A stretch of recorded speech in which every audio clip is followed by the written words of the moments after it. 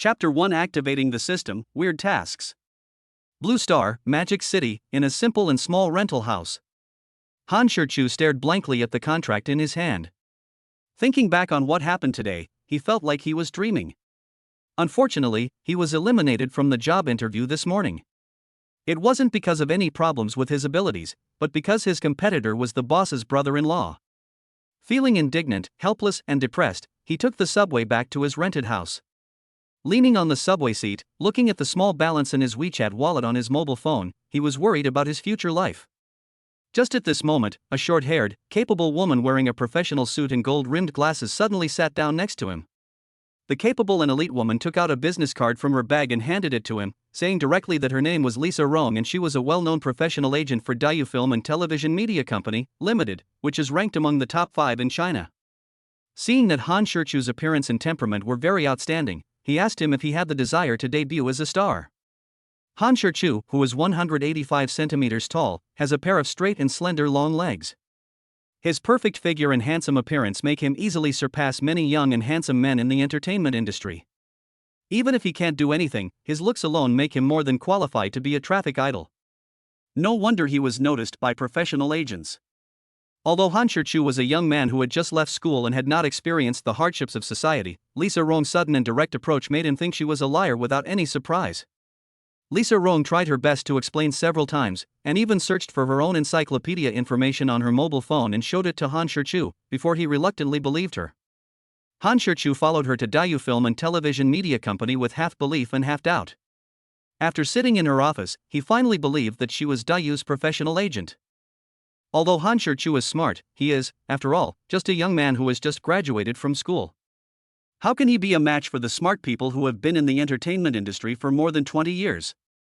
Lisa Rong painted a rosy picture for him in vivid detail, and with the enticement of a signing fee of 100,000 yuan, she easily made Han Shichu surrender. He signed his name and fingerprints on the contract. Han Shichu was lured and tricked into joining Dayu Film and Television Media Company, and became the only artist under Lisa Rong after her comeback. Han Shichu put down the contract in his hand, then took out his mobile phone, opened the mobile banking, and looked at the balance displayed on it. Only then did he realize that he was not dreaming. A charming smile gradually appeared on his happy face. Who would have thought that in the morning you would still be worrying about tomorrow's 3 meals a day, but at noon, there would be 100,000 yuan quietly lying in your account? Life is indeed full of surprises. I picked up the mirror on the table, looked at myself in the mirror, and couldn't help but sigh, oh, I never thought that I, a hard-working and simple person, would be reduced to relying on my looks to make a living. What a cruel fate. The cocky guy put down the mirror and shook his head. Now that things have come to this, it's useless to think too much. I should fill my stomach first. Well, no matter what, I have to eat 4 dishes for lunch today. Han Shichu was just about to pack up and go out to reward himself when he suddenly heard a stiff, mechanical voice. Congratulations to the host for officially embarking on the path of becoming an artist and successfully activating the Weird Adventure entertainment system. Han Shichu couldn't help but be slightly startled, then he glanced around the rental house warily, his whole body on guard, and shouted sternly, Who's talking? Get out now, stop playing tricks. While shouting, he carefully searched the house.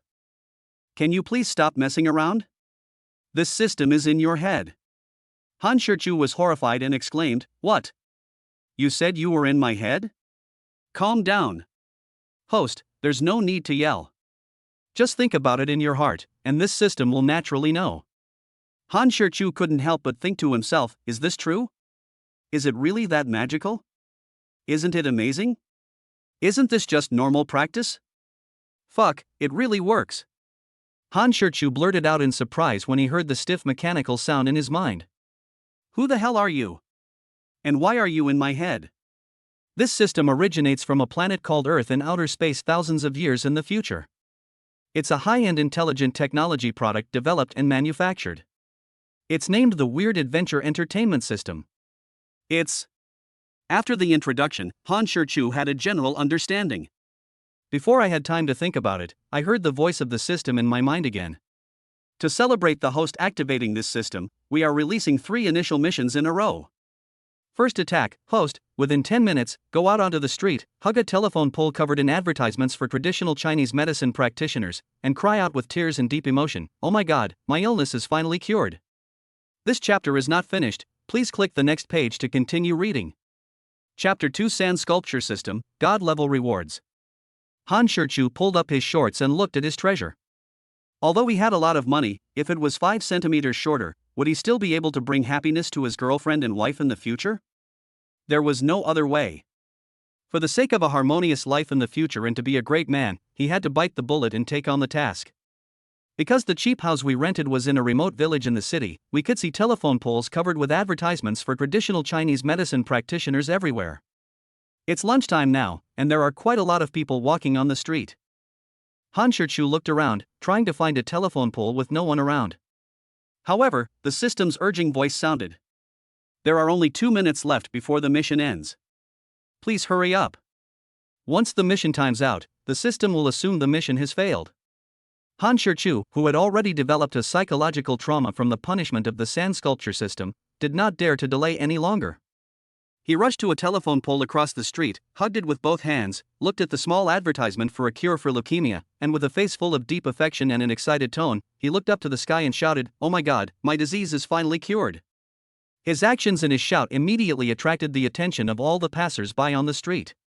Some pointed at him, some gave him strange looks, some whispered to each other, and some even couldn't help but burst out laughing. Fuck, this guy is so fucking fierce. TSK, how could such a young man get such a dirty disease? He looks like a decent guy. Wouldn't it be nice to be in a relationship? But he had to go eat chicken. He deserves it. Oh my God, just eat chicken, why are you trying to be a hero without a helmet? You're too young, too young. Han Shirchu's face instantly turned red with embarrassment, and he wished he could find a hole in the ground to crawl into. Fortunately, a prompt sound indicating that the mission was successful rang in his mind. He quickly lowered his head and fled the scene that made him extremely embarrassed. After running back to the rental house panting and closing the doors and windows, Han Shirchu finally breathed a sigh of relief. Congratulations to the host for completing the first strike of the initial mission. You will be rewarded with a random draw. As soon as the system prompt sound ended, a virtual screen lit up in Han Shirchu's mind. A huge turntable is displayed in the center of the screen, and countless prizes are densely packed on the turntable. There are God-level singing skills, God-level acting skills, God-level painting skills, God-level piano playing skills, God-level swana playing skills, God-level aeroplaying skills. Han Shirchu stared blankly at the awards listed on the turntable and couldn't help swallowing. Wow, there must be at least 1,000 of them, right? And they're all God-level skills. Han Shirchu suddenly felt that it was really fucking great. Compared with these awards, what was the embarrassing task before? Even if I only get one of them, I will never have to worry about food and drink for the rest of my life, right? Han Shirchu thought for a moment and said, "System, there's no shady dealings going on here, is there?" Host, rest assured, this system is absolutely fair and impartial, and will not deceive anyone. He rubbed his hands excitedly and said impatiently, "What are we waiting for? Let's start the lottery." When the host begins to meditate, the turntable will automatically rotate. When the host stops meditating, the turntable will suddenly stop. Start. The huge turntable spun rapidly. Stop. At his command, the turntable stopped suddenly. Looking closely, the area where the pointer points to is the award for God-level painting skills. Congratulations to the host for winning the God-level painting skill. Immediately afterwards, a bright golden light flashed in Han Shirchu's mind. When the golden light faded, Han Shirchu only felt that he had a lot more painting-related knowledge, skills and experience in his head. Han Shirchu felt so magical and surprised. He was afraid that even the sudden enlightenment would not be as miraculous as this. But before he could be amazed and excited, the prompt sound of the system issuing a task rang in his mind again. Initial 3-hit mission, second hit, host, please confess your love to a newly divorced woman in front of the Civil Affairs Bureau before 5 p.m. today. If the mission succeeds, you will be rewarded with a chance to draw a lottery and the system mall will be opened. If the mission fails, the system will remove the root of the host's troubles. Han Shirchu was horrified. Fuck, is this really that serious? This idiotic system is just too fucking cruel. Han Shirchu was extremely annoyed and yelled in extreme dissatisfaction, "Fuck, your stupid system is really a piece of shit, you don't want to kill me, do you? If you post a quest to eat shit, do I have to eat shit too?" Host, please note that this system is a fantastic adventure entertainment system, not an unrealistic system. However, if the host has a strong request in this regard, then this understanding system can also issue relevant tasks. Furthermore, the rewards after completing the mission will be beyond imagination. Host, do you want to give it a try? This chapter is not finished, please click the next page to continue reading. Chapter 3, Confession to the Cold and Beautiful CEO. It was exactly 2 o'clock when we arrived at the Civil Affairs Bureau. I don't know if it's because it's Thursday or for some other reason, but the Civil Affairs Bureau seems particularly deserted today. Han Shirchu sat on the steps at the door in a very ungraceful manner and waited for more than 2 hours without finding a suitable target. I met a few couples along the way, but they were all there to get a marriage certificate, not to get divorced. As the time for the Civil Affairs Bureau to close was getting closer, Han Shirchu's face was full of bitterness.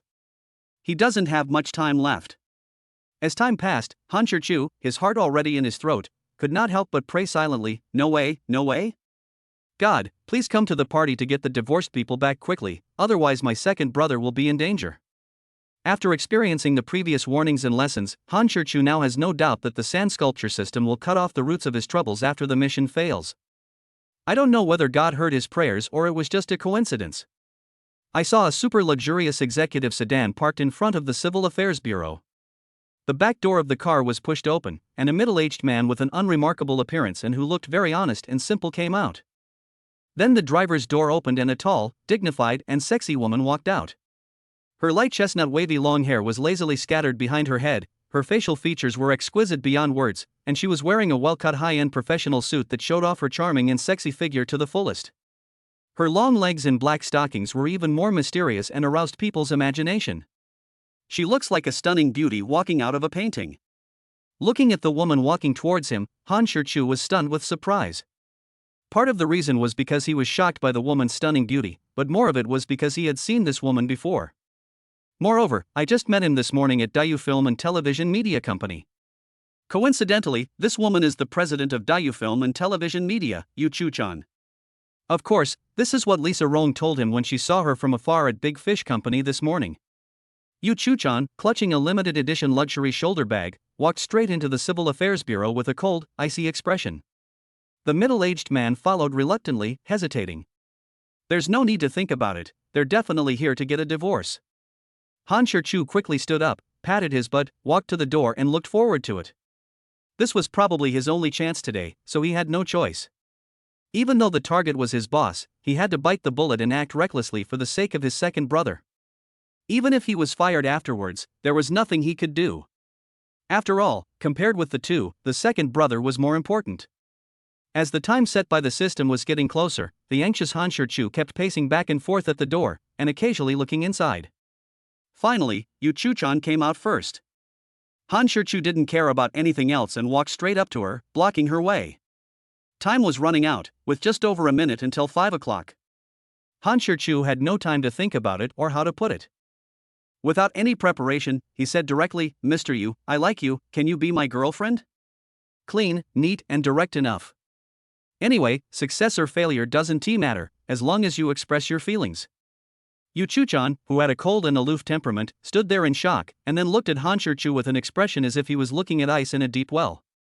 Then her willow-shaped eyebrows raised slightly, barely noticeable, and I don't know what she was thinking. Han Shirchu's face flushed red and he lowered his head in embarrassment. He was waiting for the system prompt sound. However, what he never expected was that instead of waiting for the system's harsh and cold voice, he received Yu Chu-chan's shocking response. "Okay. Han Shirchu raised his head slightly and looked at her in confusion, thinking that he was hallucinating. Yu Chu-chan said again, "I say, okay." Suddenly, Han Shirchu's face was filled with shock and disbelief. It was as if he was struck by lightning, and he stood there in a daze. Congratulations to the host for completing the second strike mission. You will be rewarded with a chance to draw a lottery and the system mall will be opened. Finally hearing the system prompt sound, Han Shirchu breathed a sigh of relief. Then he quickly explained, "I'm sorry, Mr. Yu, However, before he could finish his words, he was interrupted by Yu Chu-chan. "Come with me." "What?" Before he could come to his senses, Yu Chu-chan dragged him towards the luxury executive sedan parked at the door. Mr. Yu, wait a minute, let me explain." "No, Mr. Yu, can you let me go first?" Don't pull, I can explain." Han Shirchu struggled, desperately trying to explain. This chapter is not finished, please click the next page to continue reading. Chapter 4, I don't want to get married, I want to be a gangster. With a look of horror on his face, he secretly glanced at Yu Chu-chan, who was concentrating on driving. He didn't have any such morbid thoughts as dying under the peony flowers and being a ghost would be a romantic thing. You have a system and various god-level rewards, so why worry about not being able to eat abalone? If Yu Chu-chan knew about the rich inner drama he was directing and acting out, she would probably kick him out of the car without hesitation, right? Han Shirchu was very nervous and conflicted. If this is really what he thinks, then when the time comes, should I refuse to obey him until my death, or enjoy it with tears in my eyes? Looking at Yu Chu-chan again, he didn't expect that under such a cold and noble appearance, there would be a wild and unruly heart. Finally, while he was constantly thinking, Yu Chu-chan parked the car on the side of a secluded road. Turn off the engine and apply the parking brake. Through the car window, Han Shirchu glanced at the remote and quiet surroundings, and couldn't help but act out his inner drama again. No. No way, why did you stop so suddenly? And in such a remote place? It's broad daylight and on the street. No matter how wild and unrestrained she is, she wouldn't dare to do anything to me, right? Yu Chu-chan turned her head slightly to look at him, and looked him up and down from head to toe several times, and finally nodded as if she was very satisfied. Feeling her meticulous scanning gaze, why does it feel like she is admiring her prey? Han Shirchu subconsciously moved to the side, close to the car door, trying hard to distance himself from her, staring at her with a vigilant look on his face. Yu Chu-chan finally spoke, and asked coldly, you just called me President Yu, so I guess you must be an employee of my company, right? Han Shirchu nodded and said, I'm a new employee who was just signed into the company by Sister Rome this morning. Let me introduce myself briefly. My name is Yu Chu-chan. I'm 26 years old and I'm the president of Dayu Film and Media. I own a house, a car, some savings, and I have a 3-year-old daughter, but she's not my biological daughter. Apart from managing the company and taking care of the kids, I don't have any other hobbies. Of course, I don't have any bad habits. Han Shirchu looked confused, not knowing what she wanted to express. Oh. After giving a nonchalant response, Han Shirchu frowned, secretly wondering, why does this sound a bit like a blind date routine? Yu Chu-chan stared at him with her big, Kazalan eyes and said, don't you want to introduce yourself? Although he was completely confused, Han Shirchu still introduced himself truthfully, my name is Han Shirchu, I'm 23 years old, and I just graduated from university this year. Hearing this, Yu Chu-chan lowered her head slightly, frowned slightly, and muttered softly, it's a little small. Although the sound is very small, it can still be heard clearly in the small and quiet car. Whether intentionally or unintentionally, after she lowered her head, her gaze actually fell on Han Shirchu's lower body. Small? Han Shirchu immediately became unhappy. He held his head high and retorted fiercely, my nickname is Viagra, okay? Obviously, he and Yu Chu-chan were not on the same channel at all. It was unknown whether Yu Chu-chan had heard the hidden meaning in his words, but she said inexplicably, it's okay. Aren't little puppies quite popular now? Han Shirchu glared at her angrily. Are you polite? Can you chat? Who the hell is a puppy? I'm a big wolf dog, okay? Bah, you are the dog, your whole family are dogs.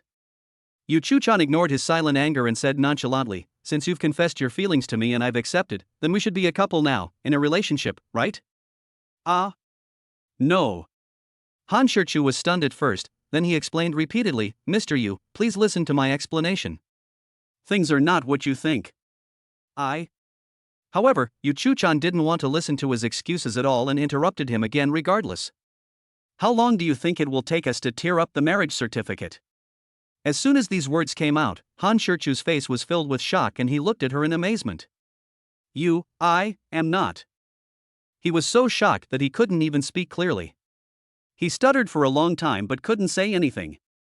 Yu Chu-chan's delicate face became even colder, as if covered with a thick layer of frost, which made people shudder. Her large, fierce eyes glared at him angrily, and she asked in an extremely hostile tone, what do you mean? You don't want to get married, you want to be a hooligan? No.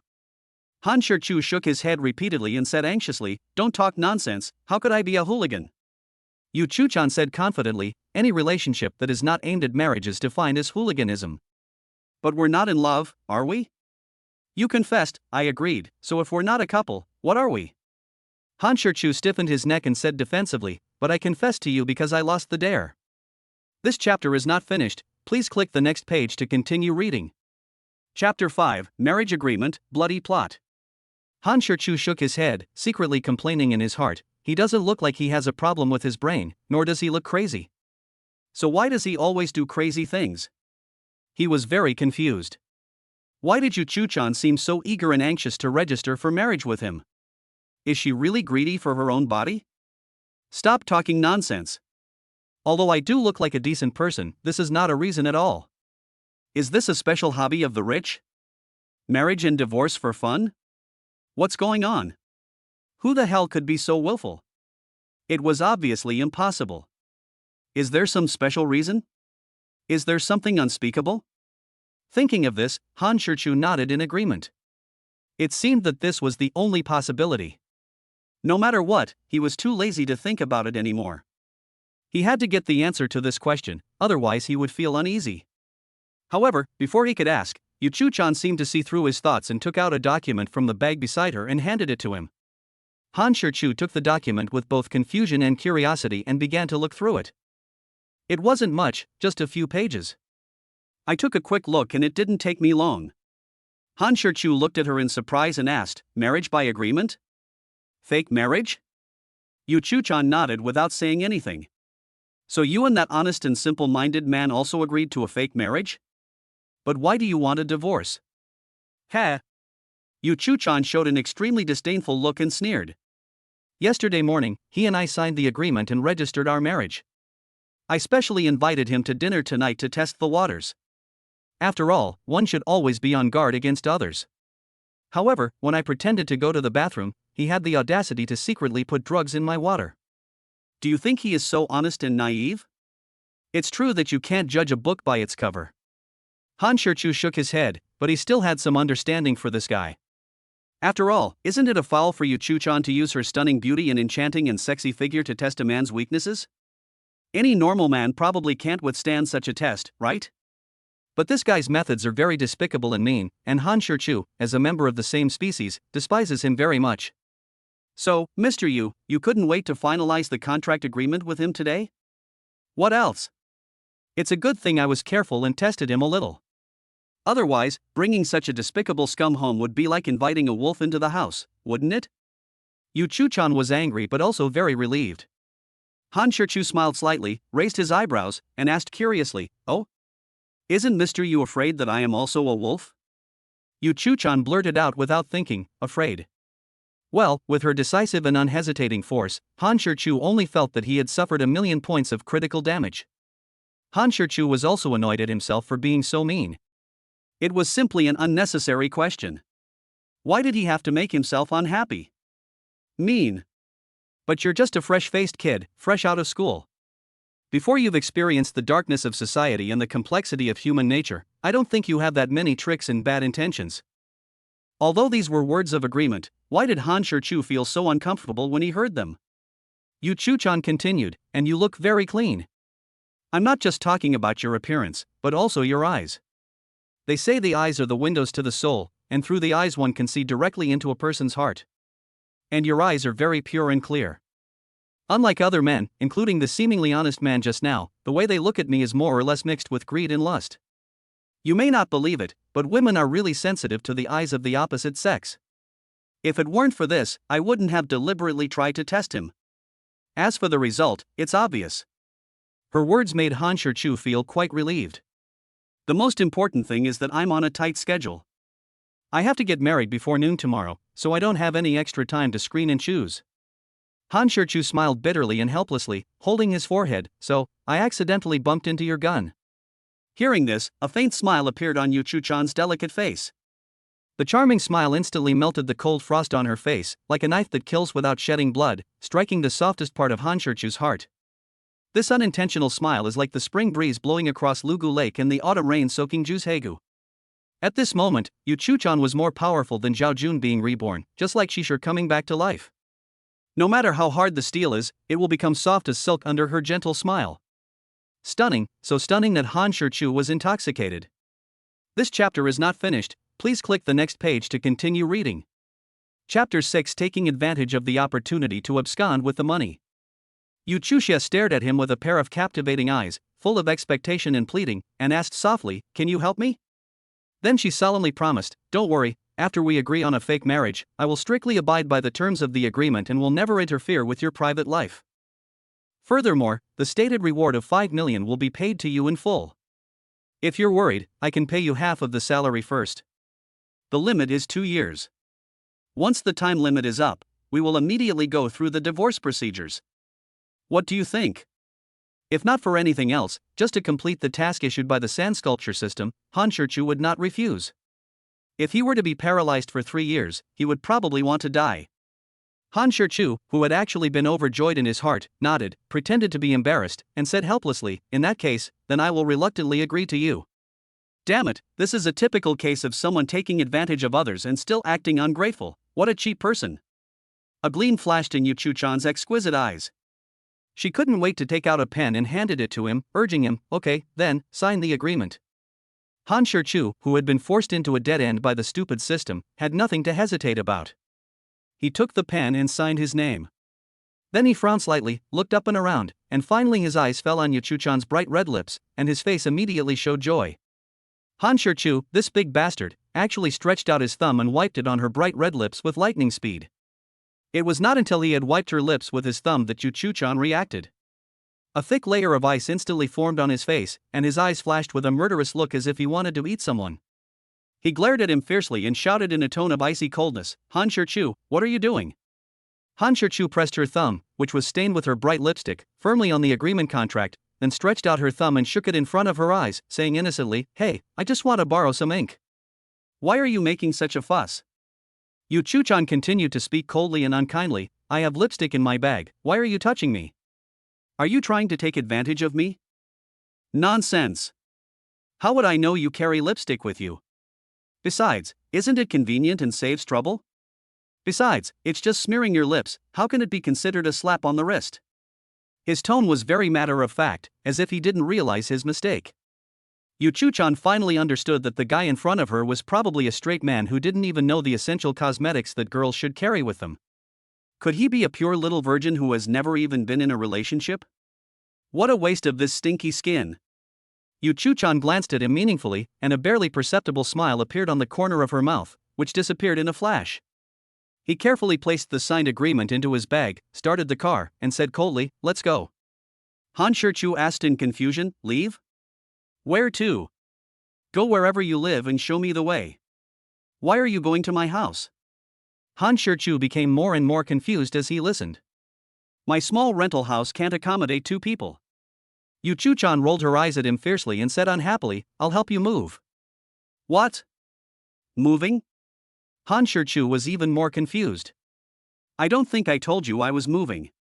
What are you trying to do? Didn't you just read the agreement?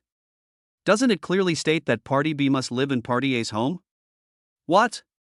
You want to back out?" Han Shirchu just glanced through it just now, and he really didn't notice the existence of this clause. "Ha, there is such a good thing?" Han Shirchu had no reason to refuse at all, and what's more, he was not allowed to refuse. "I was secretly wondering if I should continue to work hard in the next 2 years. Obviously, this was the rhythm of being kept. Not only is food and accommodation provided, but there is also a large amount of maintenance fee." In 2 years, he made a net profit of 5 million yuan, which on average is nearly 7,000 yuan a day. Damn, where can I find such a good job? It's such a good thing that just thinking about it makes people excited. Of course, Han Shirchu had met many people who wanted to support him before because of his ugly appearance. They are not just fat guys weighing 200 or 300 pounds, but also old women in their 40s who still look as beautiful as flowers, and there are even people who play with steel wool. How can he compare with the one in front of me? Yu Chuchan inadvertently caught a glimpse of the smile on his lips, frowned, and warned him coldly, "Although I let you move into my house, I warn you, don't have any unrealistic ideas, understand? If you dare to have any dirty thoughts, don't blame me for being rude to you." Han Shirchu raised an eyebrow. "Wow, you're quite arrogant. You're welcome? How do you mean you're not welcome? Are you trying to suffocate me with facial cleanser?" This chapter is not finished, please click the next page to continue reading. Chapter 7 Luxurious Villa, Cute Baby. It's just a mere 5 million. Even if it's really a waste of money, it doesn't matter to me. Besides, it's just a fake marriage to deceive my family. I'm not asking you to go through fire and water, and the time limit is only 2 years. You can easily earn a large sum of money. I don't believe you are willing to give up the balance. And during the 2 years you've been with me, you've definitely attended various banquets and gatherings, which means you've definitely made connections with elites from all walks of life. With just this, anyone with a bit of brains would be able to earn countless millions.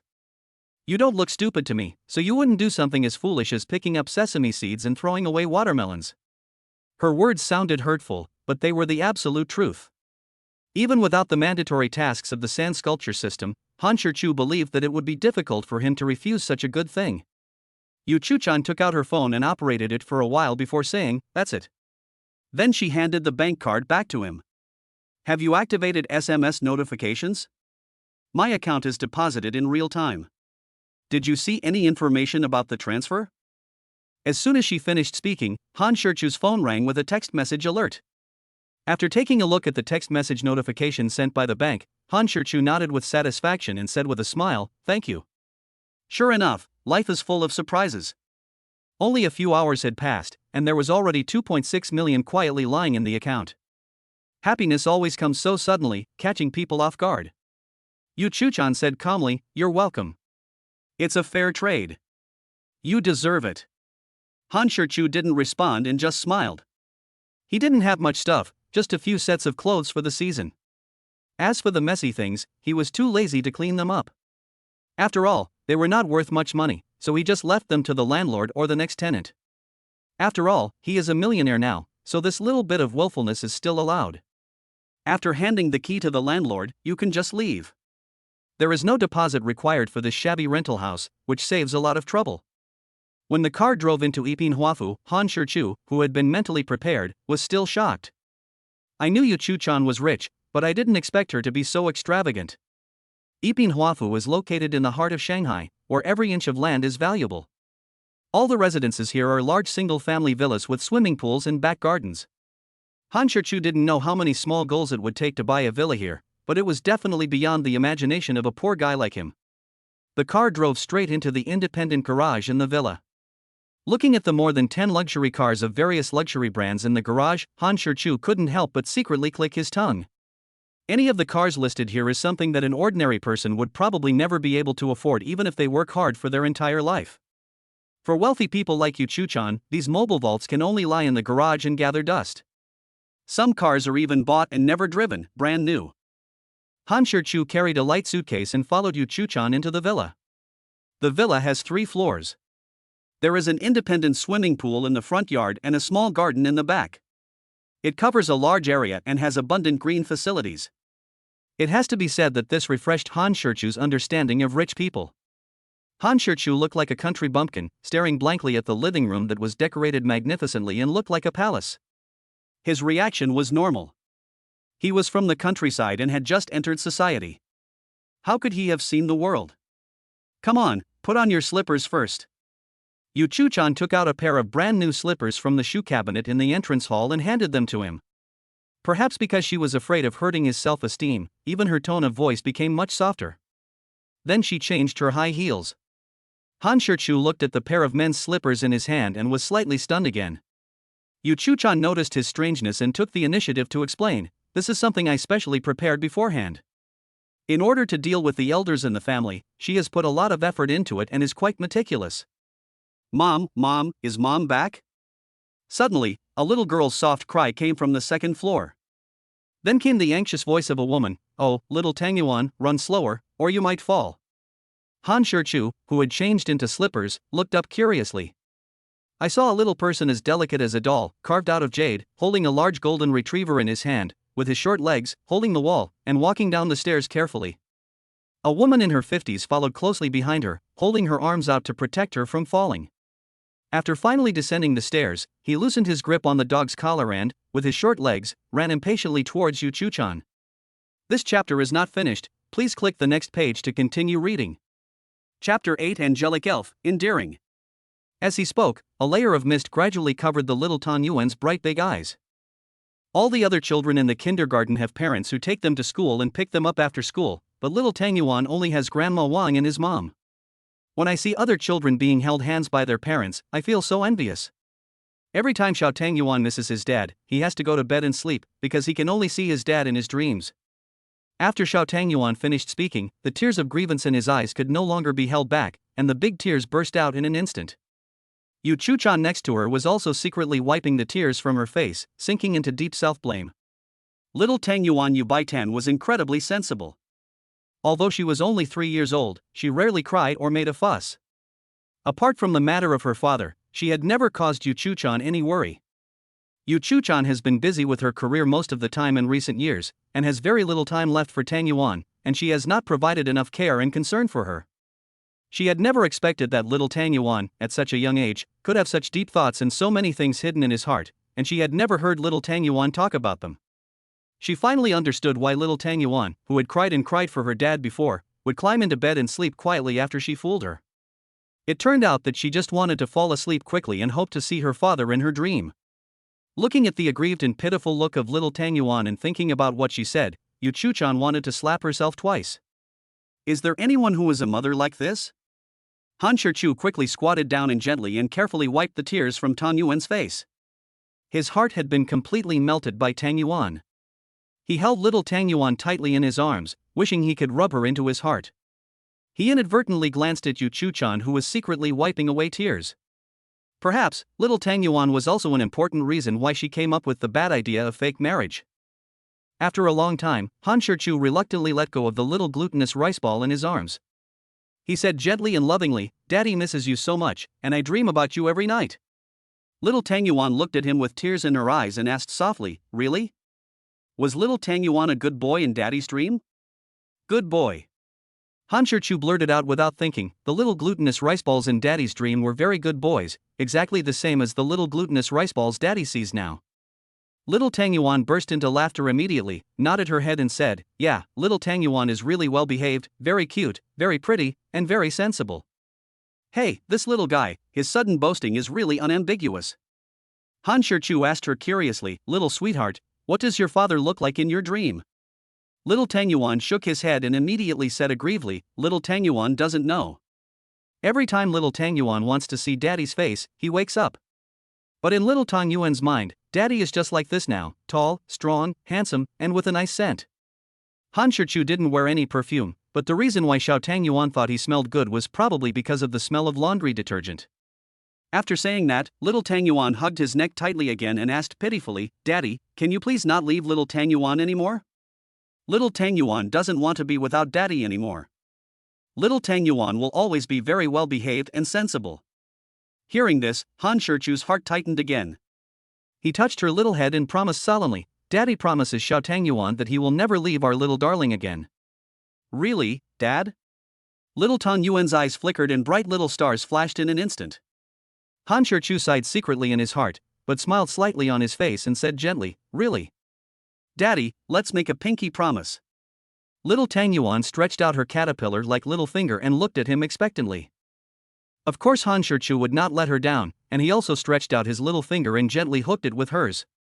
As the little glutinous rice ball made a pinky promise, he muttered in a serious tone, "Pin and hang yourself, and don't change it for 100 years. When he was about to withdraw his finger, he was stopped by little Tang Yuan, who pouted and said, "Daddy, the stamp hasn't been stamped yet." Han Shichu smiled again, raised his thumb, and stamped it with her. After completing the agreed ceremony, an innocent smile appeared on little Tang Yuan's face. "It seems that after doing this, I will no longer worry about Dad going back on his word and breaking the contract." Her young heart was comforted. What a little angel or elf who has fallen to earth. Looking at the little glutinous rice dumpling lying in Han Shichu's arms, Yu Chuchan actually felt a little jealous. "Okay, sweetheart, Daddy just got home, can you let Daddy sit down and rest for a while?" This chapter is not finished, please click the next page to continue reading. Chapter 9, The Cruel Truth, The First Painting Skills. After little Tang Yuan's back disappeared from her sight, Yu Chuchan instantly turned back into an iceberg, and the strong maternal love and gentle glow just now disappeared instantly. Wow, Han Shichu was dumbfounded and had to admire how quickly she changed her expression. Yu Chuchan introduced, "Auntie Wang, this is Han Shichu. He will be the male head of our family from now on. Shichu, this is Aunt Wang. She has been in our family for over 20 years. She even watched me grow up. Han Shichu quickly stood up and took the initiative to greet her. "Hello, Aunt Wang." Aunt Wang smiled kindly and nodded repeatedly, saying, "Good, good, he's a good boy." Yu Chuchan naturally did not hide the bad idea from Wang Ma, because even if she wanted to, it would be impossible to hide it. Wang Ma saw through the truth but didn't say anything, and even planned to help her conceal it and fool her family. Then he continued quickly, "Chuchan, Shichu, you two sit down and rest for a while. I'll go cook." After saying that, he turned around and walked hurriedly towards the kitchen. Yu Chuchan pondered for a moment, then slowly said, "The little darling is Yu Baitan, and she is my brother's daughter." Not long after Tang Yuan was born, my brother and sister-in-law were in a serious car accident on their way to the company. They both died in the accident. In order for little Tang Yuan to grow up healthy, happy and carefree, our family decided to keep it a secret from her and let me bring her to live in Shanghai. Han Shichu nodded in agreement and understanding. "Anyway, we all have the surname Yu, and we are all real family, so it doesn't matter." It was because of little Tang Yuan that my parents and grandparents urged me to get married early and give little Tang Yuan a complete family. Han Shichu had guessed it before. After all, a single-parent family is really not conducive to a child's growth. I have been lying to Tang Yuan that her father is abroad. Han Shichu frowned and asked, "How are you going to explain this to Xiao Tang Yuan in 2 years? My departure will cause even greater harm to Xiao Tang Yuan." Yu Chuchan shook her head irritably, "I don't know, let's take it one step at a time. Little Tang Yuan has been clamoring to see his dad recently. He makes a lot of noise and cries so sadly that I can't fool him at all. There's no other way. This is the only temporary solution I can think of that can kill 2 birds with 1 stone. As for what will happen in 2 years, I really don't think that far ahead." Han Shichu rolled his eyes at her in annoyance. He really didn't know what to say in response to her extremely irresponsible lie. Not long after, little Tang Yuan was seen coming back escorted by Tungdo. She was holding a piece of paper in her hand.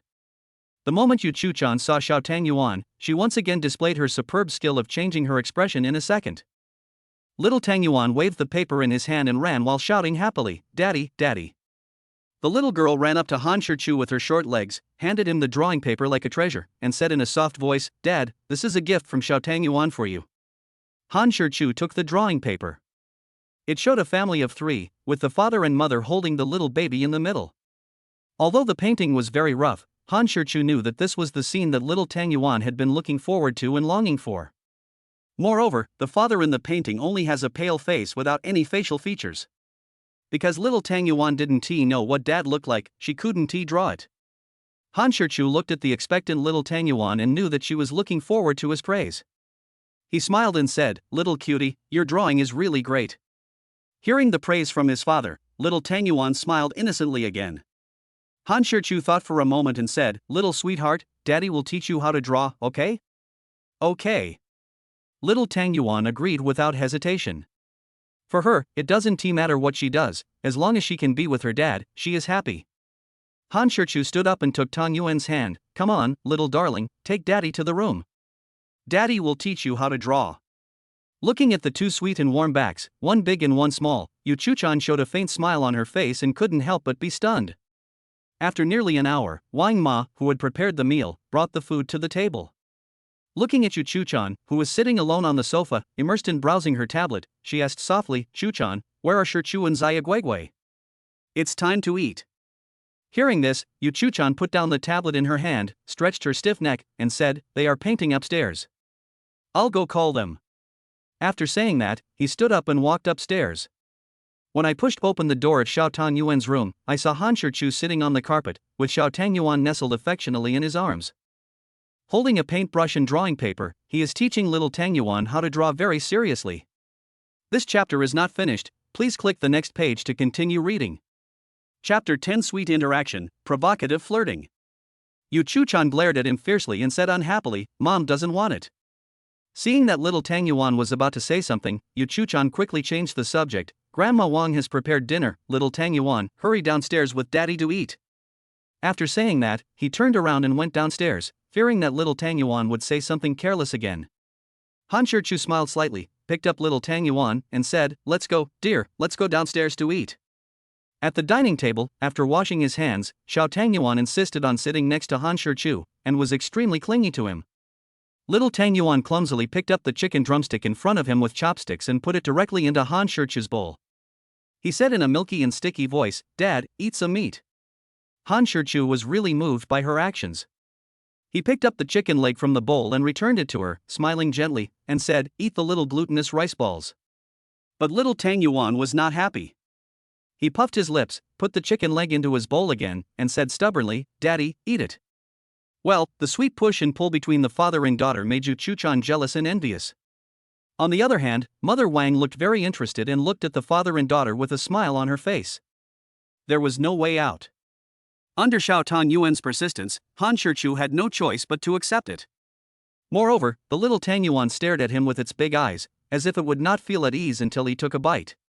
Han Shirchu had no choice but to pick up the chicken leg and take a bite. It's delicious. Aunt Wang, your cooking skills are amazing. Aunt Wang smiled, then, while picking up some food for him, she said, "If it tastes good, eat more." "Thank you, Aunt Wang." Little Tang Yuan looked at Yu Chuchan curiously and said in a baby voice, "Mommy, why don't you pick up some food for Daddy?" Little Tang Yuan and Grandma Wang have already picked up some food for Daddy. Yu Chuchan, who was already jealous, became furious when she heard what her beloved daughter said and looked at Han Shirchu's provocative eyes and teasing smile. With a cold face, he angrily picked up a piece of vegetables with chopsticks and stuffed it into his bowl, and snorted coldly in a warning tone. Han Shirchu showed a wicked smile on his face, picked up a piece of braised pork and put it into her bowl. "Wife, eat more meat. Look how thin you have become."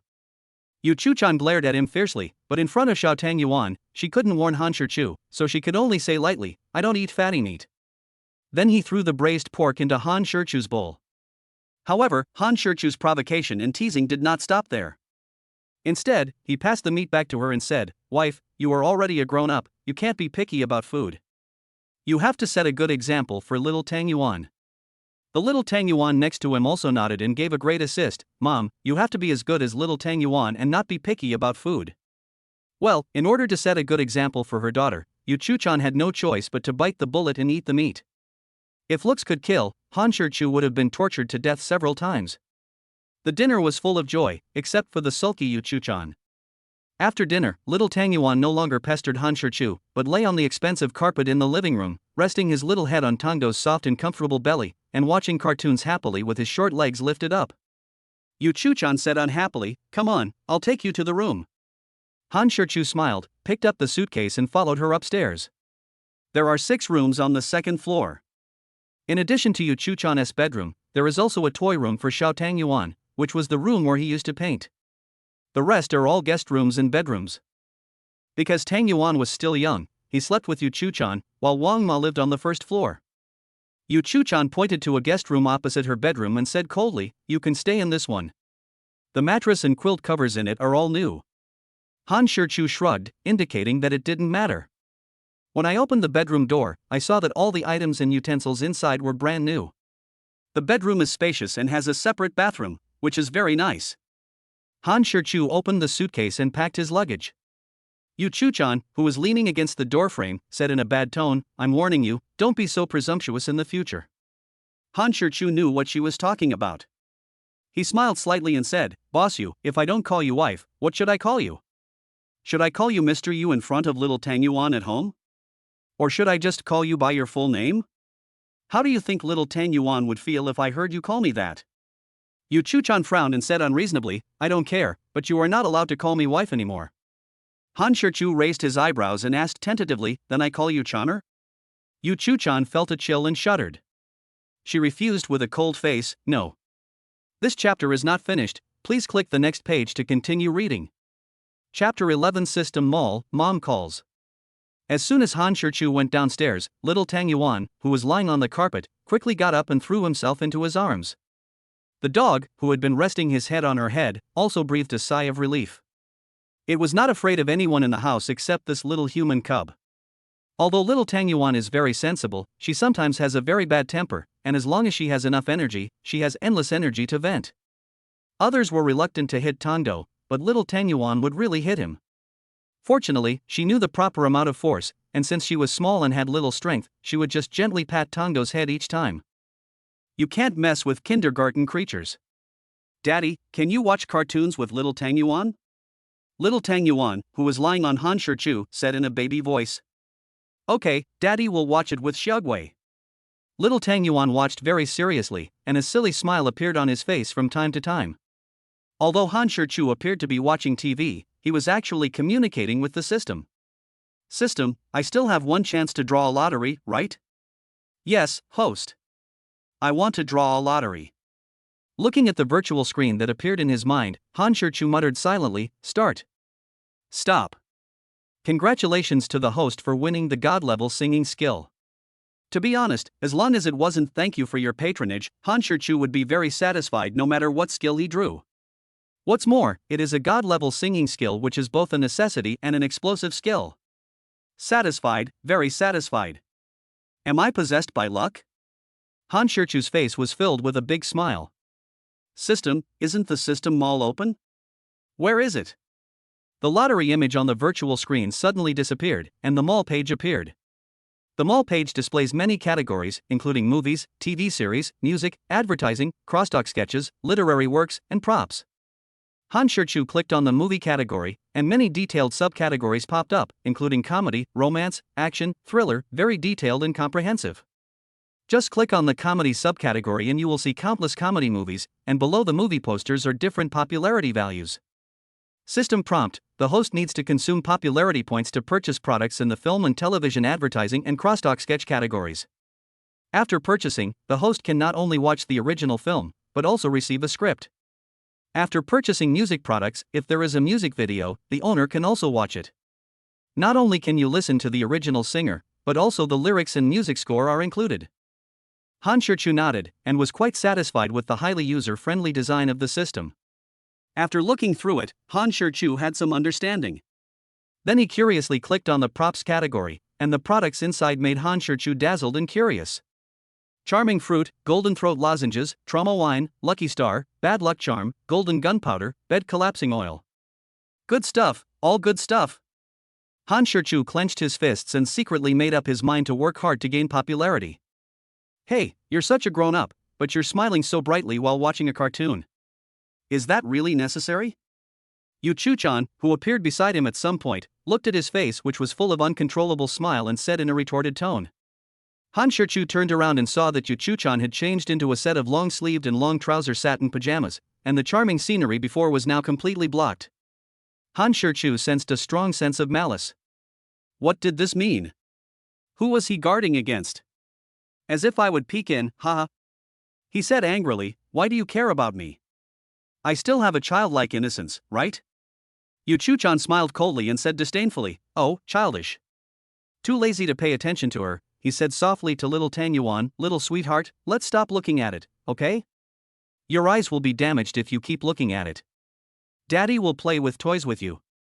Okay. Han Shichu carried little Tang Yuan and walked upstairs to the toy room. Yu Chuchan curled her lips, jealousy made her look unrecognizable. At this time, Wang Ma came over and said with a smile, Chuchan, I have to go back to my hometown tomorrow. What's wrong, Aunt Wang? Is something wrong? Do you need my help? Yu Chuchan asked worriedly. Wang Ma shook her head and said, well, my nephew back home is getting married, and he insists on asking me to go back. Yu Chuchan breathed a sigh of relief. That's great. Aunt Wang, have you booked your flight yet? Not yet. I just wanted to tell you, Chuchan, first. Yu Chuchan took out her phone and said, Auntie Wang, let me book a plane ticket for you now. It's rare for you to go back home, so this time you can stay in your hometown for a while longer. Don't worry about me. Little Tang Yuan is in kindergarten now, and I'll be home on weekends, so just have fun at home and treat it as a vacation. Mother Wang smiled meaningfully. Okay, it's been a while since I've been back, so I'll stay a little longer this time. This chapter is not finished, please click the next page to continue reading. Chapter 12, Chatty Attribute, Sleeping in the Same Bed. When little Tang Yuan spoke in a baby voice, Han Shichu and his mother on the other end of the phone were both stunned. After a long silence, Han's mother asked in disbelief, Son, you are married? You have a daughter? Her voice was trembling, and you could imagine how shocked she was. Han Shichu showed a bitter smile on his face, and could only bite the bullet and say, yes, we are married. Han's mother said angrily, marriage is such a big thing, why didn't you inform your parents? Han Shichu put the phone away from his ear, covered the microphone, and said softly to Xiao Tangyuan, "Dear, play by yourself for a while, Dad will come to accompany you after he finishes the call." Little Tangyuan nodded. Then Han Shichu walked out of the toy room, returned to his bedroom, closed the door, and began to explain. However, he did not tell his mother about the fake marriage. He simply explained the matter at Xiao Tangyuan and told her not to say anything nonsense. "Okay, Mom gets it. I'll hang up first. I'll call you on video. Mom wants to see my granddaughter." After saying that, he hung up the phone decisively. As soon as Han Shichu walked into the toy room, his mother called him via video. After the call was connected, Han's mother couldn't wait to urge, "Where is my granddaughter? Hurry and show her to me." Han Shichu smiled helplessly. "Little Tangyuan, don't you want to talk to Grandma? Come here quickly." When little Tangyuan heard this, he quickly threw away the toy in his hand and ran over happily with his short legs. Grabbing the phone that Han Shichu handed over, he smiled sweetly at Han's mother in the video and called out in a baby voice, "Grandma, is that Grandma?" As soon as she saw the delicate little cub in the camera, a doting and kind smile appeared on Han's mother's face. "Hey, it's Grandma. The little darling is so beautiful." Whenever he heard words of praise, little Tangyuan would grin and accept them without any modesty. "Grandma, where are you? Why don't you come to see Xiao Tangyuan? Grandma is back home. Little Tangyuan can come back with Daddy during the holidays. Grandma, is there anything fun in your hometown?" Little Tangyuan was like a little chatterbox, having a lot of fun chatting with Han's mother. Han Shichu didn't expect that little Tangyuan was so talkative and curious. Through the video, she would ask Han Ma to show her the big goose, the little duck, the cows and sheep, and the little rabbit. Little Tangyuan was not only polite and well-behaved, but also sweet-mouthed and spoke pleasantly, which made Han's mother very happy. The smile on her face never disappeared from the beginning to the end. Reluctantly hanging up the video call with Grandma, little Tangyuan asked with anticipation and longing, "Daddy, how often can we go back to our hometown to visit Grandma? Little Tangyuan misses her so much." Han Shichu said unhappily, "Are you thinking about Grandma, or the geese, ducks, and rabbits at her house?" Having his thoughts exposed, the little Tangyuan didn't know what embarrassment was, and said with a smile, "I think about both." Han Shichu patted her little head and said, "When Xiao Tangyuan has summer vacation, Daddy will take you back to our hometown to see Grandma, okay?" "Okay." Little Tangyuan danced with joy. Yu Chuchan, who had just entered the room, saw this and asked curiously, "What's so happy about, little Tangyuan?" "Mom, little Tangyuan wants to go back to his hometown with Daddy to play." Yu Chuchan looked at Han Shichu in confusion. After Han Shichu's brief explanation, she understood what had happened. However, she did not express her opinion on this matter, but instead urged, "Little Tangyuan, it's time to go to bed. Hurry up and take a bath with Mommy and go to bed." "Oh." Little Tangyuan responded. Little Tangyuan was so clingy to him that Han Shichu was really afraid that she would ask him to help her take a bath. After all, she is not her biological daughter, so there will be some psychological barriers to some extent. Fortunately, little Tangyuan didn't cause any trouble and followed Yu Chuchan back to the bedroom obediently to take a shower. Han Shichu first picked up the toys scattered on the floor, then returned to his room and lay on the bed to empty his mind. A lot happened to him today. Signing a contract with an entertainment company, activating the system, agreeing on a fake marriage. Everything feels so unbelievable. Just as he was sorting out his thoughts, a small figure ran into the room, climbed onto the bed, and threw himself into his arms. Baji. Little Tangyuan lay on his chest and took a bite of his face. Smelling the strong milk scent on the little cub, Han Shichu smiled. "It's great to have a little cotton jacket like this that is both warm and sticky."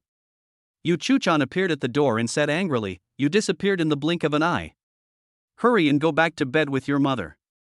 Little Tangyuan clumsily climbed up from Han Shichu's body, then grabbed his hand and pulled him up. This chapter is not finished, please click the next page to continue reading. Chapter 13 Grimm's Fairy Tales, Must Pay Extra. She stared at Han Shichu with her big eyes full of hope, and said softly, "Daddy, little Tangyuan wants to hear a bedtime story." Han Shichu had no idea how to tell children bedtime stories, so he immediately looked at Yu Chuchan for help. Yu Chuchan, who was stealing glances at him, naturally sought his pleading look, but she remained unmoved and continued to play with her phone. A subtle smile played at the corner of her mouth, and she secretly grumbled in her heart, "Humph, now you know how to beg me? Weren't you quite arrogant before? Weren't you very intimate with little Tangyuan? Now you can find a way to comfort your little cotton padded jacket yourself, I don't care.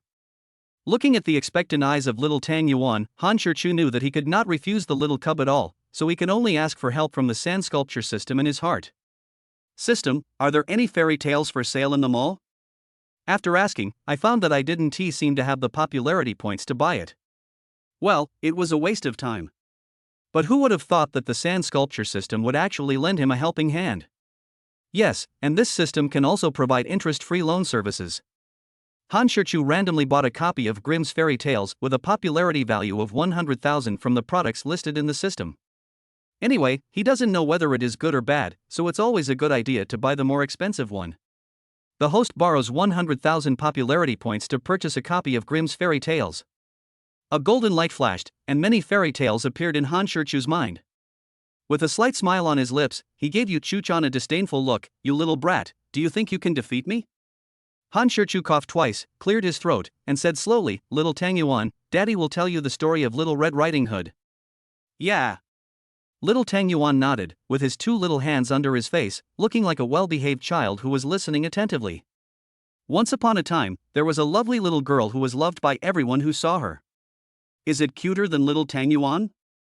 Little Tang Yuan interrupted with his big eyes wide open.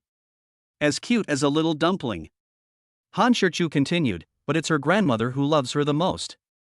She gives her whatever she wants. Little Tang Yuan's grandmother also likes Little Tang Yuan very much. The chatterbox attribute is activated again. Han Shirchu patted her back gently and said, Once, Grandma gave the little girl a little red hat.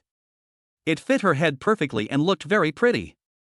From then on, the little girl never wanted to wear any other hat, so everyone called her Little Red Riding Hood. Little Tang Yuan listened with great interest, but the chatterbox always liked to interrupt Han Shirchu. Moreover, Yu Chuchan, who was standing beside him, had put down her phone at some point and was listening with exceptional concentration. When Tang Yuan heard that Grandma and Little Red Riding Hood were eaten by the wolf, tears began to flow down his face. Yu Chuchan also glared at him fiercely. Han Shirchu didn't dare to delay and continued speaking immediately. When she finished listening to the story of Little Red Riding Hood, she laughed out loud with joy. She is really an emotional little cub. Little Tang Yuan, you must be like Little Red Riding Hood in the future. You must listen to your mother and not believe what strangers say. Little Tang Yuan nodded. Well, Little Tang Yuan won't believe the big bad wolf. After he finished speaking, he looked at Han Shirchu and said, Dad, Little Tang Yuan really wants to go back to his hometown to see Grandma. Han Shirchu scratched her nose and said with a smile, You clever little devil, do you want to go see Grandma? Or do you want Grandma's Little Red Riding Hood? Okay, didn't we agree that Daddy would take you back home when your summer vacation starts? Now, go to sleep. Han Shirchu turned off the bedside lamp, and Little Tang Yuan closed his eyes happily. Yu Chuchan glanced at him with a complicated expression as he was coaxing Little Tang Yuan to sleep, and an inexplicable feeling quietly grew in her heart. The carefree Little Tang Yuan soon fell asleep with even breathing. Han Shirchu tiptoed out of bed, then walked out of the room quietly, closing the door behind him. Ding ding. Han Shirchu had just returned to his room and lay down when he received a WeChat message. Big fish, thank you. Han Shirchu knew what she meant and replied, It's just business, so you're welcome. Of course, if adults want to hear stories next time, they'll have to pay extra. I took the opportunity to tease her. Big fish, get lost, cleaver expression. Looking at her reply, Han Shirchu smiled, shook his head and muttered, irritable, a woman who is too irritable is not good. Dayu, oh, and tomorrow morning you drive Wang Ma to the airport. Her flight is at 8 o'clock. The car keys are in a small cabinet on the wall of the garage. The combination is 0909. Okay. After replying, Han Shirchu first set the alarm clock and then fell asleep. After a busy day, he fell into a deep sleep in a short while. This chapter is not finished, please click the next page to continue reading. Chapter 14, Fellow Brother, The Rich Woman's Four Treasures. Wow, it looks like it's at least 7,000 or 8,000 square feet thick. However, Han Shirchu did not reach out to take it. This guy was wearing sunglasses and a mask, and his previous sneaky behavior made it clear that he didn't look like a good person. Han Shirchu didn't dare to ask for his money. Seeing that he was unmoved, the strange man said anxiously, Don't worry, brother, I'm not a bad person. Seeing Han Shirchu's wary eyes scrutinizing him, it was obvious that he didn't believe what he said. The strange man sighed helplessly, then slowly took off his sunglasses and mask, pointed at his face and said, "Brother, do you recognize this face?" Han Shichu was shocked by the handsome face in front of him. Don't get me wrong, his orientation is perfectly normal. And although this face is very handsome, there is still a certain gap compared to Han Shichu. He was shocked because he knew the face. Bai Luming is a male actor who is currently very popular in the entertainment industry. Don't be fooled by his youthful face, he is actually a serious and talented actor.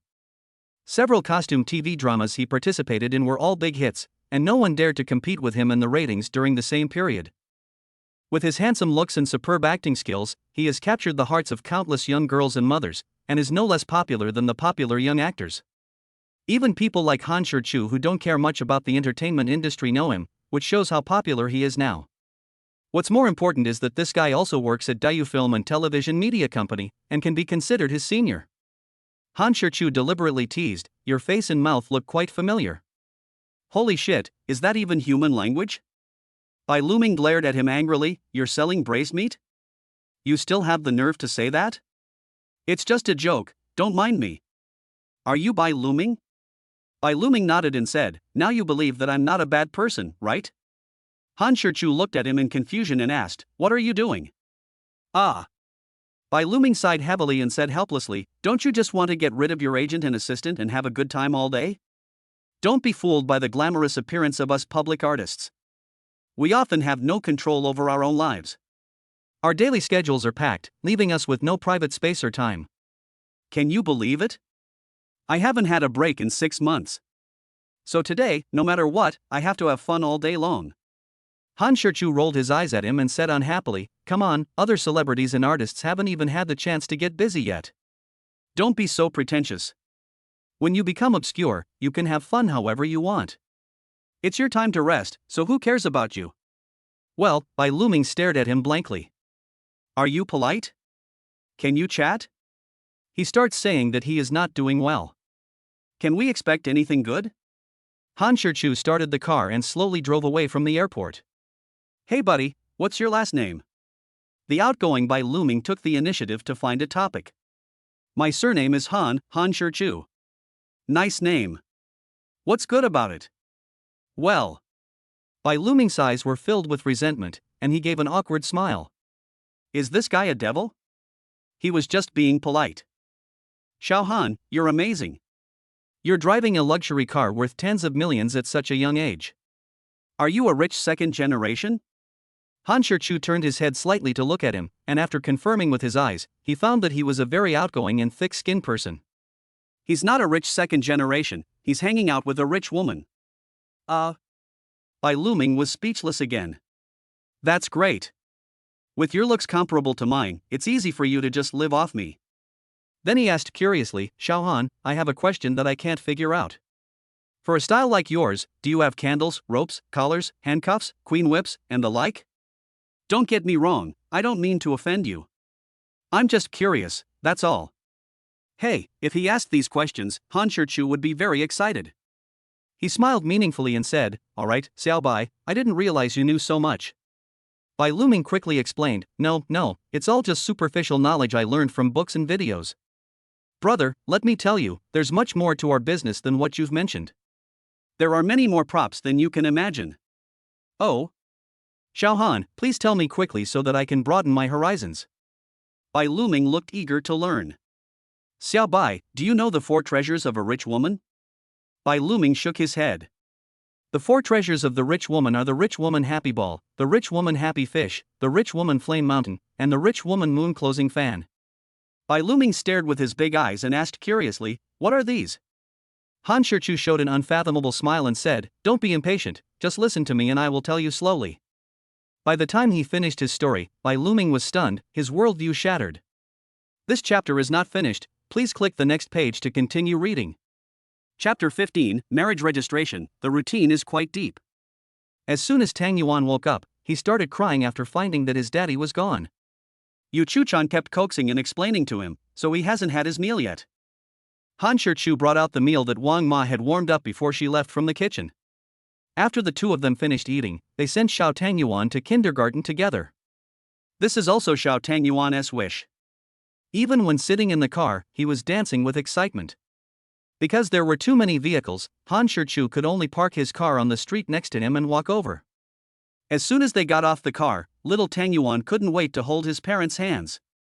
His hands were waving in the air, his short legs were kicked high, and his little face was full of pride and happiness. Yu Chuchan and Han Shichu glanced at each other inadvertently, then quickly turned their heads away and stopped looking at him, with a hint of red on their faces. Han Shichu now feels very special. Although he knows that he is acting and it is fake, he still can't help but feel satisfied, happy. I secretly glanced at Yu Chuchan, who was walking with her eyes fixed straight ahead. I wonder what she was thinking now. Little did he know that after he withdrew his gaze, Yu Chuchan also secretly glanced at him out of the corner of her eye. They look like a family of three, and they always attract the attention of passers-by when walking on the street. Dad is handsome, mom is beautiful, and daughter is cute. It caused a lot of envy and jealousy. At the entrance of the kindergarten, the principal and the teachers were standing at the door to welcome the little cubs. When they saw the three of them, they all looked at them with curiosity. "Hello, headmistress, hello, Teacher Li." Little Tang Yuan greeted the head teacher and her teacher with a smile. The head teacher and Teacher Li smiled and replied in unison, "Hello, little Tang Yuan." I have to say that little Tang Yuan is really popular. The teachers and principal in the kindergarten all like the well-behaved, sensible and cute little Tang Yuan. Little Tang Yuan boasted, "Headmaster Granny, Teacher Li, this is my dad."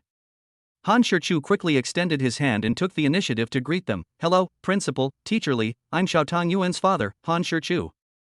"Hello, Mr. Han." Teacher Li is a pretty girl who just graduated from college. When she shook hands with Han Shichu, she blushed shyly. Indeed, Han Shichu's appearance is undoubtedly extremely attractive to a young girl like Teacher Li. Han Shichu squatted down and tidied Tang Yuan's skirt and teddy bear backpack while whispering, "Tang Yuan, be a good kid in kindergarten. Listen to the headmistress and Teacher Li, Daddy will pick you up after school." "Yeah." Little Tang Yuan nodded, "Daddy must come." Han Shichu handed the glutinous rice balls to the teacher and said with a smile, "Headmaster, Teacher Li, I'll leave my glutinous rice balls in your care."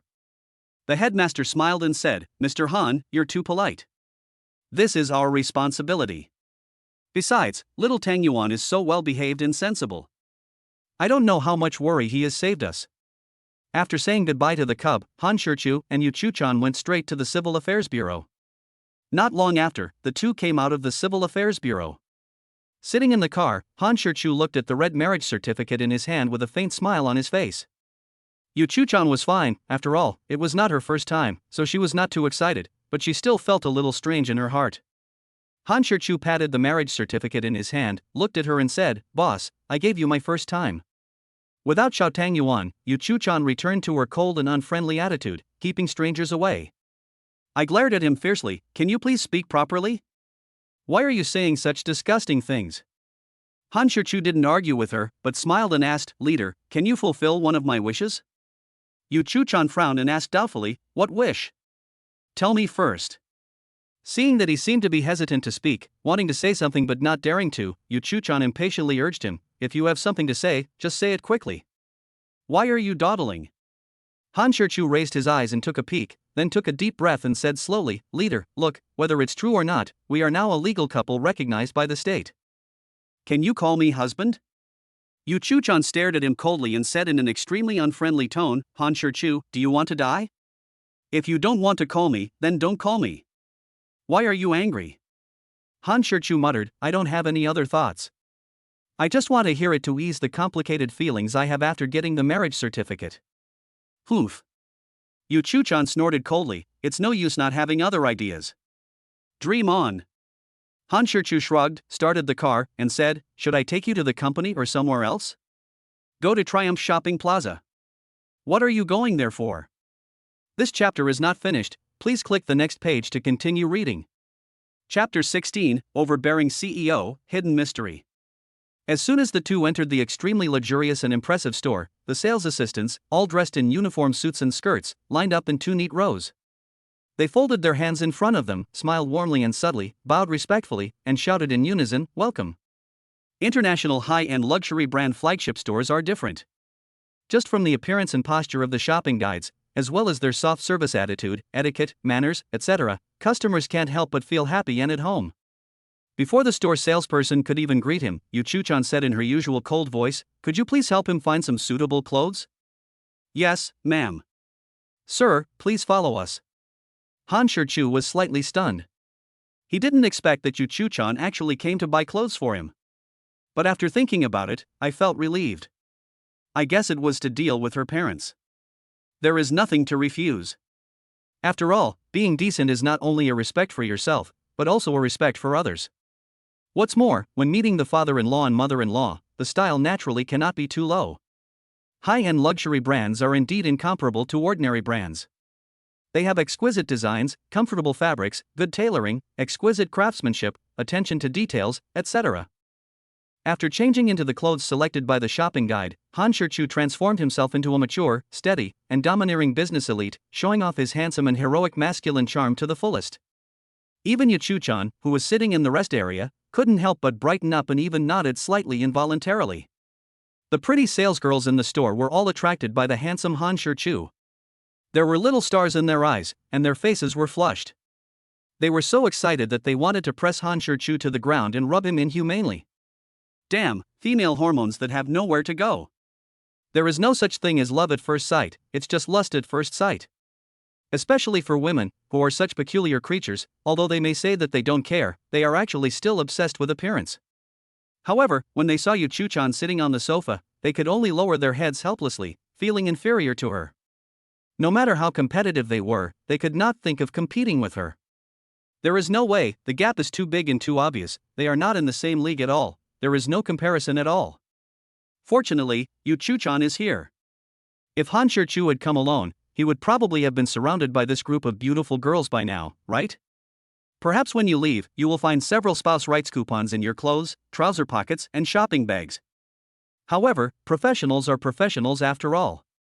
With her precise and sharp vision, unique and keen aesthetic sense, and rich and outstanding dressing experience, the shopping guide quickly and accurately selected and matched several sets of clothes for Han Shi-chu from head to toe.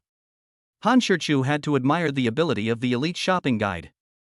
In fact, the most important thing is that he is handsome and has a good figure, so it is so easy to choose and match him. Even if you wrap yourself in linen, it is still a fashion. Of course, high-end luxury brands are naturally expensive.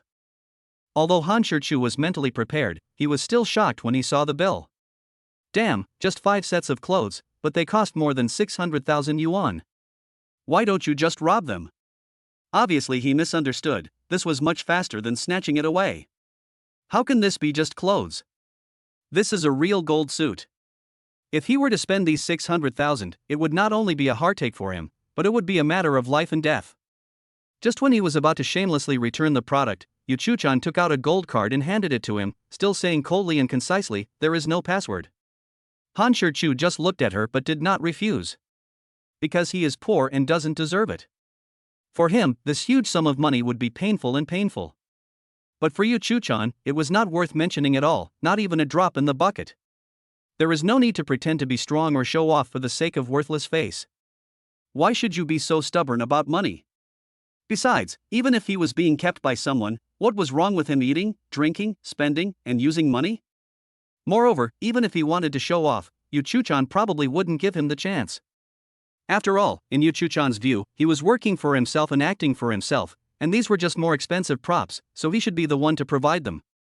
She has no habit of exploiting her employees or subordinates. Therefore, Han Shi-chu felt at ease with the fact that he was able to make a living by relying on his own ability. He can beat up 10 rich women like this.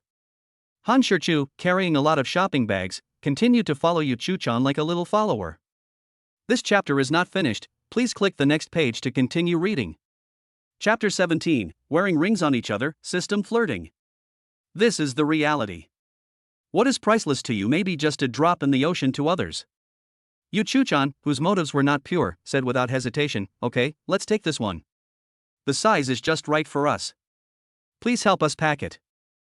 "Yes, ma'am." Han Shi-chu took the initiative to walk to the cashier and handed over his bank card.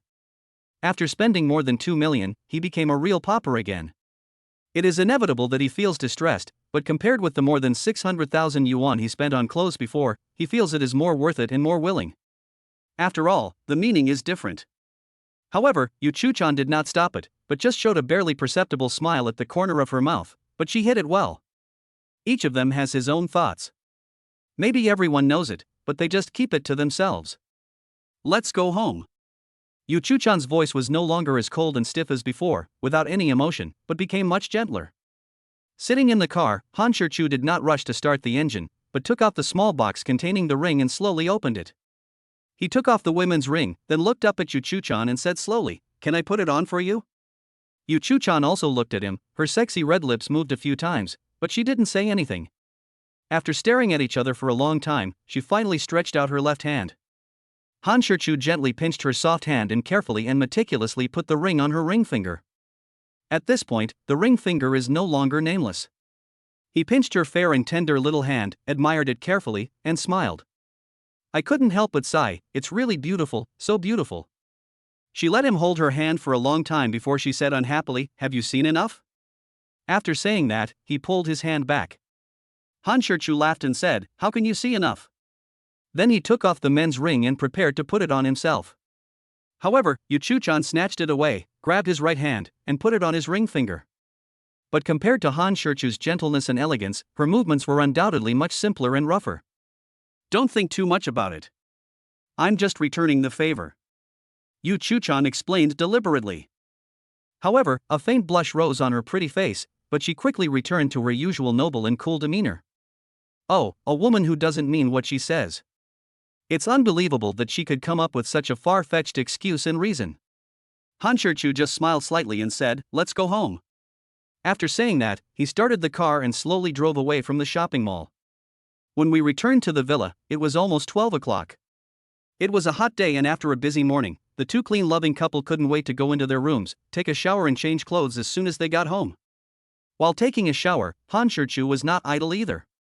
Don't get me wrong, he was not exercising. System, the third strike mission has been completed. What rewards do I have? Complete the third strike mission, and reward the host with a chance to draw a lottery, 10,000 popularity points, and open the attribute panel. Attribute panel? What the hell? Let's take a look first. The virtual screen in Han Shichu's mind lit up instantly. On the left side of the screen is his three-dimensional image, while on the right side are various attributes.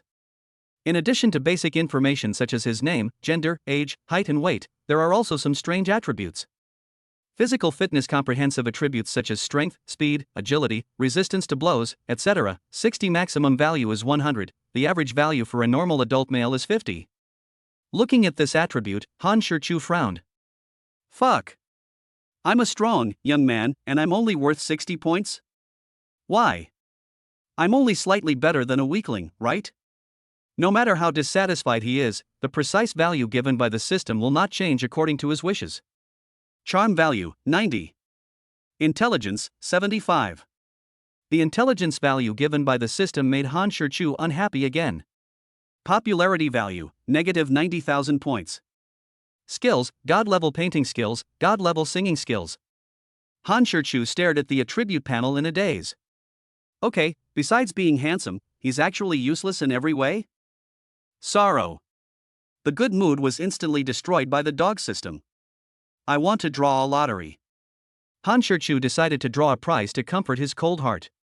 The virtual screen suddenly changed, and a lottery screen appeared. Start. Stop. Congratulations to the host for winning the God-level guitar playing skill. Well, not bad, not bad. Han Shichu instantly felt happy again. System prompt, after deducting the 10,000 popularity points awarded this time, the host still owes 90,000 points. Please repay the loan as soon as possible. Good God, Han Shichu felt that this stupid dog system was doing it on purpose. This chapter is not finished, please click the next page to continue reading. Chapter 18, Testing Cooking Skills, Tough Mother-in-Law. Yu Chuchan walked into the living room and sat down on the sofa, then tilted her head slightly and used her hands to comb her waterfall-like hair, inadvertently showing her lazy side. She had just come out of the bath, her delicate and tender skin was steaming with a light wine red, and her body was filled with an elegant fragrance. Han Shichu sniffed the sweet scent in the air, and his already restless heart became even more restless. His Adam's apple moved and he swallowed involuntarily. While fixing her hair, Yu Chuchan asked casually, "What do you want to eat for lunch?" "I'll order takeout." Han Shichu pondered for a moment, and finally wanted to test how awesome his god-level cooking skills were. He said slowly, "Let's eat at home. Takeout is not healthy. Let me see what other ingredients are in the refrigerator first." Yu Chuchan paused, then looked at him and questioned, "Can you cook? Is it edible?" He rolled his eyes at her and said unhappily, "A kid who grew up in the countryside, who can't cook. I won't kill you anyway." Then he stood up and walked towards the kitchen. When I opened the refrigerator, I saw that there were quite a lot of ingredients inside, and the refrigerator was full. Without saying a word, Han Shichu rolled up his sleeves, tied on an apron and started working. In the living room, just as Han Shichu left, Yu Chuchan's cell phone rang. I picked up the phone and saw it was a video call request from my mother. Yu Chuchan took a deep breath and then pressed the answer button. A beautiful woman who looked about 60% similar to her suddenly appeared in the video. From her face shape and facial features, it can be seen that the beautiful woman with light makeup was definitely a beauty who was no less beautiful than Yu Chuchan when she was young. Even now, because of proper maintenance, the ruthless years have not left too many marks on her face. If you don't know, you might think she is Yu Chuchan's sister. Yu Chuchan changed her usual cold and noble image and instantly transformed into a well-behaved and caring little cotton-padded jacket. A sweet and warm smile appeared on her delicate face, and she said coquettishly, "Dear mother, I wonder why you called me via video. What can I do for you?" Wow, she is truly a queen of versatility. If Han Shichu saw her face like this, he probably wouldn't believe his eyes. His worldview would be shattered. The beautiful woman, Yuma, immediately turned black in the face and said angrily, "Don't play tricks on me. You haven't forgotten what day it is today, have you? How could that be? Isn't he waiting for you and Dad to come home?" Yuma was slightly stunned, and questioned in disbelief, "Are you really getting married? Are you trying to fool me?" Yu Chuchan rolled her eyes coquettishly, "Mother, don't you understand your daughter yet? Do you think I'm someone who would joke about my own lifelong event?" After he finished speaking, he stretched out his right hand and shook it in front of the camera. Dang, dang, dang. Did you see that? Do you know what this is? Yuma stared at the wedding ring on her hand, but her eyes were still full of disbelief. Her reaction was naturally within Yu Chuchan's expectations. Knowing that she couldn't fool him, she immediately said, "Mother, wait a minute. I have something else to show you." After saying that, he took his phone and quickly walked upstairs to his room. He took out the marriage certificate from the bedside table, slowly opened it in front of the camera, and showed it to Yuma. Yu Chuchan said proudly, "How is it, Mother? Do you believe it now?" Mother Yu nodded in surprise, but then a bright smile appeared on her face. She said excitedly, "Great, my dear daughter is finally getting married. We, as a family, can finally rest assured." "Great. By the way, how's Xiaogui's relationship with him? I'm warning you, if Xiaogui doesn't like him, then no matter how good or outstanding he is, not only will I not recognize him, but our family won't recognize him either." "Mother, do you think I'm such an unreliable person? I can only marry him if I get Xiaogui's approval." "Don't worry, he and Xiaogui have a great relationship. Xiaogui can't wait to stick to him 24 hours a day. Even I'm jealous." Yuma couldn't contain her smile and nodded repeatedly, saying, "That's good, that's good. What do you think of my son-in-law? Tell me about him." Yu Chuchan said without hesitation, "Your son-in-law is okay, right? He's handsome, has a good personality, and is young, having just graduated from college. What do you think? Is your daughter amazing?" Mother Yu nodded in satisfaction. "Not bad, not bad. I didn't realize you've learned to be so good at seducing young girls. You're just like me back then." "Mom," Yu Chuchan said in dissatisfaction, "what are you talking about? Am I your biological child? How can you insult your own daughter like that?" Yuma sneered disdainfully. Yu Chuchan thought for a moment, looking as if she was about to speak but hesitated. After a long pause, she said, "Mom, I won't hide it from you. Shichu is actually from the countryside, and his family conditions are quite ordinary." This chapter is not finished, please click the next page to continue reading. Chapter 19, Mother-Daughter Confrontation, Earthy Love Talk.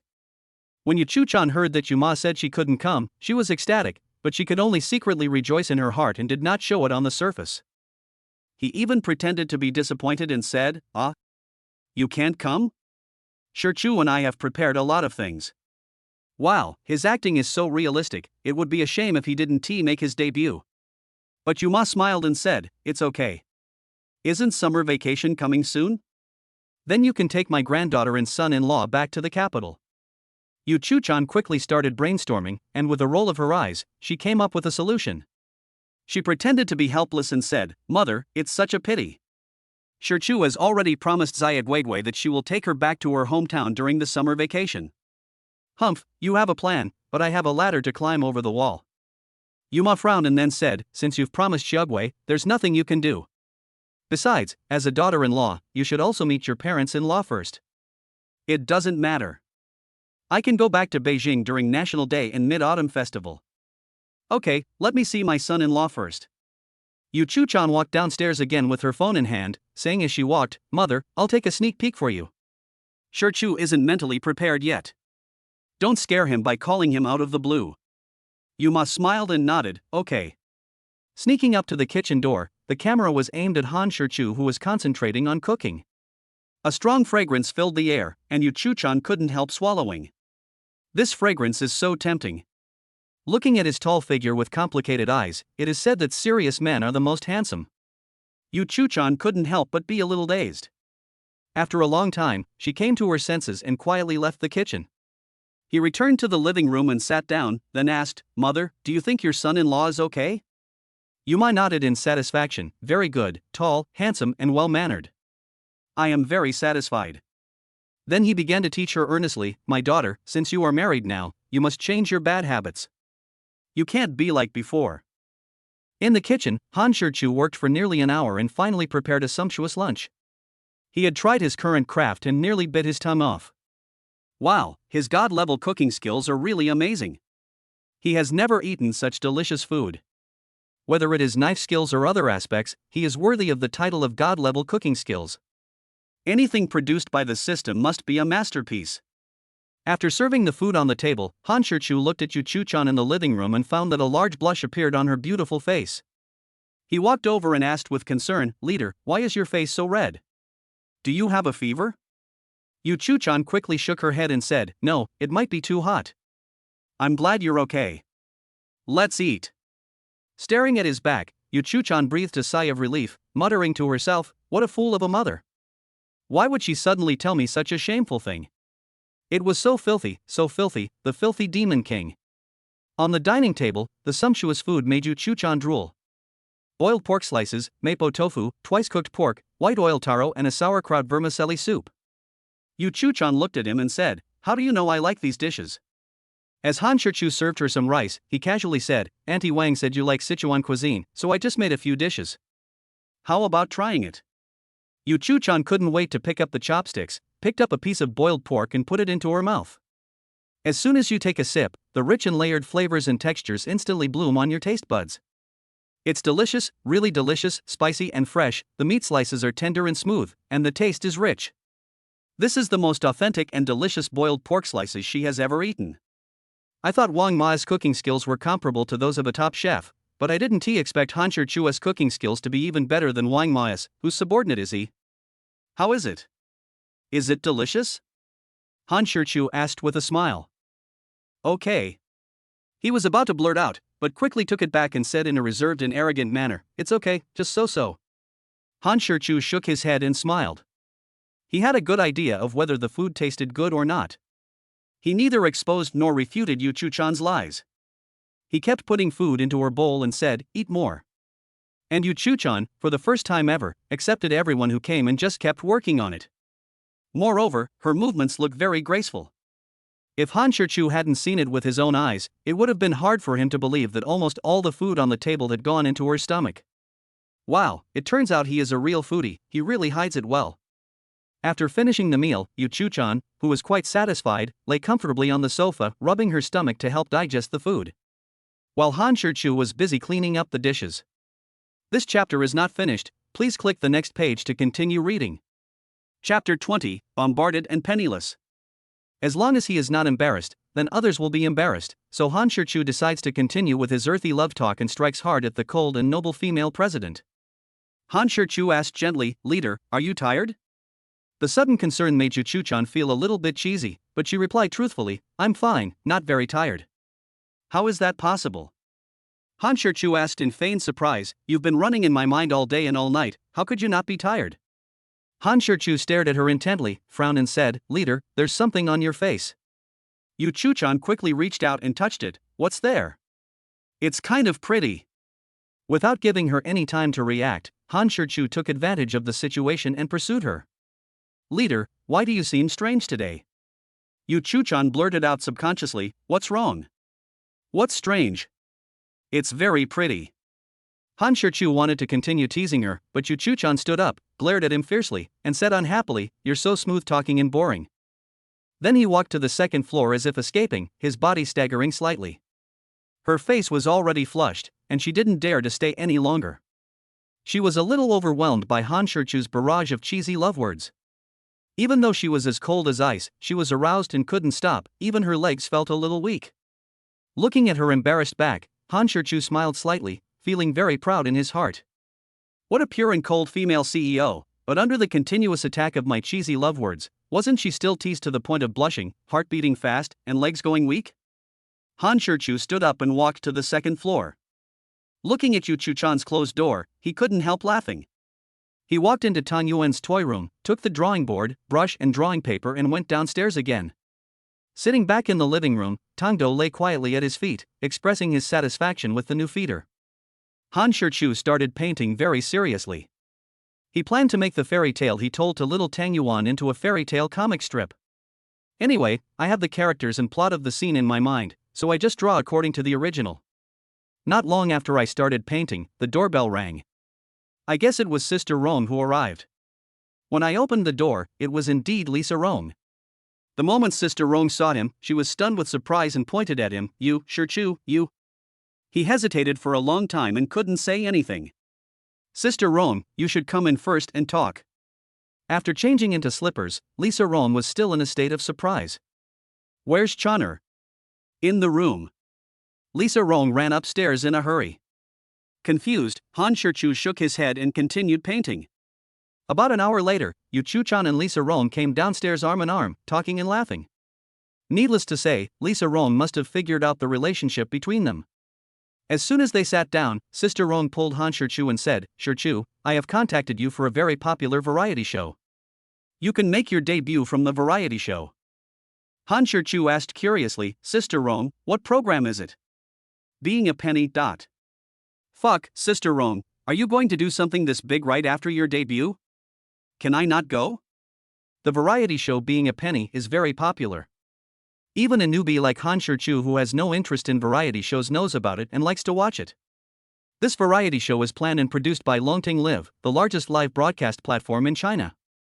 Each episode will invite one or two popular celebrities in the entertainment industry to participate. Each guest must live penniless for 2 days and 1 night. No facial recognition, no borrowing, no credit, no gifts, no free food, no drinks, no sleep. Everything depends on your own ability, whether you are washing dishes, working as a waiter, or even begging, as long as it does not violate the rules. Of course, if you can spend 2 days and 1 night without eating or drinking and sleeping in the park, that's fine too. This program will be broadcast live on the Longting Live broadcast platform for 36 hours, which is why it cannot be broadcast on TV. Those who have participated in the program Being a Penny basically complained bitterly and suffered terribly. Who would participate in this kind of variety show? However, the fact is that because the program is so popular, the popularity and topics of the celebrities who have participated in it, unless they are asking for trouble, will increase rapidly. So, even though the show is extremely cruel and inhumane, there is a constant stream of celebrities who want to participate. Lisa Rong rolled her eyes at him and said unhappily, What do you think? Do you know how much I paid to get you on this show? Besides, you're not the main character in this episode, you're just a supporting role. This chapter is not finished, please click the next page to continue reading. Chapter 21, Drink Dog, Warm Daily Life. Daddy, Daddy. Little Tang Yuan, carrying a cute little bear backpack, saw Han Shichu and Yu Chuchan waiting outside the gate from a distance. But it was obvious that Yu Chuchan was selectively forgotten by her. With his short legs, he ran towards Han Shichu impatiently. Han Shichu squatted down, opened his arms, and hugged her who rushed towards him. He. The little Tang Yuan in his arms giggled happily, and then took a bite on Han Shichu's face. Han Shichu, whose face was covered in her saliva, also smiled and asked gently, "Little Tang Yuan, were you good in kindergarten today? Did you listen to Teacher Li? Did you eat well and sleep well?" Like an old father, he kept caring about me. Little Tang Yuan nodded and said in her sweet little voice, "Daddy, little Tang Yuan is so good." She ate a full bowl of rice and slept well. Han Shichu kissed her delicate little face, which made her giggle again. Yu Chuchan, who was following beside them, suddenly felt like an outsider.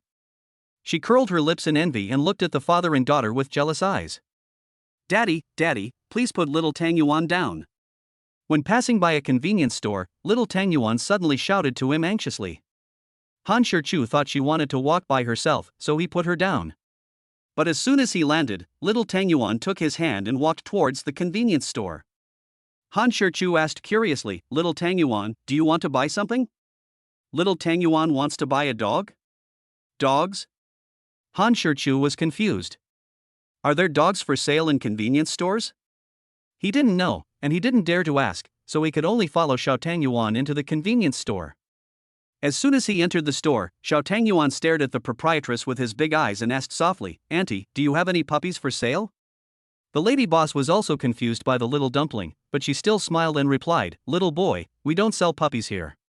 Perhaps because the little cub was so well behaved and cute, the shopkeeper patiently explained to her, "If you want to buy a puppy, you need to ask Daddy to take you to the pet store." Little Tang Yuan said anxiously, "Not that kind of dog? I want to buy a dog that drinks." Drinking dog? Well, Han Shichu and the proprietress were completely stunned by this kindergarten creature. In the end, Yu Chuchan explained, she wanted to buy Wangzai milk. What's the relationship between Wangzai milk and dogs? Han Shichu was still confused. Wang Wang, woof woof, dog. Little Tang Yuan only remembers dog. Okay, I see. Han Shichu nodded, then said to the lady boss, "Could you please get me a box of Wangzai milk?" The proprietress was also amused by the imaginative names of the dumplings. But when Han Shichu was about to pay, Xiao Tang Yuan said, "Daddy, Xiao Tang Yuan, give me money." Then she took out a $100 bill from the little bear's backpack and grinned, "Daddy, little Tang Yuan has money, little Tang Yuan will treat Daddy to a dog dinner." It turned out that she suddenly came into the store to buy some dog food for herself. Han Shichu would be lying if he said he wasn't touched. But he still looked at Yu Chuchan with doubt. Yu Chuchan said unhappily, "This is her own New Year's money and pocket money that she saved up. You can secretly be happy that this money grubbery little stingy girl can buy you a drink. I've never enjoyed such treatment before." Han Shichu smiled happily. In the end, it was the persistent little Tang Yuan who paid the money. He opened a bottle of Wangzai milk for her and inserted a straw. Han Shichu held Wangzai in one hand and the cub in the other, feeling very relaxed. He took his favorite Wangzai, but Xiao Tang Yuan didn't drink it. Instead, he handed the straw to Han Shichu's mouth and said, "Daddy, drink it." Dog drinks it very well. Xiao Tang Yuan likes to drink dog drinks the most. Little Tang Yuan's unintentional action touched him deeply. He was indeed a caring little boy. In order not to disappoint Xiaomian, Han Shichu pretended to take a sip, then said with a smile, "It tastes good, dog is really delicious." Little Tang Yuan laughed happily and passed the straw to his mouth, "Daddy, drink some more." Han Shichu shook his head and said, "Dad is not thirsty now.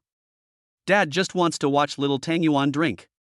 Little Tang Yuan lowered his head and thought for a moment, then said, "Okay, then Daddy, just watch me drink. If Daddy wants to drink some more, just tell me." Looking at the deep affection between father and daughter, Yu Chuchan felt very complicated. "I feel happy, blessed, and even a little sweet, but it is also mixed with a strong sense of jealousy." Back home, Han Shichu tied his apron while saying to the little cub, "Little Tang Yuan, go play with the candy for a while. Daddy will make you something delicious." "Yeah." Little Tang Yuan nodded obediently. This chapter is not finished, please click the next page to continue reading. Chapter 22, Flirtatious and Jealous. Because of the presence of the glutinous rice balls, Han Shichu naturally couldn't make dinner too heavy, and mostly kept it light. Boiled shrimp, steamed sea bass, sweet and sour spare ribs, braised lion's head, scrambled eggs with tomatoes, crucian carp and tofu soup, balanced nutrition and rich dishes. As Yu Chuchan looked at the sumptuous dinner, the speed of her saliva secretion unconsciously accelerated, and she couldn't help swallowing. Little Tang Yuan is not much better, but she can express herself without any scruples. It smells so good. Han Shichu picked up a lion's head and put it into her bowl. After crushing it, he scooped up some with a spoon and said, "Little Tang Yuan, come and try Daddy's cooking. Is it delicious?" Without any hesitation, the little glutinous rice ball, trusting his father, swallowed the lion's head in the spoon into his mouth in one bite, and then an expression of delicious enjoyment appeared on his little face. "Great, great, Daddy's cooking is even better than Grandma Wang's." Little Tang Yuan couldn't wait to pick up the spoon and start eating. The way he wolfed down the food was so cute that he almost fell over. Han Shichu peeled the shrimp and whispered, "Eat the dumplings slowly, there are still a lot." He put the peeled shrimp into the little glutinous rice ball's bowl, but the little glutinous rice ball picked up the shrimp and handed it to his mouth, saying softly, "Papa, shrimp, shrimp." Han Shichu smiled slightly, "Thank you, baby." After peeling the shrimps for Tang Yuan, he carefully sorted out the bones in the fish meat for her, fearing that they would get stuck accidentally. Yu Chu-chan was probably used to it, so she buried her head in her food, not saying a word or even looking at the father and daughter, quietly enjoying the food. Han Shichu poured a bowl of soup and placed it in front of her, saying gently, "Don't just focus on eating, drink some soup too. It's both beautifying and nourishing, and it's healthy and nutritious. There's no harm in drinking more." Yu Chu-chan looked up at her, nodded, and actually thanked her softly, "Thank you." Seeing a grain of rice and a greasy stain on the corner of her mouth, Han Shichu pulled out a tissue and said, "Don't move." Yu Chu-chan subconsciously stood still, staring at him with her beautiful eyes. Gently and carefully, he wiped the rice and oil stains from the corners of her mouth and said, "Okay." But Yu Chu-chan still maintained a stiff posture. If it weren't for the faint blush gradually rising on her face, one would have thought she was under a spell. Han Shichu's sudden heartwarming and ambiguous behavior caught her off guard, made her heart flutter, and made her mouth dry.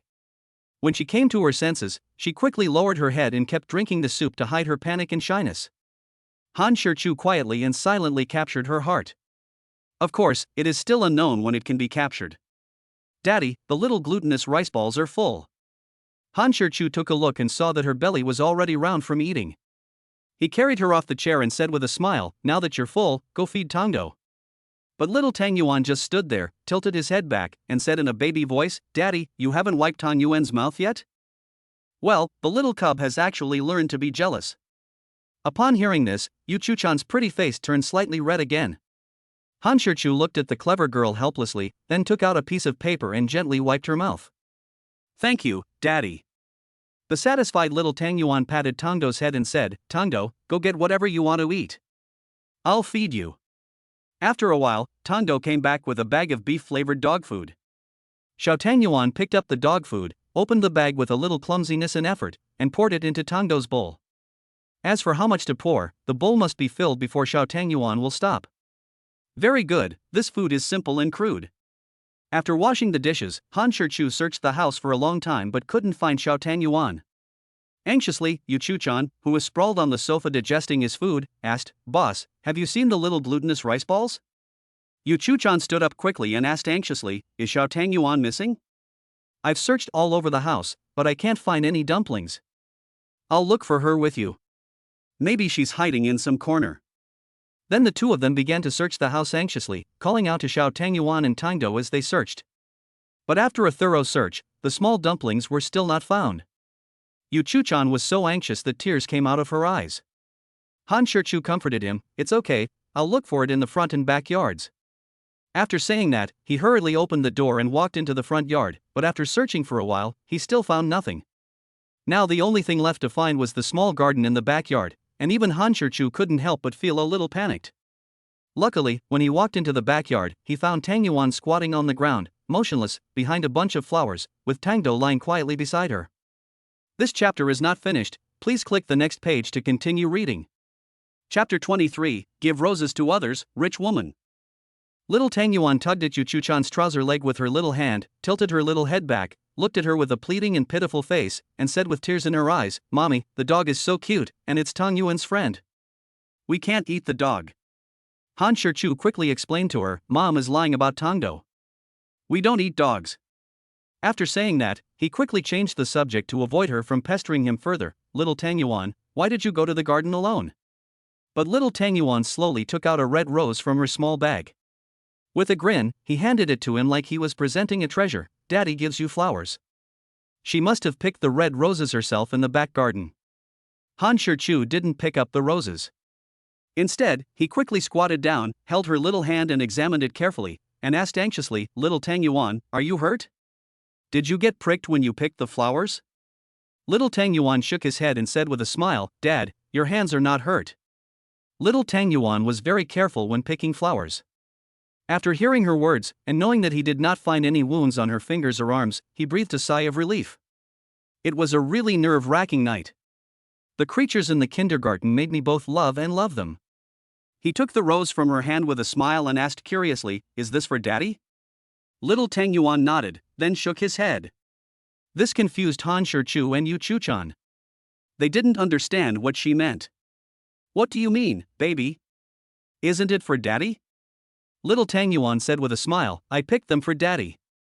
Little Tang Yuan wanted Daddy to give them to Mommy.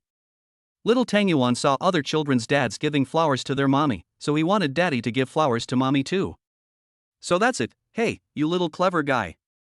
Han Shichu patted her little head and said, "Okay, then Daddy will give Hua to Mommy."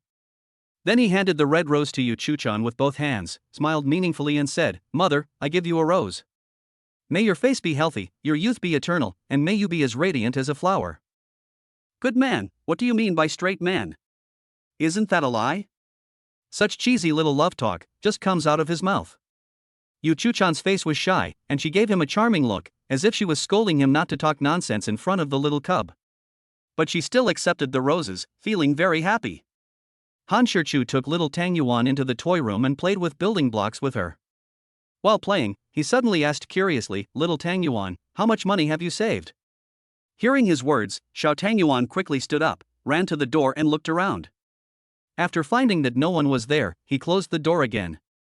Her cautious behavior made Han Shichu want to laugh. She was really a money grubber and stingy person. Little Tang Yuan pulled Han Shichu and whispered, "Daddy, come with me." She took Han Shichu to a cabinet, opened it, and found a safe inside. My goodness, even kindergarten kids use safes to save their money? How much money must there be? However, the little guy's safe is quite simple. Apart from an electronic combination lock, there are no other complicated security measures.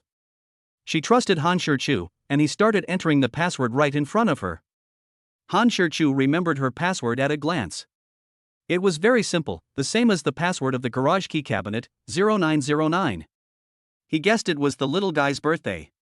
When little Tang Yuan opened the safe, Han Shichu was really shocked.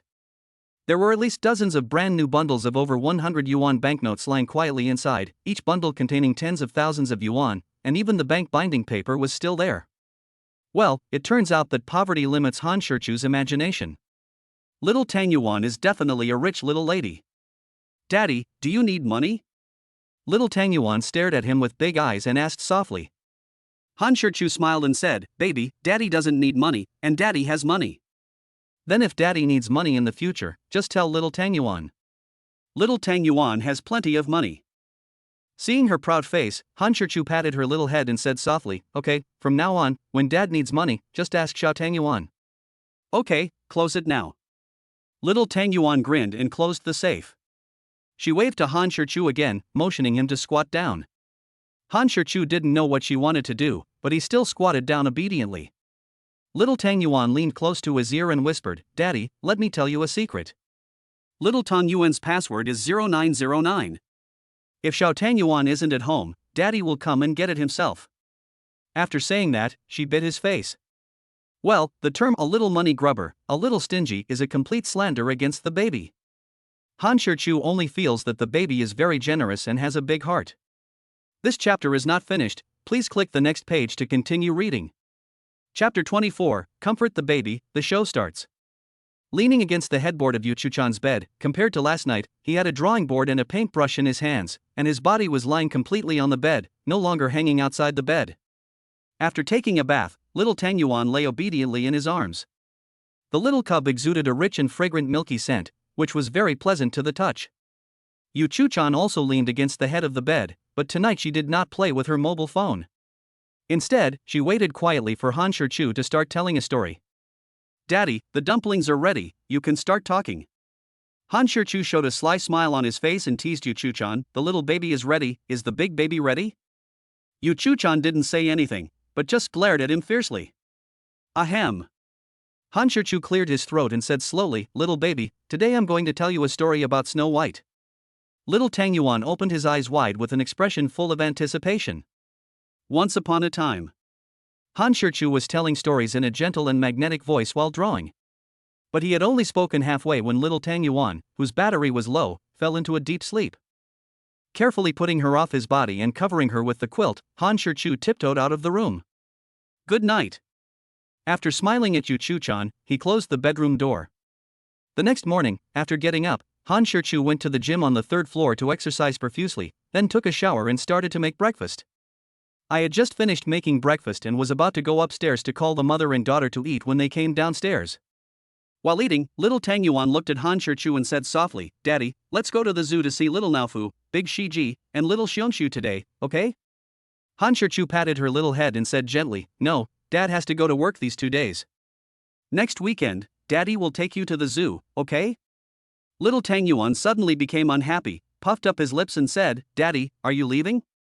Looking at him, her big eyes were instantly covered with a layer of mist. Seeing that little Tang Yuan was about to cry, Han Shirchu quickly explained, "Dad is not leaving, he is going out to work, and little Tang Yuan can see Dad on TV." This immediately sparked little Tang Yuan's interest, and he kept asking, "Daddy, are you going to be on TV?" Hey, the little guy knows a lot. Han Shirchu nodded and said, "Yes, Daddy is going to be on TV. You and Mommy will be able to see Daddy when you watch TV at home. Okay, then after Daddy finishes appearing on TV, you must come back early, otherwise little Tang Yuan will miss Daddy very much." Dad promised Xiao Tang Yuan that he would be back as soon as he finished work. If Xiao Tang Yuan misses Dad, just call Dad, okay? Aha! After finishing the meal and comforting little Tang Yuan, Agent Lisa Rong rang the doorbell. Under the reluctant gaze of little Tang Yuan, Han Shirchu stepped onto the stage for his debut. At this time, Longting Live Broadcast Platform, Penless Live Broadcast Room. Although the show has not started yet, countless netizens and viewers are already waiting in the live broadcast room. The number of online viewers has reached over 5 million. Wow, this shows how popular this show is. Moreover, the live broadcast room is very lively now, and netizens are discussing it in the comments. I'm so excited. After waiting for a month, it's finally airing. I wonder which guest the program team invited this time. It doesn't matter who it is, I just want to see some action. I wonder if this time's guest will go hungry or sleep on the street. Ha ha. Washing dishes and pretending to be a beggar is pretty cool, haha, I love the show. Broken Hands is a breath of fresh air among variety shows. It's not only hilarious, but also incredibly realistic, with endless amounts of hilarious jokes. I love this show. Who says it's not true? The only downside is that you only get one episode a month. It can be seen from the comments of netizens that they basically have no requirements for the guests. All they want to see are the real scenes of celebrities being humiliated and suffering. Of course, it would be even more exciting if the guest was a big-name celebrity. Netizens and viewers have already figured out the nature of the program team. They know that they invite popular celebrities or top-tier names to every episode, so they are not worried at all. While the discussion was heated, the originally dark live broadcast room suddenly lit up with a countdown screen. 10, 9, 8, 1. As soon as the countdown ended, the picture changed instantly, and the iconic building of Shanghai, the Oriental Pearl Tower, appeared, and the host also appeared in the camera. Hello everyone, welcome to the brand new variety show Being a Penny, presented by Longting Live. I'm the host, Marco Pineapple. This chapter is not finished, please click the next page to continue reading. Chapter 25, Funny, Silly, Simple and Stupid. Bai Luming is indeed funny, but I have to say he is very real. It's true that Bai Luming is very good. As long as I can take a vacation, there's nothing I can't do. I feel sorry for baby Luming for a second. Mommy loves you, but why can't mommy help but want to laugh? There is no doubt that whether it is passers-by or Bai Luming as male fans, female fans, and mother fans, they all have a feeling of gloating at this time. The host, Sister Pineapple, couldn't help but laugh. Luming, after knowing you were going to be on our show Penless, did you do any preparation in advance? Bai Luming nodded and said, "Of course, I have made sufficient preparations." Oh? Sister Pineapple suddenly felt curious. I wonder what preparations you've made, Luming. Bai Luming replied without hesitation, I had a big meal this morning. 3 big meat buns, 2 fried dough sticks, 2 bowls of tofu pudding, 3 tea eggs, and a big steak. Oh my god, I almost vomited. Sister Pineapple looked at him in disbelief. Is this what you prepared? That's right. Bai Luming said confidently and complacently, I think I can make it to tonight without getting hungry. Ha, isn't this Tai Han Hen a fool? Okay, now I understand. This guy is not only funny, but also a complete idiot. I seriously suspect the show invited this guy to make the audience laugh to death. Speechless, Sister Pineapple patted his shoulder and sighed heavily. Luming, we are old acquaintances. I must advise you not to give up on treatment. Bai Luming said with a look of confusion and regret. What's wrong, Sister Pineapple? I'm not sick. What's the point of giving up treatment? What nonsense. No, you are sick. You are seriously ill. Hey, Sister Pineapple, don't think that just because we have a good relationship, you can say whatever you want. Be careful or I'll sue you for defamation. The audience in front of the screen were already laughing so hard that they were bent over. Bai Luming deserves the name of funny and stupid. Sister Pineapple shook her head slightly, a look of regret on her face, and then slowly said, perhaps the program also took your special situation into consideration, so they specially invited another guest to be your partner. Not only netizens and viewers were curious, but even Bai Luming was curious as well. There's another guest? Who is it? Sister Pineapple smiled and said, he's a newcomer. Actually, he's your fellow disciple, Luming. Oh? Bai Luming was even more curious. As far as I know, our company hasn't signed any new people recently. Who is it? It seems like you don't know either, Luming. Okay, let's invite our second guest, Han Shichu, a newcomer from Dayu Film and Television Media Company. The camera then moved to the nanny car next to it, and saw the car door slowly open, and Han Shichu, who was dressed almost the same as Bai Luming, suddenly appeared in the camera. Han Shichu's appearance instantly triggered a barrage of comments. The male audiences were jealous, while the female audiences couldn't sit still. Fuck, this guy is so damn handsome. I feel like my appearance is threatened. Indeed, this guy is really too handsome. I feel like I'm in love. Sorry, Brother Luming, I'm going to climb over the wall. Mom, come and see your son-in-law. Bai Luming was slightly stunned when he heard Han Shichu's name, thinking that they had the same name and surname. But the moment she saw him, she couldn't help but exclaim, oh my god, Brother Han? Han Shichu hadn't expected that the other guest would be Bai Luming, and he exclaimed, Xiao Bai? Then they opened their arms and hugged each other. After releasing it, Han Shichu greeted the camera, hello everyone, I am the newcomer Han Shichu. Pineapple's sister beside him also quickly said, do you two know each other? The two nodded in unison and said in unison, I know him. Sister Pineapple smiled and said, since we know each other, it's easy. No need to waste time introducing each other. Then she checked her watch. It's 9 o'clock sharp. I declare the 36th episode of Being a Penny Challenge officially begun. I wish you both a pleasant 36 hours. After saying that, he led the staff to retreat cleanly and neatly, leaving only Han Shichu, Bai Luming, and a cameraman at the scene. The two looked at each other in bewilderment. Brother Han, you are not. Bai Luming opened his mouth to ask, but fortunately he reacted quickly and braked in time. If he had really blurted out the words, Han Shichu would have had no place to cry. Patting his shoulder, he said, hey, Xiao Bai, don't worry about these details. I want to ask you what your plans are next. At this moment, Bai Luming's attention was completely drawn to the ring on his hand, and his words were immediately filtered out. This chapter is not finished, please click the next page to continue reading. Chapter 26, Hanging Out with the Big Brother, the painting is shocking.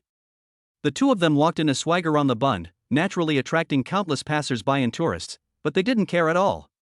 Suddenly, Han Shichu saw a young girl setting up a small stall in front of him, and there were quite a few people gathered around her. Han Shichu pulled Bai Luming in to take a look. It turned out that the little girl was helping people draw sketches. She charged 20 yuan per sketch and there were quite a few people waiting in line. I walked behind the little girl and took a look. I found that her painting was pretty good and her prices were cheap. No wonder her business was so good. I guess he is a college student from an art academy, working part-time in his spare time so that he can hone his painting skills and earn some pocket money. Han Shichu immediately came up with a plan. Just as the little girl finished drawing a picture, he quickly walked over to her and asked softly, beautiful lady, can I discuss something with you? The female college student looked up and saw a handsome face appear in front of her. Because Han Shichu's face was a little close to her, her heart couldn't help but beat wildly, and a blush appeared on her face. She whispered shyly, "What's the matter?" You see, this is the advantage of having good looks. If Han Shichu was a little uglier, it is very likely that female college students would not pay any attention to him. Han Shichu smiled slightly. "Beautiful lady, you see there are so many people here, you are too busy. Can I help you draw? How about we split the profits in half?" Putting aside other things for now, this deal is absolutely beneficial to the female college student and she has no reason to refuse. What's more, he is a very handsome guy, so she has no reason to refuse. The most important thing is that she and the people around her saw Bai looming in the camera with the program logo. For the sake of her own good image, she could not refuse. After nodding in agreement, she took out her extra drawing paper and paintbrush and handed them to Han Shichu, but unfortunately there was only one drawing board. But this little problem was not difficult for him. Han Shichu glanced at Bai Luming, who was posing coolly in the camera feed of the onlookers, and said with a smile, "Xiao Bai, come here." Bai Luming quickly walked up to him and said, "Brother, I have a request." "What's the request?" "We're just brothers, so just tell me what you want to say." "Brother, can you please stop calling me Xiao Bai?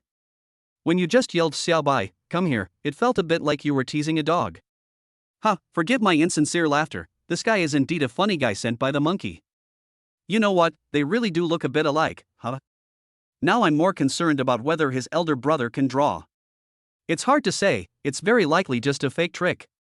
He must be aware that the production team doesn't allow face recognition, right? If he wants to use Xiao Bai's popularity to sell paintings, that would be ridiculous. Okay, then I'll call you Looming from now on, okay?" Bai Looming smiled brightly, "No problem." "By the way, brother, why did you call me just now?" Han Shichu smiled and said, "I plan to draw to make money." Bai Looming looked at him questioningly, "Brother, are you okay?" "Looming, please remove the word ma. I'm sure I can do it." Han Shichu patted his shoulder again. "Don't worry, follow me, and I'll make sure you have everything you need. Just treat these 2 days as a vacation. It's just that you might have to suffer a little later." Bai Looming was quite attracted by Han Shichu's promise. He said happily, "Brother, if you have any instructions, just tell me directly. As long as I can do it, I will definitely do it for you clearly."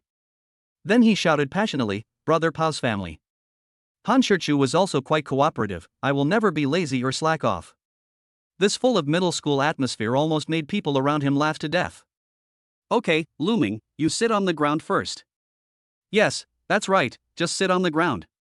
Then you lower your head slightly and bend your back." "Yes, that's good."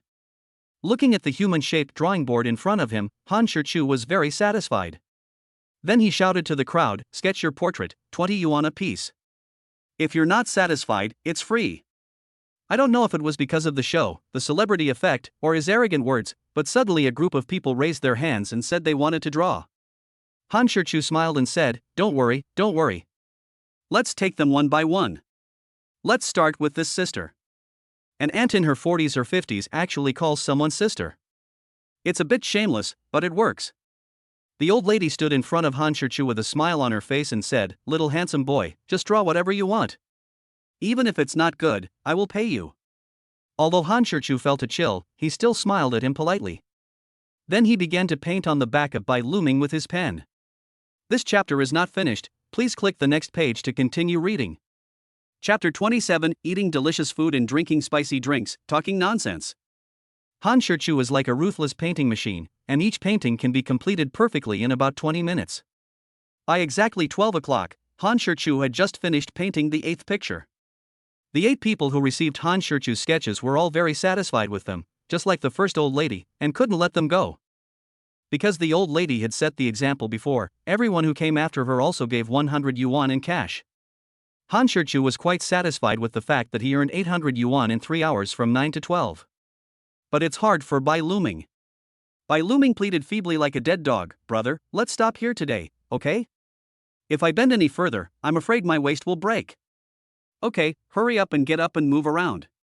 Bai Looming stood up with difficulty, put his hands on his hips and turned around to move his stiff waist, a look of pain on his face. Ha, is Xiao Bai just his big brother's tool? Poor Xiao Bai, alone, endures the oppression from his big brother. I feel bad for Xiao Bai, but I want to say that he, the big brother, did a great job. Han Shichu said to the crowd still watching, Thank you all for your support and love, handsome men and beautiful women, brothers and sisters. It's already noon, and Lu Ming and I have to go eat. You should go eat quickly too, don't starve. Thank you all again for your kindness. After saying that, he took Bai Luming's hand and bowed to everyone. Then Han Shichu walked up to the female college student, took out 400 yuan and handed it to her, saying, "Beautiful lady, thank you today." The female college student only took a bill from his hand, smiled sweetly, and said, "No need to thank me, and don't refuse anymore. 100 yuan is enough. Besides, I also stole a lot of skills from you today. I have to say, big brother, you are really awesome. I feel that you are better than the teachers and professors in our academy." Han Shichu asked in confusion, his elder brother? What do you mean? Before the female college student could speak, someone in the crowd smiled and explained, "That's what netizens call you." Holy crap, his big brother? What a messed up name. Han Shichu smiled, said goodbye to the female college student, and started strolling with Bai Luming again. Net profit of 700 yuan in 3 hours, this is the right way to enjoy Broken Head. So, if you want to survive in the martial arts world, you still need to have a skill. It seems that the big brother Xiao Bai follows is quite reliable. He is definitely enjoying a good life. On the importance of craftsmen? Han Shichu directly handed the 700 yuan he earned to Bai Luming. Bai Luming asked doubtfully, "Brother, what do you mean?" "I'll leave it to you for safekeeping. Buy whatever you want without any worries." Bai Luming was immediately moved. Although the money was not much, he had to understand the current situation. Bai Luming smiled instantly after taking the money. What did the hard work and suffering just now matter to him? "Brother, are you hungry? Let's go eat?" "Okay, let's go." "Brother, let's just find a cheap little restaurant to eat at?" "We should be frugal, as long as we can fill our stomachs." Han Shichu's eyes rolled around, and when he thought of the brilliant and perfect performance required by the system, he suddenly had a bold idea. He shook his head, put his arm around Bai Luming's shoulders and said, "How can that be possible? I said I would take you to eat delicious food and drink spicy drinks, so I must do it." Bai Luming looked at the 700 yuan in his hand and said worriedly, "Brother, is this enough for us?" Han Shichu swore confidently, "Don't worry, I'm here to take care of everything. I promise to arrange everything for you." This guy always inexplicably trusted what he said, and nodded immediately, "Okay, then follow my arrangements." "Sorry, I take back what I said before. I suddenly feel that his eldest brother is a little unreliable. This is going to cause trouble, I like it. One dares to speak, the other dares to believe. This duo is truly amazing." After walking for a while, Bai Luming couldn't help but ask, "Brother, where are we going to eat?" Han Shichu said without hesitation, "Shangshifang." "What the hell? Shangshifang?" Bai Luming subconsciously exclaimed loudly, almost blurting it out. Perhaps he himself realized that the noise was too loud, and then he whispered, "Brother, don't joke with me. Are the few things we have enough to order a dish?" In fact, it's no wonder that Bai Luming was so shocked. It's just that Shangshifang is too famous. Shangshifang is extremely famous in Shanghai and even in the whole of China. Shangshifang, with the sole purpose of serving Chinese cuisine, inherits and promotes the traditional Chinese culinary culture. Specializing in a variety of delicacies from land and sea, the restaurant is renowned for its light, rich, and mellow flavors, without being greasy. It emphasizes clarity, fragrance, freshness, tenderness, and crispness. This chapter is not finished, please click the next page to continue reading. Chapter 28, Brother Pao, March Forward Courageously. Next to the imperial city of Beijing is an ancient courtyard house full of simple and elegant charm. After Yuma finished her video call with her little cub during the weekend break, she couldn't wait to open the Longting live broadcast platform and enter the penless live broadcast room. As soon as he entered the live broadcast room, he saw Han Shichu painting and immediately shouted to Grandma Yu and Grandpa Yu, who were watering the flowers and feeding the birds in the yard, "Dad, Mom, coming quickly to see your grandson-in-law." The old couple, with gray hair but vigorous and radiant, dropped everything in their hands and left. Grandma Yu said hurriedly, "Where is he? Where is my grandson-in-law?" Yuma smiled slightly and said, "Mom, don't worry, just wait, it will be ready soon." Then Yuma cast the phone screen onto the TV. The old couple sat on the sofa and watched with great interest. Grandpa Yu, who was very elegant and dignified, was also very kind and easygoing. While drinking the tea made by his daughter-in-law, he smiled kindly and said, "This little guy who draws is Xiao Chaner's husband? What was his name? Han Shichu, right?" Although the old man is easygoing and kind, he always inadvertently exudes the majesty that only belongs to a superior. This is indeed the case. Although the old man has retired for many years, the majesty of his long-term high position has not yet faded. Yu's mother nodded and said with a smile, "Yes, he is Chu Chan's husband." "Dad, what do you think?" Before the old man could speak, the dignified and elegant old lady said, "He is a handsome young man, but I don't know what his character and moral character are like." The old man took a sip of his fragrant tea, smiled calmly and said, "Don't rush to judge, let's wait and see." Looking at Han Shirchu's finished painting on the screen, the old man asked, "Old lady, didn't you learn painting before? What do you think of this boy's painting? Why do I feel that his painting skills are quite high?" Grandma Yu nodded and said, "I don't know about the rest yet, but as far as sketching is concerned, this young man's painting skills are indeed profound, and his techniques can be said to have reached the pinnacle. In the field of sketching, he is definitely a master." Hearing her say this, the old man and Yuma were a little surprised. "I can see that the young man has some skills, but is he really as good as you say? A master? How old is he?" Grandma Yu shook her head and explained, "That's how it is in the art world. Don't judge a person by their age, talent is more important. It's obvious that Xiao Han is a very gifted and talented painter." Well, the way Han Shirchu is addressed is also changing quietly. Wow, these guys are really brave. Two people dared to break into Shangshifang with only 700 yuan. Their courage is commendable. But Grandma Yu said thoughtfully, "I don't think Xiao Han is a reckless person. Looking at his confident look, I think he may really have a way. Daughter-in-law, what do you think?" Yuma smiled faintly and said, "Need I say more? As a mother-in-law, I trust my son-in-law unconditionally."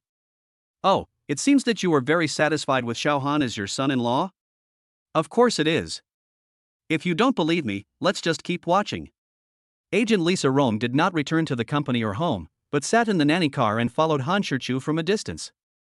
Holding the phone, watching the live broadcast intently. A smile appeared on the corner of his mouth, and he seemed quite satisfied with Han Shirchu's performance in the show.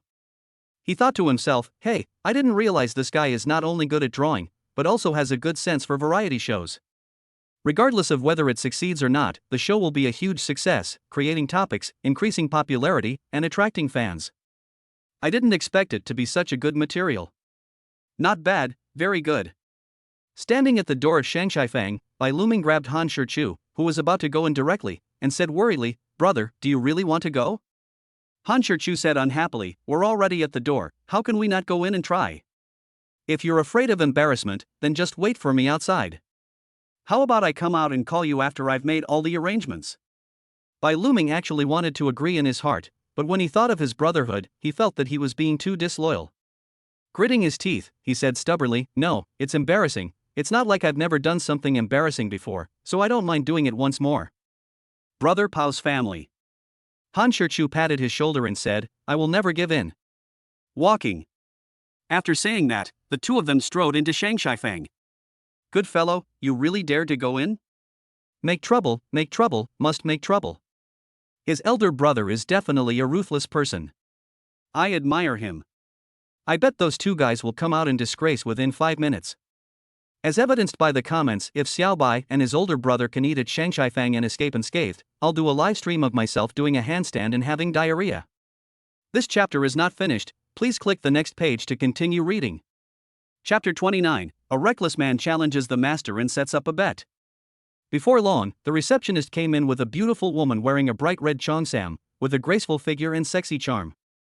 Before they got closer, the beautiful woman glanced at the three of them with a seemingly casual look. The beautiful woman smiled a captivatingly charming smile, extended a pair of soft, boneless hands, and took the initiative to greet him. "Hello, Mr. Bai, I'm Mei Lan, the manager of Shangshifang." Bai Luming didn't dare to be arrogant. He quickly stood up, stretched out his hand to shake hers, and said with a smile, "Hello, Sister Lan. I've heard that Shangshifang has 3 unique things. The first is the dishes, the second is Sister Lan, and the third is the peach blossom wine that Sister Lan brewed herself. After seeing it today, I can see that it really lives up to its reputation." Mei Lan smiled faintly and said modestly, "Mr. Bai, you are too kind. If you say that our Shangshifang's dishes are the best, then there is nothing wrong with that. As for me and Tao Wanyang, we are just being praised by people from all walks of life. I don't deserve it." Han Shirchu raised his eyebrows slightly. The first impression he had of this woman was that she was very smooth. But more than that, she was not simple, quite not simple. No wonder he can be the manager of Shanghai Fang. Don't mess with this kind of woman easily, it's very dangerous. Mei Lan then looked at Han Shichu and also extended her hand and said, "Forgive my poor eyesight, but may I ask your name, sir?" He reached out and gently grasped her fingertips, then separated them at the touch. He smiled and said, "My name is Han Shichu. Nice to meet you." After exchanging pleasantries, Mei Lan slowly asked, "Are you filming the show Penless?" Come to think of it, I'm also a big fan of the show. Bai Luming took a sneak peek and saw that Han Shichu just smiled but had no intention of responding, so he could only pretend to smile. He is indeed a talented actor. Even if he feels embarrassed, he can act as if nothing happened. But how could his little tricks escape the eyes of the shrewd Mei Lan? Naturally, she saw them all. Mei Lan looked at Han Shichu meaningfully, and seeing that he didn't respond, she could only speak again. "Mr. Han, Mr. Bai, you two must be aware that there is no order without rules. The rules of our Shangshi Fang have been passed down for nearly 100 years. It is not something that a mere manager like me can do whatever he wants. Is this okay with you two? I'll reserve a table in advance and host a dinner for you two some other day, okay?" Han Shichu now felt that this woman was no ordinary person. She was very careful in what she said and did. Her seemingly tactful words were actually a combination of soft and hard tactics, and she didn't make people feel annoyed. He smiled slightly, shook his head and said, "We appreciate Manager Mei's kindness. But today we came to Shangshi Fang not just to eat, but for another purpose." Mei Lan was secretly puzzled, but she remained calm and asked with a smile, "Mr. Han, what else can I do for you?" "Is there anything I can do for you?" Han Shichu said calmly, "Kick the club." As soon as these two words came out, everyone on the spot was shocked. Even the extremely cunning Mei Lan was stunned by the surprise. The live broadcast room also exploded instantly. Holy crap, did his brother eat too much hot pot? Why is he talking so impetuous? Did his elder brother drink too much mixed wine and speak so drunkenly? Even though his elder brother made me spit out instant noodles all over the screen, I have to say that his elder brother is a very cool guy. He is awesome. I think this guy is crazy about fame, running to Shangshi Fang to challenge the establishment? Grandstanding for the sake of attention, only to bring shame upon himself. I used to think his elder brother was quite capable, but now I see he's nothing more than a clown. He'll do anything to stay famous. Let's just quietly enjoy the clown's clumsy performance. What a reckless man. The comments in the live broadcast were extremely disgusted with Han Shichu's crazy words, and they all spared no effort to despise, ridicule and even abuse him. Even Yu's mother, grandmother Yu, and old man who were watching the live broadcast frowned. At Shangshi Fang, Mei Lan, after being shocked, quickly tried to smooth things over. "Mr. Han, please stop joking." Although her words were polite, Han Shichu still saw the disdain and contempt hidden in her eyes. He smiled nonchalantly, "Sorry, I'm not kidding." Mei Lan did not respond immediately, but looked at him carefully. She finally confirmed that Han Shichu was not joking with her and he was serious. Seeing that she remained silent for a long time, Han Shichu continued, "Why, you don't dare to accept the challenge? Mr. Han, please stop being unreasonable. If someone comes and threatens to challenge us, won't our Shangshi Fang be in trouble? How can we continue to do business?" There was already a hint of anger in Mei Lan's tone, and even her words were no longer as polite as before. It's understandable. After all, Han Shichu was simply showing off his power in front of someone else's door. Even the most good-tempered person would be furious. This chapter is not finished, please click the next page to continue reading. Chapter 30, Lifelong Ban from Cooking, Reckless to the End. Hearing this, Mei Lan smiled slightly contemptuously and said slowly, "That's not necessary. Those who come to our Shangshi Fang to eat are all well off. A small amount of food money is insignificant to them. So, please don't bother spending money, Mr. Han." It was obvious that Mei Lan was not interested in the bet he proposed, but she did have a point. Han Shichu had a faint smile on his face from beginning to end. If he didn't know his own strength, he would have suspected that he was showing off. Of course, in the eyes of others, he is indeed a show-off now. Then what do you say according to Manager Mei? Mei Lan also suppressed the smile on her face and said very seriously, "If Mr. Han's skills are inferior to others, I don't ask him to kneel down and apologize for his previous outrageous remarks. However, it shouldn't be too much to bow 3 times to the plaque of our Shanghai Fang and apologize sincerely, right?" Faced with her aggressiveness, Han Shichu had no reason to be angry. After all, he was the one who went to someone else's doorstep first to provoke her. Han Shichu nodded and said calmly, "It's not excessive, it should be so." "In that case, please come in, Mr. Han." "Manager May, please wait a moment." Mei Lan said calmly, "What's the matter, Mr. Han, are you afraid of the stage?" "If so, Mr. Han just needs to apologize to our Shang Shifeng, and this gambling fight will be over." "How about that?" Manager May misunderstood. "I just wanted to ask if I could film it." Mei Lan pondered for a moment, then slowly said, "Regarding the rules, filming is not allowed, but for the fairness of this cooking competition, I will make an exception. But please note that there are some key steps that are absolutely not allowed to be filmed." "If that's okay, Mr. Han, please come in." Then, led by Mei Lan, the group went straight to the kitchen of Shang Shifeng. "Fuck, this reckless guy really dares to go there?" Seeing the confident and calm look on his face, I feel like he's got some serious skills. No matter what, I support the reckless man. Come on, reckless man, the reckless man will win. Stop kidding. I've already seen through this reckless guy. He's just pretending to be calm even though he knows he's going to lose.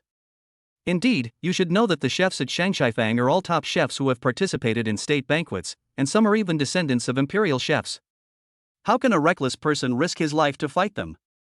Even if the reckless man had been learning cooking since birth, he's only in his early 20s now, so how could he possibly compete with the master chefs who have been immersed in cooking for decades? Unconsciously, netizens have started calling Han Shichu a rough man. Just as Mei Lan led everyone into the kitchen, the chefs who were busy in the kitchen all cast curious glances at them. Executive Chef Young Tai-fong, who was about 50 years old, stepped forward first. He asked sternly, "Manager Mei, what do you mean by this? Don't you understand the rule that the kitchen is a restricted area and no outsiders are allowed to enter?" Mei Lan didn't dare to confront young Tai-fong, who had a bad temper. She quickly explained with a smile, "Chef Yang, don't be angry. This is what happened." After listening to her explanation and understanding the whole story, young Tai-fong glanced at Han Shichu with disdain and said contemptuously, "Are you the one who came to challenge us? As for craftsmen, the more skilled they are, the more arrogant they are. This is normal." Han Shichu smiled slightly, "It's me, the boy. May I ask which family you studied under? What cuisine do you specialize in? How many state banquets have you participated in?" Young Tai-fong started by asking three soul-searching questions. Self-taught, skilled in various cuisines, and has never attended a state banquet. Not to mention young Tai-fong, even the chefs watching nearby couldn't help but laugh. Young Tai-fong glared at them, and the chefs immediately fell silent. It can be seen that young Tai-fong is still very intimidating in the kitchen. "Boy, don't blame me, Yang, for looking down on you. What qualifications do you have to challenge our Shang Shifeng?" Han Shichu said slowly and calmly, "I wonder if Chef Yang has ever heard the saying masters are found among the common people. Since this guy dares to challenge me, he must have some skills. As for the level of his skills, we'll know after the competition." "Enough of the nonsense, Chef Yang, do you dare to accept the challenge?" Only now did young Tai-fong look at him seriously. Ha ha. After a while, young Tai-fong couldn't help laughing. "Are all the young people nowadays as ignorant as you?" After the ridicule, he asked seriously, "Do you really want to compete?" Han Shichu nodded firmly, "It's absolutely necessary. If you want to compete, I, Yang, am not incapable of playing with you." Before he could finish his words, Han Shichu interrupted him and said, "Chef Yang, just state your conditions. This chapter is not finished, please click the next page to continue reading." Chapter 31, Knife Skill Competition, Wensi Tofu. The number of real-time online viewers in the live broadcast room has also broken the historical record, reaching more than 80 million. Moreover, it is still increasing continuously, and it is estimated that it will exceed 100 million in a short time. This made the program team and the senior management of Longting live streaming platform very happy. Fortunately, the Longting live broadcast platform was well prepared and responded quickly, temporarily adding more than a dozen backup servers and opening dozens of backup lines. Otherwise, not only the penless live broadcast room, but even the entire platform will collapse. In the courtyard, the unpretentious old master Yu, with a gentle smile on his face, slowly asked, "Can this kid cook?" Yuma smiled and said, "Yes, the last time I was on a video call with that little girl, I happened to see Shichu cooking in the kitchen. Besides, I could clearly see the stinky girl drooling at the aroma from a distance." Old Master Yu nodded and said with a smile, now I feel more and more that this kid is absolutely sure of his ability. Old man, why do you say that? Did you notice the look in this kid's eyes?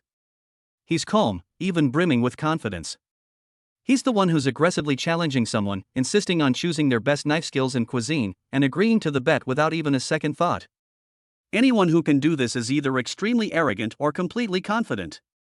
Do you think this guy is the kind of arrogant and insolent person? Or do you really think this guy is hyping himself up for fame and popularity without any bottom line? Not only that, but there are many ways to prove that our little Choner has tasted all sorts of delicacies, both natural and exotic. If she can't help but drool at the aroma of food, you can only imagine how delicious it is. Also, since he's married to Xiao Choner, he must know something about our family situation. Would he still do anything to gain fame and money? Most importantly, from beginning to end, this kid behaved politely, gentle, and well-behaved throughout, except for challenging Shang Shifeng to a competition and speaking in a somewhat impolite manner. So, in this cooking competition, I'd bet on him to win. Mother Yu and Grandma Yu nodded in agreement with the old man's well-reasoned analysis. In the Yiping Huafu villa, Yu Chuchan and Xiao Tangyuan also sat motionless on the sofa, staring at the projection screen on the TV. Although Yu Chuchan believed in his cooking skills, she couldn't help but clench her fists and became nervous for him. Little Tang Yuan, do you think Daddy will win? Little Tang Yuan stared with his big round eyes and said very confidently, Daddy will definitely win, Daddy is the best. Then she stood on the sofa, and danced to cheer Han Shichu up, come on, Daddy, come on, Daddy. Tangdo, come cheer for my daddy. Sugar Bean, who was forced to work, also joined her in barking, woof, woof, woof. The kitchen of Shang Shifeng. Yang Taifeng looked at Han Shichu with pride and asked, how do we compare knife skills? Han Shichu said without thinking, how about my knife skills compared to Wensi tofu? Good. Wensi tofu belongs to Huayang cuisine, which requires the highest knife skills among the 8 major cuisines. A box of curd tofu requires at least 15,000 strands. The difficulty lies in the fact that no more than 10% of the strands can be cut, and they must be at least 5 centimeters long and about 0.3 millimeters thick. This is a dish that really tests your knife skills. After preparing 2 boxes of curd, young Taifeng said calmly, you go first or me, or do we go together? You are the senior, please go first. Young Taifeng didn't waste any time and took out the curd and placed it on the chopping board. I saw him first remove the skin of the tofu, then divide the tofu into 2 parts, and divide the hide into 2 parts. In other words, he divided a box of fat tofu into 4 pieces. Since curd tofu is more delicate than ordinary tofu, you cannot press your hands on the tofu when cutting it. You can only place your hands on both sides of the tofu. When slicing, not only should you slice evenly, but you should also move your hand back slowly. This step should only be done based on your own experience and feeling, and you should not rush it. It didn't take long for young Taifeng to cut a piece, and then he used clean water to rinse off the crumbs on the cut tofu. After rinsing, you can see the texture of the tofu, which is very clean and even. Then he carefully used the small knife next to him to cut the bottom of the cut tofu slices twice. Bai Luming asked in a low voice, curious and puzzled, brother, what is Chef Yang doing? Han Shichu patiently explained to him and millions of netizens, didn't you see? The tofu slices now stand upright. If you just cut them straight, the tofu shreds will be flat. This chapter is not finished, please click the next page to continue reading. Chapter 32 Convinced, Huayang Famous Dishes. Meilan, standing aside with her arms folded across her chest, looked at Han Shichu with disdain. A faint sneer flashed across her charming face, and she said with a hint of arrogance and complacency, why, Mr. Han, do you want to admit defeat now? Don't you think it's too late? Not only her, but everyone present, including the tens of millions of viewers watching the live broadcast, felt that Han Shichu wanted to admit defeat. Han Shichu shook his head and said, I'm sorry, I didn't explain myself clearly. What I meant was that there's no need to waste any more time. The outcome has already been decided. After saying that, he ignored the anger and ridicule of the crowd, walked to the sink and washed his hands carefully. Chef Yang, can I borrow your kitchen knife?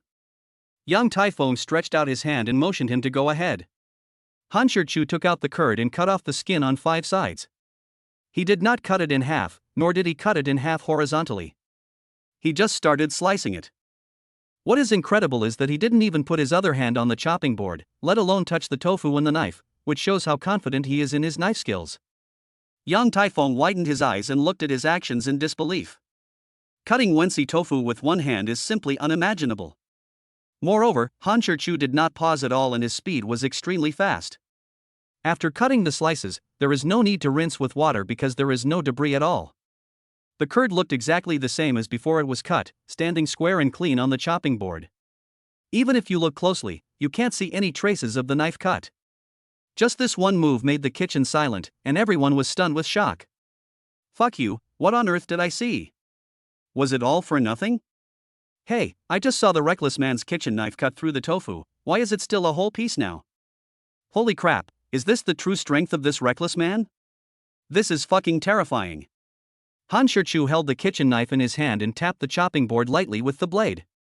The curd that was intact just now suddenly tilted slowly to one side. Compared to Yang Taifeng's deliberate use of a knife to adjust the tilt angle of the tofu slices, Han Chu's move was indeed too amazing and shocking. Then, Han Chu still held the knife in his right hand, with his left hand behind his back, and quickly waved the kitchen knife without any pause. After a moment, the knife stopped. Han Chu lightly scooped the tofu shreds with a kitchen knife, and then put them into a container of water that had been prepared on the side. Strands of tofu as thin as hair floated slowly in the water. Upon closer inspection, not a single one was broken, and each strand was almost the same size. Stunning, really stunning. Young Taifeng stared at Han Chu, his face full of shock. After a long while, young Taifeng took a deep breath, smiled bitterly and said, "Mr. Han, I lost. There is nothing to argue about. I accept my defeat with all my heart." From the moment he cut the tofu into four, he had already lost. Because the taller and longer the curd is, the more difficult it is to jump the knife and the harder it is to control. Whether it is the difficulty level, speed, accuracy, or the uniformity and fineness of the tofu shreds, young Taifeng can be said to have been completely defeated. My jaw dropped to the ground in shock. This guy is awesome. Broken voice. I must sincerely apologize for my previous ridicule. I'm sorry, reckless brother. Kung Fu cuisine, this is the profound and extensive Kung Fu cuisine of our Chinese people. It is breathtaking, breathtaking. I won't say anything more. Just for your amazing knife skills, I'll be your fan forever. Brother Reckless, I'm sorry. The comments in the live broadcast room were full of exclamations and apologies. In the kitchen of Shanghai Fang, everyone present was impressed by Han Chu's amazing knife skills. The previous look of contempt had disappeared, replaced by admiration and respect. Bai Luming couldn't help but give him 2 thumbs up and exclaimed, "Brother, you're like a little cow holding a big head, you're so awesome." Han Chu smiled faintly and said, "Basic operation, no 6, everyone sit down." Young Taifeng actually walked up to him, bowed respectfully, and slowly said, "I'm sorry, Mr. Han. I was too arrogant and conceited before. Please forgive me for my impoliteness." A real man. Han Chu quickly said with a smile, "Chef Young, that's too serious. To be honest, I was rude first and provoked your restaurant to compete with me. So, Chef Young, there's no need to be like this." Young Taifeng shook his head and sighed, "I've lived for decades without realizing that there are people better than me and there are higher powers than you. I'm so ashamed. Mr. Han, let's call off this gambling competition. How about we just treat it as a culinary exchange?" Han Chu smiled and said, "That's great. Next, I will prepare a famous dish for state banquets, also a very famous specialty of Huayang cuisine, Yangzhou lion's head. Mr. Han, please taste it." This chapter is not finished, please click the next page to continue reading. Chapter 33 4 Seasons, 4 Flavors, Generous Acceptance. Bai Luming glanced at Han Chu with some grievance. It was obvious that this guy was going to start causing trouble and showing off again. Young Taifeng frowned and said, "Mr. Han, although your knife skills are better than mine when it comes to Huayang cuisine, I am confident that I will not lose to you." Han Chu didn't respond, but smiled and said, "Speaking of lion's head, does Chef Young know about the saying of 4 seasons and 4 flavors? Hearing this, Young Taifeng's face changed drastically and he stared at him. Young Taifeng's unusual reaction was naturally seen by everyone, and the camera also captured his expression of shock and excitement. What does this mean? What are the 4 seasons and 4 flavors? Can someone explain this? As a native Yangzhou native, this is the first time I've heard of the saying lion's head has 4 flavors and 4 seasons. Jada, come out and translate, what is 4 seasons and 4 flavors? What the hell is 4 seasons and 4 flavors? Don't bother us, boss, with anything, I'm busy. Please don't bother me. If you don't know, you don't know. There's nothing to be ashamed of. Why are you pretending to be such a fool? Young Typhoon looked anxious and couldn't wait to ask, Mr. Han, how did you know about the 4 seasons and 4 flavors of lion's head? Han Shichu smiled and pretended to be serious without saying anything. At this time, Bai Luming asked the most concerned question on behalf of everyone, brother, what are the 4 seasons and 4 flavors? Han Shichu stretched out his hand to signal Young Typhoon. Young Typhoon understood and said slowly, actually, I don't know much about it either. My master died of a sudden heart attack, so the inheritance of Huayan cuisine is not complete. It's not just Huayan cuisine, all 8 major cuisines have lost some of their heritage to some degree. Over the years, through the efforts of several generations of our people, we have improved and supplemented many dishes, but there are some lost famous dishes that we cannot master no matter how hard we study and think about them. It's really heartbreaking to say this.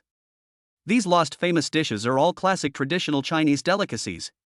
It's really heartbreaking to see them destroyed in vain. After sighing, Young Typhoon slowly explained, I once heard Master mention the saying that lion's head has 4 flavors in 4 seasons. The dishes presented by lion's head are different in each season and cannot be generalized. As for the specific 4 seasons, I don't know, because my master passed away before he could teach me. I've tried over the years, but I just can't figure it out. Young Typhoon sighed heavily and shook his head weakly.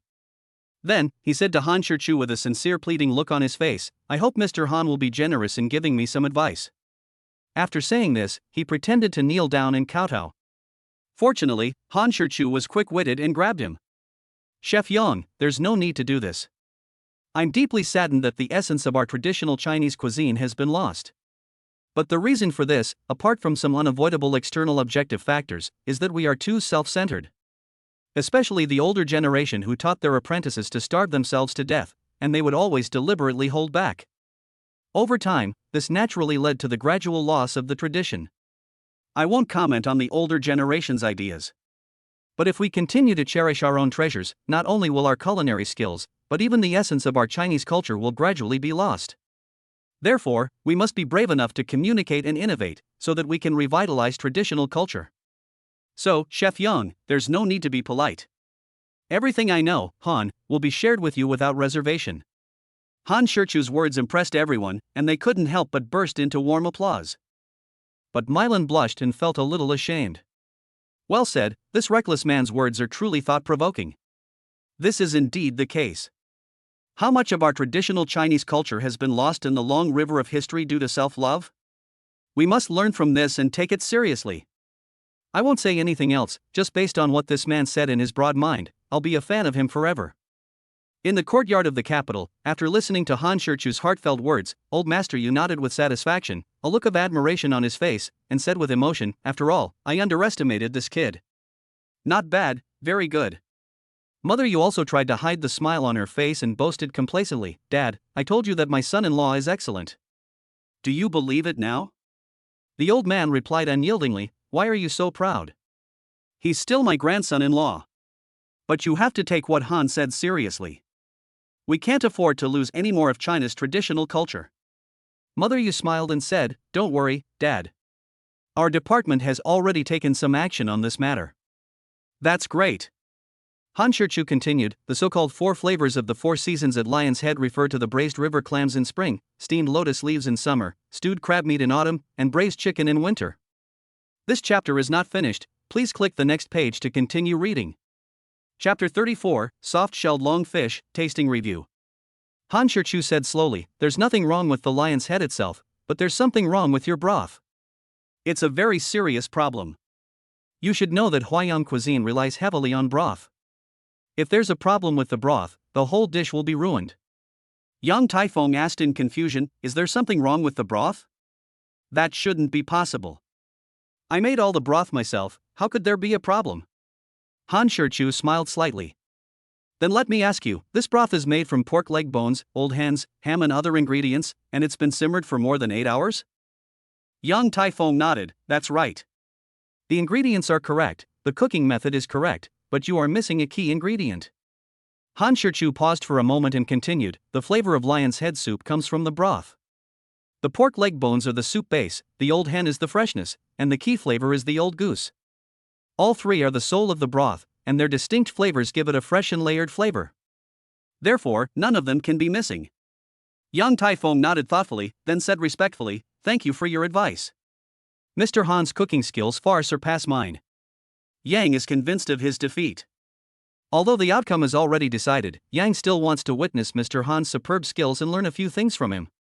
"I hope Mr. Han will be willing to teach me."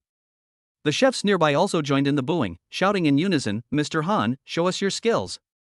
Mr. Han, show us your skills." Bai Luming couldn't help but agree, "Brother, show us your skills." Han Shichu nodded and said, "In that case, I will also make a Huayan dish for you. The dish is called soft-shelled long fish. I hope you and the netizens watching in front of the screen will watch it carefully and learn it carefully." "What? Soft-shelled eel?" As soon as he finished speaking, young Taifeng exclaimed excitedly. "Soft-shelled eel? What the hell? Why is Chef Yang so excited? Forgive my ignorance, why have I never heard of this dish?" Soft-shelled eel is said to be one of the most famous traditional dishes in Huayan cuisine, but unfortunately it seems to have been lost. "I see. No wonder I haven't heard of it." Han Shichu smiled slightly. "Yes, it is the lost famous Huayan dish, soft-shelled eel." After saying this, Han Shichu walked over to the tank where the long fish were kept. While selecting the long fish, he patiently explained, "To cook the soft-shelled long fish dish, it's best to use small long fish with thick pen-shaped stems that are caught around the Dragon Boat Festival." Han Shichu explained as he was doing it, and everyone listened very attentively. Through the information infused into the system, Han Shichu learned that the dish of soft-shelled eel was rated as one of the top 10 classic dishes of Jiangsu in the mysterious ancient Oriental country. It was also the first hot dish in the first banquet of the founding of the country, so it also has the reputation of being the first dish of the founding of the country. And just like that, the shiny black, tender, fragrant, fresh and refreshing soft-shelled eel with a unique flavor is ready. "Everyone, would you like to try it?" Except for Han Shichu, everyone present couldn't wait to taste it, and Bai Luming was particularly eager. Even Mei Lan couldn't help but join in the fight for food. "Holy crap, is this a dish? This is clearly a work of art. I'm so angry. I came here to see celebrities suffer, but what's going on? We're the clowns. Honestly, seeing them eating with such gusto, I'm already salivating." The instant noodles in my hands suddenly lost their flavor. "Mangfu brother, you're really good." No more words, I immediately ordered the long fish and prepared to make one myself. I feel like I have mastered it completely. Don't be ridiculous. You may have learned it with your eyes, but your hands are useless. After everyone tried it, they were even more impressed with Han Shichu. However, when they reached out their chopsticks to the plate again, they found that it was already empty. They secretly blamed themselves for being too slow. Yang Taifeng bowed to Han Shichu again and expressed his gratitude. "Mr. Han, I am very grateful for serving you the dishes." Then, just like before, all the chefs bowed and thanked Mr. Han for serving us the dishes. "Thank you so much." Before Han Shichu could speak, Yang Taifeng said pleadingly, "Mr. Han, I have an unwelcome request. I hope you can agree to it." "Oh?" Han Shichu was very curious. "Chef Yang, if you have anything to say, just speak frankly. No need to be polite. I'd like to invite Mr. Han to try our dishes and give us his comments. We also hope to receive Mr. Han's valuable feedback. This way, we can improve on any shortcomings." The other chefs also echoed this and strongly requested Han Shichu to try the food and give his comments. Isn't that a coincidence? It's like a sleepy head meets a pillow. Would Han Shichu refuse? Obviously not. He nodded and said, "If you don't mind, then I will be bold and give it a try." This chapter is not finished, please click the next page to continue reading. Chapter 35, Seconds of Eating Broadcast, Encountering a Drunk. Brother Mangfu is awesome. Since the show started, Brother Mangfu and Xiaobai are the most comfortable celebrities, right? Confirmed, this is the correct way to open it. Brother Mangfu is really awesome. He keeps his word. He said he would take Xiaobai to eat delicious food and drink spicy drinks, and he never hesitated. Look at this treatment, this level of standard. Other celebrities who come to participate in the show wouldn't even dare to imagine it. This episode of Mangfu Gu and Xiaobai is definitely the ceiling of this show. It turns out that Reckless Brother is the protagonist of this episode, and Xiaobai is just a lazy guy who shouts 666. The conclusion drawn from this is that a star who can't paint is not a good cook. Hey, I really envy Xiaobai for having such an awesome big brother. Why don't I have a big brother like him who takes me out to eat and drink? I also want to be a salted fish who only needs to shout 666. Everyone who was so arrogant and set flags before, please don't go off topic or change the subject. Those who should be live streaming handstands, diarrhea, chopping carving, and talking on 5-speed electric fans, please take action, go go go. After the comments, Han Shichu and Bai Luming enjoyed their meal with peace of mind. Han Shichu looked at the master who was still filming with the camera and said quickly, "Brother, you've been filming for a whole day. Hurry up and fix the camera there. Come and eat." Bai Luming also urged again and again, "Come on, big brother, let's try to finish all the dishes on this table." After the knife skills competition, cooking competition and food tasting and review, it is almost 5 o'clock now.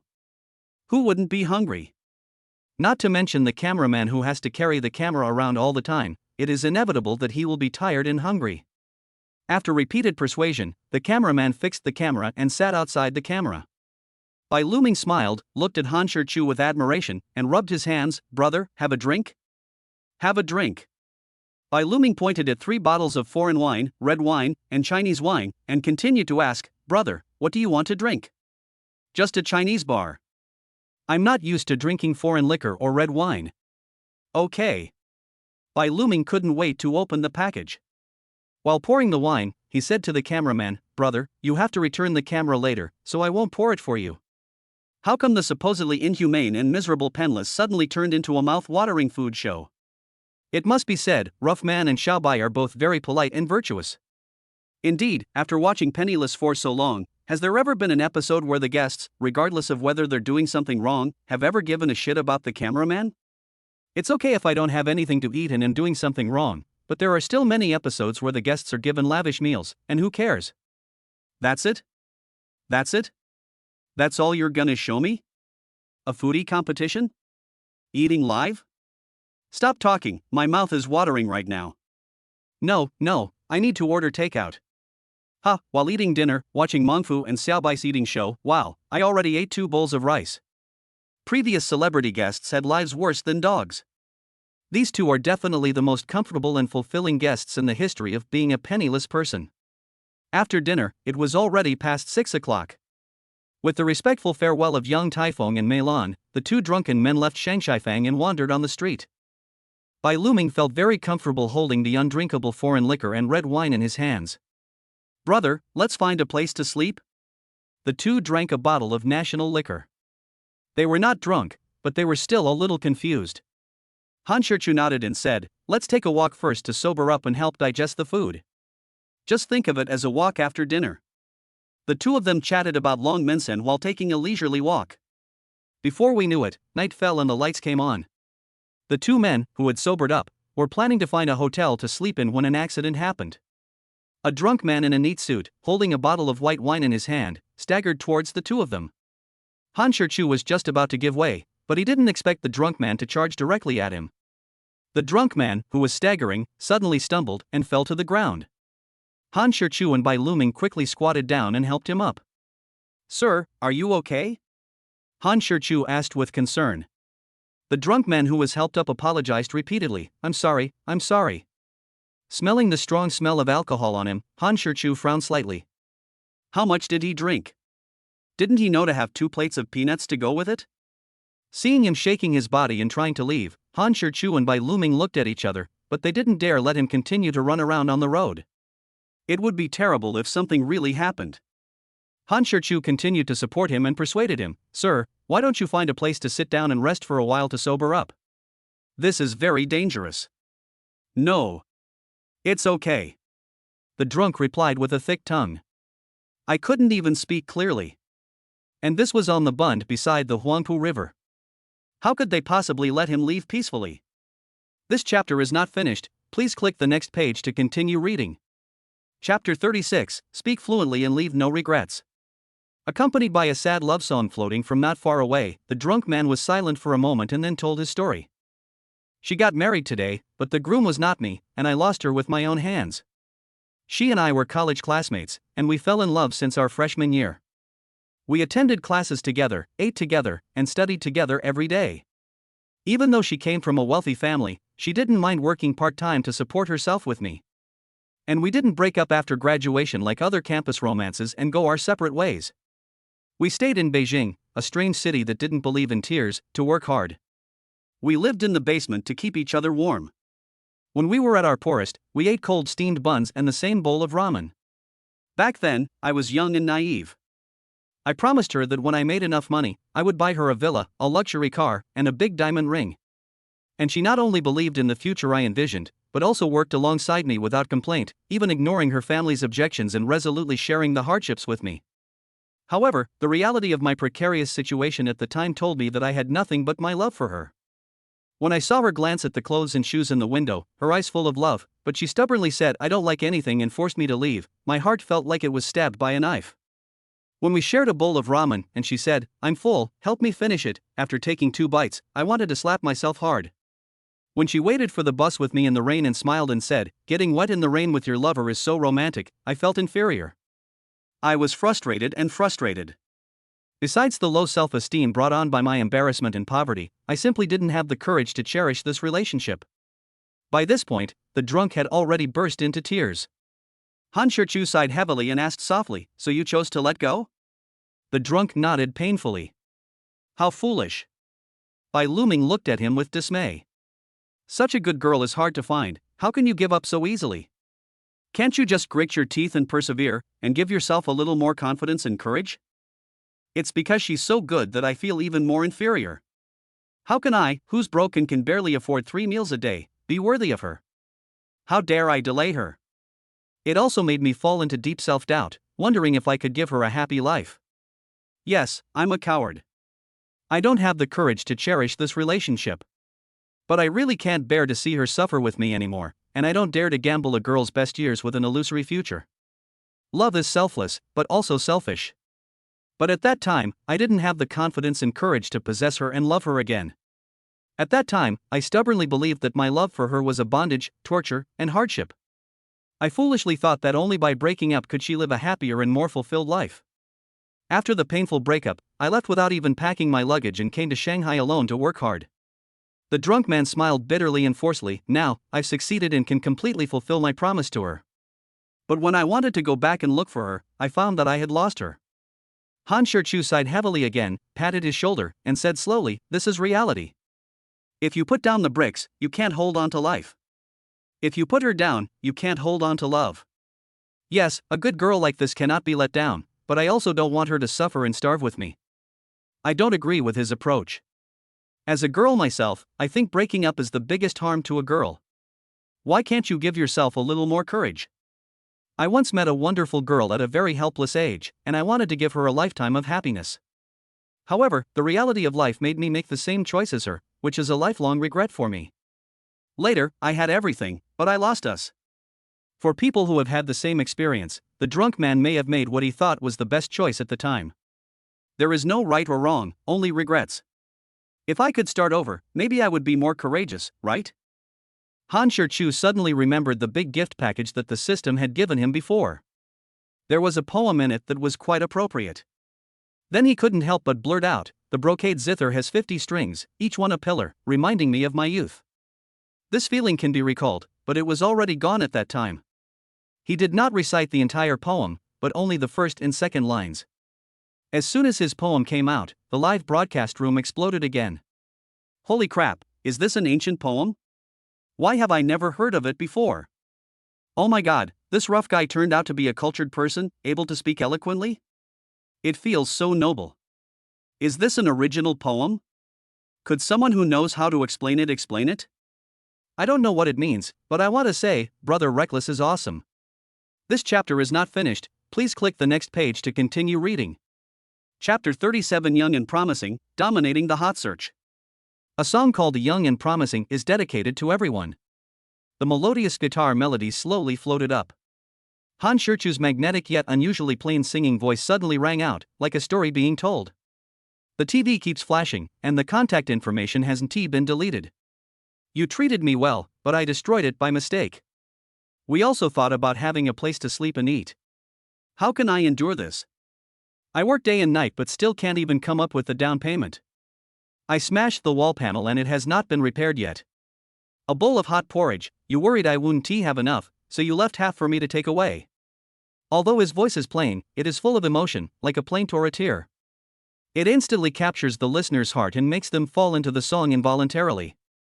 If I had achieved success in my youth and not felt inferior, I would have known what was precious. I have never given you those beautiful dreams, and I will feel guilty for the rest of my life. If I had known when I was young, I wouldn't have let you suffer for me. At the wedding, drink a few more glasses with your current partner. Listening to his song, the drunk man burst into tears again. This song was a true portrayal of him. If he hadn't felt so inferior back then, what would his life be like now? No matter what, at least he wouldn't have any regrets. Of course, he was not the only one who was deeply moved by the song. Many men at the scene had tears in their eyes. Perhaps, there is a beam of regretful white moonlight hidden deep in their hearts. The comments in the live broadcast room were not calm either. I am no longer young. Looking back, if I had understood you when I was young, if I had known you when I was young, if I had cherished you when I was young, if I had not felt inferior when I was young. But I am no longer young. I can only wish you well. I'm young but unsuccessful, I don't know how to value things but feel inferior. I complain about my own inability to do anything, but I can't be kind to the girl who never leaves me. Now I want to be gentle with you. To be successful at a young age is probably everyone's best wish when they are young, right? At this young age, when you are still young and have nothing to do, a bowl of hot porridge is worth 1,000 cups of wine. If someone is willing to accompany you through thick and thin, then please be gentle with them and give yourself the courage to cherish this relationship. At the same time, work hard. Forgive me for not being able to use fancy words, I just think that Mangfu Ji's song Young and Promising is so damn good, and the singing is so damn good, even a grown man like me actually had tears in my eyes after listening to it. The lyrics are simple and unpretentious, but they can touch people's hearts, evoke memories, and resonate with people. Brother Mangfu is really good at writing this song. I don't understand music. I only know that songs that stir my emotions, whether joyful, sad, silent, or peaceful, are good music. In today's impetuous society, how many good girls are there like the one in the song? How many girls are there who wait for a boy to grow up without regrets? If you meet one, please don't let her down. Love songs are both the most moving and the most heartbreaking. With simple and straightforward lyrics, Mangfu Go slowly reveals the most heart-wrenching details of love with his sincere and calm voice, making people unable to help but recall the past and feel a lot of emotion. After the song was finished, the scene was completely silent, with only a few sobbing sounds occasionally heard. Perhaps it was from the people in the song? After a while, applause broke out from the crowd, and then it became more and more intense. Bai Luming also clapped his hands vigorously, not even noticing that they were red. Han Shichu said slowly, I wish you all great success in your youth. Treasure everything you have, live up to expectations, and leave no regrets. Don't let inferiority creep in now, and don't let what ifs take advantage of you in the future. May you, in the limited time you have, firmly grasp the happiness that belongs to you. After saying that, Han Shichu bowed deeply to the crowded crowd and the camera, then pulled Bai Luming away. What Han Shichu didn't know was that not only did the number of real-time viewers in the live broadcast room reach a terrifying 120 million, but several topics about Han Shichu also rushed into the top 10 hot searches on Weibo at an unstoppable speed. Hashtag master level sketch, 100 yuan per piece hashtag. Hashtag rough man challenges the food hall hashtag. Hashtag the rough man's miraculous knife skills hashtag. Hashtag the inheritance of traditional Chinese culture, the lost classic dishes hashtag. Hashtag the correct way to open being a penniless person, a textbook-like personal lesson from a reckless man and a novice hashtag. Hashtag Mangfu's ancient poem Jin's hashtag. Hashtag rough man song young and promising hashtag. Weibo exploded and the entertainment industry went crazy. Entertainment companies, media reporters, professional agents, and many celebrity artists are all trying to find information about the reckless man. One person occupied 7 of the top 10 hot searches on Weibo. The sudden emergence of this reckless man has thrown the entire entertainment industry into chaos. If that were all, it wouldn't cause the entertainment industry to go crazy. The most important thing is that 2 Weibo posts became trending searches. One was hashtag the inheritance of traditional Chinese culture, lost classic dishes hashtag, a trending topic on Weibo that was incredibly popular and caused a stir in the entertainment industry. This chapter is not finished, please click the next page to continue reading. Chapter 38 Treasure Boy, Meet at the Right Time. Han Shichu jokingly said, Wow, I never thought that a mere amateur like me could be admired by the great actor Bai. I'm so flattered. Bai Luming rolled his eyes at him and said unhappily, Brother, stop being so hypocritical and don't be so self-deprecating. And don't challenge me. Brother, can you tell me what else you can't do? You're not only good at painting, but you're also a great cook. That's fine, but you can also write poetry, and it's ancient poetry, and you can recite it without even realizing it. And just now you accidentally let slip that you can write songs. Good boy, I've discovered that you are a treasure. The longer I get to know you, the more surprises I'll discover about you. Han Shirchu smiled but did not refute his words. After all, with the system by his side, he was indeed a treasure that could never be exhausted. But Bai Luming was wrong about one thing. He was not exposed accidentally, but did it on purpose to show off. If he could not seize this opportunity to show off, he would be struck by lightning and punished by the system. Bai Luming took out some money and said, "Brother, we still have 697 yuan. We can find a cheaper hotel and get a standard room for only 200 to 300 yuan. The remaining money will be enough to last us until the end of the show tomorrow." Han Shirchu frowned, secretly wondering if he stayed in an ordinary hotel tonight, it might not meet the perfect standards set by the system. Wouldn't that mean the mission failed, and he would be paralyzed for several years? He shook his head and said, No, to be on the safe side, I still have to find a way to stay in a good hotel. You have to be reckless and cause trouble. Seeing him frowning and shaking his head, Bai Luming asked tentatively with a nervous heart, "Brother, tell me the truth, are you planning to cause trouble again?" "No, how could that be possible?" Han Shirchu denied without hesitation, "Brother, don't you still believe me? I'm not the kind of person who likes to stir up trouble, okay? Poochie, forgive my insincere laughter. I almost believed what reckless brother said. Good fellow, looking at the way that reckless man's eyes are rolling around, I know he's definitely planning to cause trouble. Xiao Bai, be more confident and change the interrogative sentence into an affirmative sentence." Ha, I just fucking love this reckless guy. He stirs up trouble, stirs up trouble. What's the point if he doesn't stir up trouble? He's just reckless. I'm so angry and upset. How could such a great man like Mengfu get married so early? Mengfu, divorce? I'll steal a scooter to support you. Han Shirchu walked while thinking about a solution, but he still couldn't find a suitable entry point or routine. Just when he was in a dilemma, Bai Luming suddenly pulled his hand and said curiously, "Brother, what are all those people doing up there? How about we go over and take a look?" Well, curiosity and a love of watching fun are common traits among Chinese people. Someone once did an experiment in which 4 people squatted on the ground in a circle, looking at the empty ground and talking in low voices. Not long after, more and more people gathered around, and finally there was a large crowd of people surrounding the circle in 3 layers. Even though I know there is nothing on the ground, I am still curious and love to watch the fun. Han Shirchu looked up and was about to refuse, but he accidentally saw that the place where the crowd gathered was actually a 5-star hotel. After thinking about it, I decided to go and take a look. What if there is an opportunity? Wouldn't that be wonderful? Let's go and take a look. As soon as I approached, without asking, I saw the banners hanging outside the hotel gate and posters and newspapers set up everywhere. Han Shirchu took a closer look and found that the hotel was promoting a new event. My goodness, this is like a sleepy person finding a pillow. Isn't this such a coincidence? It turned out that the activity advertised in the exhibition poster was to write couplets and get a free stay in the presidential suite. Han Shirchu could hardly believe his eyes. He now deeply suspected that the system had anticipated something long ago. Otherwise, the reward given earlier couldn't be so coincidental, right? I sighed secretly. I didn't want to show off, but the stupid system forced me to do so. Isn't this ridiculous? I carefully read the event content and rules on the exhibition poster. The hotel has a total of 10 levels. If you can get all the lines right, you can enjoy the presidential suite provided by the hotel for free, and all the items in the room can be used for free. Luming, let's go and try it too. Bai Luming didn't say anything this time. After all, there was nothing to be ashamed of even if he couldn't pass the test, not to mention that he had gotten used to it now. If Han Shirchu hadn't suggested giving it a try, he would have found it a little strange. But he still asked curiously, "Brother, have you ever studied couplets?" Han Shirchu pondered for a moment and said slowly, "I know a thing or two." This chapter is not finished, please click the next page to continue reading. Chapter 39, A Little Knowledge, the challenge begins. Under the arrangement and maintenance of the lobby manager and hotel security, Han Shirchu and Bai Luming first signed autographs and took photos with fans.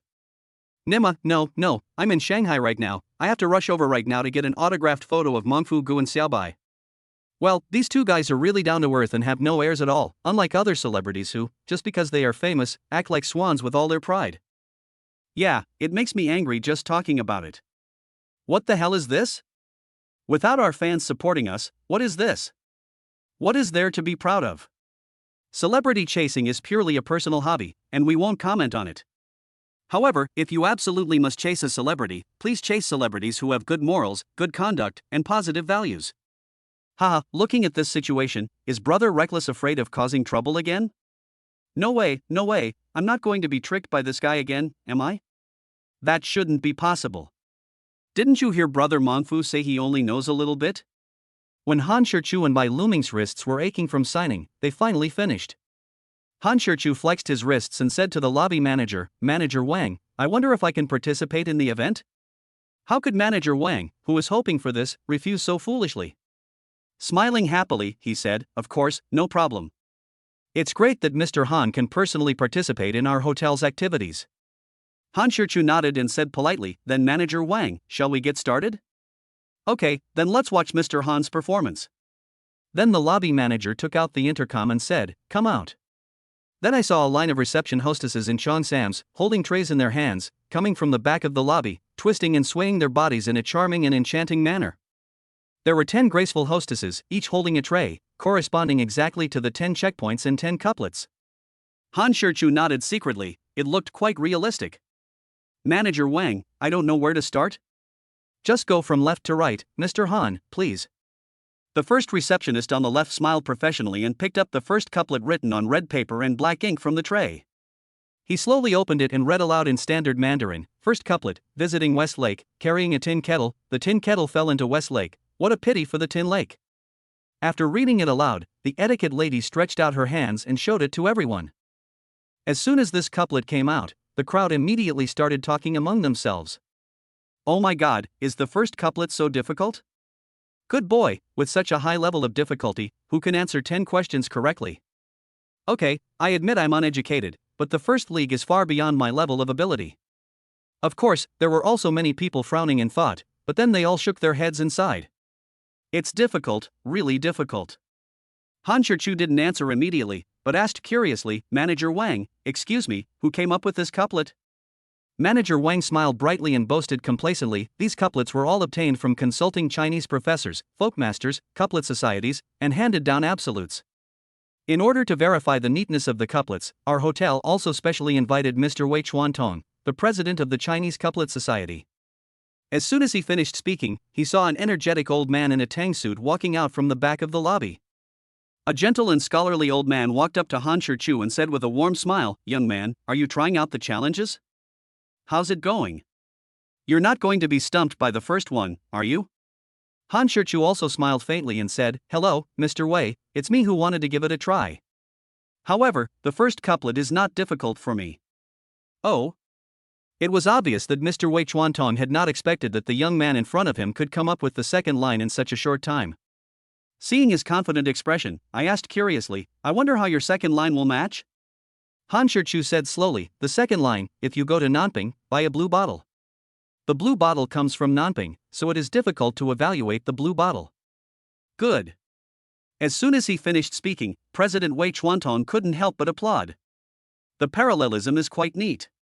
I didn't expect that you, at such a young age, have such a deep understanding of couplets. And you came up with the second line in such a short time, which is enough to prove your quick wit. Han Shichu said modestly, No, I just know a little about couplets. Thank you for your compliment, Mr. Wei. Okay, I didn't believe you, you were such a bad guy. There's nothing much to say. After watching this episode of Reckless Brothers show, I feel more and more like a loser. I really want to ask, are intellectuals really so casual when it comes to pretending to be cool? Brother Mongfu is truly amazing. I have to admire him. What on earth can't he do? This chapter is not finished, please click the next page to continue reading. Chapter 40 Honorary President, Eternal Absolute. Then comes the fourth couplet, first line, the wind falls on the wutong tree, and the phoenix falls on the wutong tree. What does that mean? Does it get easier as time goes on? Isn't this first couplet easy to come up with? What's the difficulty? There's no way to split this up, is this a free point question? Han Shirchu smiled faintly and said, second line, a perfect match of pearls and a perfect union of pearls. Chairman Wei Chuantong, who was standing by, looked at him and kindly advised, young man, are you sure you don't want to think about this again? Han Shirchu shook his head. Don't think about it anymore. Isn't this just right? President Wei smiled slightly and said, young man, read the first couplet backwards. Before he could say anything, someone exclaimed, huh? It's exactly the same when read backwards. That's right. President Wei brushed his beard. This is a palindrome couplet in reverse order. Han Shirchu said calmly, President Wei, could you please read the second line of my couplet backwards? Someone watching also exclaimed, same thing too, awesome. President Wei was slightly stunned at first, then he looked at him and nodded with satisfaction, good boy, you are capable. You have some strength. I underestimated you. Fuck you, is this what a cultured person is? Why do I feel a little scared? Wow, this seemingly simple couplet actually holds a lot of hidden meaning. Amazing. Our Chinese culture is indeed profound and full of charm, yet also awe-inspiring. Goodness, I really want to smash open that reckless man's head and see what's inside. How can he be so awesome? The fifth couplet, the sun sets and the incense fades, leaving behind all worldly desires. When the etiquette lady showed it, President Wei Chuantong took the initiative to explain, my friend, I must remind you that this is a riddle. Riddle couplet? What the hell is a riddle couplet? I'm sorry, I've embarrassed today's college students. I'm so ashamed. I don't even know the answer to the riddle, so how can I even write a couplet? Isn't the answer to the first couplet just the word bald? Fuck, this is a wake-up call. Han Shirchu nodded, then slowly said, second line, when the fire in the furnace is out, make sure to keep your mind under control. Wei Chuancheng was slightly stunned, and said with a smile, my friend, your couplet is right. Ha ha. Han Shirchu laughed heartily, please don't misunderstand or overinterpret it. It's just a coincidence. What do you mean? Are you just playing dumb? The great master of understanding, come out and explain the answer to the second line of the reckless man's couplet. Thanks for the invitation. The answer to the second line of the riddle is the character donkey. Ha ha. No wonder President Wei was so confused, no wonder reckless brother had to go out of his way to explain. The sixth couplet, a perfect match. The seventh company, a perfect match. The eighth couplet is a perfect match. The ninth couplet is a perfect match. By the 10th round, the crowd watching the event and the more than 150 million netizens watching the live broadcast had become numb. Han Shirchu once again conquered them with his powerful strength. President Wei smiled and jokingly said, my friend, is this what you call knowing a little bit? I'm afraid you have some misunderstanding of the term knowing a little bit. Han Shirchu spread his hands and sighed in feigned helplessness, well, since everyone has discovered me, I might as well stop pretending and come clean. I'm actually quite knowledgeable about couplets. No one, including President Wei of the Couplet Society, thought he was showing off. There was no other way, strength conquers everything. Han Shirchu nodded secretly, very satisfied with his performance. This is the highest level of pretending. I am obviously pretending, but you are completely unaware and even take it for granted. It is pretended to be so fresh and refined, so natural, and without any trace. President Wei nodded in agreement and said, it can be seen that you have put in some effort. Don't worry about being laughed at. There are several couplets in it that even I can't match. However, young friend Han was able to answer without hesitation. This shows how profound his couplet writing skills are. As the president of the Couplet Society, I would like to invite you, Mr. Han, to join the society as honorary president. Would you be willing? Han Shirchu was stunned. He never expected that President Wei would take the initiative to invite him to join the club. Somewhat flattered, he said, President Wei, I'm naturally willing to join the Couplet Society, but I'm afraid I'm not qualified for the position of honorary president. Please don't mention it again, President Wei. Wei Chuancheng smiled slightly and did not insist any further. If you, Han, are willing to join the association, that's fine. As for the honorary president, we'll discuss it later. Friend Han, I must explain to you in advance that this last couplet is an eternal and absolute one. Fuck you, isn't this hotel just disgusting? That's right, they actually brought out the eternal absolute. Aren't they deliberately trying to prevent people from completing the game? This chapter is not finished, please click the next page to continue reading. Chapter 41 Presidential Suite, Lover Calls. Of course, there are many that look good too. For example, the couplet Paoshan Haiching Tower seems to be well balanced, but it is only a word matching. Not only is the rhythm of the tone not harmonious, but the use of the proper noun Haiching Tower to contrast with the ubiquitous pond willow is also a major taboo in couplets. There is also boiling tea by digging a spring in the wall. Although the rhythm is harmonious and the artistic conception is beautiful, it also violates the taboo of couplets. Han Shirchu pondered for a moment, then slowly said, I have a couplet. Although it's not a perfect match, it's still acceptable. Oh? President Wei asked impatiently, I wonder what the second line of the couplet is, Mr. Han. Second line, peach blossoms burn on the embankment of Jinjiang River. Although this couplet is not perfect, it is the best answer given by the sand sculpture system. President Wei lowered his head in thought for a moment, then nodded with great satisfaction and said, although the second couplet proposed by young friend Han still has some flaws, its rhythm, artistic conception, and mechanism are very consistent. If Smokelocks the Pond's Willows is a beautiful painting of morning and evening, then Peach Blossoms burning on the Jinjiang River's embankment is a scene of springtime vitality. One is gentle and graceful, the other is passionate and unrestrained, forming a sharp contrast between the two paintings. The only drawback is that Jinjiang Dike is not a common noun, and Jinjiang is not a common noun compared to pond either. But it's truly remarkable that Han Xiaoyu could come up with such a neat and profound second line. This is truly the best second line so far. I don't understand couplets, but I think the second line that Mengfu came up with is really beautiful. Who else? I'm just asking, who else? Even Xin Gujueju could come up with such a beautiful second line. Brother Mengfu is truly amazing. Damn it, he's tricked me again. Hey man, are you sure this is the show Penless? Eating at Shang Shifang and staying in the Yunqi 5-star presidential suite, damn, this is unbelievable. This show's rating has been raised to the ceiling. Who the hell would dare come to this show in the future? Any celebrity who comes here will inevitably be compared to the duo of Reckless Brother and Xiao Bai. As soon as he entered the presidential suite of the 5-star hotel, Bai Luming collapsed on the soft and comfortable sofa. Hurry up and take a shower. You're all smelly of sweat. Han Shirchu kicked him lightly. Bai Luming got up again, took 2 high-heeled glasses from the wine cabinet, and opened the red wine he brought from Shangshifang. Brother, drink some red wine, it will help you sleep. Han Shirchu shook his head and said, no more drinking. You should drink less too. Don't think that you can indulge yourself now that you don't have an agent to restrain you. Be careful, you will suffer when you go back. Bai Luming smiled indifferently, brother, you still don't understand me. I just want to live life to the fullest and talk about the future later. Wow, you're quite open-minded. But when you suffer, you'll say why did you do it in the first place? Don't dawdle, go take a shower. I need to take a shower too. I'm all sticky and it's so uncomfortable. Bai Luming raised his eyebrows at him and said in a mean way, brother, let's take a shower together.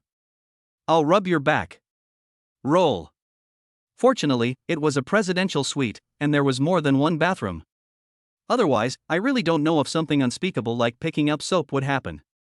Men are very good at taking showers and don't like to soak in baths, so they came out of the bathroom almost at the same time. As soon as he came out, Han Shirchu's cell phone rang. I picked up the phone and saw it was a video call request from the leader. But Han Shirchu knew that it was definitely Xiao Yoji who called. A gentle and happy smile suddenly appeared on his face. When he saw him like this, Bai Luming's curiosity and gossip instantly erupted. Brother, look at your warm and gentle smile. Is it my sister-in-law calling? Han Shirchu shook his head and said, it's my lover, my little lover calling. Good man, facing the camera, no concealment at all? Is finding a lover so open and aboveboard? Bai Luming stared at him in astonishment, feeling a little overwhelmed. The barrage in the live broadcast room also exploded instantly. Fuck, this reckless guy, he really is a reckless guy, doesn't he know how to cover up? Ward Tian, are you so confident even in finding a lover? Oh, how sad. I finally met a talented celebrity I like, but he turned out to be a jerk. Ugh. What a sin. Is my star-chasing journey over before it even begins? Hey, Brother Reckless is actually the scumbag Sea King. Does that mean I have a chance? Come on, Brother Reckless, come and scum me. Don't take responsibility. Girls, go ahead. Brother Reckless, come at me if you have the guts. Come at me with whatever you have. My tanky armor can handle it. Han Shichu saw Bai Luming's reaction clearly, and naturally, he couldn't hide his thoughts from Han Shichu either. This chapter is not finished, please click the next page to continue reading. Chapter 42, Fable, Gaining Recognition. Little Tang Yuan held his head high and said proudly and happily, "Yes, little Tang Yuan is daddy's good baby." Bai Luming couldn't help but laugh and continue to ask, "Little Tang Yuan, who do you think is more handsome, Uncle Bai or your father?" It was obvious that he was just making things difficult for himself. Not to mention that Han Shichu is inherently more handsome than him, even if he wasn't. In Xiao Tang Yuan's mind, Han Shichu is still the best. Without even thinking, little Tang Yuan blurted out, "Uncle Bai, are you stupid? Even a 2-year-old knows such an obvious question, why are you still asking me?" Well, Bai Luming was dissed by a 3-year-old cub. "Ah, Xiao Bai, you're really confident. Little Tang Yuan, you have to listen to your daddy and stop telling the truth all the time." No, I really want to see the little glutinous rice balls. Cameraman, hurry up, give you some chicken drumsticks. Han Shichu glanced at the overconfident Bai Luming with disdain, then said with a smile, "Little Tang Yuan, it's time to go to bed. Did you call daddy because you wanted to hear a story?" Little Tang Yuan actually smiled shyly and said softly, "Not entirely, I still miss daddy very much." "Okay, are the dumplings ready?" "It's ready." Little Tang Yuan is already lying down, and the quilt is also covered. "Mommy is also ready." "Daddy, come on and tell me." Well, Yu Chuchan's pretty face turned slightly red, and she was ruthlessly betrayed by this little white-eyed wolf again. However, Bai Luming unconsciously shrank into bed, covered himself with a quilt, and struck a very seductive pose. While throwing him a coquettish look, she said in a coquettish tone, "Brother, I'm ready too, please tell me now." "Okay, I'm successfully disgusted by this idiot. Xiao Bai, be obedient and be a little more normal, okay? I beg you, please be a human being, okay? Brother Reckless, I'm ready too. Let's start. Let's start." Han Shichu also felt a chill and ignored him, but started telling a story to Xiao Tang Yuan. This time he did not tell the Grimm's fairy tales that he bought last time, but bought a new children's fable book from the System Mall. "Little Tang Yuan, today Daddy will tell you the story of the boy who cried wolf." Han Shichu narrated slowly and emotionally. A long time ago, there was a shepherd boy who went to the mountains to herd sheep every day. One day, he was very bored, so he came up with an idea to play a prank on everyone to amuse himself. He shouted to the farmers working in the fields at the foot of the mountain, "Wolf, wolf, help." When the farmers heard his cry, they hurried up the hill with their hoes and sickles.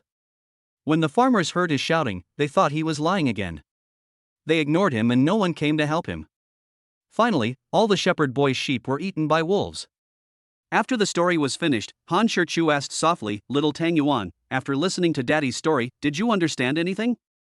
Little Tang Yuan stared at me with a pair of bright eyes, nodded seriously, and said in a baby voice, "Daddy, do you want to tell me that I can't lie?" Han Shichu smiled and said, "That's right, Xiao Tang Yuan, you have to remember that lying is a very bad behavior. It not only shows disrespect for others, but also makes you lose their trust. So, little Tang Yuan, you must cultivate the good quality of treating others sincerely and be an honest person. Do you understand?" Little Tang Yuan said seriously, "Daddy, little Tang Yuan understands. Little Tang Yuan will definitely be honest. Children who lie are not good children." Well, little Tang Yuan is so good, great. "Okay, go to bed quickly, Daddy will be back tomorrow." "MUA, good night, Daddy, I love you." Little Tang Yuan blew a kiss, made a love gesture and hung up the video. This is a really good children's story, and it has a moral. Educational and entertaining. What else can't you do, brother? YYDS. I must tell this fable to my children. It's really nice. Thank you, Brother Mongfu. I worry about my child's bedtime story every day. This story is really great, and the moral is so easy to understand that children can grasp it right away. Could you tell me more, Mongfu?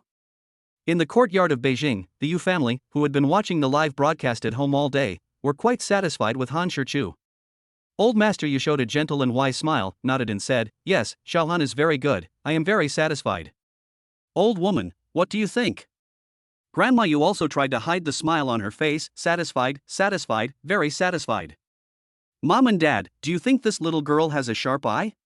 In this respect, she's quite like me, Yu's mother said with a hint of pride. This chapter is not finished, please click the next page to continue reading. Chapter 43 God-level chess skills, rich sister-in-law. The next morning, Han Shirchu's punctual biological clock forced him to wake up. After getting up and washing up, I walked out of the suite and saw Bai Luming still sleeping soundly. This guy's sleep quality is really good. The cameraman had also gotten up and started working immediately after a simple wash. Although he could stay in the hotel until midnight and even enjoy the free breakfast and lunch provided by the hotel, Han Shirchu did not intend to do so. After all, I have already stayed for one night for free. It would be a bit unkind to stay any longer without any shame. Wouldn't it be a waste of other people's business? Moreover, this was not the show effect he wanted. I sat on the sofa and drank the free mineral water, but didn't feel comfortable ordering any expensive drinks. He was thinking about what to do next. Just at this moment, the mechanical and cold voice of the system sounded in my mind.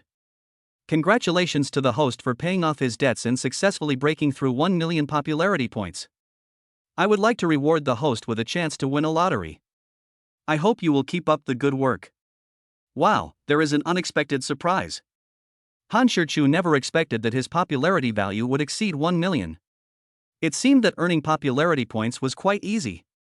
It's not that he is being Versailles, but if it is so difficult for him to gain popularity even with the help of a system, then he is really a waste. I couldn't wait to spin the wheel and start the lottery. Congratulations to the host for winning the god-level chess skill. In an instant, Han Shirchu's mind was filled with many things related to chess, including Go, Chinese chess, military chess, checkers, etc., even Go Bang, which was very comprehensive. Han Shirchu's mouth corners curled up slightly. It was really like a sleepy person finding a pillow, and everything he thought of came true. Just when I was worrying about what to do today, the sand sculpture system sent me a big gift. Isn't this a coincidence? A good idea came into his mind. He got up and woke up Bai Luming, who was still sleeping soundly, and prepared to go out and do something. Luming, hurry up and get up. Bai Luming rolled over on the bed, slowly opened his sleepy eyes, and mumbled a few times in discomfort. He rubbed his eyes, sat up weakly and dejectedly, and said with a little complaint, "Brother, why did you wake me up so early?" Han Shirchu rolled his eyes at him and said unhappily, "The sun's already setting, and it's still early? You went out to steal a cow last night, and you haven't gotten enough sleep yet? Don't mention it, brother. I couldn't sleep last night." Bai Luming looked distressed. "Why are you suffering from insomnia at such a young age? Last night I kept wondering who my sister-in-law was, but I couldn't figure it out all night. The most important thing is, the more I can't figure it out, the more I want to think about it. I can't control it at all." Han Shirchu smiled meaningfully, patted his shoulder, and said slowly, "Brother, don't think about it, you don't want to know." Bai Luming showed a puzzled expression and blurted out, "Why?" "Because, I guarantee you'll regret it when you find out." After thinking for a moment, she still didn't understand what he meant, so she simply stopped pestering him. She rolled her eyes and pretended to be nonchalant while getting dressed, changing the subject and asking, "Brother, what kind of person is my sister-in-law?" At this moment, Yu Chuchan, who was snuggling in bed with Xiao Tang Yuan, saw the scene and immediately stared at the TV projection screen and listened attentively. Obviously, she was very curious and cared about Han Shirchu's answer. "Your sister-in-law?" Han Shirchu thought for a moment, a faint smile appearing on his face. "In short, she is a beautiful, wealthy woman with a cold face but a kind heart, extremely charming, and very capable." When Yu Chuchan heard his evaluation of herself, the corners of her mouth unconsciously rose slightly, and it was obvious that she was still very satisfied. Bai Luming looked at him in surprise. "Ah, you really are a rich woman?" "Yes, a real rich woman." Han Shirchu nodded in reply. "Good fellow, now even living off someone is considered a gigolo and can be said to be so justified? Why not? Isn't it something to be proud of if you can earn money through your own efforts? Living off a gigolo? That's not happening. Don't you see how strong Reckless Brother is? Does he really need to live off a gigolo? Let's not talk about other things for now. Just based on Brother Mongfu's looks, isn't it normal for him to be a gigolo? That's right, if I had Brother Mongfu's height and looks, why would I bother showing up in public? Wouldn't it be nice to just stay home and spend time with my girlfriend in her 50s or 60s? Stop talking, who's trying to make it work? Are there any rich women in the live stream? Seeking support online, expert in oral sex, big dick, and good at sex. By the way, I can handle even steel wool and iron brushes." After Bai Luming got up and washed up, the two went downstairs. There was nothing to cancel in the room, but they still had to say hello, as it was basic courtesy. As soon as I got out of the elevator, Manager Wang was waiting outside. This chapter is not finished, please click the next page to continue reading. Chapter 44, Making Trouble in the Park and Practicing Chess. Han Shichu's eyes rolled around, a mysterious smile appeared on his face, and he said in a serious tone, "Just follow me." Bai Luming now admired him, had complete faith in him, and obeyed his every word, so he didn't ask any more questions. Why bother with that? Aren't you tired? The big brother is there for you in everything, so you just need to eat delicious food and drink spicy drinks, and shout a few times 666. When I saw Brother Mengfu's eyes roll and a smile spread across his face, I knew he was definitely going to cause trouble. Ha, I just like the way the reckless man stirs up trouble. Get out of the way, everyone, get out of the way, Brother Reckless is about to start showing off again. Who would have thought? A cruel and inhumane variety show would become a show for the reckless man to debut. Isn't that embarrassing? Reckless, just reckless. Han Shichu took Bai Luming and the cameraman to the largest park nearby. On weekends, young people either sleep in at home or are busy dating, so most of the people in the park are elderly. Some were doing morning exercises, some were dancing, some were drinking tea and chatting, and some were playing chess. Bai Luming asked with a puzzled and curious look on his face, "Brother, why are we coming to the park?" Han Shichu smiled meaningfully and said, "Come and have lunch." Ha! Bai Luming was very surprised and asked in disbelief, "Free lunch? In the park? How?" "Brother, I've read quite a lot of books, so don't try to trick me." Han Shichu smiled and said, "Luming, with your intelligence, do you think I can deceive you?" Hearing his veiled flattery, Bai Luming nodded complacently, "That's true. It's really not easy to deceive me." Heh, this big fool Bai, is he going to make me laugh to death? Hey, Brother Luming, please be more careful. If a fool like you is sold out by Brother Reckless, you'll probably have to help him count the money. Good man, this guy has no self-awareness at all? Who gave him the courage to say such things? Come on, I promise I won't beat the shit out of him. Then, Bai Luming continued to ask, "But brother, how can we eat in the park?" "Don't worry, brother. I have a plan." Han Shichu patted his shoulder and arranged, "How about this, Luming, go find a breakfast shop and buy some buns. We'll fill our stomachs." "Okay, brother." Bai Luming responded and prepared to leave. Han Shichu reminded again, "By the way, don't forget the cameraman, buy more." Bai Luming waved his hand and said without turning his head, "Don't worry, brother, I know." Watching his back gradually walking away, Han Shichu sighed helplessly and shook his head. It turned out that this idiot was good for nothing except filming. After searching around with his eyes, Han Shichu finally fixed his gaze on a pavilion not far away. In the pavilion, a group of old men were gathered together playing chess. Han Shichu walked closer and took a look at the chess game on the stone table. It was obvious that it was coming to an end. Sitting on the stone bench on the left, a fat old man with a beer belly, wearing an old man's sweatshirt, big shorts and slippers, is frowning in thought. Seeing his solemn expression, one can tell that the situation may not be very favorable for him. The old man sitting on the stone bench on the right and playing chess with him was dressed in a short-sleeved silk tang suit, wearing reading glasses, and his gray hair was combed meticulously. It was obvious that he was a respectable man who paid great attention to his appearance. As for him, he seemed quite relaxed and leisurely, holding a palm leaf fan in his hand, fanning himself intermittently, and taking a sip of tea from his thermos cup from time to time. He did not rush, but waited quietly with great patience. Han Shichu took a quick glance at the chessboard and knew that the fat man on the left was already in a losing situation and would be killed if he struggled for 2 more moves at most. As expected, after 2 steps, the man in the tang suit shouted with full energy, "General! The game is over." The fat old man was unwilling to give up, and said angrily, "I was careless in this round, old man Chu, let's play another round, and I will see if I can kill you without leaving a single piece of armor." The old man in the tang suit shook his head and said slowly, "Old Wang, to be honest, your chess skills are really not good enough. Forget about playing with me. I'm afraid even my granddaughter could beat you." "You?" Uncle Wang wanted to refute, but he was powerless because what Uncle Chu said was indeed the truth. "Ah." Uncle Chu sighed helplessly and shook his head. "It's really too difficult to find an opponent with equal chess skills. Lonely, how lonely it is to be invincible." Although it seems a bit Versailles, his emotion is an indisputable fact. Uncle Chu is unrivaled in this park. He's been crushing almost everyone who can play chess, regardless of their skill level. This chapter is not finished, Please click the next page to continue reading. Chapter 45, quietly laying out a plan and luring the enemy into a trap. Han Shirchu no longer refused politely and immediately started with a screen horse move. It seemed to be standard, but it was actually very subtle, flexible, and varied. After all, it was his first time playing chess, and the opponent was an older elder, so Han Shirchu naturally couldn't start challenging right away. Most people who play chess like to play the cannon first, thinking that this move is very powerful, and the attack is clear and goes straight to the 9 squares, and the next step is to checkmate your army. But in the eyes of the chess players and spectators, Sima Zhao's intentions are clear to everyone. It's not wrong to play this way, but it will make your opponent think you have no quality and lack of self-control. Rudely attacking right from the start, aiming for checkmate or killing the opponent, is really too sharp and will make others dislike you.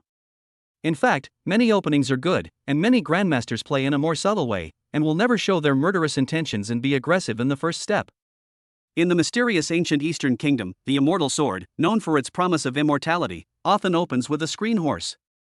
Despite its domineering style, the Overlord spear often uses flying elephants to create a dynamic opening.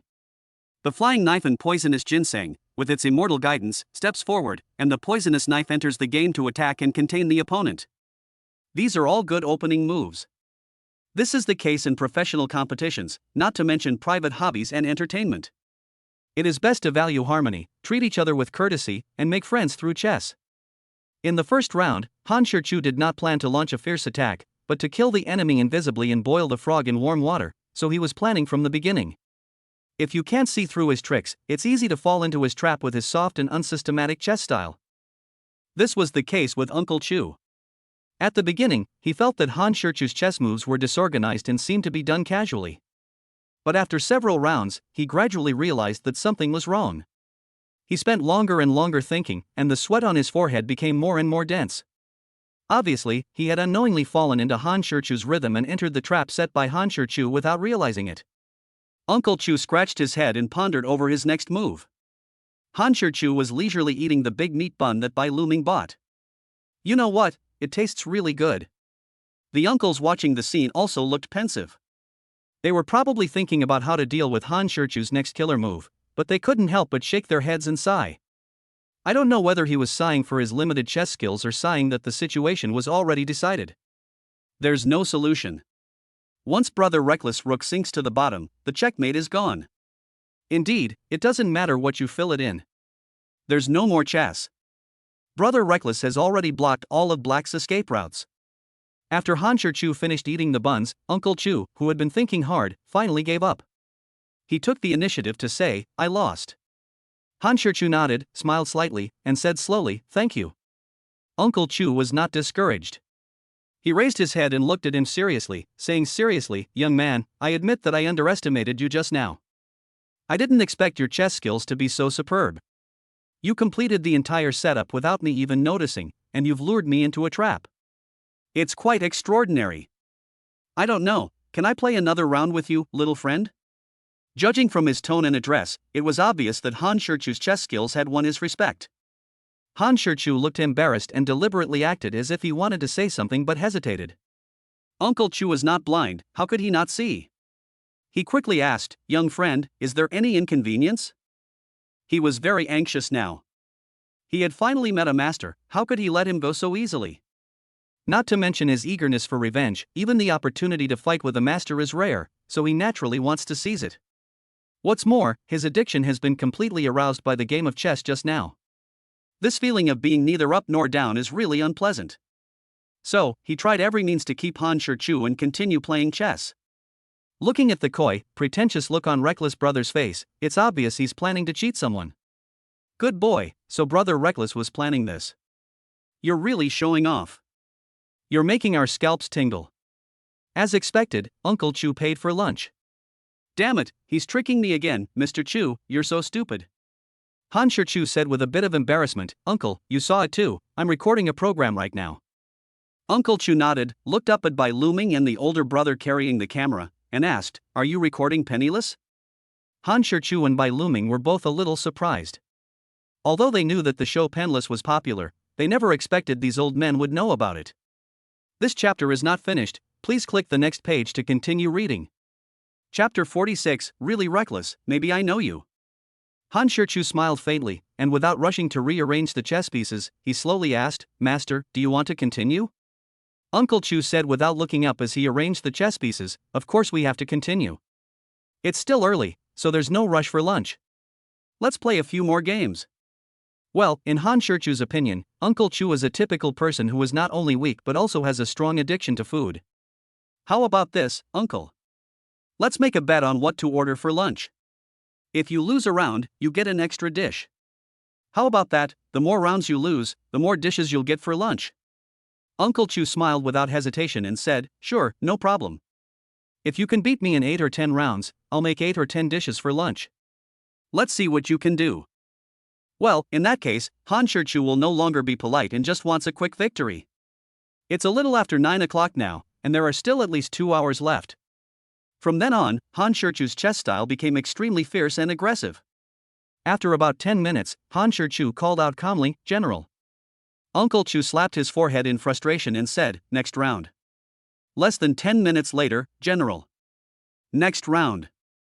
General. Next round. General. Brother Reckless, I beg you to be a decent person. Look at how you've abused me." Wow, a round is completed in an average of 7 or 8 minutes. How many losses must I have suffered? If this continues until the evening, won't I lose the banquet? It's miserable, horrible, you're so reckless, look at how you've tortured me. I'm sweating and gloomy. Can't you just be a human being? Fuck you, Brother Mongfu, are you helping me quit my chess addiction? Awesome, absolutely awesome. Brother Reckless' strategy is incredibly clever, and the intentions behind each move are incredibly obscure, making it difficult to guess his true intentions. Indeed, if the old man is thinking 3 steps ahead, then the reckless man is at least thinking more than 10 steps ahead. He has a calm mind, clear thinking, and a strong ability to calculate. Does it feel like every step Mr. Chu takes was completely calculated by Reckless Brother? The analysis of netizens and viewers was correct. Almost every move made by Uncle Chu was within Han Shichu's expectations and he had predicted it long ago. How could he win? There is no way, the gap in strength is indeed too big. If Uncle Chu has the strength of a first-class chess player, then Han Shichu has a powerful strength far beyond that of a grandmaster.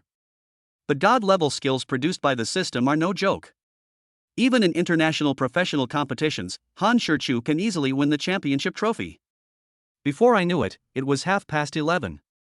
After being attacked fiercely for 2.5 hours, Mr. Chu, who had no power to resist at all, sighed dejectedly and said weakly, No, my friend's chess skills are too strong. The gap between us is too big. I have no power to fight back." Han Shichu smiled slightly and consoled him, "Sir, your chess skills are actually quite high. It's not easy for an amateur to reach the level of a first-class chess player." Uncle Chu didn't respond, but suddenly asked, "Young man, tell me honestly, how many levels of power did you use? I feel like you still have some strength left." Upon hearing this, Han Shichu showed a look of embarrassment on his face. He whispered, "Tell the truth?" Uncle Chu nodded and said, "To be honest, I want to know how big the gap is between you and me." "Less than 20%. Uncle Chu stared at him in amazement. The old men who were watching looked at him in disbelief. Well, with less than 20% of his skills, he was able to beat Mr. Chu, a first-level chess player, so badly. This is too awesome. Tell me the truth? Uncle Chu, who had been stunned for a long time, stared at him intently and asked. Han Shichu nodded truthfully. Uncle Chu smiled bitterly, took a deep breath, and said slowly, "Grandmaster?" Han Shichu shook his head and said in a shocking tone, "I don't know what rank I am, but a grandmaster really can't beat me." This may sound a bit arrogant, but it is the absolute truth. Hiss. The people around couldn't help but gasp. Judging from the strength displayed by Han Shichu, everyone felt that he was not bragging. I knew that Reckless Brother was strong, but I didn't expect him to be this strong. He's so awesome.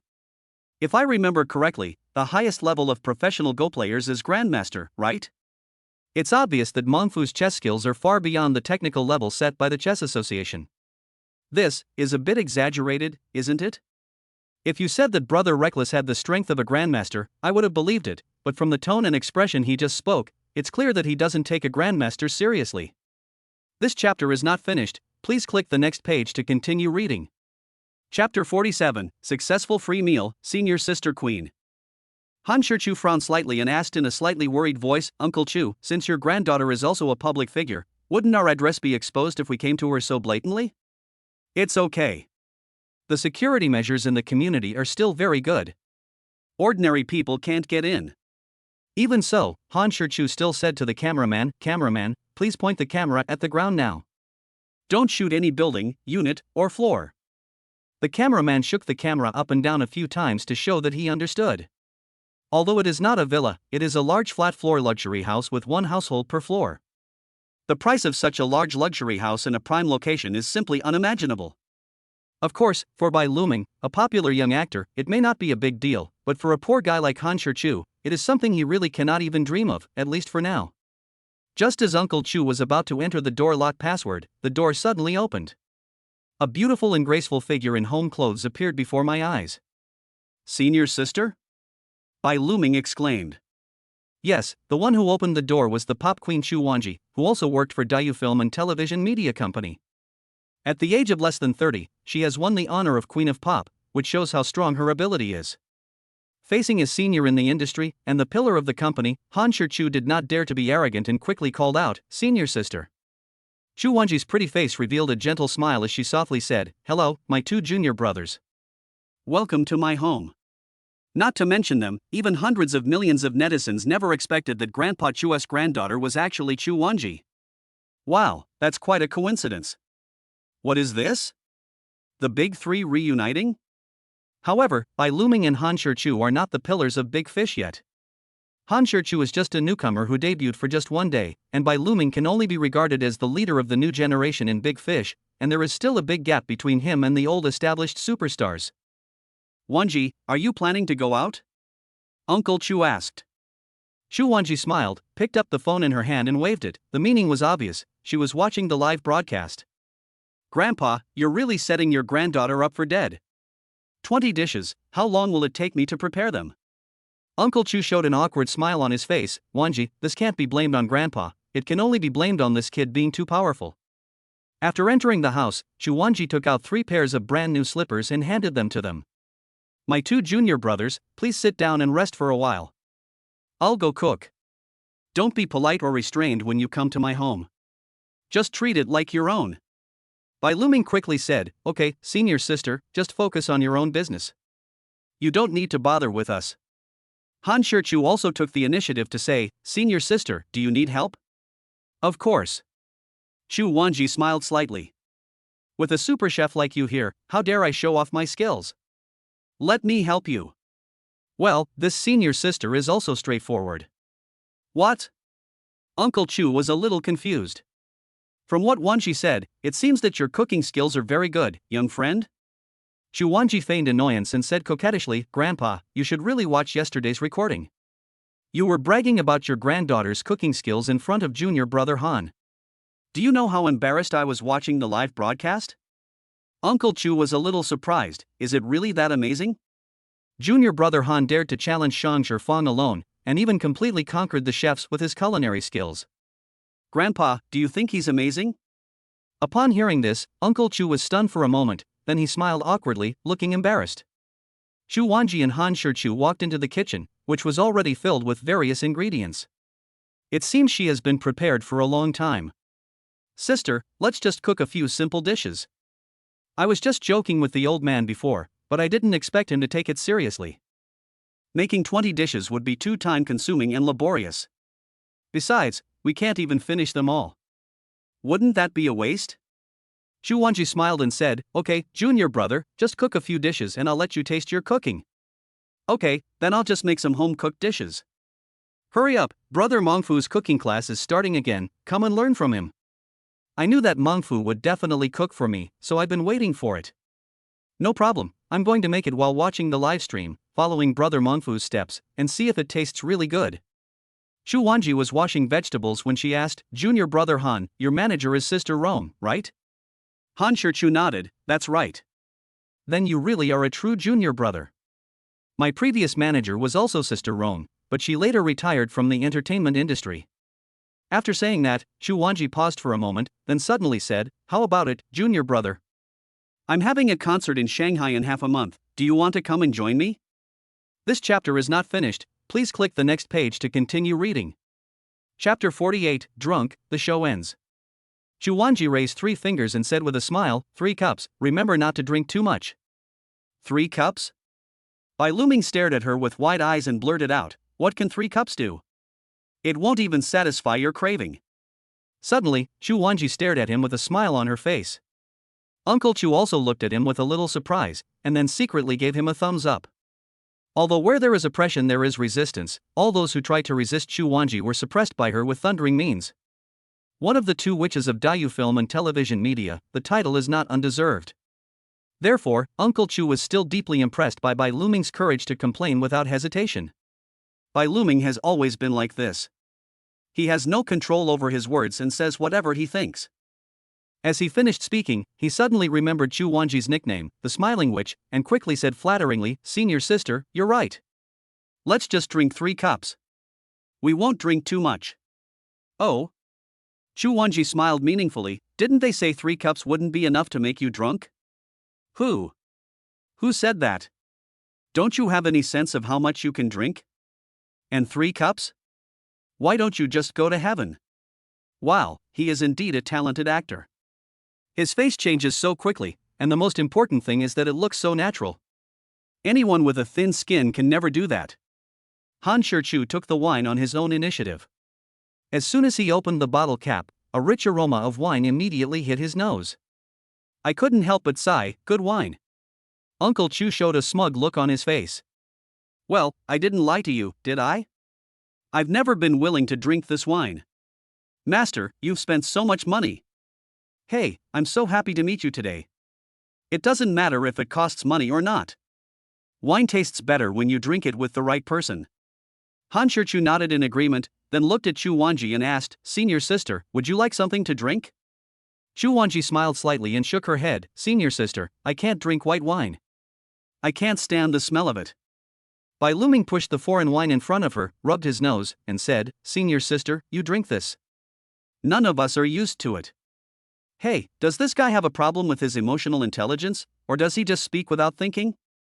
The meal lasted 2 or 3 hours, and the 3 cups of wine that had been agreed upon were long forgotten by everyone. Not to mention the 3 of them, even Chu Wanji drank too much. The 2 drunken men said goodbye to Uncle Chu and Senior sister. Up to now, Bai Luming still has more than 700 yuan he earned yesterday, which is more than enough to last until the end of the show. Moreover, Han Shichu had no intention of causing trouble anymore, so he simply found a cold drink shop, drank iced milk tea, enjoyed the air conditioning, and sobered up comfortably. Afterwards, the 2 of them had a simple dinner at a cheap restaurant and the show officially ended. By the end of the show, Bai Luming had not spent all the money he had, and he even had more than 600 yuan left. Okay, so what Reckless Brother said was true. He was just here for vacation. Hey, what should I do if I haven't seen enough? It feels like this weekend went by too fast. Yeah, watching Brother Reckless' performance, the weekend passed by unknowingly. It's a shame, it ended before I could even enjoy it. Who the hell would believe that I didn't go out this weekend, but stayed at home, watching the Reckless Man show off and the little white salty fish with relish?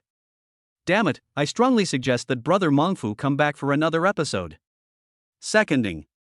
After the show officially ended, their agent who had been following them also appeared immediately. Sister Rong. As soon as Lisa Rong appeared, Bai Luming and his agent Hua Jie hurried to greet her. It's not just because of her special status in Big Fish, where she is the boss's confidant and a senior veteran, but also because her status in the brokerage circle cannot be underestimated. If Lisa Rong had not retired from the entertainment industry during the rising period of her career, she might have become the top person in the entertainment industry now. Even if she suddenly makes a comeback now, her network resources are immeasurable. What's more, Bai Luming's agent, Sister Hua, was brought up by her. Therefore, respect is a given. However, Lisa Rong was not arrogant and said with a smile, so it's you, Hua, who is taking care of Xiaobai. Yes, Xiaobai is outstanding among the new generation. If you take good care of him, he will have a bright future. Hearing this, Sister Hua also showed a relieved smile on her face. Luming is indeed good. A few years ago, he was still an unknown newcomer. I didn't expect him to grow so fast. Bai Luming smiled complacently, but pretended to be modest and said, no, it's all because of Sister Hua's good guidance and arrangements. Otherwise, how could I have such a smooth sailing? Sister Hua rolled her eyes at her and said unhappily, "You've grown cocky now. I'll talk to you when we get back. I'm too lazy to waste time with you right now." This chapter is not finished, please click the next page to continue reading. Chapter 49, Live Broadcast, Singing Competition. Bai Luming looked at her with an aggrieved expression, and said in a frustrated tone, "Sister Hua, please don't be like this. You'll easily lose me like this." Sister Hua smiled faintly and said disdainfully, "You have to put on the saddle, you're not going to slack off at the first opportunity. I can't let you slack off." Knowing that he could not resist, Bai Luming could only accept this tragic ending. He sighed helplessly and complained, "Even the donkeys in our production team wouldn't dare to work day and night like me. My life is so damn hard. You guys just squeeze me hard. What a sin, what a sin." Han Shichu looked at the pitiful Bai Luming and smiled, saying, "Xiao Bai, if you have any problems, call me. I'll protect you." After saying that, she got into the nanny car. Driver Wang Jun was driving, while Han Shichu and Lisa Rong were sitting in the back chatting. "Sister Rong, please don't exploit me like Sister Hua did." Lisa Rong smiled slightly and said meaningfully, "How dare I? Shichu, you are the boss of Big Fish now. Sister Rong is still counting on you two to make a living. Hey, Sister Rong, please stop bullying me. But seriously, Shichu, do you realize how popular you are now? From yesterday until now, do you know how many calls I've received about endorsements and advertising?" Han Shichu knew that he had become famous, which could be seen from the popularity value displayed by the system. But as to how popular it was, he really didn't know. Seeing him shake his head, Lisa Rong smiled and said, "There have been dozens of calls about endorsements. These are just the calls I received, not including those received by the company. However, these guys are more astute than each other. They know that you are popular but not famous enough, so the price they offer is not very high. They have made a good calculation." The more Lisa Rong talked, the angrier she became. However, Han Shichu understood. After all, his current popularity was just inflated. If he didn't release any works or was silent for a period of time, his popularity would disappear in an instant. Therefore, those who want him as a spokesperson now are basically looking to take advantage of his current popularity. Therefore, how could they possibly offer such a high fee? It is obviously unrealistic. Variety shows are like this, they can instantly attract a lot of popularity and attention, but you must always be active on the screen. If you are quiet for a moment, you will be ruined immediately. This is the case with many artists who only participate in variety shows and have no works of their own. They may be extremely popular for a period of time, but it won't be long before they are completely forgotten. So, if you want to be an evergreen in the entertainment industry, you must have your own works, representative works, and famous works. Only good works will not be forgotten. Han Shichu smiled calmly and said slowly, "What's there to be angry about? It's indeed the case. My current popularity is completely inflated, and you could even say it's illusory." Lisa Rong sighed, "I know, it just feels a little too realistic." "Hey, Sister Rong, I didn't expect that an old veteran like you would have such feelings. Isn't that normal?" Sister Rong rolled her eyes at him in annoyance. "So, I don't plan to accept any advertising endorsements for you right now." Han Shichu nodded, expressing his agreement with her approach. "What we need to do now is to consolidate your popularity and at the same time, produce excellent works of your own. Instead of just wasting your current popularity. If I had thought you were just a traffic star, you could have easily made all that lousy money. But now it's different. Your talent has truly astounded me. I have to adjust my plans for you. There's absolutely no need for you to become a black and white celebrity who relies solely on your looks to make a living." Han Shichu nodded again. Lisa Rong stared at him intently with a faint smile on her face. Looking at her eyes and expression, why did Han Shichu feel that she had such bad intentions? He shuddered involuntarily. "Sister Rong, don't look at me like that. Just tell me what's going on." "Bah!" Lisa Rong spat lightly, saying unhappily, "You have no manners at all. You dare to say such lewd words. But, Shichu, I am quite satisfied with your personality. Many people become inflated after becoming famous overnight, but Shichu, not only do you maintain a calm mindset, but you can also see through the essence of things. That's quite impressive. Only with a good character can one go further, especially in the entertainment industry where people are always impatient and restless." Han Shichu smiled slightly. "Who wouldn't like to hear compliments? Sister Rong, what exactly did you want to tell me before?" Lisa Rong smiled and said, "To help you maintain your popularity, I, Rong Jia, have negotiated with the Longting live streaming platform to allow you to join Longting Live. This chapter is not finished, please click the next page to continue reading." Chapter 50, Home Temptation, Bizarre Operation. When we returned to Ipin Huafu, it was almost 10 o'clock. I entered the door lock password, and just as I stepped into the house, I heard the soft and sticky voice of little Tang Yuan, "Daddy, Daddy." He didn't even have time to change his shoes. He squatted down and opened his arms to welcome the little Tang Yuan who was running towards him. "Oh, you really miss your daddy so much." Han Shichu picked up the little cub and held her in his arms. He kissed her forehead again and again with joy, making the little cub giggle. "Little Tang Yuan, why are you still not sleeping so late? You have to go to kindergarten tomorrow." Little Tang Yuan nibbled his face affectionately and said happily, "I want to wait for Daddy to come back and tell little Tang Yuan a story before I go to bed." Yu Chu-chan, who had been accompanying her in the living room, also came over and said helplessly, "Little Tang Yuan insisted on waiting for you to come back. No matter how I coaxed her, she refused to go to bed." When Yu Chu-chan appeared in his sight, Han Shichu's eyes widened. Because Yu Chu-chan was wearing the same black silk lace nightgown that she wore the first time. The already flawless skin looks even smoother and whiter against the black fabric, like solidified fat. What's more, black lace is more mysterious and can also arouse men's most primitive desires.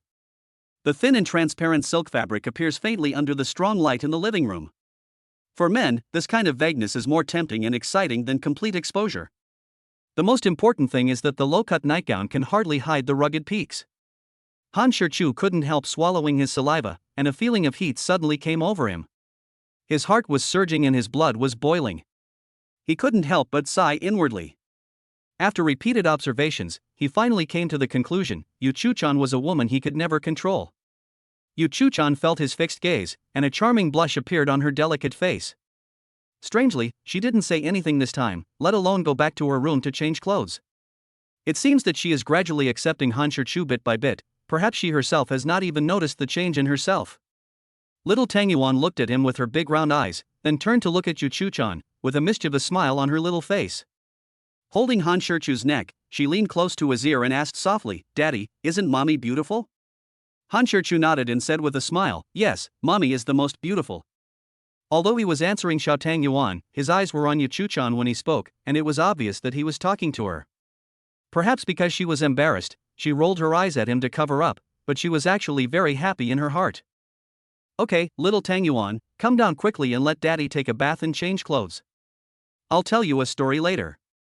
After saying that, he took her from Han Shichu's arms and walked towards the bedroom upstairs. Little Tang Yuan huddled in her arms, poking his little head out from his shoulder, and yelled softly, "Daddy, come quickly. Mommy and I will go get ready first." "Shut up." Yu Chu-chan snorted at the little white-eyed wolf in annoyance. After taking a shower and changing into comfortable home clothes, Han Shichu knocked on Yu Chu-chan's bedroom door. When I pushed the door open, I saw Yu Chu-chan putting down the book in her hand, and Xiao Tang Yuan, who was lying next to her, had fallen asleep. It seemed that the battery was too low today, so she started charging before Han Shichu told her a bedtime story. Han Shichu glanced at Yu Chu-chan, who was dimming the lights, and said softly, "Since Xiao Tang Yuan has fallen asleep, I'll go back to sleep first." After saying that, Han Shichu prepared to leave the bedroom. But who knew that Yu Chu-chan's next action would make him feel like he was struck by lightning, and also made him deeply understand what strong malice meant. She unexpectedly woke up the sleeping little Tang Yuan and called out, Little Tang Yuan, hurry up and get up to listen to the bedtime story." Her bold move left Han Shichu dumbfounded, speechless and stunned. Good girl, she is definitely not my biological mother. I was already asleep, but she still forced me to wake up to listen to a bedtime story before going to bed. Little Tang Yuan opened his sleepy eyes, rubbed them with his little hands, and mumbled, "Oh." Han Shichu hurried forward, patted her back gently, and hummed softly. The already drowsy little Tang Yuan was coaxed to sleep again by him. Looking at her quiet little face and listening to her peaceful and soothing breathing, Han Shichu showed a warm smile on his face. He glared at Yu Chu-chan unhappily. Is this something a normal person would do? But it is the mother who can do it. Perhaps Yu Chu-chan had also come to her senses, feeling deeply ashamed of her own unintelligent actions. She lowered her head slightly, not daring to look at Han Shichu. This chapter is not finished, please click the next page to continue reading. Chapter 51, Beautiful Dreams Without Trace, European Emperor Attributes. Staying tough for half a month? Han Shichu looked down at his second brother and shuddered involuntarily. The mere thought of it gave him chills. I'm afraid that after the punishment is over, my second brother will be really useless. But there is only 1 week, and the sand sculpture system does not specify where to kiss, so the difficulty level is not too high. However, after the kiss, the boss might get angry, which is really risky. It seems that we must come up with a foolproof plan, otherwise, the consequences of angering the iceberg will be equally unimaginable. Han Shichu then stopped thinking about it. After all, it was useless to think about it now. It would be better to collect the reward first. The reward given by the system this time is 1 chance to draw a lottery and 50,000 popularity points. For him now, the tiny popularity points given by the system are really not worth his attention. After all, he already has more than 6 million popularity points, which makes him extremely rich. As for how popularity is calculated, he doesn't know, nor does he need to know. He rubbed his hands and was about to start the lottery impatiently, but on second thought, he forced himself to hold back. He is not superstitious and does not believe in metaphysics, but to be on the safe side, he decided to wait until tomorrow to absorb the luck of Xiao Tangyuan before drawing the lottery. After all, the opportunity to draw the lottery is hard to come by. If you really draw a useless skill, or if you are unlucky and just draw a thank you for your patronage, you will have no place to cry. But last time I held the little dumpling and drew a lottery, I had very good luck. Whether it is a coincidence or Tang Yuan is just lucky, it's always good to give it a try. Han Shichu couldn't help but raise the corners of his mouth slightly. He felt extremely happy and his life became more and more promising. I couldn't help but recall Yu Chuchan's every frown and smile in my mind. As I was thinking about it, the sexy image of her wearing a silk low-cut nightgown tonight suddenly emerged in my mind, and it couldn't be shaken off. He suddenly felt dry in the mouth, and his Adam's apple began to bulge violently. Even his second brother raised his head arrogantly.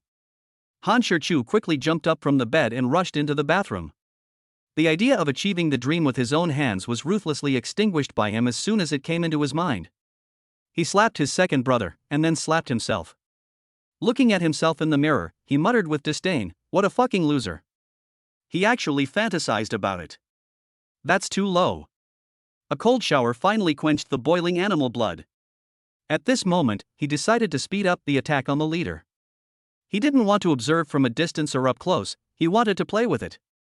It seems that I am destined to dream tonight, a beautiful dream without a trace. The next morning, his powerful biological clock woke him up on time at 7 o'clock. Unlike usual, he did not wash up right after getting up this morning, but instead washed his underwear in the sink.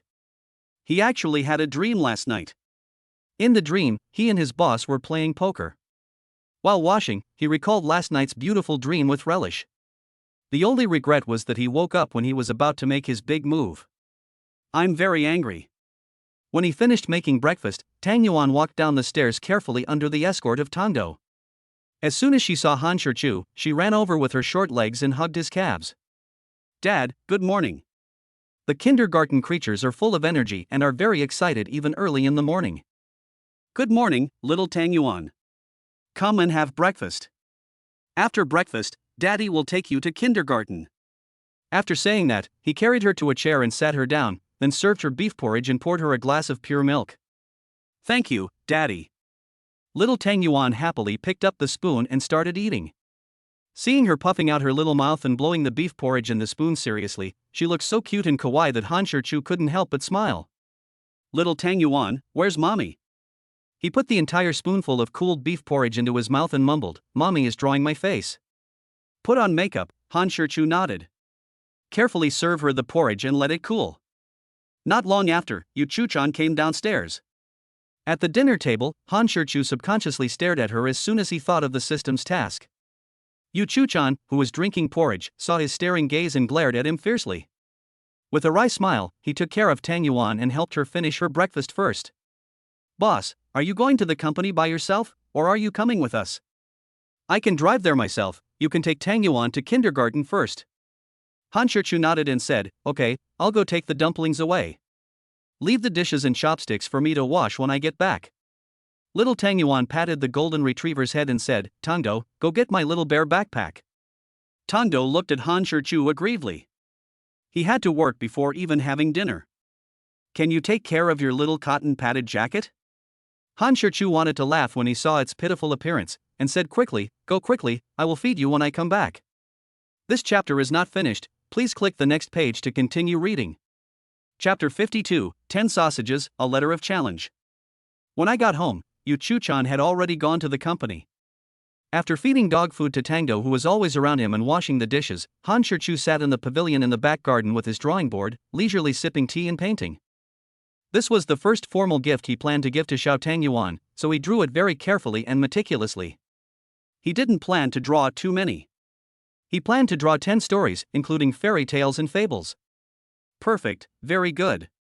He spent the entire day immersed in the world of painting. Even for lunch, he simply ordered takeout to get by. He is too lazy to do it alone. Ha! He put down the painting tools in his hand, slowly stood up, and took a long breath. He stretched himself and loosened up his slightly stiff muscles. The strong physique brought by the god-level martial arts came into play. If he had sat motionless like this for a whole day in the past, his body would definitely not be able to bear it, but now he didn't feel anything unusual at all. After looking at the time, Han Shichu prepared to pick up Xiao Tangyuan from school. When I arrived at the kindergarten, it was just the right time for the children to be dismissed. Little Tangyuan, as usual, walked with his short legs and rushed towards Han Shichu at the door impatiently. Holding her little hand, Han Shichu asked with a smile, "How was it, little Tangyuan? Was you well behaved in kindergarten today?" Little Tangyuan held his head high and praised himself complacently. "Daddy, little Tangyuan is so good." After she finished speaking, she stopped, took off the teddy bear backpack behind her, and took out a bright red flower from it. "Here, Daddy, this is the big red flower that Teacher Li gave to little Tangyuan as a reward." After handing him the flowers, little Tangyuan stared at him with big eyes and anticipation. It was obvious that she was asking for praise. Han Shichu took the big red flower and naturally would not let her down. He smiled and praised, "Well, our little Tangyuan is really amazing, really excellent." Suddenly, little Tangyuan grinned happily, feeling indescribably happy. The big hands hold the small hands, and the little Tangyuan jumps around very actively. Ugly people live longer, handsome people age faster. Being ugly is positive and cute. Little Tangyuan hummed in her baby voice as she walked. Han Shichu didn't understand her baby talk at first, but after listening carefully, he understood. This song was probably made up by Xiao Tangyuan himself. However, there is nothing wrong with it. Han Shichu smiled slightly and looked down at the little Tangyuan, who was in a self-entertainment mode. This little cub was so adorable. When they passed by the convenience store they had visited last time, Xiao Tangyuan took his hand and walked inside. "Dad, I'll go buy you some." Suddenly I felt like I was trying to cheat some little kid out of his pocket money. Although it was Xiao Tangyuan who took the initiative, and although the rich woman was not short of money, he still felt a sense of shame. Walking into the convenience store, Xiao Tangyuan pointed at the grilled sausages and said to the store owner, "Auntie, I want 10 of these." The lady boss skewered the sausage for her and asked with a smile, "Are you going to give this to your daddy, little darling?" Little Tangyuan nodded. "Then do you know what the 10 sausages represent? I know I miss you all the time." Hey, not to mention the boss lady, even Han Shichu didn't expect that she would know this joke. Han Shichu never expected that the first person he met who bought him 10 grilled sausages was Xiao Tangyuan. Children's thoughts and actions are particularly simple, sincere, and direct. So Han Shichu was really touched by the little Tangyuan. Little Tangyuan is really his little cotton padded jacket, and it's the kind that's airtight. He is always moved by her sincere and direct unintentional actions. To be honest, he was determined to conquer Yu Chu-chan, and the little Tangyuan must have been part of the reason, and the rest was that he was greedy for her body. After Xiao Tangyuan gave the money, Han Shichu handed her a grilled sausage. But she just shook her head and refused to answer. "Dad, you're the one." Han Shichu knew her little thoughts. After eating her sausage, he was hers. He could no longer leave her and had to think of her often. "I feel inexplicably distressed for this little guy who is afraid and worried that I will leave at this moment. In fact, no matter what, whether he succeeds in conquering Yu Chu-chan or not, Xiao Tangyuan is his daughter, for life." He held her hand with a little force, not enough to hurt the little Tangyuan, but it also showed his determination. Just as he was about to leave, Han Shichu suddenly thought of something and said to little Tangyuan, "Dear, do you think Daddy should buy 10 sausages for Mommy too?" Little Tangyuan smiled and nodded, "Mom will definitely be very happy." "Since you've decided to attack, just go for it. What's the point of just talking? You have to take action, even if it's just a small gesture. This chapter is not finished, please click the next page to continue reading. Chapter 53, Live Broadcast, A Breath of Fresh Air. Han Shirchu smiled and said, "Well, I thought it was something else.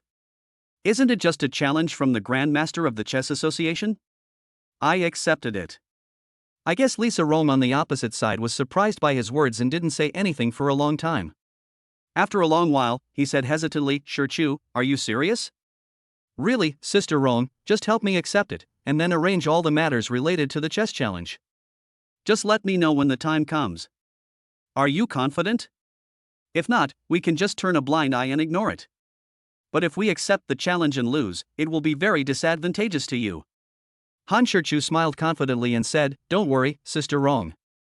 I'm just a grandmaster. It's hard to beat me." I didn't say too much, after all, humility is a traditional virtue. "Okay, since you're so confident, I'll arrange it. I can also take advantage of the opportunity to gain some popularity and hot topics, which is worth it." Han Shirchu knew that she was thinking about challenging the chess game. "By the way, Shirchu, you should start the live broadcast tonight and stabilize your popularity first. There's no time to delay." "The live broadcast will start tonight?" Han Shirchu was a little surprised, but on second thought, it was just as she said. If the inflated popularity is not in the audience's field of vision, it will quickly plummet. "Okay, I'll start the live broadcast now." After hearing his agreement, Lisa Rong quickly said, "No rush, wait a moment, I'll have Xiao AI send a Weibo notification." Although we don't know who Xiao AI is, it is not difficult to guess that she should be Sister Rong's newly hired assistant, who is responsible for managing his accounts on various platforms. "Let's start the show at 6 o'clock sharp. Xiao AI and I will be here with the equipment." After hanging up the phone, Han Shirchu looked at Yu Chuchan and found that she was looking at him with a complicated expression, while Xiao Tangyuan was sitting beside her with a smile. Obviously, she knew the story of the 10 grilled sausages from Xiao Tangyuan. Han Shirchu smiled and said, "Sister Rome will come over to help me with the live broadcast later, you." Before he could finish his words, Yu Chuchan, who knew what he was about to say, interrupted him and said, "It's okay, Xiao Tangyuan and I are both fine. It's not explained thoroughly, but it's clear enough." "No." Han Shirchu smiled slyly, "What I mean is that you should stop wearing that short and thin nightgown. I will really mind it. Teasing is everywhere." Yu Chuchan blushed slightly and glared at him fiercely. Han Shirchu had an illusion that her only means of counterattack was to attack with her eyes. "I went upstairs to take a shower and changed into a sweatshirt and shorts. This outfit is so comfortable in summer." After going downstairs, I saw that Yu Chuchan and Xiao Tangyuan were no longer in the living room. They must have gone back to their room to take a shower. In the summer, as soon as you go out, your body will immediately become sticky. If you don't wash it off immediately when you get home, it's really uncomfortable." Han Shirchu sat on the sofa, thinking about the live broadcast that would take place later. After all, it's the first time for a grown-up girl to ride in a sedan chair, so she must not mess it up. Fortunately, although I have never eaten pork, I have seen pigs run, so there is no problem in imitating them. While he was thinking, Yu Chuchan came downstairs holding little Tangyuan. Sure enough, she put on long-sleeved pajamas and long pants, while Xiao Tangyuan also changed into silk short-sleeved pajamas and shorts. Although Yu Chuchan took off her makeup, her natural beauty was still incredibly stunning, and she usually only wore light makeup, so it didn't affect her at all. Han Shirchu looked at her and said with a smile, "I'll do a live broadcast of cooking later. If you're hungry, I'll give you some food. Fill your stomach first?" Yu Chuchan didn't hear the ambiguity in his words and shook her head and said, "No, I'm not hungry yet." "That's true. I just ate a few sausages." Not long after, the doorbell rang. The energetic little Tangyuan quickly slid down from the sofa and said, "I'll go open the door." After saying that, he ran happily to open the door. Knowing that the person coming was Lisa Rome, Han Shirchu and Yu Chuchan did not stop her. The active little Tangyuan tiptoed and struggled to open the door. As soon as he saw the person coming, little Tangyuan shouted happily, "Auntie Rong." Lisa Rong squatted down, hugged little Tangyuan and kissed her pink cheek, then said with a smile, "Little darling, long time no see, do you miss Aunt Rong?"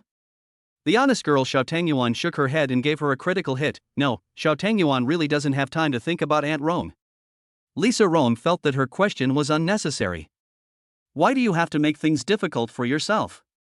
Pretending to be angry, he said, "Hey, little white-eyed wolf, have you forgotten how good Aunt Rong was to you? She took you to the underwater world, bought you clothes and toys, and took you to eat delicious food. Don't you remember all that? Aunt Rome, I call you Little Tang Yuan, not Little White-Eyed Wolf.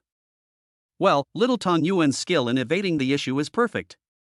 This chapter is not finished, please click the next page to continue reading. Chapter 54, The Rich Woman Appears, Xiao Bai breaks down. Damn, I'm turning from a fan to a hater. If you don't let me sell everything I own and borrow money from everywhere to buy instant noodles, then you don't treat me as a family member? What's the point? 5-star negative review. Plus V to see the secret recipe of crab roe buns. Oh, you guys probably forgot that Brother Mongfu's wife is a rich woman? Please open your eyes and take a close look at the decoration and layout of Brother Mongfu's house. Is he short of money? After this netizen reminded everyone noticed the background picture in Brother Mongfu's camera. A spacious living room, luxurious yet unconventional decoration, precious furniture, and a carefully considered layout. Well, they did forget that rich women existed. Han Shichu looked at the screen and smiled. Hello everyone, I'm Han Shichu. First of all, thank you very much for taking the time out of your busy schedules to attend my live stream debut. As a newcomer who's only been in the industry for 2 days, I'm truly overwhelmed by your enthusiastic response. Secondly, to be honest, the reason I started live streaming was just to maintain my popularity and increase my fame, not to take advantage of everyone. As you all know, I have a beautiful and wealthy wife, and my little Tang Yuan is also a wealthy woman, so I'm not short of money. I appreciate your kindness. Finally, everyone, you can start getting ready. Brother Reckless cooking class is about to begin. Sliced onion prince, Brother Mongfu, I have an unwelcome request. Can you please let my sister-in-law appear on camera? Don't get me wrong, I don't have any thoughts that are more delicious than dumplings, or more fun than, such taboos in the martial arts world. It's just pure curiosity. Yes, that's right, curiosity. Your wife betrayed me. To be honest, my friend who was watching the live broadcast was also very curious. Rich girl, oh, you're a bunch of idiots, you tell it like it's real. But I'm different. I'm particularly curious about the little glutinous rice balls. Looking at the chat content on the screen, Han Shichu subconsciously looked at Yu Chuchan and Xiao Tang Yuan. Yu Chuchan, who was also lurking in the live broadcast room to watch, naturally knew what netizens were talking about. And everyone knows that netizens are just talking nonsense out of habit, and they are really just curious. Seeing Han Shichu's gaze, Yu Chuchan said nothing. Han Shichu suddenly felt a little disappointed, not because she was unwilling to appear on camera, but because she didn't seem to want to make their relationship public. He only cared about her attitude. I feel disappointed, lost, and a bad feeling in my heart. Seeing him look away bitterly and lower his head, Yu Chuchan's mouth corners slightly raised, as if the prank was successful, revealing a smug smile. Okay, she admitted that she did it on purpose. Just as Han Shichu was about to speak, he saw Yu Chuchan stand up, sit next to him, and then turn the phone in his hand slightly so that the camera is facing herself. He never expected that Yu Chuchan would be so decisive and direct. He was really a ruthless person who didn't talk much. My mood, which had hit rock bottom, instantly reached peak again. It was so fucking exciting. She waved at the camera, a faint smile on her exquisitely beautiful face, and greeted, "Hello everyone, netizens. I'm the rich woman standing behind Shichu. I heard that everyone is curious about me? Mr. Sikon, I'm sorry, I don't deserve it, I was just talking nonsense, I'm a mean person. Crazy demon Chow Chow, I am not worthy either, I want to change my name. Rich girl, Ward Tian, is this my sister-in-law without makeup? She's so beautiful. What kind of divine beauty is this? I'm so jealous and envious. No, I'm going to be gay. Your wife betrayed me, oh. With such an amazing beauty, it's no wonder that my fellow wolves feel ashamed of themselves and can't even muster the slightest desire to get involved in her. Sure enough, only the reckless brother is worthy of my sister-in-law. They are equally good-looking, and one is talented, and the other is rich. They are a perfect match. I'm different from you. You're wolves, but I'm a demon. So, I'm sorry, Brother Reckless. I'm not a good brother, nor a human being. I just blame my sister-in-law for being so charming. You're such a jerk. You're talking as if my sister-in-law would be interested in you? You're so arrogant. Plus V looks at the secret recipe of crab roe buns, OMG, it turns out to be the rich woman standing behind the reckless brother. ISNT this the president of Dayu Film and Television Media Company, Ms. Yu Chuchan? Sikong Gongzi, damn it, Sister Chan, I'm sorry, my dog eyes are blind, I didn't recognize you for a moment, please don't be offended, forgive my previous nonsense, I really didn't know my brother-in-law was Mongfu Gu. Shivering. Wow, I didn't expect that the most worthy young master in the capital, Master Sikong, would actually tremble sometimes. How bizarre. Your wife betrayed me, it's really Mr. You, wow, brother reckless, you are really good, you actually took down your own boss directly, awesome. Stop talking, I'm on my way to our female boss's office. If I try, my bicycle will turn into a motorcycle. This chapter is not finished, please click the next page to continue reading. Chapter 55, Cute Cub Wins Fans and Angers Netizens. Chu Wanji frowned and asked doubtfully, your eldest brother? But then she realized, you mean junior brother? What's the matter? Who is junior brother's wife? Are you so surprised? The two big names in the entertainment industry next to them had naturally heard of Han Shichu, who had become extremely popular in the past few days. There was no way they didn't know that the three major official Weibo accounts all praised him by name, and that he occupied 7 or 8 of the top 10 trending searches on Weibo. They all looked at Bai Luming. It seemed that both men and women had gossipy hearts. Bai Luming took a deep breath and said slowly, my sister-in-law is none other than President Yu from our company. As soon as he finished speaking, Chu Wanji's face was filled with astonishment. Not to mention him, even these two bigwigs from other companies have heard of the good name of Mr. Yu from Dayu Company. Unexpectedly, this jade cabbage was taken away by the pig without anyone noticing. The two looked at each other in tacit understanding, thinking secretly in their hearts that it would be better to be polite when they meet this reckless man in the future. After all, he has the whole big fish as his backing, and he is like a rising star. You may need to rely on him in the future, so don't offend him easily. Moreover, Brother Mongfu himself should not be underestimated. Who the hell has ever seen such a fierce person who caused a sensation in the circle within 2 days of his debut? He can't afford to offend him. Besides, you're not sick, so why would you offend someone for no reason? We're all mature adults, not children, so why would we act on impulse for no apparent reason? Of course, there are also many people who simply dislike someone's personality and style, and think that person is too arrogant or pretentious. However, that only shows that their own minds are too narrow. Why not open your mind and try to get in touch with the other person? Maybe there will be unexpected changes? Chu Wanji, who is also Yu Chuchan's best friend, was surprised and a little angry at the same time. She didn't even know about this. We agreed to be each other's angels. How could we keep such a big thing hidden from her? Still a little bit incredulous, he questioned, Xiaobai, are you serious? Here, senior sister, take a look for yourself. After Bai Luming finished speaking, he projected his phone screen onto the TV in the room, and everyone watched the live broadcast together. Yu Chuchan simply said hello and left the camera. As a strong woman who founded the Dayu Company, she naturally had no problem dealing with such a small situation, but she was not a woman who liked to be in the spotlight, not to mention that she was unwilling to steal Han Shichu's limelight. She was satisfied, but little Tang Yuan was not happy and insisted on joining in the fun. She crawled directly along the sofa into Han Shichu's arms. Daddy, little Tang Yuan wants to see it too.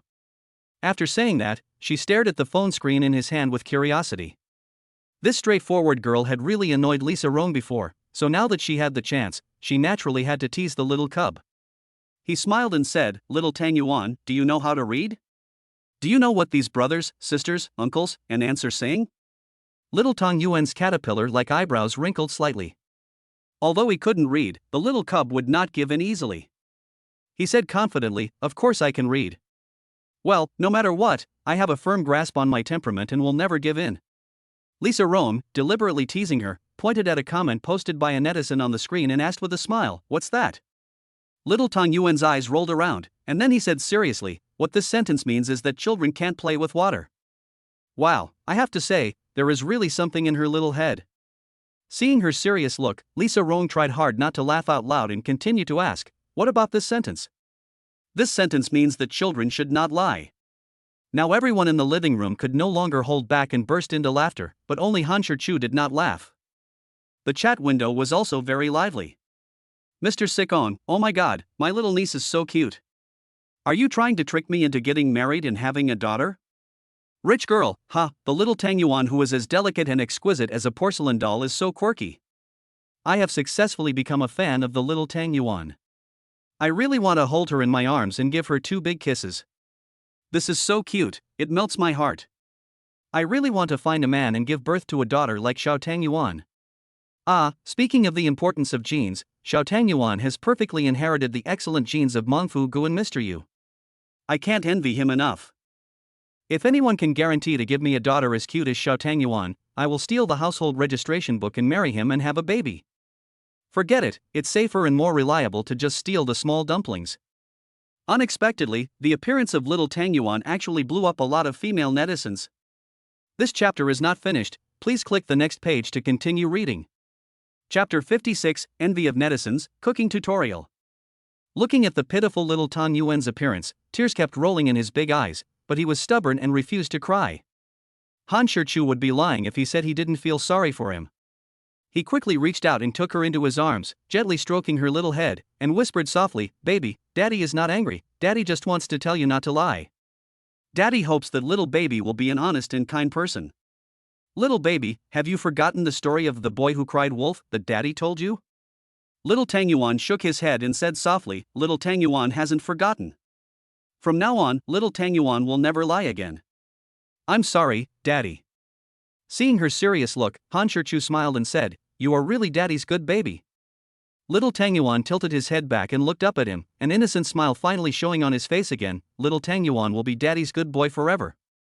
After saying that, she held Han Shichu's face with her little hands and kissed him all over, leaving his face covered with saliva.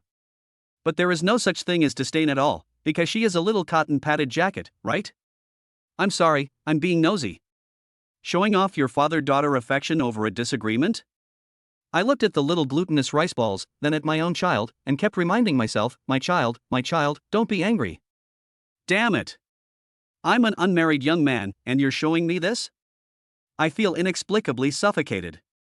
Ha, you're not the only one here. Aren't we singles just as enthralled watching this? We even feel warm and happy. Little Tangyuan is so cute. I really want to hug her dad. Mr. Sliced Onion, oh, I'm so envious. Han Shichu placed the little cub in his arms on the sofa, then slowly said to the camera, "You guys should stop trying to take my little Tangyuan. You're stealing, robbing, and cheating her. To be honest, I know martial arts. Wouldn't you think about it first?" After making a joke, he paused for a moment and continued with a smile, "It's getting late, let's start the class, don't let everyone starve." Han Shichu slowly stood up and handed the phone to his assistant Xiao Ai, asking her to take the video. Walking into the kitchen, Han Shichu opened the refrigerator and took a look. There were still a lot of ingredients, more than enough. What I'm teaching you today are also some home-cooked dishes that you can make at home. Today we're going to make boiled beef, white-cut chicken, braised pork, braised silver carp head, pocket tofu, and braised yuba mushrooms. Finally, we'll have a corn and pork rib soup. A very good combination, with both meat and vegetables, heavy and light dishes, and balanced nutrition. If you have the ingredients at home and want to learn, you can make it with me. I will explain each step carefully to everyone. It's okay if you don't have the ingredients. Just take notes and try it yourself when you have the chance. Stop nagging, Brother Reckless, are you trying to teach me how to do things? Just get started, I've got my notebook ready. That's right, come on, the dish I made with Brother Mengfu last time was so damn delicious that I even doubted if I made it myself. Don't worry, bro Mengfu, I'll get some paper and pen to take notes for my husband. Wait, I need to call my money-losing wife over to study with me. Damn, what kind of shit do you usually make? Even a dog wouldn't eat it. Sick on Gongzi, singles, what are you still standing there for? Hurry up and take action. If you want to capture a woman's heart, you must first capture her stomach. Don't miss this opportunity. Ugh, you're talking as if you're not single. Sliced Onion Prince, yes, I am, but I don't even need to learn. You're asking me why? I'm rich, why would I bother? Fuck you, even though what you said is true, I really want to smash you to death with my piss stick. Although there are only 6 dishes in one soup, Han Shichu explained each step in great detail, so it took a lot of time, nearly 2 hours. Netizens and viewers watched the show with great interest, and enjoyed themselves while learning cooking skills. That's right, watching Brother Reckless cook is a pleasure. Especially now, with the blessing of God-level martial arts, his already amazing knife skills are even more fluid. Even the movements of him waving the spoon and flipping the pan have an indescribable charm and flavor, which is very entertaining to watch. What's more, he was intending to show off his skills, which made the viewing experience even more entertaining. I've learned it, and surprisingly, it didn't go to waste. I just tried it, and while my knife skills aren't as impressive as Mongfu's, and the presentation and color aren't as beautiful as Mongfu's, the taste is amazing. Indeed, I never thought my cooking skills could reach such a level. Brother Reckless is amazing. Ha ha ha, I finally have the right to show off in front of others. Friends and family, please stand back a little, the king of boasting is about to start showing off. This chapter is not finished, please click the next page to continue reading. Chapter 57, Show Remuneration, Rough Kiss. Bai Luming secretly wiped the saliva from the corner of his mouth, and suddenly slapped the table for no apparent reason. Chu Wanji and the other two big shots were frightened by his sudden action. Chu Wanji gave him a sidelong glance and said unhappily, "Xiao Bai, are you feeling itchy today? Why are you going crazy for no reason?" Bai Hampi ignored her and stood up immediately, saying with a determined look, "I've decided. We're going to my eldest brother's house for dinner tomorrow night." Hearing his proposal, the three people's eyes suddenly lit up, and they agreed in unison, "I agree."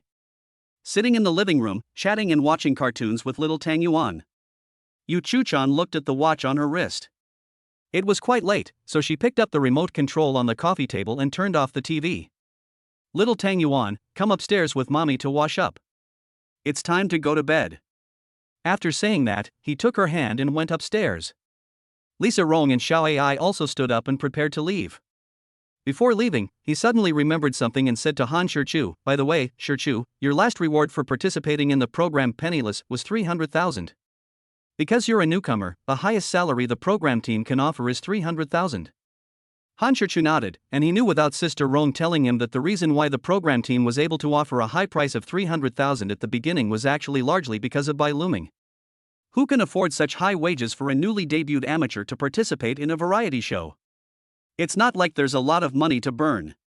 Lisa Rong looked at him and smiled, then continued, "But because of your outstanding and perfect performance, the production team gave you an extra 200,000 yuan. After deducting taxes and my commission, you'll have 360,000 left. I'll transfer the money directly to your account later. Remember to check it." Han Shichu nodded again. It was very reasonable and there was nothing wrong with it.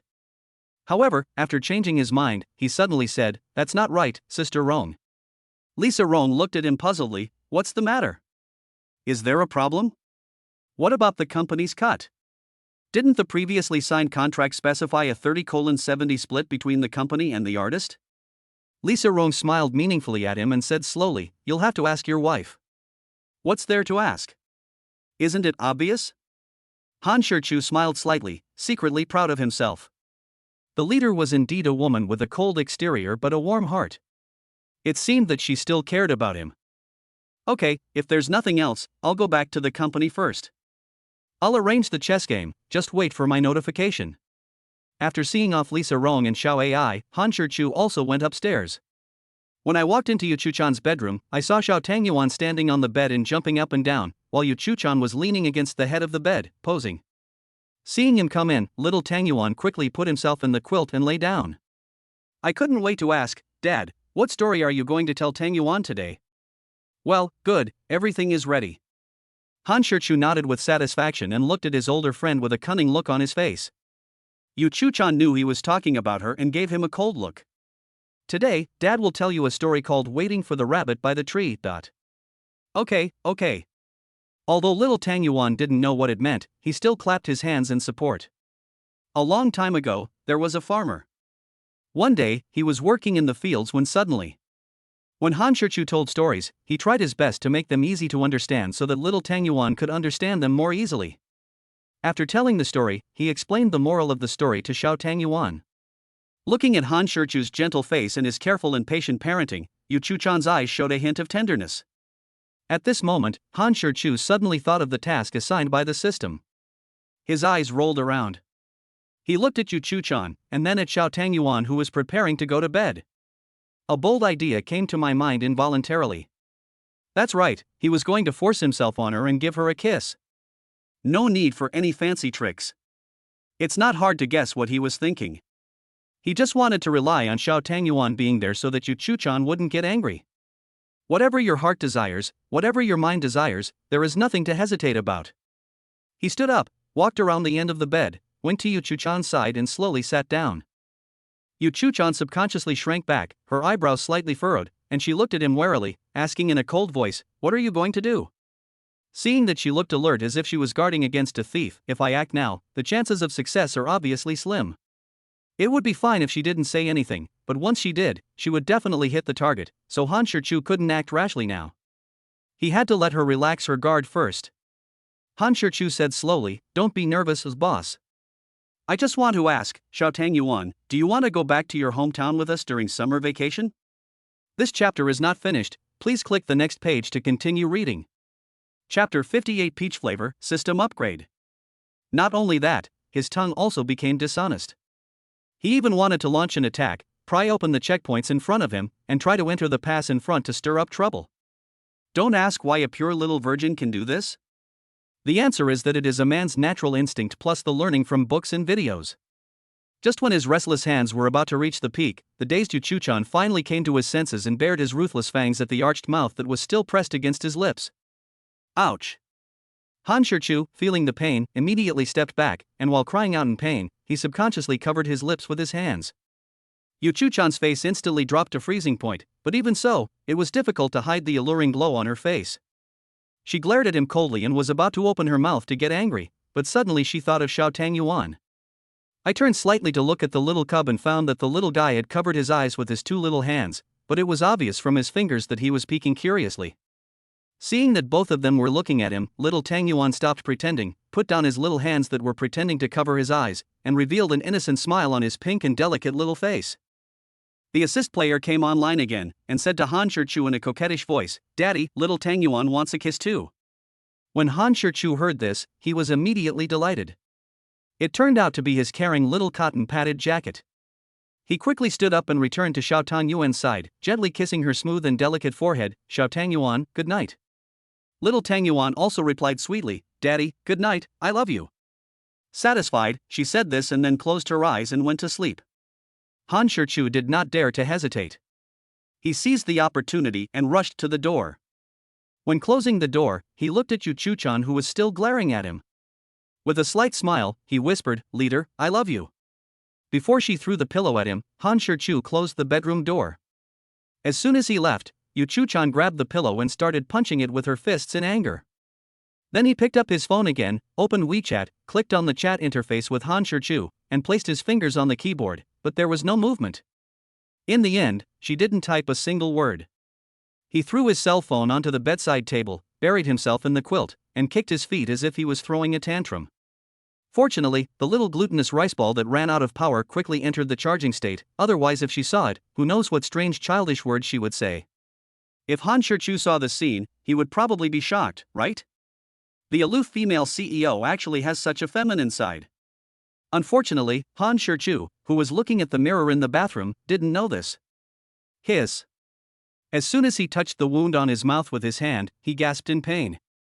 This woman is quite cruel. Looking at the wound, Han Shichu kept muttering. However, he was secretly thankful that his tongue was flexible and retracted quickly, otherwise it would have been his tongue that would have suffered. With the woman's excessive force, the consequences would have been unimaginable. Looking at the lipstick on his lips, Han Shichu pursed his lips, as if savoring the brief but incomparably wonderful and warm moment just now. Tisk, tsk tsk. He smacked his lips a few times, the smile on his face lingering. It tastes like peach. Really sweet. Han Shichu had just returned to bed when he received a belated notification from the system. Congratulations to the host for completing the task. You will be rewarded with one chance to draw a lottery and successfully unlock the right to draw for the mall items. Han Shichu breathed a sigh of relief as his second brother successfully saved his life again. However, he still felt a little resistant and dissatisfied with the stupid system in his heart. But if he were given another chance to unbind the system, he would not be willing to do so. Not only him, I guess no one would be willing to unbind him, right? He shook his head, unwilling to think about these messy follow-up questions. It is now designated that you cannot participate in the lottery. You have to rely on the luck of the European emperor to participate. However, he was very interested in the lottery for mall merchandise. As the name suggests, the system will definitely open another lottery wheel, and the rewards on it will definitely be products from the system mall. But unfortunately, he has only opened the permission now and has no chance to participate in the lottery. Stingy sand sculpture system, don't they know to give you a chance? I am very angry. Ding. Just when he was feeling depressed, the text message alert sounded. Han Shichu picked up his phone and saw that it was a notification text message from the bank. Lisa Rong's transfer has arrived. Seeing that there was another 360,000 yuan in his card, Han Shichu grinned. This sense of achievement and satisfaction was really nice. But before he could feel proud for long, he received another text message with a ding sound. A text message reminding you of transfer deductions. He stared at the message, then quickly logged into his mobile banking app to check. This chapter is not finished, please click the next page to continue reading. Chapter 59 Hurting Each Other, Eating and Drinking for Free.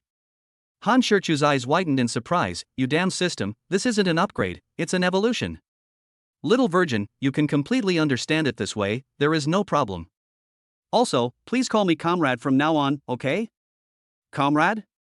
What's the point? But no matter what, since the sand sculpture system has escalated to personal attacks, how could Han Shichu possibly do as it wishes? Isn't it just about hurting each other? Who's afraid of who? Stop talking nonsense and tell me what happened to the money in my account. I forgot to tell you, host, that this system will forcibly take an 80% commission from all the money you earn through entertainment and automatically donate it to charity. The commission collected by this system can be exchanged for 1 merit point per dollar. Merit points can be used to participate in the lucky draw for mall items. Every 100,000 merit points can be redeemed for 1 lucky draw opportunity for mall items. When the host's merit points accumulate to 10 billion. At this point, the serious system suddenly fell silent. It was a long time before Han Shichu heard its voice again. When the host's merit points accumulate to 10 billion, there will be an unexpected surprise. Okay, I'll just ignore what I said. But Han Shichu vaguely felt something. But he didn't think much about it, and continued, so, I now have 288,000 merit points? Yes. But from your tone, you sound a bit smug. It's only a little over 280,000. What gives you the illusion of being wealthy? You poor bastard. The idiot system started to act unruly again, mocking and ridiculing him mercilessly. I want to refute it, but I have no words to say. It is right, everything it says is right. More than 280,000 yuan can only be exchanged for 2 lottery chances. You must cherish it, as it is bought with real money. One must be very lucky to draw a lottery, besides, he doesn't want to draw now, so he will wait until he needs it. Han Shichu, lying on the bed, slowly fell asleep and tried to play a friendly poker game with his leader. The next morning, Han Shichu was still woken up by his biological clock. After washing up and walking out of the bedroom, he looked at the closed door opposite and wanted to wake up Xiao Tangyuan, but after frowning and thinking for a moment, he held back and decided to talk to Xiao Tangyuan today. That's right, he wanted to teach Tangyuan martial arts. For girls, it is always a good idea to have martial arts skills or learn some self-defense techniques. Although Han Shichu dotes on little Tangyuan very much, he still has to endure the hardships he should endure, otherwise excessive doting will only harm little Tangyuan. As usual, I went to the gym on the 3rd floor and worked up a sweat. If you want to hang out with a rich woman, a strong physique is essential. After taking a shower, he began to prepare breakfast. It was still the traditional Chinese breakfast. It wasn't tea because he couldn't make Western breakfast, but because he wasn't used to it. What's more, Wang Ma said that Xiao Tangyuan and the leader don't like Western breakfast, and they don't even like Western food. It's true that if you are not from the same family, you won't enter the same house. After dinner, I send Tangyuan to kindergarten, and then draw at home alone. A very plain and ordinary life. However, Han Shichu likes this ordinary life very much and does not find it boring at all. Yeah, that's life. You must be able to endure loneliness and also maintain prosperity. In the end, you will return to nature and return to simplicity. No matter what kind of lifestyle you choose, as long as you like it and are satisfied with it, that's fine. Having said that, this is not the case in real society. Today's society is so deformed and sick that it is heartbreaking. Because it doesn't allow you to be mediocre. Wanting to be an ordinary person, live an ordinary life, and enjoy the happiness of a simple person seems like committing an unforgivable crime. Not only will you not be accepted, but you will also encounter all kinds of strong malice. It's like the law clearly stipulates that you must be successful, must be rich and have status. Even if you are ordinary and mediocre, you cannot stop there. You have to struggle and work hard. You just cannot be content with the status quo. I can even accept your failure, but I cannot accept your contentment with mediocrity. Why is it that I can't accept being an ordinary person, living an honest and ordinary life without hurting anyone? For lunch, Han Shirchu simply cooked himself a bowl of noodles and added a fried egg to get by. After dinner, I painted for a while and then my cell phone rang. When I took a look, wow, it turned out to be my little brother, Bai Luming. Hey, little bro, why did you think of calling me? Didn't Sister Hua say she had a new announcement for you? What's going on? Did you sneak out again? At this time, the 4 people from the Free Eat Free Drink program who had just finished their meal were wandering aimlessly in the mall. This chapter is not finished, please click the next page to continue reading. Chapter 60, The Guests Came to Visit. Bai Luming and the other 3 did not go to the house immediately, but started shopping for gifts in the mall. Although they were nominally eating and drinking for free, the program crew did not interfere with whether the guests brought gifts or not. After all, it's a matter of social etiquette. What's more, how can you go to someone's house empty-handed? Xiao Bai, what gifts do you think we should buy? Xu Wanji asked worriedly. Although she is Yu Chuchan's best friend, she doesn't know about Xiao Tanyuan's existence. Firstly, she had never been to Yu Chuchan's house. Secondly, Yu Chuchan had never mentioned it. Thirdly, she had devoted herself to work in the past 2 or 3 years and rarely met Yu Chuchan. The other 2 guests also looked at Bai Luming. It was obvious that they didn't know what gifts to buy. Bai Luming looked at Xu Wanji and said speechlessly, "Senior sister, I'm afraid you have forgotten that my eldest brother has a daughter, right?" Xu Wanji slapped her forehead awkwardly. "Oh, I really forgot about this." "Okay, that's easy. Since Bai Luming and the others are coming to eat for free, Han Shirchu definitely can't continue painting. I looked at my phone and saw that there was still some time before I had to pick up Tang Yuan from school. Taking advantage of this free time, he decided to go buy groceries first, and then pick up Xiao Tang Yuan after buying the groceries. There is a fresh vegetable supermarket at the entrance of the community, which is very convenient. After buying a lot of ingredients and putting them in the kitchen, he went out to get the dumplings. As always, little Tang Yuan saw him from afar and ran towards him while shouting. He picked her up and asked as he walked away, "Little Tang Yuan, have you been good today?" "Be good." Little Tang Yuan replied sweetly without thinking. Han Shirchu continued to ask, "Baby, how about Daddy teaching you martial arts?" "Martial arts?" Little Tang Yuan stared at him with big eyes, puzzled. This immediately stumped Han Shirchu, and he didn't know how to explain it to her for a moment. "It's martial arts, little Tang Yuan, do you know?" Little Tang Yuan's eyes rolled around, and he tilted his head to think for a while before saying softly, "Is it those flying kung fu tricks you see on TV?" Han Shirchu, feeling exhausted, could only nod and say, "Almost the same, but not that great." "I want to learn, little Tang Yuan, I want to learn, Daddy teach me." Little Tang Yuan shouted while dancing with joy. Han Shirchu breathed a sigh of relief. Although there was some suspicion of deception, it was ultimately for the good of Tang Yuan. But learning kung fu is very hard. Can little Tang Yuan endure that?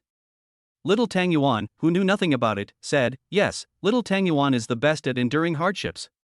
Well, I guess she doesn't even know what suffering is, yet she dares to answer so cleanly and clearly. It really is true that ignorance is bliss. Han Shirchu smiled and said, "Since Xiao Tang Yuan has promised Dad, you can't go back on your word."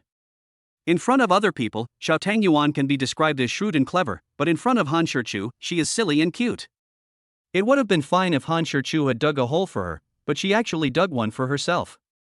While shaking his little head, he said in a baby voice, "I won't regret it. If Dad doesn't believe me, little Tang Yuan, make a pinky promise with Dad." This is simply digging a hole for yourself and burying yourself. Even though he made the pinky promise under the pretext of caring about little Tang Yuan, he felt inexplicably guilty for coaxing and deceiving such an innocent and adorable little cub. "Dad, what do you want to eat today?" "I'll buy you some glutinous rice balls." The illusion of cheating children out of their pocket money suddenly came to mind. He quickly refused. "Dad doesn't want to eat anything. Let's go home quickly. Uncle Bai is coming to visit us today." After a slight pause, little Tang Yuan finally remembered who Uncle Bai was. "Is Uncle Bai the silly uncle who appeared on TV with Dad?" "Don't say that, it's rude." "Oh."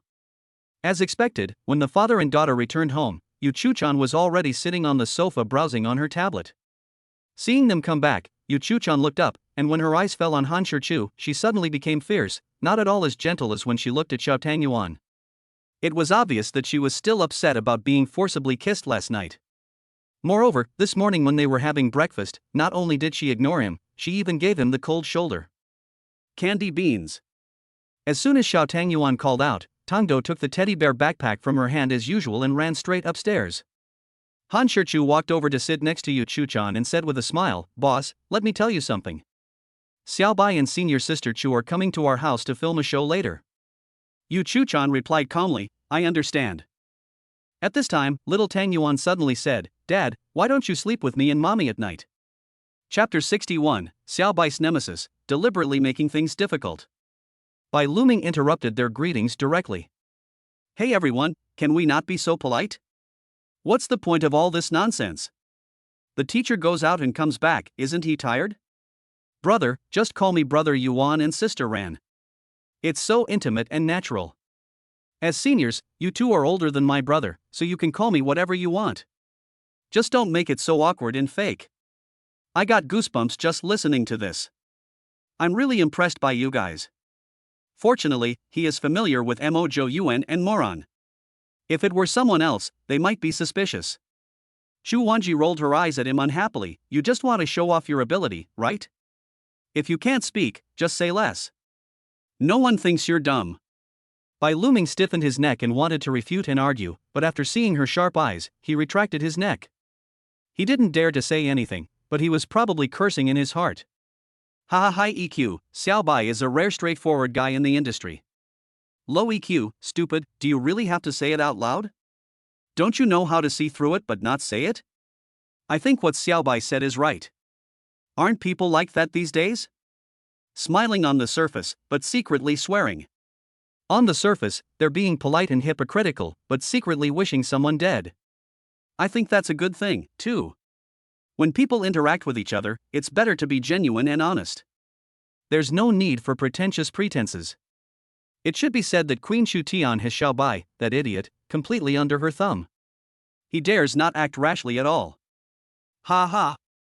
Mo Jo Yuan laughed heartily. Xiao Bai is right.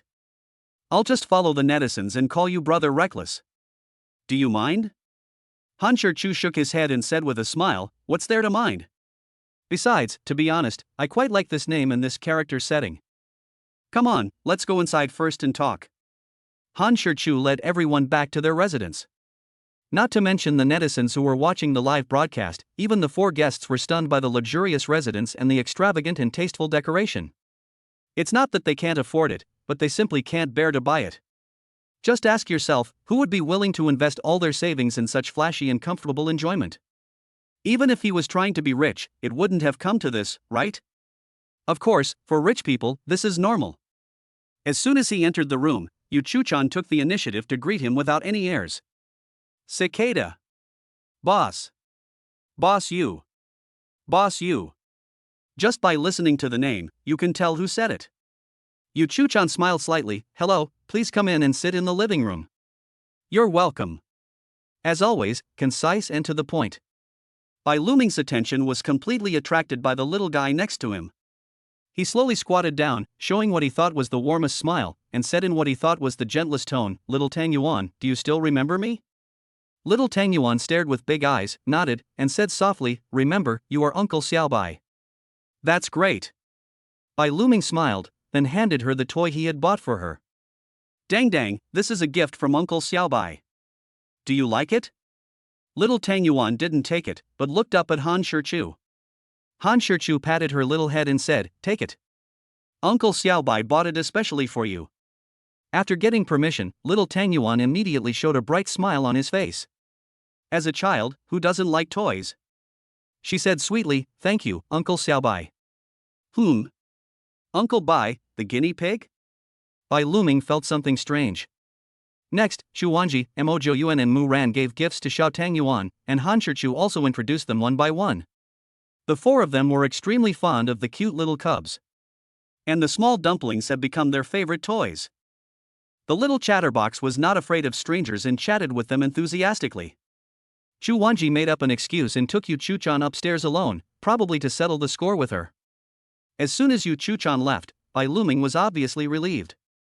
In front of the two witches in the company, he had to think twice before even speaking, let alone being naughty. Brother, hurry up and cook.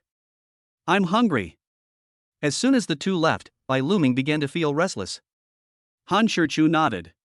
Anyway, there was no need for a live broadcast today, and he had already informed Sister Rong in advance and asked her to post a Weibo to explain.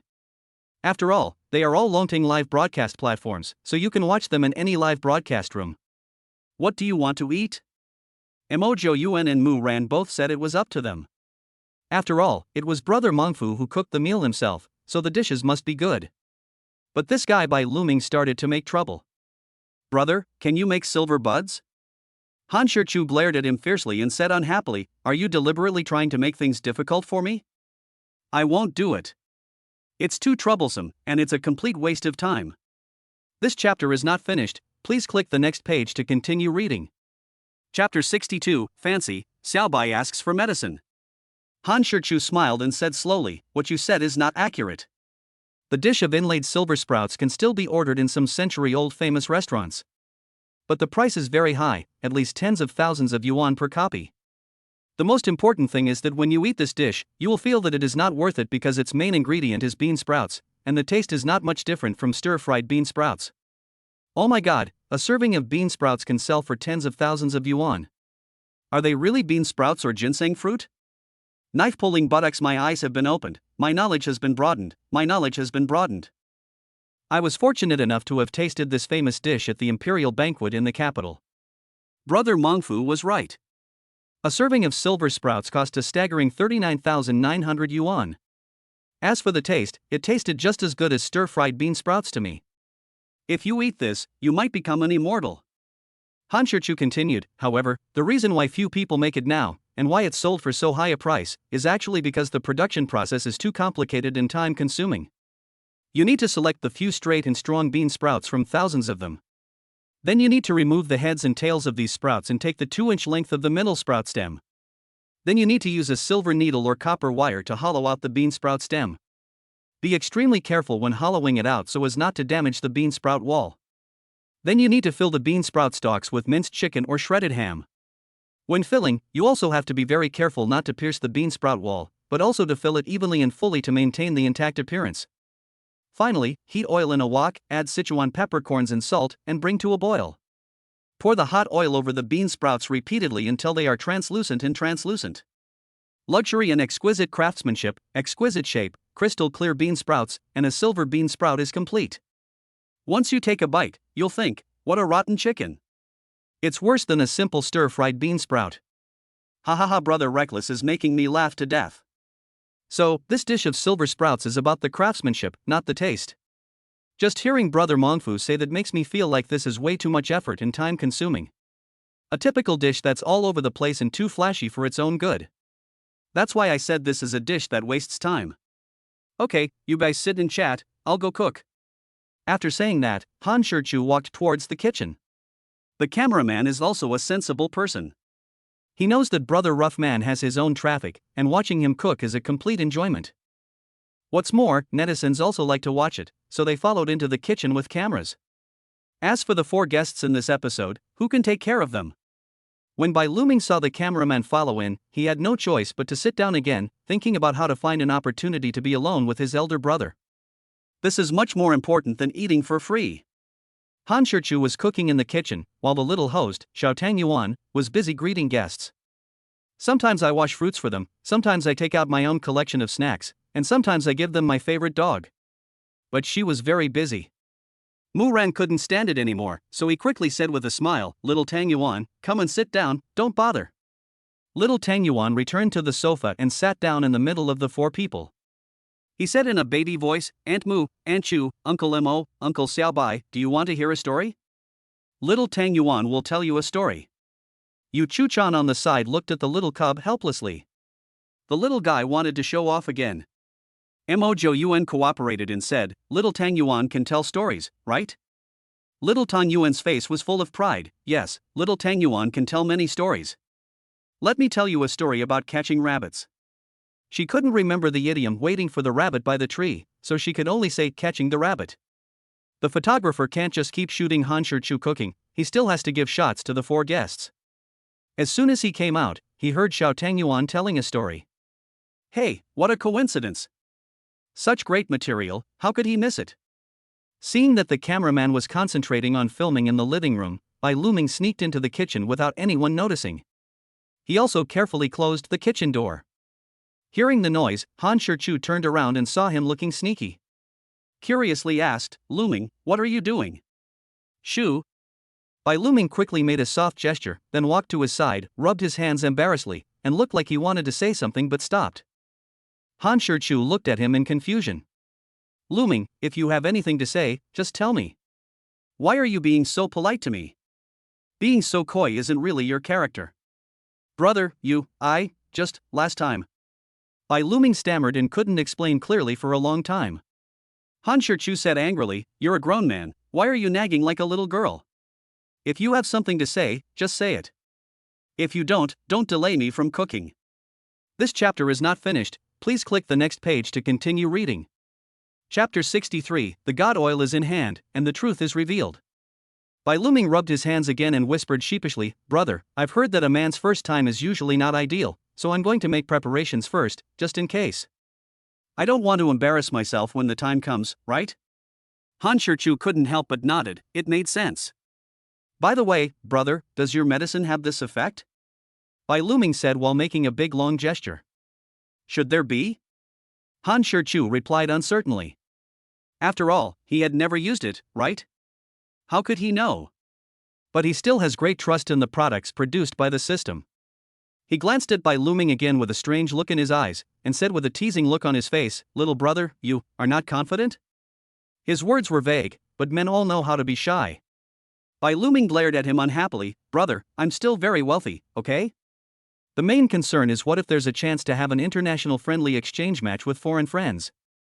You said that by then, you're exhausted on top, while she's eating melon seeds down below. Wouldn't that undermine the dignity of Chinese men? Damn, they can actually elevate this shitty matter to the national level. Han Shichu was too lazy to pay attention to him anymore. He pretended to put his hand into his trouser pocket, but in fact he was taking out the bottle of bed collapse oil that he had been rewarded with from the system space. The packaging is somewhat similar to that of Fenjiujing, and the size is almost the same, but there is no brand or trademark on the bottle. Bai Luming took it and examined it carefully, questioning with some disbelief, Brother, is this thing authentic? Is it a fake or inferior product? Don't worry, it's absolutely authentic and the effect is excellent. After saying that, Han Shichu was still not reassured, so he told Bai Luming the precautions that the system had told him. Little brother, the method of use is very simple. Pour a drop beforehand and apply it evenly on the weapon. It will take effect in 5 minutes. It guarantees that the gun will be as fast as a dragon and the shot will hit the soul. But you have to remember, 1 drop is enough. If you use too much, I'm afraid you and your girlfriend won't be able to handle it. Bai Luming was instantly delighted, yet also a little surprised. Is that so? Is it really as mysterious as you say? Han Shichu smiled meaningfully, if you don't believe me, you can try it yourself. If your bed collapses, your back breaks, and your girlfriend runs away, don't blame me for not warning you. I believe it. I believe everything brother says. He happily put the small bottle into his trouser pocket. Still a little worried, he asked, Brother, are you sure there won't be any side effects after using it? Definitely and definitely. After hearing his confirmation, Bai Luming finally felt relieved. Thanks, brother. I'll treat you to a foot wash some other day. I'll be out first. If I stay in for too long, they'll get suspicious. After saying that, he walked out of the kitchen contentedly. Looking at his sneaky back, Han Shichu always felt that this guy must have some unspeakable secret. In the living room, everyone was listening attentively to Xiao Tangyuan's story. It's no wonder that little Tangyuan has an extraordinary talent for language expression, and he tells stories vividly. Coupled with her baby voice and cute movements, she is simply too adorable. Oh my god, this girl of Brother Mongfu is really rare. How can one give birth to a daughter like Xiao Tangyuan? When, where, and in what positions can one achieve this kind of birth? Little Tangyuan's intelligence, language skills, and appearance are truly unmatched. Watching him makes me feel completely relaxed and at ease. Damn it, why does reckless brother always get all the good stuff? No, brother Mang, Jime Mang, let's team up and go to Ipin Huafu to steal some glutinous rice balls. Stealing, robbing, or cheating is fine, but how do you divide the money after you get it? Can each person support it for a day? Mu Ran finally couldn't help herself and hugged Xiao Tang Yuan, leaving lip prints on her pink face. She said gently, Xiao Tang Yuan, how come Auntie has never heard of these stories? Who told them to you? Little Tang Yuan wiped his face with his hands in disgust and said in a baby voice, It's Daddy, Aunt Mu, doesn't it sound nice? Yes, they are all very interesting and meaningful stories. Mu Ran nodded, but what he said was true and he was not just trying to please her. Little Tang Yuan had a smug smile on his face. Of course, even mommy likes listening to daddy stories. Yu Chu-chan on the side was betrayed by Xiao Tang Yuan again. I rolled my eyes at her in annoyance. This leaky little girl would tell anyone anything embarrassing about herself. It seemed I had to find a chance to have a good talk with her. After the story was told, the cameraman went back to the kitchen with his camera, which gave him quite a hard time. This chapter is not finished, please click the next page to continue reading. Chapter 64, Pervasive, Table Debate. Han Shichu smiled slightly, Hey, brother Yuan, you are too polite. These are just some home-cooked dishes, don't be disgusted. Mu Ran also smiled and said, Home-cooked food is excellent, not to mention that it was made by you, brother Mengfu. Just looking at it makes my mouth water. Xiao Bai looked at him and Yu Chu-chan, and called out in a frivolous voice, Brother, sister-in-law. As soon as he shouted in such a disgusting tone, Han Shichu knew what he wanted to do. Damn it, drag that idiot Xiao Bai out here and play the guitar 100 times. No need to guess, Xiao Bai wants to drink. This expression and tone gave me goosebumps. Can't this guy just talk nicely? Why is he being so mean? Han Shichu shook his head helplessly and asked, What kind of wine do you want to drink? Bai Luming was immediately delighted and blurted out, White wine. Brother Yuan, what about you? Mojo Yuan also smiled, White wine. Han Shichu looked at him and felt that he also had the temperament of a drunkard. Senior sister, Sister Ran, what about you? Red wine? Okay. Chu Wanji nodded, let's drink red wine. Leader, go get the wine. Yu Chu-chan nodded, then stood up and walked towards the wine cabinet. Everyone looked at him in surprise, not because they were surprised that he called Mr. Yu, but because they were surprised by his address. Chu Wanji smiled and joked, Junior brother, your name for Channer is really unique.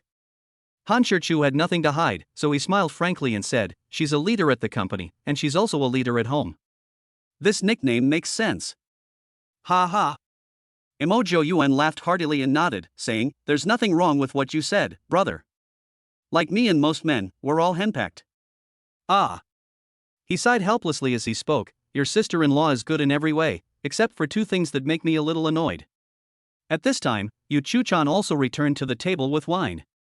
Whether it is white wine or red wine, it is naturally expensive and good wine. Han Shichu took the wine, opened it, and listened to the conversation. Chu Wanji also became interested and asked curiously, Brother Yuan, what two things about my sister-in-law make you very angry? This is because they control my drinking too strictly. Of course I know she's thinking about my health. But as a man, who doesn't have some hobbies? If you don't even have any hobbies, wouldn't life be too boring? Han Shichu and Bai Luming nodded in agreement, expressing their strong approval. As the representative of the female party, Yu Chu-chan is going to express a different opinion. But drinking is always harmful to the body. With so many hobbies, can't you switch to something more beneficial to your physical and mental health? Like reading a book, listening to music, etc.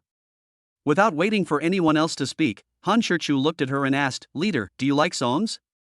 Yu Chu-chan nodded without hesitation and replied, I like it. Han Shichu showed a smile of success on his face, and said lovingly, Brother, I like you too. Wow, these sweet words came so unexpectedly. Ha! Chu Wanji and Mu Ran both made sounds of good-natured contempt.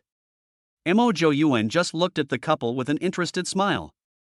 Bai Luming's eyes actually lit up, and he looked at Han Shichu with admiration, secretly admiring him in his heart. Amazing, so amazing, I've got it, I've got it.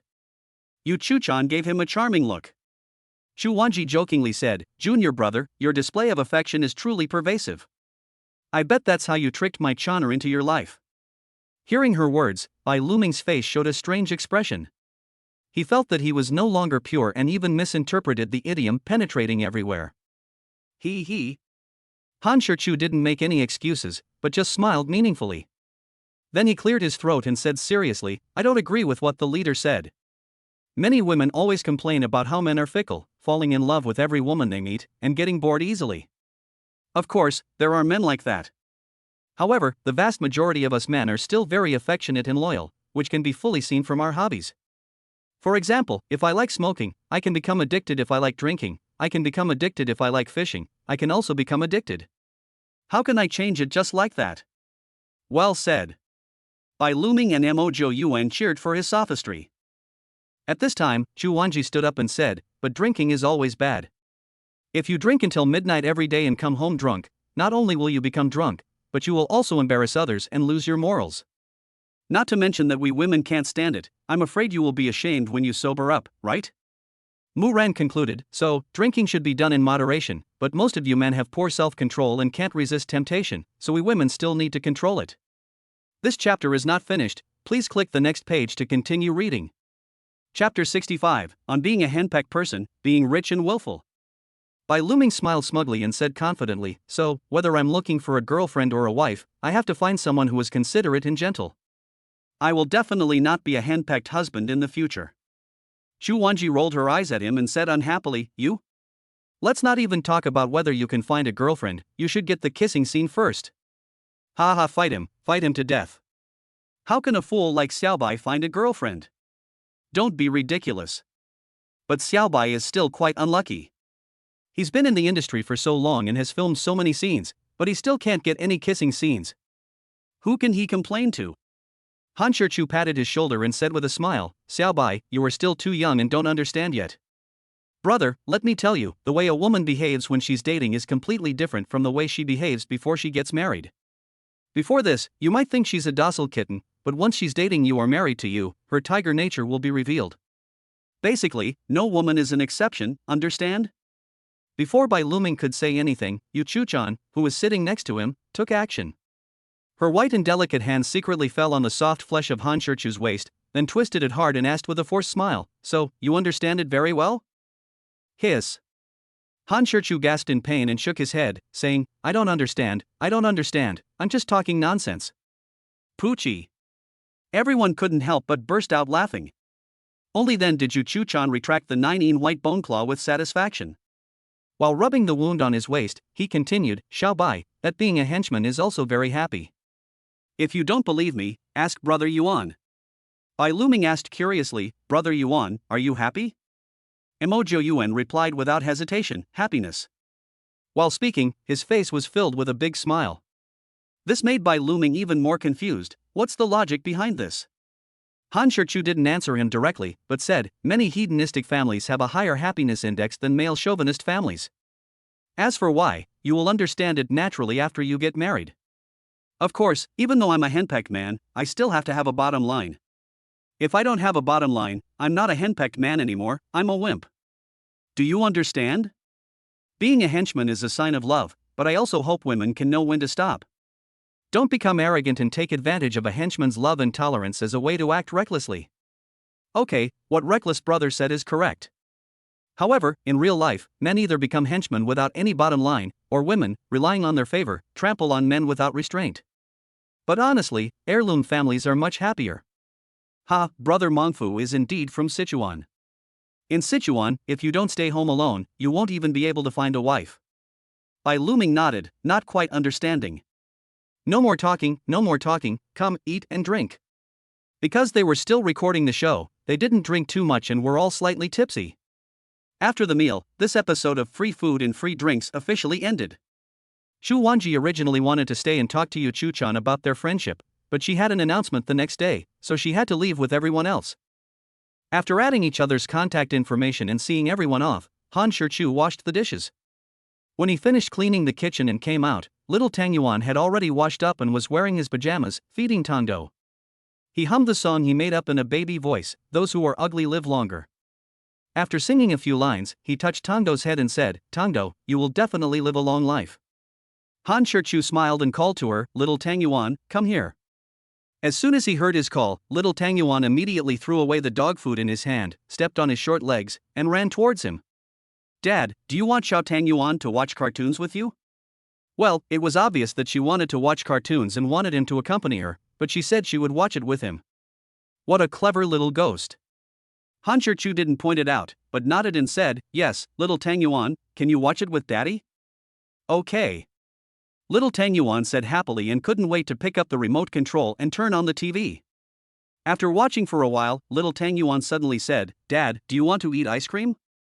This time, before Han Chu could say anything, Yu Chu-chan, who was sitting next to him with her laptop on hand, refused without hesitation, "No." Seeing that she had spoken, Han Chu could only spread his hands to Xiao Tang Yuan, indicating that he was powerless. Little Tang Yuan pouted, looking a little unhappy. Han Chu patted her little head, trying to find a topic to divert her attention. This chapter is not finished, please click the next page to continue reading. Chapter 66, Magical Children's Song, Disdain to Lie. It is true that it is worth a lot of money, but Han Chu still underestimated the true value of this grand piano. This grand piano was specially commissioned by Yu Chu-chan's father to Steinway Sons, and it took a full 5 years to complete. This bright red piano has a panel made of 40 layers of the world's finest wood. A Chinese artist was specially invited to design a phoenix pattern using ink painting techniques for the piano. Moreover, this grand piano is made of real gold and has Yu Chu-chan's name printed on it. The whole piano looks like a phoenix rising from the ashes, and the ink and wash phoenix pattern is lifelike, beautiful and magnificent with a touch of simplicity and elegance. Han Chu carefully stroked the body of the piano, the delicate and smooth touch was indescribable. He gently placed the little glutinous rice ball on the piano table and Han Chu also slowly sat down in front of the piano. As his fingertips glided across the keys, he knew that the piano was fully capable of withstanding the strength of his arms and his difficult playing techniques. At this moment he also realized that he had indeed underestimated this piano before. "I didn't think much about it. After all, no matter how good an instrument is, it is meant for people to use."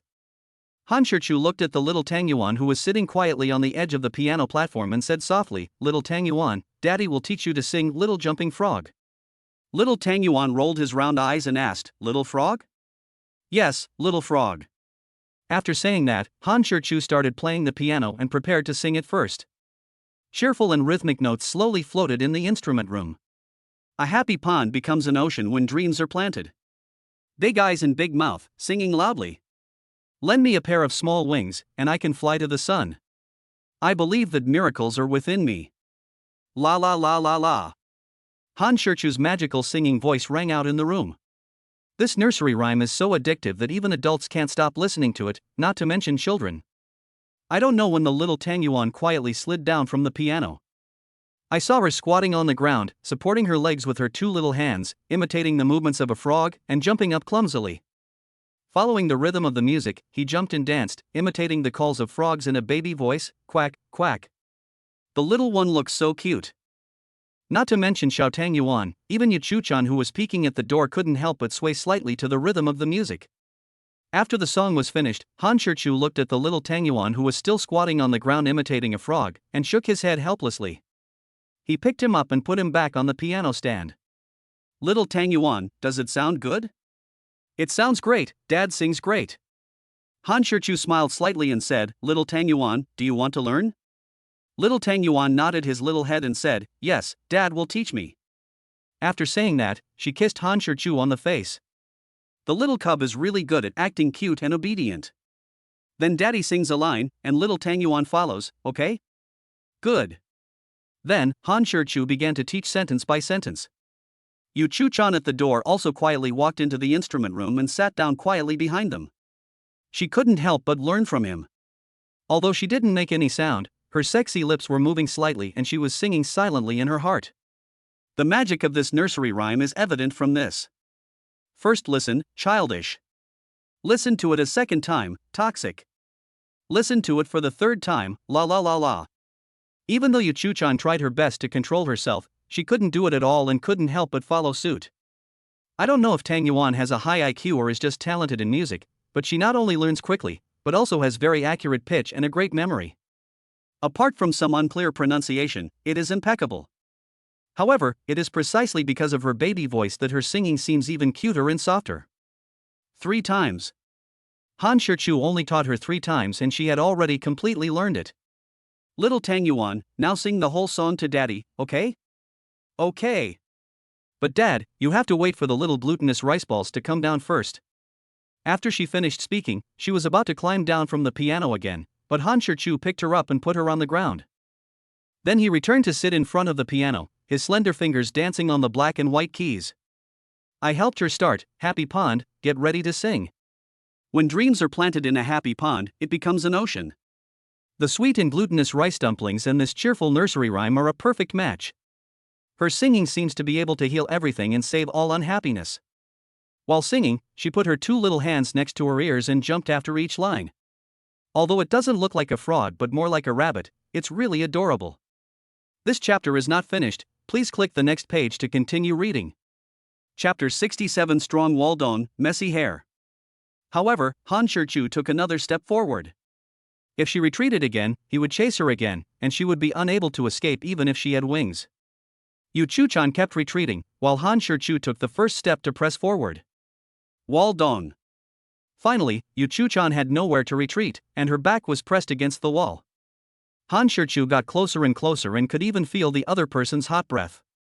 Being so close and looking down at her from such a high position gave Yu Chu-chan a strong sense of oppression. Her heart suddenly began to beat wildly. Even though her delicate face was flushed, she still pretended to be cold and asked, What do you want to do? Although her voice was cold, her slightly trembling tone completely betrayed the fact that she lacked confidence. At this moment, Han Chu's face was less than 5 centimeters away from hers. Han Chu didn't say anything, but put one hand next to her ear and pressed it against the wall. His face moved forward another 2 centimeters.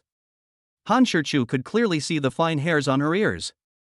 He blew a breath of hot air gently into her ear.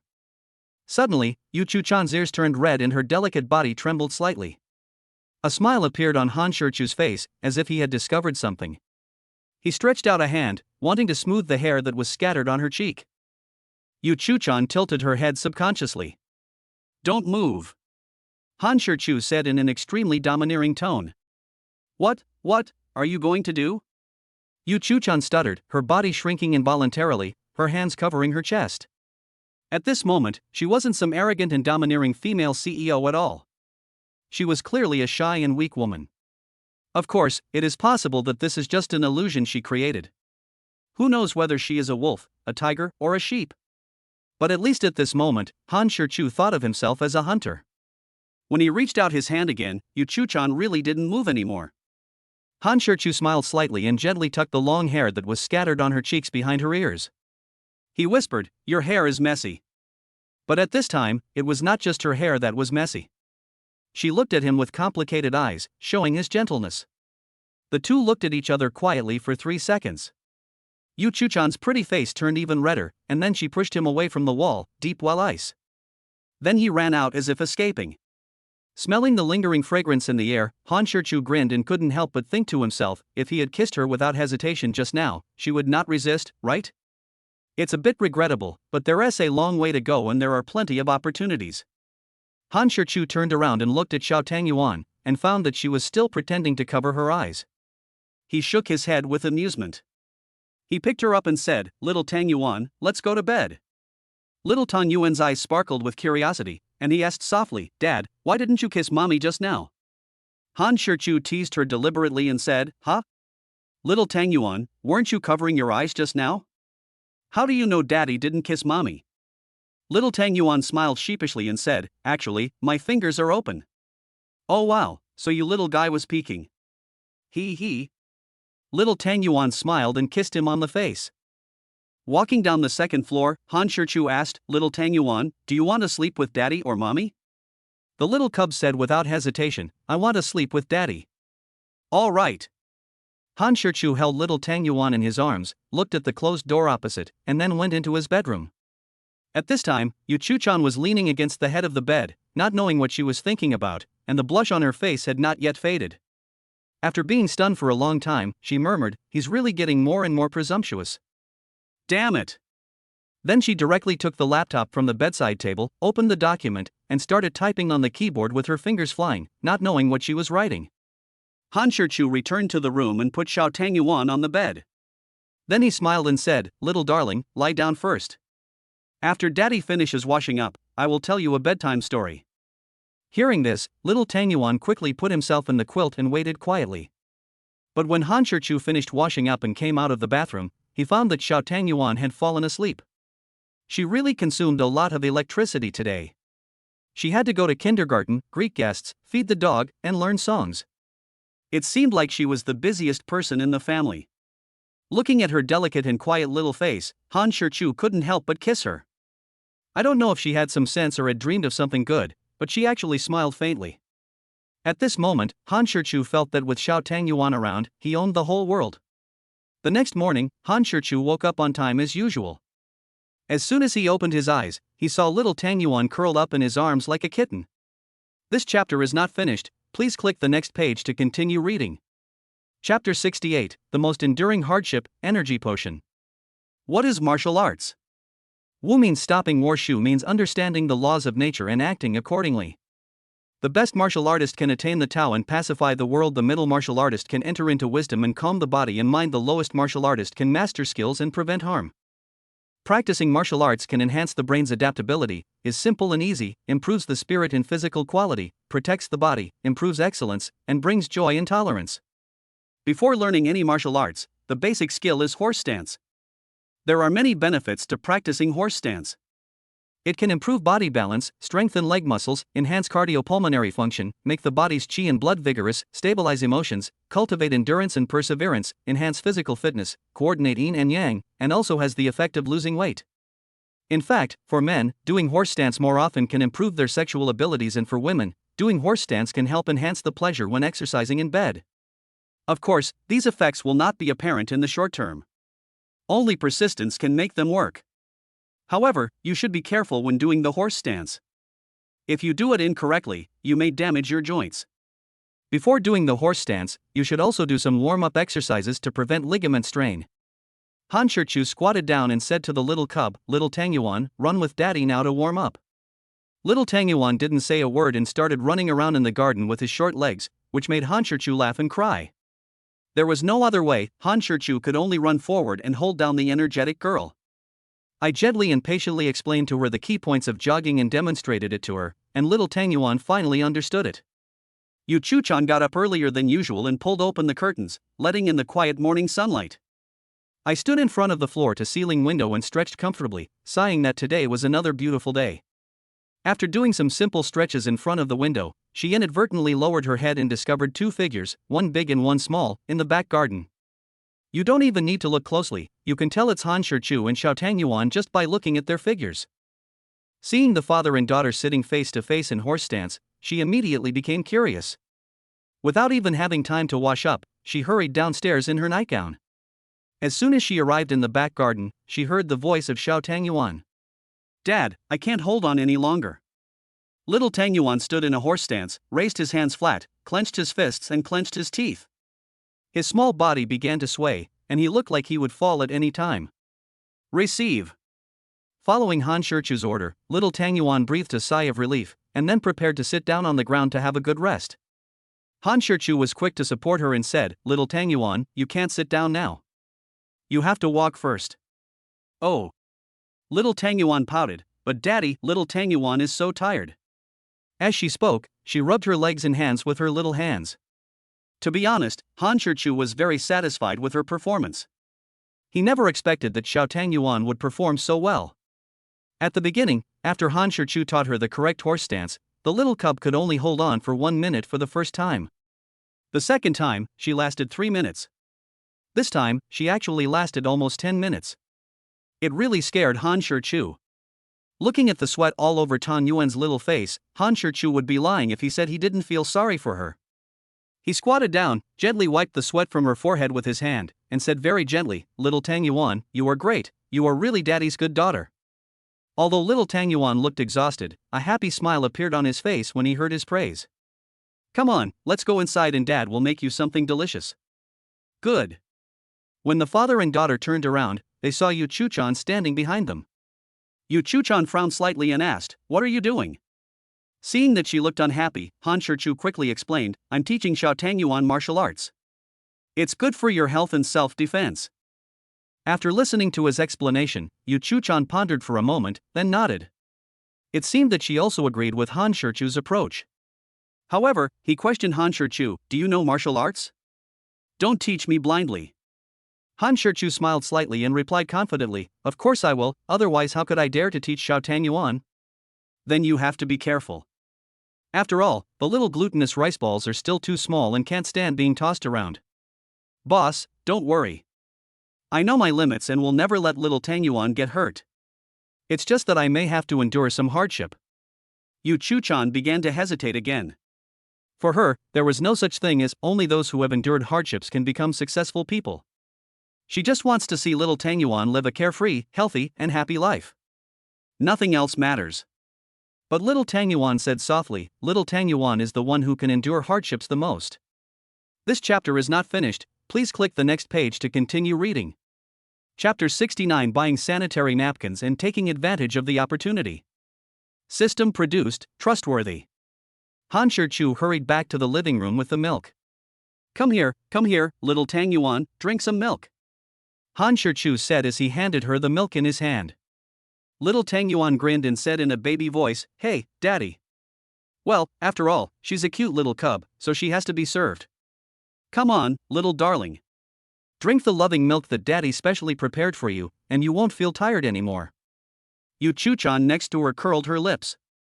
I don't know if she was jealous of the deep love between father and daughter, or disdainful of Han Shichu's childish sweet words. Little Tangyuan puffed up his cheeks and drank all the milk in one breath. He wiped his mouth with his little hand and said, ah, it tastes good. Daddy's loving milk is great. Yu Chu-chan rolled her eyes at her and said with a hint of jealousy, little flatterer. Lulu. Little Tangyuan stuck out her tongue at her mischievously. Obviously, she didn't care about her ridicule. Han Shichu couldn't wait to ask, how's it going, little Tangyuan? Are you not tired anymore? Little Tangyuan jumped down from the sofa, stood in front of Han Shichu, bent his arms, did a bodybuilding move, and showed off his non-existent biceps. Ha! Dad, I'm really not tired anymore. After saying that, he jumped up and down excitedly. Now, the little Tangyuan, whose battery has been fully restored, becomes energetic again. Han Shichu was relieved. He looked at Yu Chu-chan and said, leader, take Xiao Tangyuan to take a bath first. I'll go cook. Yu Chu-chan nodded and said, come on, little flatterer, go take a shower with your mother. After eating the nutritious breakfast made by Han Shichu and sending the little beast to kindergarten, he was about to go home when he suddenly received a WeChat message from Yu Chu-chan. Big fish, buy me a bag of that when you come back. Han Shichu looked at the WeChat message, confused, and replied, leader, which one is that? At this time, Yu Chu-chan, who was lying on the bed, was holding her stomach with a painful look on her face. When I saw the message he sent, I was furious. He slapped the quilt fiercely a few times and muttered through gritted teeth, this bastard must have done it on purpose. There was no way. She was in so much pain that she couldn't get up and buy it by herself. Big fish, sanitary napkins. After sending the message, Yu Chu-chan threw down her phone and hurried into the bathroom. Han Shichu understood. Not long after, Yu Chu-chan received another WeChat message on her phone. Han Shichu, boss, what brand do you want? There are so many types, I don't know which one to choose. Unfortunately, Yu Chu-chan, who was still in the bathroom, didn't see it at all. Han Shichu waited for a long time in the area of the supermarket where sanitary napkins were placed, but did not receive a reply. However, he did not seem embarrassed at all and quickly asked for help from the shopping guide girl not far away. Beautiful lady, can you please do me a favor? The salesgirl covered her mouth with her hands in surprise when she saw him, pointed at him in disbelief and asked, You are Brother Reckless? Han Shichu nodded in agreement. The salesgirl was brimming with excitement. Ah! I finally saw him in person. Brother Reckless, can I take a picture with you? You're my fan, no. I'm your fan. Han Shichu took another photo with her. The satisfied shopping guide finally remembered her job and asked happily, Brother Reckless, how can I help you? Han Shichu smiled and said, it's like this, my wife has her period, but I don't know which one to choose. After all, this is my first time buying it for her, so I'd like to trouble you to recommend some to me. Brother Reckless, you are so good to your wife. The salesgirl sighed with envy. With her enthusiastic help, Han Shichu bought sanitary napkins. At the same time, he also bought a lot of things in the supermarket and bought himself a mask to disguise himself. After returning home, Han Shichu went straight upstairs with his things and knocked on Yu Chu-chan's bedroom door. Leader, huh? Strange, you're not in the room? Seeing that there was no one in the bedroom, he muttered something and prepared to go out to look for her. I'm in the bathroom, please pass the things in. Yu Chuchan's legs were almost numb from squatting on the toilet. This guy finally came back, but now was not the time to get angry. She decided to teach him a lesson after she got out. Han Shichu picked out the sanitary napkins that were suitable for her current use from a large bag of sanitary napkins, then gently pushed open the bathroom door, leaving a small gap. She reached out and handed the sanitary napkin in, and asked, "Leader, is this okay? I can't reach it, throw it to me." Hearing this, Han Shichu threw it over with force. Okay. Han Shichu closed the door. I have thought about it, but I don't dare, so I can only give up. Not long after, Yu Chuchan came out with her hands covering her stomach and a pale face. Seeing her painful expression, Han Shichu quickly stepped forward to support her. This chapter is not finished, please click the next page to continue reading. Chapter 70, Thoughtful and Deliberately Playful. When he reached the door, he specifically instructed, "Leader, don't just hold it in your hands. You have to drink it while it's hot. Only then will it be effective." Watching his disappearing back, Yu Chuchan felt warm in her heart, but also a little empty. I took a sip of the brown sugar water, it was so sweet. After a while, Han Shichu came in again. He was also not empty-handed, carrying not only a large bag of snacks but also a tablet computer. He poured all the snacks onto the bed, then opened the tablet and placed it in front of her. "Boss, eat some snacks, watch some TV, and relax. Don't be so stern all day long, don't put pressure on yourself, and don't lose your temper all the time. You need to learn to relax and smile. Also, keep exercising and improve your physical fitness in the future, so that your symptoms can be alleviated or even eliminated." Yu Chuchan nodded slightly. "How are you? Are you feeling better now? If not, let's go to the hospital?" "Much better, thank you." Han Shichu smiled slightly. "You are my wife, it is my responsibility to take care of you. Okay, now that you're feeling better, take a good rest. I'm going out. Call me if you need anything." After saying that, Han Shichu prepared to go out. "Eh?" Yu Chuchan suddenly called him. Turning around, he asked, "What's the matter? Is there anything else?" Yu Chuchan looked as if she wanted to say something but hesitated. She wanted to say something but couldn't utter it for a long time. Han Shichu looked at her meaningfully, a strange smile on his face, and said, "Leader, you don't want me to stay with you, do you?"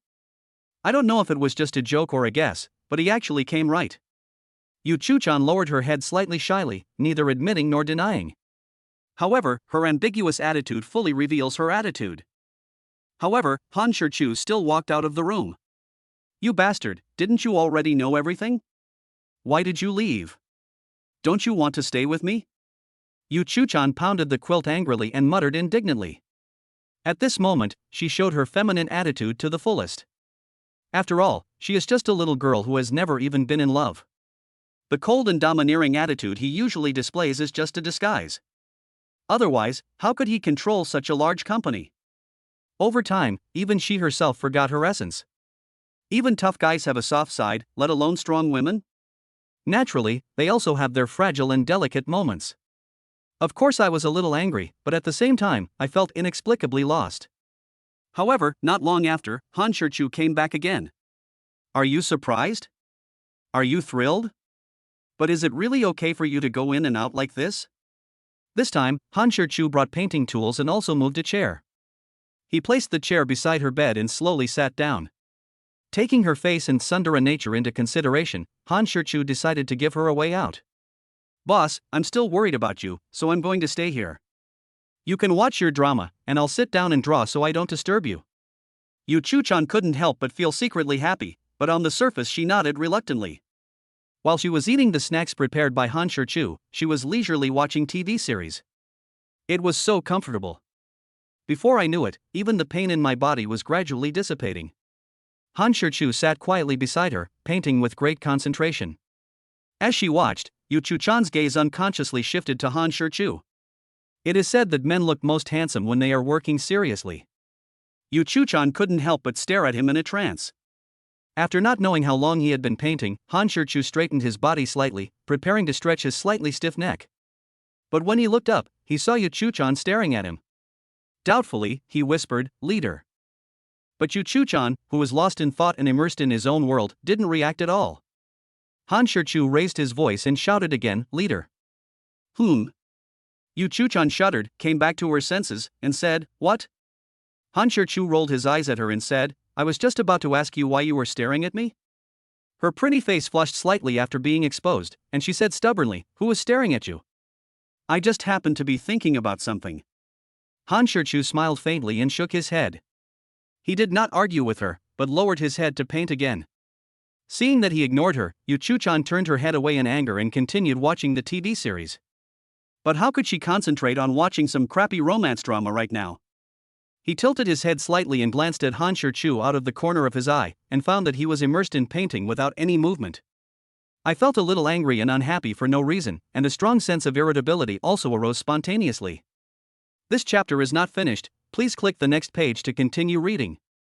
Chapter 71, Cooperating with the Performance, with Bad Intentions. No, how could she give up so easily? This was clearly not her style. While thinking about it, an idea suddenly came to my mind. Hiss, ah. She covered her stomach with her hands and began to moan in pain. Han Shi-chu knew that if he ignored her and continued to pretend to be deaf and dumb, it would definitely not work. He slowly raised his head and almost couldn't hold back his laughter. At this time, Yu Chu-chan was curled up on the bed like a maggot, with her hands tightly covering her stomach, her little head buried in her chest, a painful expression on her face, and she kept twisting and turning. Wow, you really work hard. With such good acting skills, it would be a shame if you didn't become an actor. Well, Han Shi-chu must cooperate with her hard work. Pretending to be nervous and anxious, he asked, "Boss, what's wrong with you? Is the pain starting to come back?" Yu Chu-chan actually pretended to be a weak and sickly person. Then, Han Shi-chu, who had already immersed himself in the role, said nervously, "I'll take you to the hospital, even if it's just to get some painkillers." "No, no need. I'll just bear with it, and it will pass." It was all fake. How could she be so stupid as to agree to it? "No." Han Shi-chu blurted out without hesitation, "How can I tolerate this?" After saying that, he pretended to pick her up forcefully. Yu Chu-chan quickly stopped him, saying, "No, really, no, I've always gotten through it like this before." "It's okay." Han Shi-chu raised his eyebrows slightly, but he was actually smiling in his heart. "Hee, you built the stage yourself, and you were the one who started singing, but when it ends is not up to you to decide. This is different. I couldn't do anything about it before, but now I'm your husband. I can't just sit back and watch you suffer. Seeing you in so much pain, I feel bad too." "Beautiful, there is nothing wrong with that." Yu Chu-chan is now in a difficult situation and cannot back down because of his words. "I could only say in a cold, hard, and impatient tone, if I say no, then no." Han Shi-chu shrugged and said, "Okay, leader, everything you said is right. Since you don't want to go to the hospital, can I massage it for you? I saw something online that said it should be effective." Han Shi-chu smiled meaningfully and rubbed his hands. His words, his actions, and his slightly obscene expression frightened Yu Chu-chan greatly. I secretly complained in my heart, this bastard actually wanted to take action, forget it. With a cold face, he said unhappily, "No need." Han Shi-chu curled his lips, but he never thought that he could succeed. Besides, was he the kind of villain who would take advantage of others in distress? Ahem. Damn, you're really good at judging people. Is the water in the hot water bottle still warm? Let me change the water for you. This was not a line from the script, but was meant sincerely. It's not very warm anymore. Han Shi-chu nodded, walked to the end of the bed and took the hot water bottle at her feet. "Give me the hot water bottle on your stomach." Yu Chu-chan took the hot water bottle out of the quilt and handed it to him. Not long after, Han Shi-chu came back after changing the hot water. He carefully placed the hot water bottle next to her feet again, but accidentally touched her feet. Smooth, delicate, soft, and a little cool.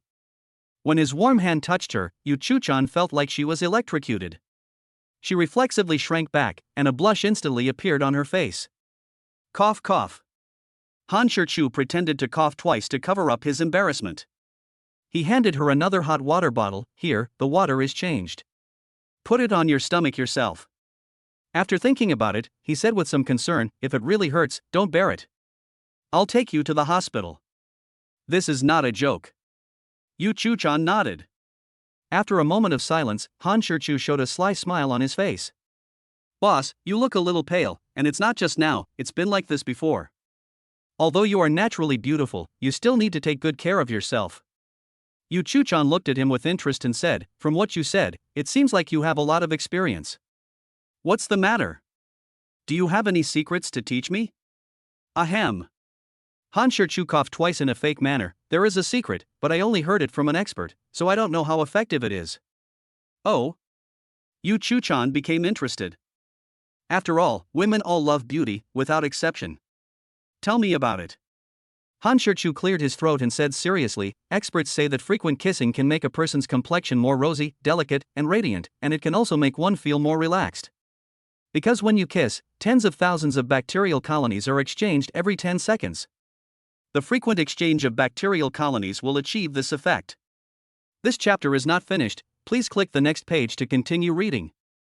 Chapter 72, Conquering the Heart, Folk Legend.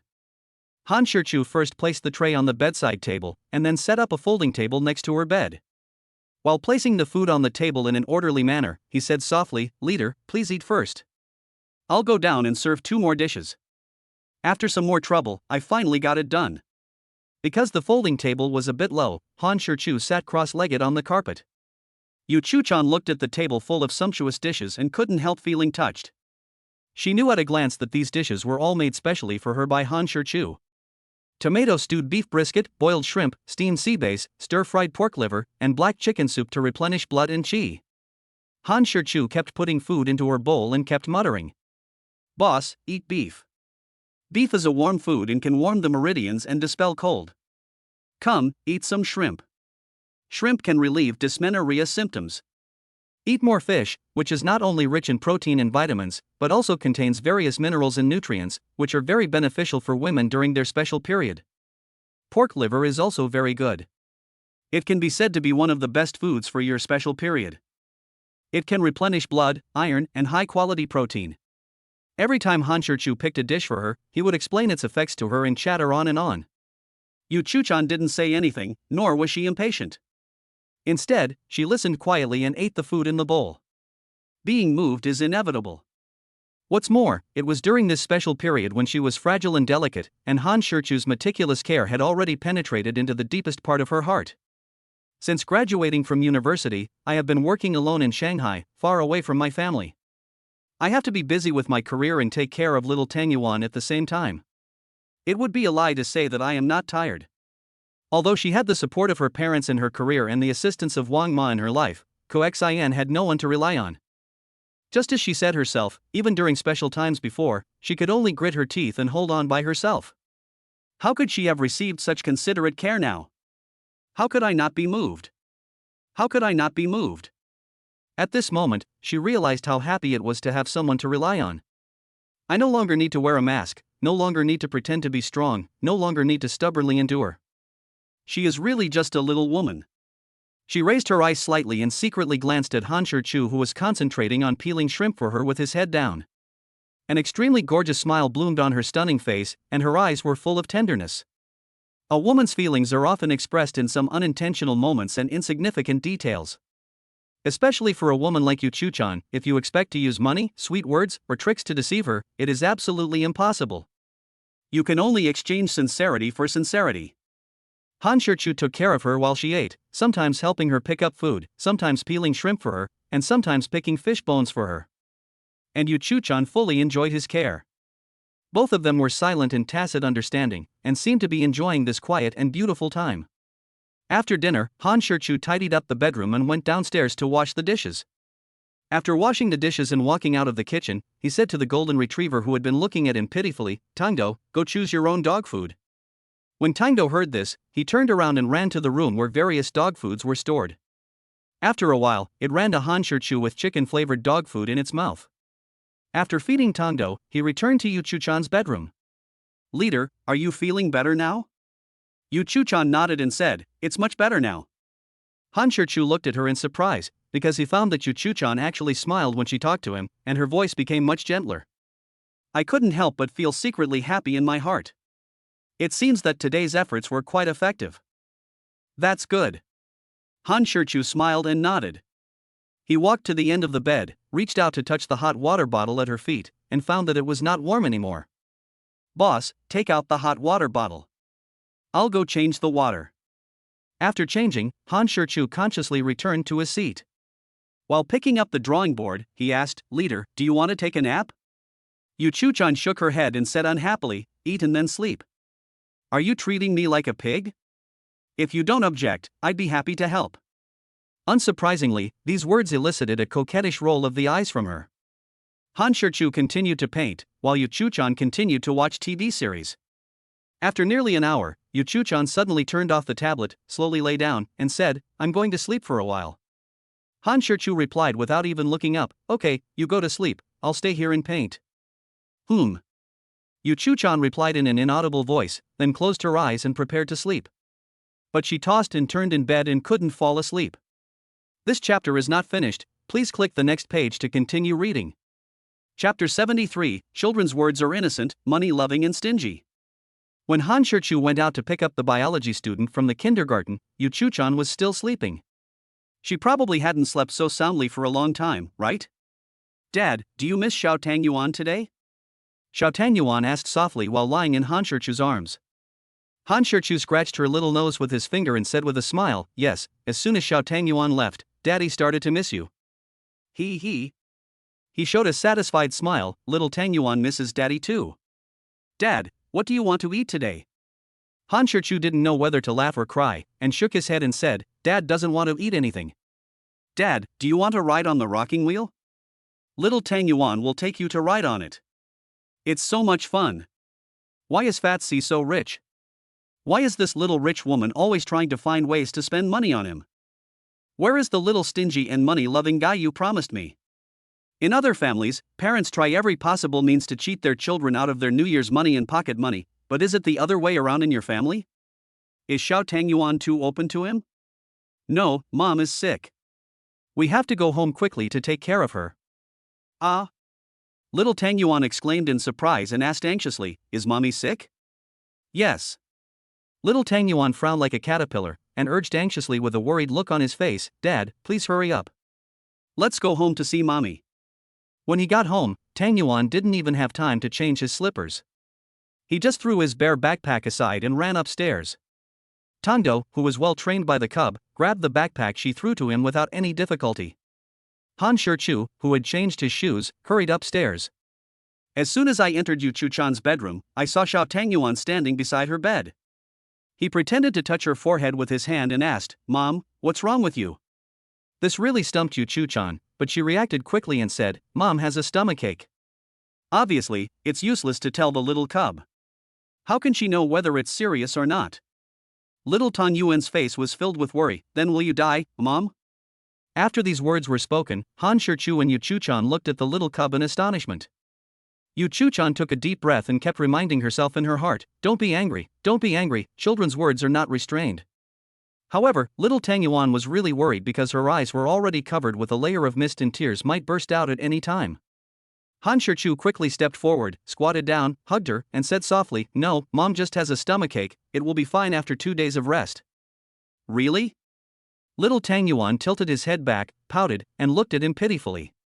He rubbed her head affectionately and said with a smile, "Really, when has Daddy ever lied to my little darling?" After hearing this, little Tang Yuan believed it. Then, little Tang Yuan ran to the bedroom door and shouted loudly, "Tangdo, what Tangdu?" The next second, Tangdo rushed towards her. Because it was going too fast and the floor was too slippery, it failed to break and not only ran over her head, but also fell down. Little Tang Yuan put his hands on his hips and lectured him angrily, "Why Tangdo, you really are a good melon, so melon-like." Tangdo climbed up and looked at the cub with grievance, whimpering softly, as if making a humble excuse for himself. Little Tang Yuan was too lazy to talk nonsense with it and directly ordered, "Go and get my little bag." Although he was scolded, Tangdo still didn't dare to delay, otherwise, the scary kindergarten creature in front of him would not be polite to him. Han Shirchu and Yu Chuchan both looked at the little Tang Yuan with great interest, wanting to see what this little guy was up to. After a while, Tangdo ran back with her teddy bear backpack in her mouth.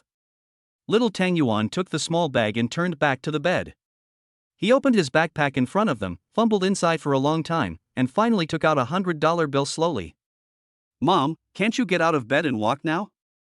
Yu Chu-chan was about to speak, but then she changed her mind and wanted to see what she wanted to do, so she nodded and pretended to say, "Yes, Mom can't walk now." Little Tang Yuan looked sad and tears welled up in his eyes. Han Shichu glared at Yu Chu-chan fiercely, blaming her for teasing Xiao Tang Yuan for no reason. Now she has made him cry, okay? Just as she was about to speak to comfort the heartbroken little Tang Yuan, she unexpectedly gritted her teeth, stretched out her little hand to touch Yu Chu-chan's face, and said, "Mommy, it's okay. Daddy and little Tang Yuan will take care of you in the future." Hearing her such sensible words, Yu Chu-chan felt warm in her heart. It turned out that raising this daughter was not in vain. Then little Tang Yuan reluctantly handed her the 100 yuan bill and said hesitantly, "Mom, this is for you." This chapter is not finished, please click the next page to continue reading. Chapter 74, Worrying About Marriage Online. Little Tang Yuan said calmly, I don't have much money saved." Yu Chu-chan rolled her eyes speechlessly and mercilessly exposed her past. "Humph, you have over 400,000 yuan in cash in your small safe, and at least several million in your card. And you still say you don't have much saved?" Little Tang Yuan stared at her in surprise, and exclaimed in disbelief, Mom, how did you know?" Han Shichu, who was standing by, was also shocked by the wealth of the little rich woman. He really didn't know that the little rich woman had a card, and Xiao Tang Yuan didn't even tell him. "Alas, my life is not as good as that of a kindergarten creature. Who can I turn to for justice?" He. Yu Chu-chan looked at the little cub and smiled disdainfully, "All your money comes from your grandparents, great-grandparents, and me. Do you think Mom knows?" "Little white-eyed wolf, stop trying to change the subject. Tell me, what do you want to do with all that money?" Little Tang Yuan said with a smile, "I leave it for Dad to spend." As soon as these words came out, Han Shichu was so happy and moved that he was completely confused. But it made Yu Chu-chan so angry that she almost died. "Well, no wonder I can't use a single cent of it, no wonder I'm so generous and honest to Han Shichu, all my feelings are reserved for him?" But when I think of Han Shichu's surprised expression just now, it's obvious that he didn't know that Xiao Tang Yuan had a card. So I asked curiously and puzzledly, "Since it is saved for your father, why didn't you tell your father that there is a card?" Little Tang Yuan said without hesitation, "That's for Dad to use when he's old." Wow, Han Shichu was really moved by her. At such a young age, we are already thinking about his future retirement. It's really worrying. Yu Chu-chan sighed helplessly and admitted that she was envious. "I am very angry and feel upset." Jealousy made her look completely different. She jumped out of bed, pointed at the door, and said with gritted teeth, "You two ungrateful wolves, get out now. Get out now. I'm so angry when I see you." Well, that just pissed her off.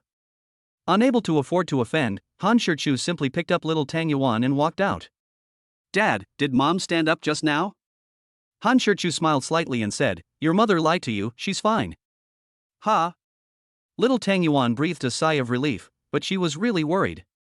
Han Shichu asked curiously, "Baby, why don't you want to give your mother money to spend?" "Not unwillingly." Little Tang Yuan stared at him innocently with his bright and pure big eyes. This really confused Han Shichu.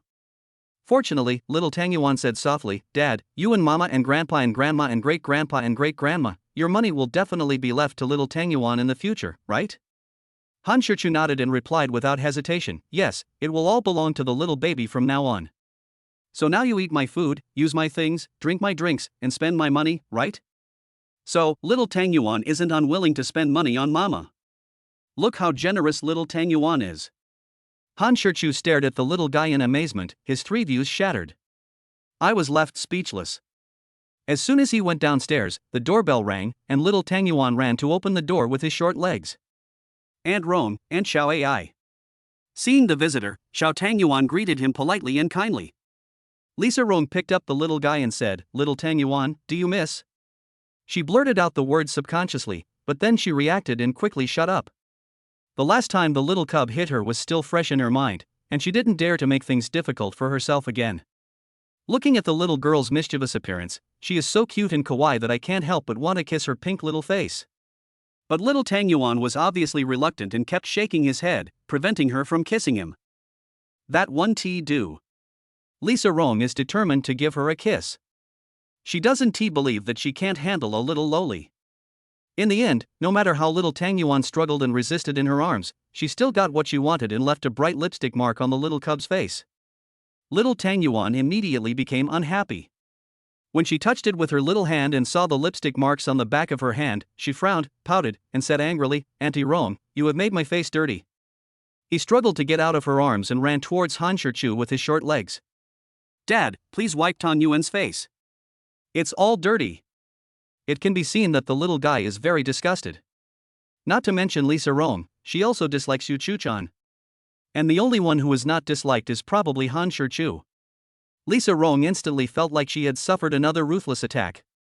The pretty assistant Xiao AI covered her mouth and laughed so hard that she couldn't straighten her back. This chapter is not finished, please click the next page to continue reading. Chapter 75, Chasing Stars Rationally, Arousing Public Outrage. Han Shichu smiled at the camera, waved, and said slowly, "Hello, Arabodi, welcome everyone to my live broadcast room and watch my live broadcast. After all, this is only my second live broadcast, and there are still many things I don't understand. If there is anything I did not do well, please forgive me." After saying that, he bowed to the camera to express his gratitude. Little Tang Yuan beside him also followed suit, clasping his hands into small fists, bowing cutely, and saying in a baby voice, "Please forgive me, everyone." Although the words were not well formed, everyone understood the meaning. Unsurprisingly, her action made everyone in the live broadcast room fall in love with her. Han Shichu looked at the time and said, "It's still too early to cook. Let's just sit down and chat for a while. I want to take advantage of this free time to tell you something. As for me, I'm just an ordinary person with a little bit of fame. Like everyone else, I pick up my kids from school, do my grocery shopping and cooking, and occasionally go out for a walk.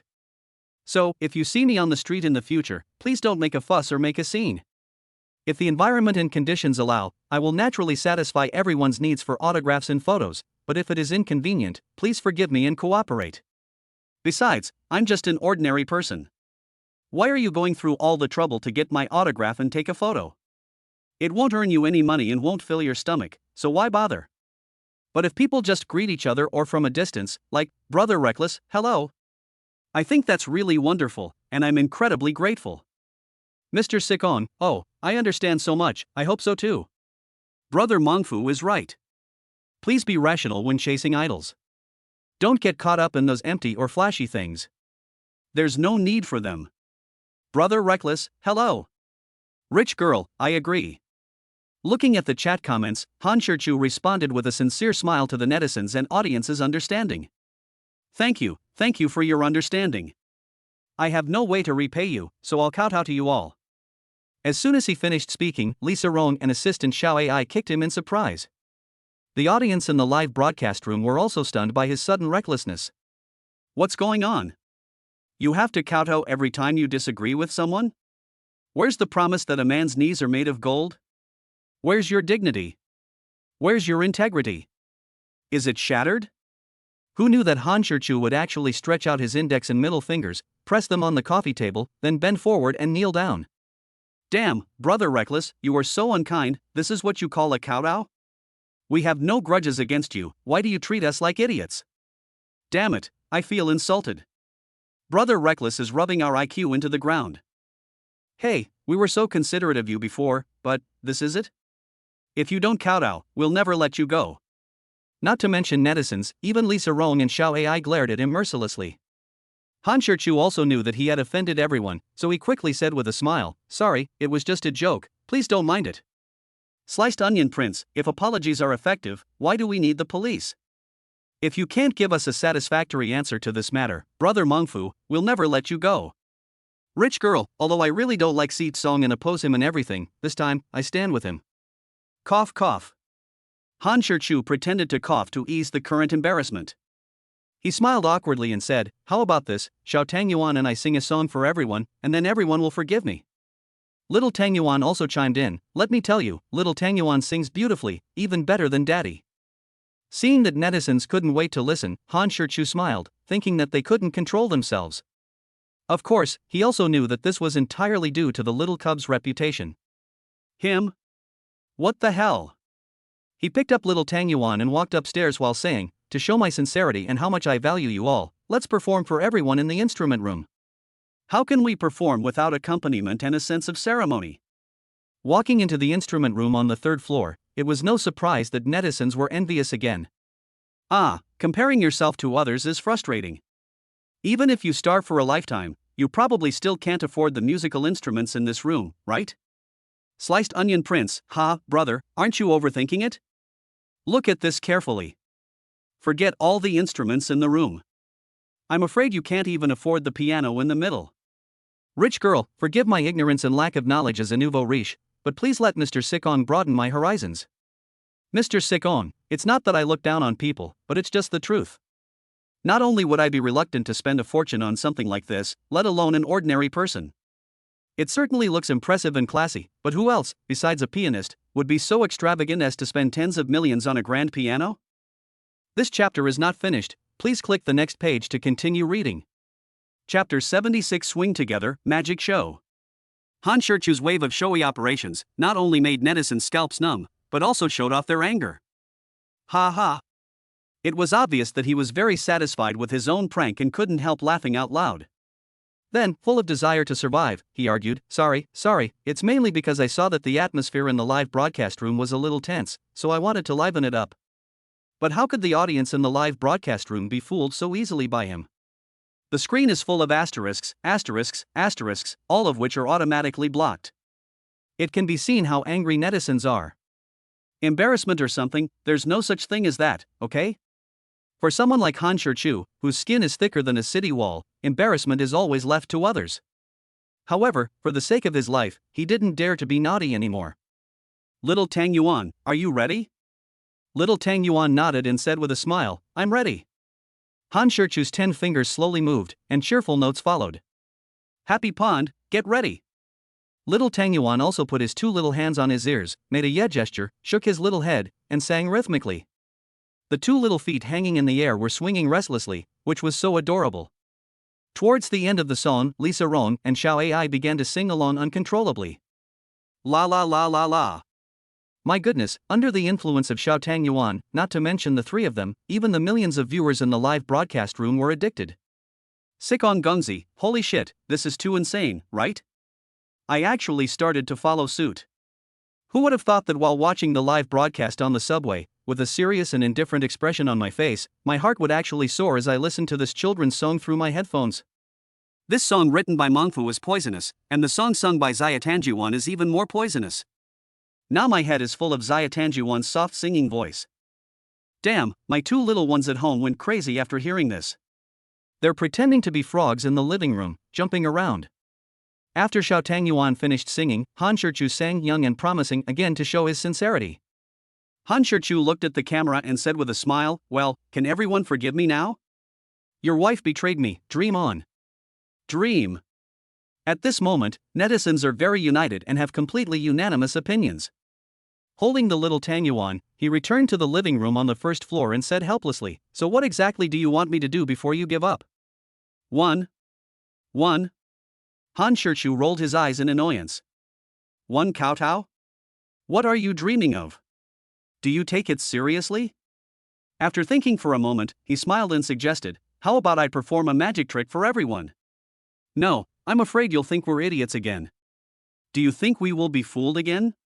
Han Shirchu smiled slightly and said, how about this, if you can find the flaw in my magic, then today I will teach you a famous lost dish.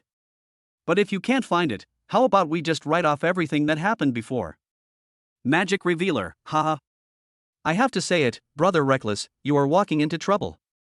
Magic Master Huyen, ahem, Brother Reckless, I must advise you not to use your hobby to challenge our profession. Playful little dear, bro, you can do magic? Is that true? Han Shirchu had a sly smile on his face. Since the netizens are so confident, then let's just call it a deal. After saying that, Han Shirchu prepared to start the performance. He just picked up the remote control on the coffee table and held it in his hand, then took out a tissue to cover his hand. He did this just to add a little mystery. Apart from that, the ball was useless. Then he said to Tang Yuan, come here, little darling, and blow gently on daddy's hand. Huff, huff. Little Tang Yuan pouted and blew hard twice. Han Shirchu then said to the camera, the remote control in my hand has disappeared. Do you believe it? Without keeping anyone in suspense, he simply lifted the tissue that was covering it. There is nothing in my hands. Lisa Rong and Xiao Ai looked at his empty hands and couldn't help but exclaimed. The little Tang Yuan who was closest to him covered his mouth with his hands in disbelief, his round eyes wide open with a look of surprise. The little cub's expression is so adorable. Playful little dear, holy shit, it's really gone? Big brother is awesome.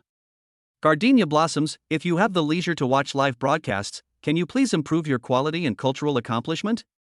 You are always saying wow on the left and awesome on the right, and you are at a loss for words to praise others. What else can you do? I'm laughing my ass off. Queen Chu is so good at taunting me. After Xiaobai accepted brother Mengfu as his big brother, he has become more and more arrogant. I need to taunt him, and I need to taunt him to death. This chapter is not finished, please click the next page to continue reading.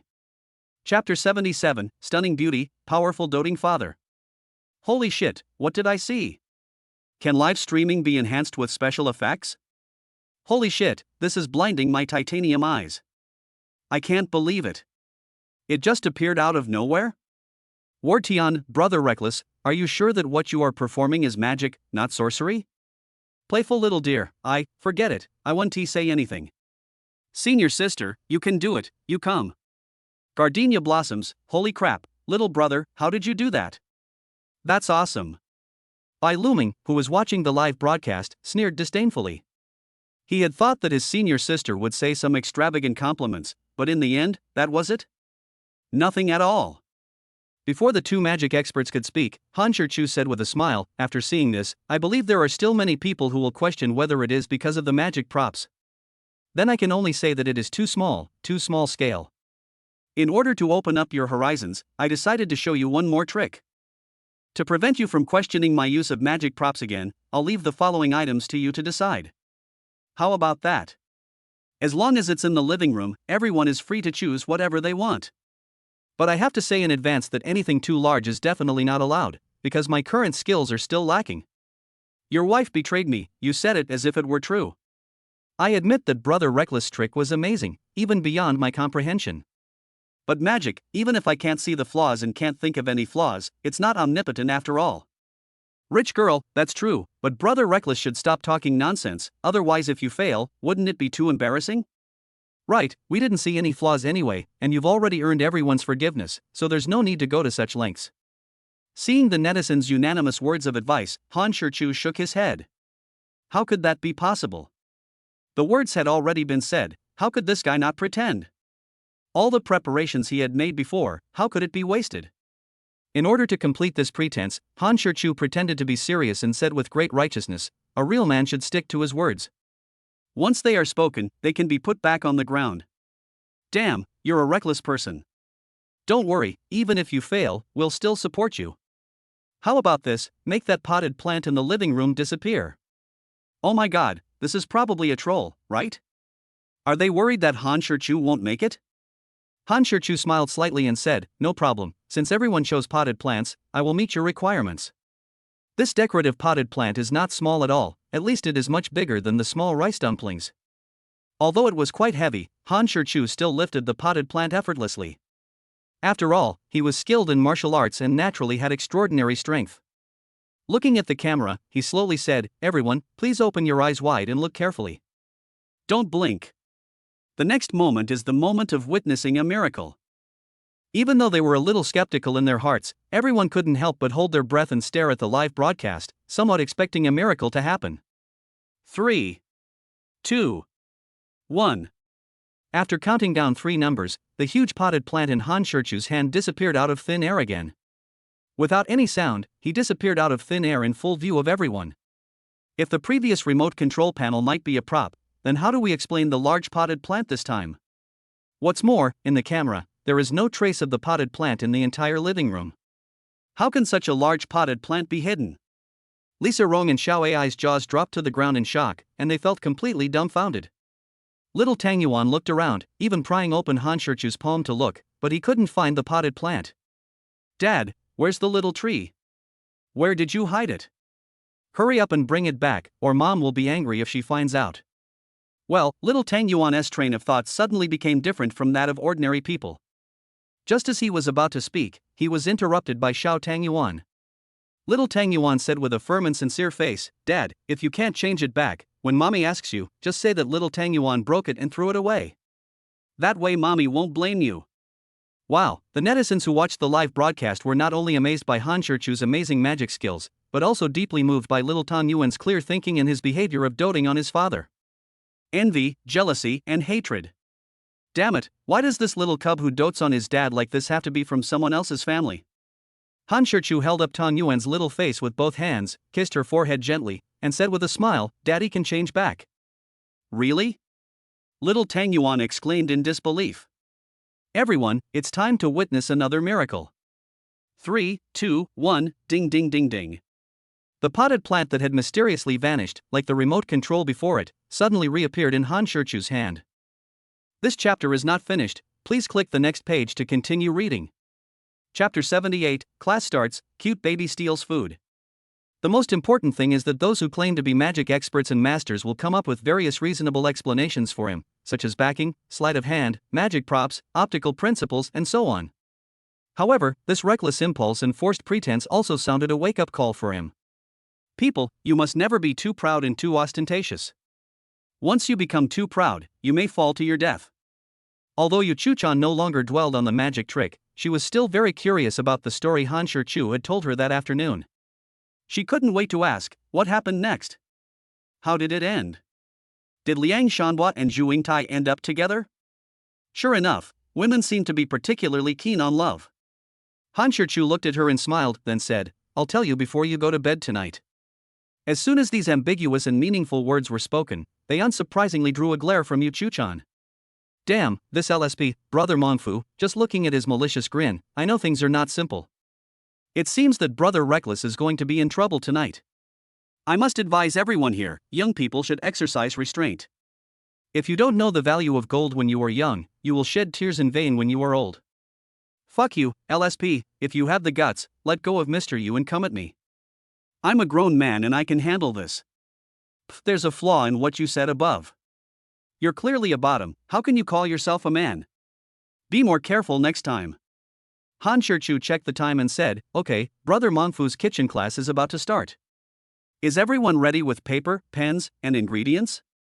Then he asked Lisa Rong, Sister Rong, which dish do netizens want to learn the most? Have you figured it out? Lisa Rong smiled and said, "The statistics are out, but they may surprise you." Han Shirchu confidently guessed, "I guess netizens want to learn some home-cooked dishes, right?" After a pause, he continued, "Besides, it should be soup." From the surprised expressions of Lisa Rong and Xiao Ai, he knew that he had guessed correctly. "Shirchu, how did you know?" "It's not hard to guess. What netizens want to learn and can master quickly are naturally home-cooked dishes. As for classic dishes and famous dishes, can they be learned? Even if I learn it, can I do it at home? It's totally unrealistic. And it's hard to satisfy everyone. Every place has its own unique flavor and style. There are so many different cuisines, so it's hard to unify them. But soups are different. Compared to dishes, it's easier to reach a consensus." Lisa Rong nodded, his analysis was indeed correct. Yes, after counting, the dish that received the most votes is indeed a common home-cooked dish, Crucian-carp and tofu soup. It was expected, but also unexpected. Han Shirchu didn't expect it to be such an ordinary soup. Perhaps it is because it is so popular that the most talents are selected. Well, we have the ingredients at home, so we don't have to go out to buy them. Come on, let's get started. After saying that, Han Shirchu turned around and prepared to walk towards the kitchen. Dad, little Tang Yuan is going to help you.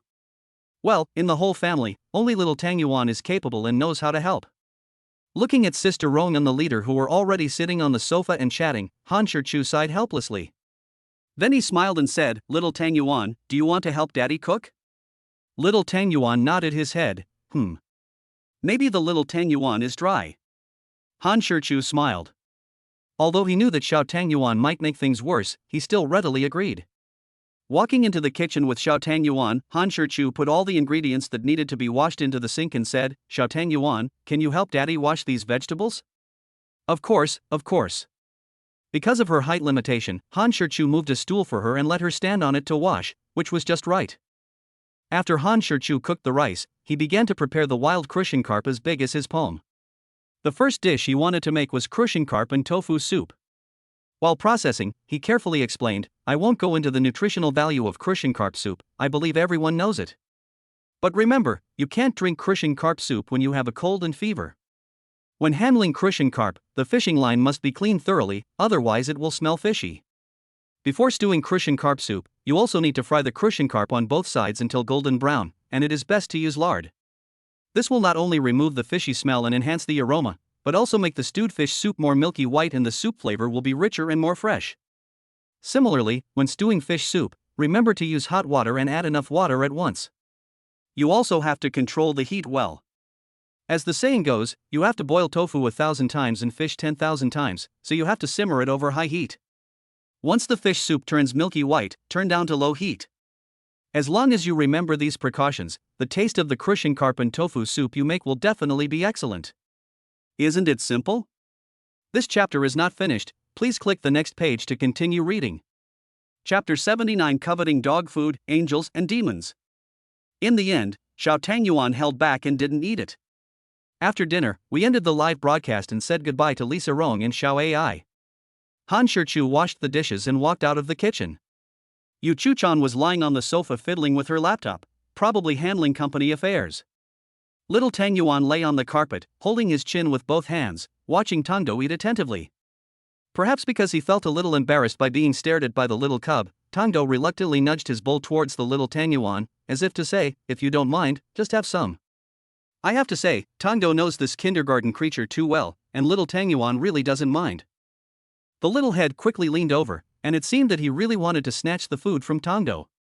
Fortunately, Han Shichu reacted quickly enough. He rushed to her in one step and picked her up from the ground. He asked angrily, "Aren't you full? Why are you competing with Tangdo for food?" The little glutinous rice dumpling bulged out its big innocent eyes and said softly, "I see that the melon sugar beans are delicious. I want to try some too." Han Shichu was at a loss whether to laugh or cry, and he had to persuade Xiao Tangyuan to give up the idea of eating dog food. He also taught Tangdo a lesson and told it not to treat Tangyuan for dinner again. Tangdo felt both innocent and aggrieved. What had he done to offend anyone? It was one thing for the tigress to be unreasonable, but you, a grown man, were also being unreasonable? Well, I have to bear it and swallow my anger. Who made me the lowest in this family? He threw the little dumpling on the sofa and said, "Just watch cartoons by yourself." Oh. Han Shichu then snatched the notebook from Yu Chuchan's hand and said unhappily, "Didn't I tell you to take a good rest these 2 days and give yourself a break? Why are you working again?" Yu Chuchan stiffened her neck and wanted to say something back, but in the end she didn't say anything. She could only say oh like Xiao Tangyuan. "Little Tangyuan, help your mother get a bottle of dog food." Yu Chuchan ordered the little cub. Oh. Little Tangyuan climbed down from the sofa and ran to open the refrigerator. "Mommy, here you go." After handing Wangzai to her, she was about to climb onto the sofa when Yu Chuchan called her again. "Go get some snacks for Mom." Oh. Little Tangyuan ran to get her snacks again. "Go help Mom again." Little Tangyuan finally became impatient with Yu Chuchan's constant ordering.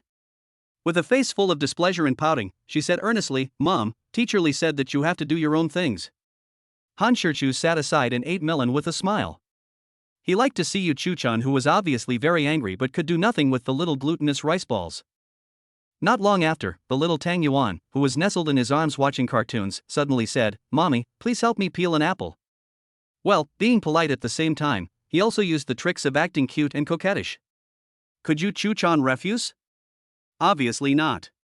But that didn't stop her from teasing Xiao Tangyuan. "Didn't you just say that you should do your own thing?"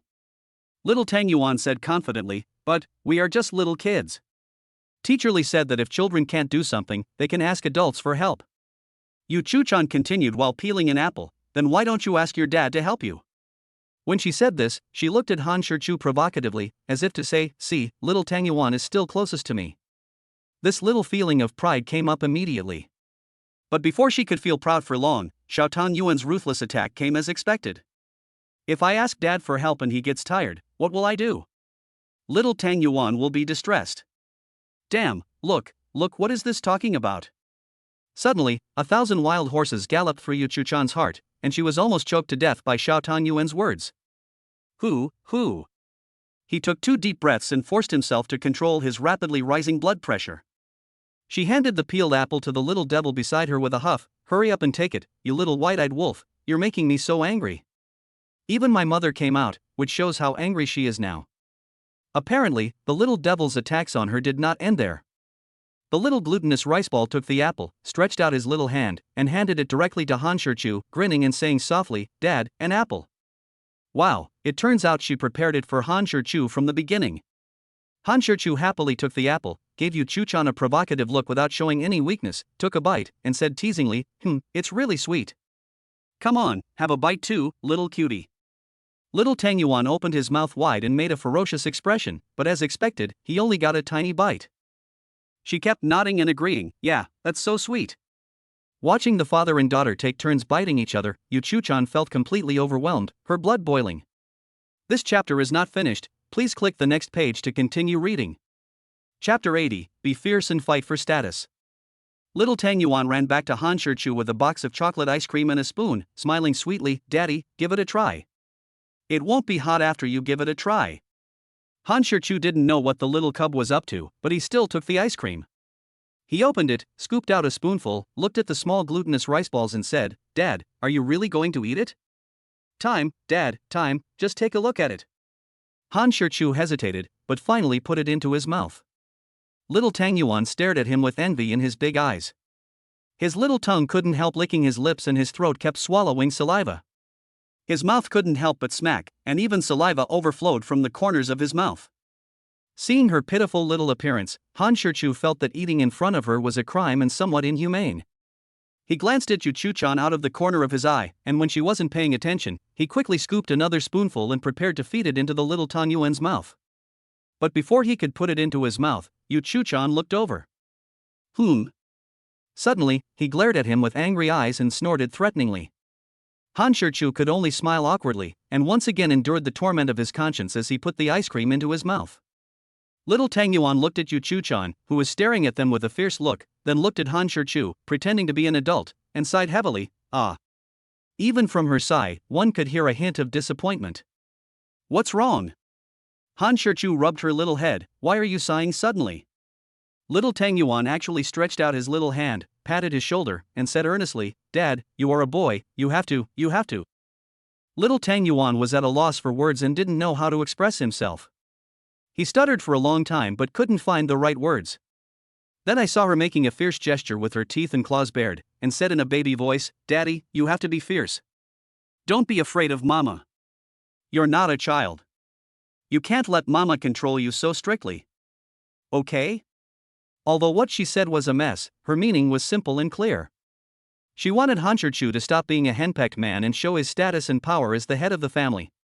In order to eat ice cream, the little guy was really trying hard and even encouraged him to resist oppression. Before Han Shirchu could patiently explain to her, Yu Chuchan spoke first. "TSK." A disdainful smile appeared on the corner of his mouth, and he asked with a fake smile, "Little white-eyed wolf, are you planning to instigate your father to rebel with you?" She could scare Han Shirchu, but she couldn't scare the kindergarten creatures. Little Tang Yuan stubbornly stuck out his neck and said fiercely, "Mommy, you must not be mean to Daddy anymore, otherwise, I will." She seemed to have not yet figured out how to threaten. "Poochie." Yu Chuchan couldn't help but laugh out loud, and asked provocatively, "What else can we do?" After holding it in for a long time, Xiao Tang Yuan continued to threaten, "Otherwise, I will ask Daddy not to cook for you." "Ha ha." Yu Chuchan laughed disdainfully, "I can order takeout."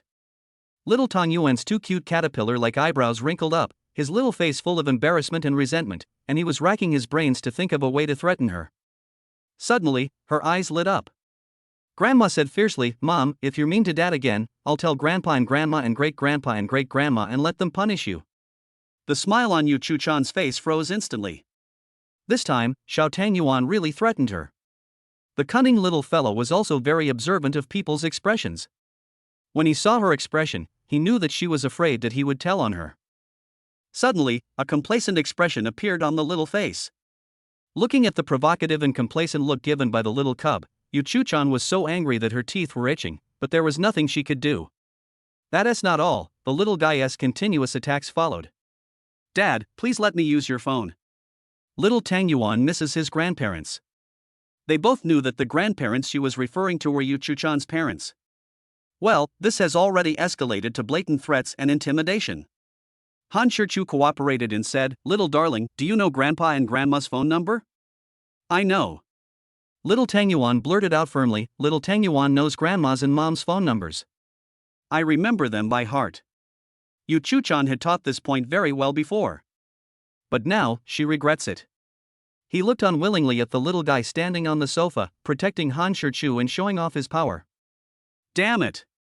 Just think about it, I am a cool and arrogant female CEO, but I have to bow down to a kindergarten creature.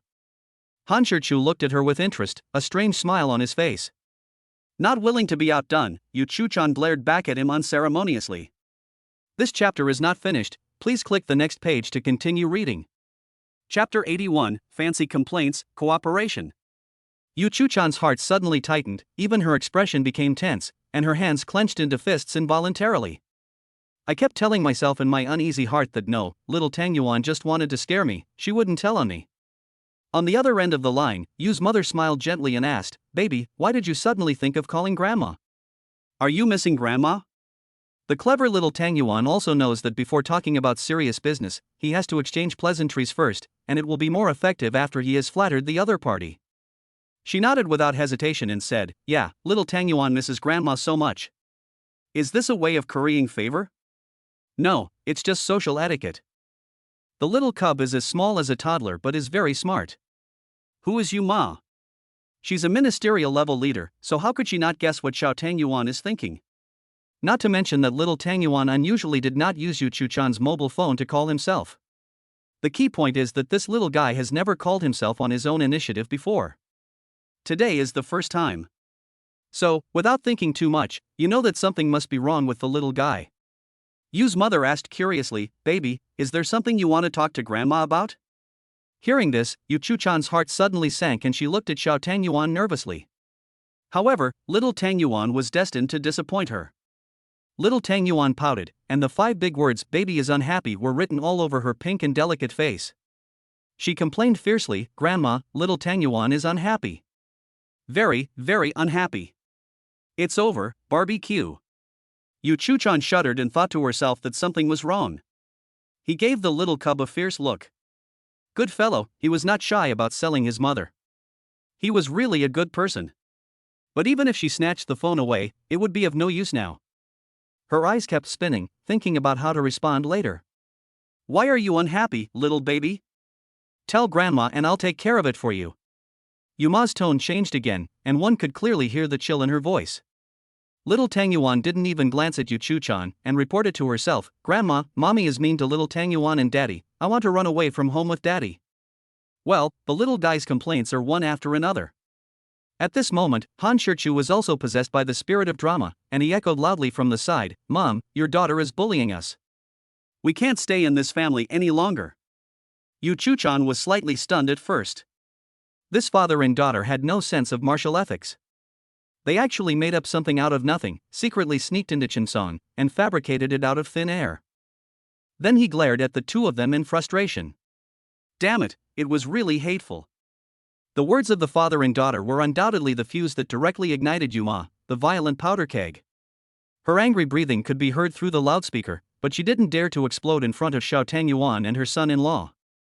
She could only try her best to control her emotions and suppress her anger. Hearing her rapid, deep breathing, Han Shichu knew that this wave was stable.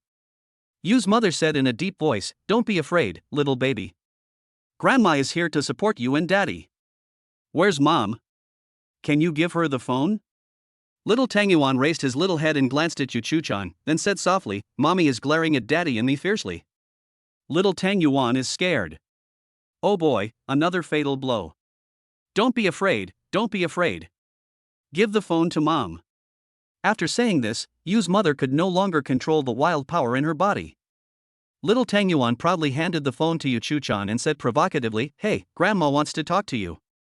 What a sinister little loli. Yu Chu-chan swallowed, then took the phone reluctantly, staring at the screen for a long time without saying a word. After a long while, she cautiously and tentatively called out softly, "Mother." "Queen Mother?" Yuma took another deep breath and said calmly, "Go to the room. I'll tell you something alone." Yu Chu-chan was not happy about her calm tone. Instead, she secretly complained in her heart, "Oh no, this is really barbecue. After all, she is my own mother, how could I not understand her? The tone seems calm, but underneath it lies a turbulent storm.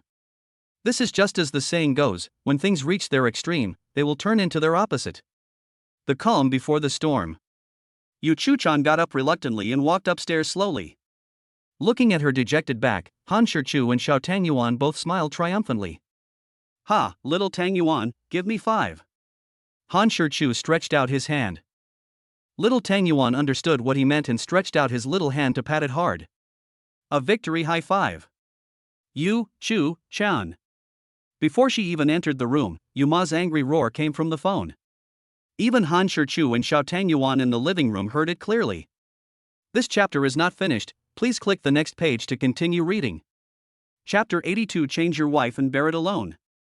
Little Tangyuan was happily eating ice cream while helping Han Shichu with calculations. Dad, if mommy still dares to be mean to us, I'll find you a new wife. A gentle one, not mean, who will allow me to eat ice cream. Little Tangyuan has money, so it's okay to exchange for 2 more. The rich young woman's tone and momentum when speaking were perfectly controlled. She was rich, so she could be willful and doted on her father. Han Shichu rubbed her little head, feeling both amused and helpless. He never expected that the little girl would be so sensible. She was amazing. Even though Xiao Tangyuan ate very small bites of the ice cream, the remaining ice cream was still finished by her in no time. The boxes looked as if they had been licked by jelly beans, clean without a drop left. She sucked the spoon hard, still unsatisfied, and licked her mouth clean with her tongue, for fear of wasting even a bit. This little look made Han Shichu laugh. After finishing the meal, he didn't forget to destroy the evidence and shouted to the sugar bean lying at his feet, "Sugar bean, get up quickly and throw away the box." Tondo didn't dare to hesitate. He quickly turned over, grabbed the box and ran away. Little Tangyuan clapped his hands, leaned contentedly into Han Shichu's arms, lifted up his short legs, and hummed a song he had made up leisurely. This adorable little guy really knows how to enjoy himself. The two sat in the living room for nearly an hour before they saw Yu Chuchan slowly walking down from upstairs with her cell phone in hand. Her gloomy face seemed like one could squeeze water out of it, and she looked so dejected. How could she still have the arrogance of a female CEO? Seeing that the situation and atmosphere were not right, Tangdo, who had a very low sense of presence, sneaked away first. In order to avoid being affected, it hid far away. When Yu Chuchan walked up to the two of them, she forced herself to put on a forced smile, but her pretended gentle eyes were filled with the gleam of swords and sabers. Looking at the father and daughter, she was so angry that her teeth were itching and said angrily, "You two ungrateful wolves, do you know that? People, when they are pushed into a corner, can do anything." Han Shichu blurted out, "I'm afraid you won't be able to do math problems, okay?" Little Tangyuan said excitedly, "Really, Mom? Then can you go to kindergarten for little Tangyuan?" Well, I originally wanted to threaten and intimidate them, but ended up almost getting myself angry to death. After spending a long time with Xiao Tangyuan, even Han Shichu's thinking process began to become different from that of ordinary people. The father and daughter are madly testing the limits of their own lives. However, Han Shichu quite liked to see Yu Chuchan angry, because when she was angry, her breathing would become rapid and the rugged mountains would rise and fall violently, which was quite spectacular. Cough cough. Han Shichu pretended to cough twice. His strong desire to survive forced him to make a final struggle. He said earnestly, "Little Tangyuan, you're still young and don't understand. Daddy isn't afraid of mommy. The reason mommy controls you so strictly is because daddy loves mommy. And the reason why mama controls us is for our own good, and it's out of love, you know? Don't think your mom is bad just because she doesn't let you eat ice cream." Little Tangyuan nodded, not quite understanding, his big black and white eyes rolling around as he said softly, "Really? Mommy, little Tangyuan loves you too." After saying that, she climbed down from the sofa, hugged Yu Chuchan's legs tightly, and acted coquettishly and cutely, making Yu Chuchan laugh uncontrollably. How could Yu Chuchan possibly remember the grudge against such a cute little kid? But Han Shichu was not so lucky. All the consequences were blamed on him by Yu Chuchan. Han Shichu never expected that the little guy could calm Yu Chuchan down so easily. This little trick is really good. I let out a sigh of helplessness. In the end, I still have to shoulder it all by myself. Little Tangyuan's flattery has not ended, but has just begun.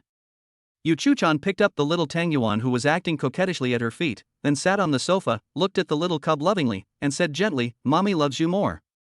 But little Tang Yuan shook his head and said in a baby voice, "It's little Tang Yuan who loves Mama more, and has loved Mama longer." Han Shichu and Yu Chu-chan looked at the little girl in confusion, wondering what tricky angle she had found. Little Tang Yuan continued, "Mom, you only started loving me when you were an adult, but little Tang Yuan has loved you since she was born, so little Tang Yuan loves you more." Well, no flaws, perfect. Yu Chu-chan smiled at the adorable little cub and couldn't help but kiss her on the little face. Seeing this scene, Han Shichu sighed heavily again. Yu Chu-chan thought for a moment and began to gently coax her, "Little Tang Yuan, it's for your own good that mommy doesn't let you eat ice cream. Children get stomachaches when they eat something too cold, just like mommy does. It's so painful and uncomfortable that you can't even get out of bed. Do you understand?" This chapter is not finished, please click the next page to continue reading. Chapter 83, Ruthless Abandonment, Unparalleled Cruelty. Oh. Yu Chu-chan slowly stood up, walked in front of him, looked down at him condescendingly, and said with interest, "So tough? Guzzi, you are very brave." Han Shichu smiled contemptuously and stood up as well. The situation changed instantly and he was looking down from above. "Tough? What's that? From now on, I'll be so tough that you won't believe it." "Really?" Yu Chu-chan didn't get angry either. She smiled and said softly, "Come on, let's go to my room. I want to talk to you alone." Then she said to Xiao Tang Yuan, "Stay in the living room and watch cartoons for a while. Mommy wants to talk to Daddy about something." "Oh." Little Tang Yuan replied nonchalantly. She didn't have time to deal with all this mess right now. She had to concentrate on the ice cream in her hand. This time it's strawberry flavored, and it's just as delicious as the chocolate flavored one. After saying that, Yu Chu-chan glanced at Han Shichu lightly, smiled slightly, and turned to go upstairs. Han Shichu was stunned for a moment, then looked at the little Tang Yuan who was eating the ice cream with relish and had no time to pay attention to anything else. It seemed that he could not be relied on. Reluctantly, he followed. As soon as he left, little Tang Yuan slowly raised his head. Looking at his back, Xiao Tang Yuan sighed pretentiously and said to himself, "Dad, don't blame Xiao Tang Yuan. I'm just a little kid. What can I do? If little Tang Yuan complains again, we'll both be in trouble. Grandma is so far away, how can she do anything about it? Hey, let's buy something delicious for Dad tomorrow." Little Tang Yuan sighed again, shook his little head, and continued to happily concentrate on eating the ice cream. The clever little guy sees things more clearly than anyone else. His bloodline is suppressed, so what can he do? Obviously, the rational little Tang Yuan ruthlessly abandoned him in order to avoid being wiped out.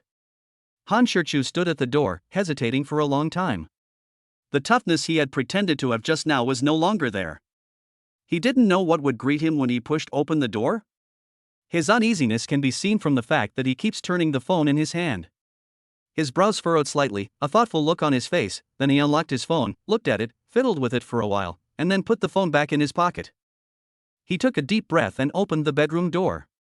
As soon as he entered the room, Han Shichu looked at Yu Chu-chan who was leaning against the bed and said bluntly, "Boss, I'm warning you not to do anything rash. If my mother-in-law finds out that you're bullying me again, I guarantee you'll be in big trouble." "Ha!" Yu Chu-chan sneered, "You still dare to mention your mother-in-law to me? Do you know how badly she taught me a lesson just now? I'm a female CEO in my 20s, and I was scolded to the point of being speechless. Don't I have any dignity?" Yu Chu-chan glared at him fiercely and said unhappily, "You still dare to threaten me with my mother? Are you stupid? She's in the capital, and this is the Magic City. Do you think she can handle it? Besides, I'm not afraid of her, I just don't want to bother with her. After all, I'm old. If she gets angry and something bad happens, what will I do? So, just save it." Yu Chu-chan became more and more excited as he spoke, and his expression became more and more contemptuous and arrogant. Han Shichu smiled slightly and said, "So, you're not afraid of her at all?" "Humph." Yu Chu-chan snorted indifferently, "She's just a nagging 50-year-old lady. Why should I be afraid of her? I usually just give her some face and listen to her nagging. If I don't give her face, she can't do anything to me. Understand?" Han Shichu smiled meaningfully and said calmly, "Tell me, leader, you called me upstairs, is there something you want to talk to me about alone?" Yu Chu-chan took out a piece of paper, a pen and a box of ink from the drawer of the bedside table. She hooked her finger at him and said coquettishly, come here, come here." Seeing her abnormal behavior, Han Shichu couldn't help but shudder. What are you going to do? Yu Chuchan gave him a charming and seductive look and said charmingly, come over and you'll know. Seduction, naked seduction. TSK. Han Shichu sneered disdainfully. Is this a test for cadres? Which cadre can withstand such a test? Han Shichu quickly walked to the head of her bed and said, I'm coming over here. What do you want to do? Yu Chuchan glanced at the paper on the bedside table and said slowly, sign it.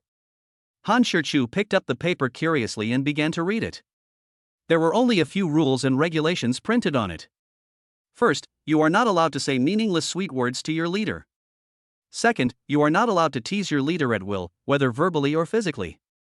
Third, don't argue with your boss, whatever your boss says is what counts. This chapter is not finished, please click the next page to continue reading. Chapter 84, Unskilled, Killing People. He couldn't help swallowing and looked at the secretive female CEO in front of him seriously. You can't tell at all that she is a ruthless person with great martial arts skills. Han Shichu took a deep breath and secretly thanked himself for his good fortune. Thinking back to his bold and unbridled behavior before he won the divine-level martial arts, he felt a pang of fear. At the same time, I once again felt that Xiao Tangyuan was indeed a lucky guy.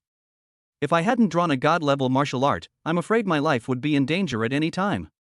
And now. The reason why Han Shichu was shocked and stunned was that he had never expected Yu Chuchan to be such a ruthless person, not because he was surprised or afraid of her fighting strength.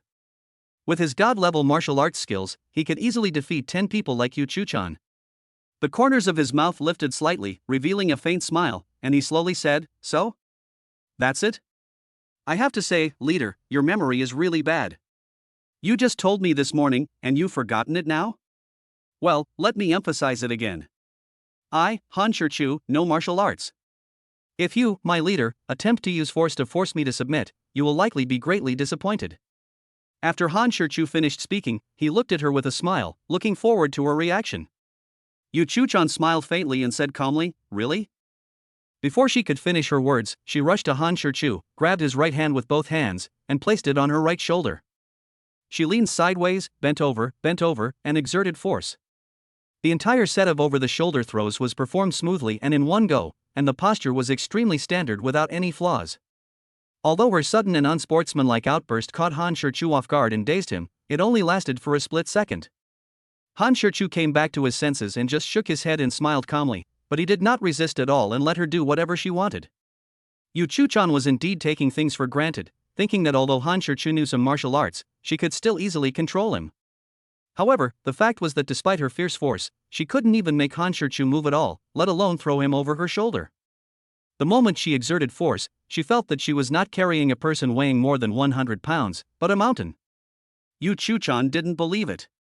He sank his chi into his dantian, accumulated strength, bent his legs, clenched his teeth, and exerted force again. However, Han Shichu behind him remained as still as a mountain. Yu Chuchan's unyielding spirit came back, and she tried again and again, but Han Shichu remained unmoved and steady as a rock from beginning to end. Looking at Yu Chuchan, who was panting with sweat on her forehead, he reached out and gently patted her perky and round buttocks. He laughed and sarcastically said, "Leader, it seems that you haven't mastered Kung Fu yet. As the saying goes, you are knowledgeable but not specialized. If you specialized in our Chinese martial arts, you wouldn't be in this situation. I just casually used the 1,000-pound drop move, and you were completely helpless. Didn't your martial arts teacher teach you to use a small force to move a large force?" Yu Chuchan let go of him, then turned around and stared at him with surprise written all over her face. She was not even aware that he had just done something as nasty as slapping her on the butt. She underestimated Han Shichu and never expected that his fighting power would be so high. "Leader, I told you before that it's impossible to force me to surrender by force. Do you believe me now?" Han Shichu tried to provoke her anger so that he could take the opportunity to teach her a lesson. However, Yu Chuchan was not angry unexpectedly. Instead, she smiled and looked at him with interest. Han Shichu always felt that she was a little abnormal, even her smile was sinister and cunning. He continued provocatively, "Besides, leader, do you think this treaty is binding on me?" "Boss, you are really annoying today." Yu Chuchan frowned and was about to explain, but Han Shichu continued, "She's very likable and I never get tired of looking at her." "What time is it?" Yu Chuchan took out her phone from her pajama pocket and looked at it. 10 o'clock sharp. Han Shichu shook his head, stretched out his fingers to hook her chin, and said affectionately, "No, this is the starting point of our happiness." After saying that, he blew her a kiss with his super greasy pout. Yu Chuchan's pretty face flushed slightly, and she slapped his hand away, saying coldly, "Bah, disgusting." Ha ha. Han Shichu couldn't help but burst into laughter. "Look, leader, not only did I say sweet words to you, I also flirted with you physically, but besides glaring at me and hurling a few innocuous curses, what else can you do to me? So, don't do anything fancy. Not only is it useless, it won't work for me either. Got it?" After ridiculing her, Han Shichu did not stop there. Instead, he used a move that was so devastating that it broke her heart. Han Shichu slowly pulled his phone out of his trouser pocket and waved it in front of her. This chapter is not finished, please click the next page to continue reading. Chapter 85. The fierce mother-in-law stands up. It's over, it's over. Yu Chuchan glared at him with full of resentment. This time she must have been really barbecue. If she really provoked her mother, she would probably be skinned alive if not killed. Yuma didn't even give Han Shichu a chance to speak. She continued quickly, "Shichu, is Chuchan bullying you again? Did she turn a deaf ear to what I said?" Yuma grew increasingly angry. "I just gave her a lecture, and she barely even cared about it for a few minutes, and she's already forgotten about it, right? So brave. You little bastard have grown so strong that you dare not even listen to me. Shichu, wait a minute. Mom will book a plane ticket and come over to take care of her overnight." Yu Chuchan's face suddenly turned terrified and anxious. She quickly winked at Han Shichu, made mouth shapes, and clasped her hands together, begging him non-stop. What's the point of saving face? It's not as important as a dog's life. Han Shichu smiled complacently and said hurriedly, "Mom, don't be angry or anxious. The leader didn't bully us. I called mainly to say hello to you. After all, I've been married to my boss for such a long time. It's only logical that I should go to Beijing to visit you. However, due to our work, I have no choice but to put it off again and again. This matter is indeed my son-in-law's fault. He didn't think it through. Mom, please don't mind it." Mother Yu smiled and said gently, "I heard from Chana that you haven't been back to your hometown since you got married, so I don't mind it and there's no need to rush. Let's talk about it after you bring Chana back to meet your parents. Shichu, you are a good child. Chana has been spoiled by us since she was little. She has developed many bad habits and a very strange temper. If she does anything willful and reckless, Mom hopes you can be more tolerant. However, we must bear the burden, but we must not condone it. She needs to be taught a lesson. Don't be afraid. Mom will take care of things for you. I don't believe she can turn the tables. If she dares to bully you again, tell Mom and I'll come to the Magic City and kill her immediately. But don't fight her, I'm afraid you'll suffer." Han Shichu was so happy that his heart was filled with joy. His mother-in-law was so nice. But Yu Chuchan's face turned even darker, and she couldn't help but repeat in her heart, "Is this her biological mother? Okay Mom, I got it." Yuma continued, "Also, Shichu, what did you just yell? If I heard correctly, you were yelling for the leader, right?" Han Shichu nodded and said, "Mom, you heard it right." Yuma's tone couldn't help but become a little heavier. "Did that devil girl make you scream like that?" It was obvious that Yuma had already made up her mind, so she didn't even wait for his answer and continued, "Nonsense. From now on, just call her wife. If she dares to complain, tell Mom. I can't stop her." Han Shichu gave Yu Chuchan a provocative look, and no matter how angry Yu Chuchan was, she could only swallow her anger. Oh my goodness. This tough mother-in-law made Han Shichu so happy that he couldn't stop smiling. With such a mother-in-law's support, what does a mere Yu Chuchan have to fear?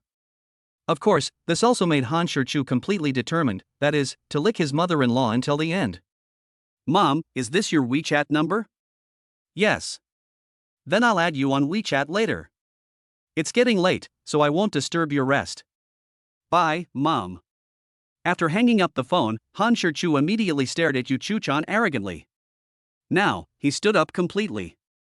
Yu Chuchan glared at him fiercely and said unhappily, "Tell me, what do you want?" He. Han Shichu rubbed his hands with a sly smile on his face.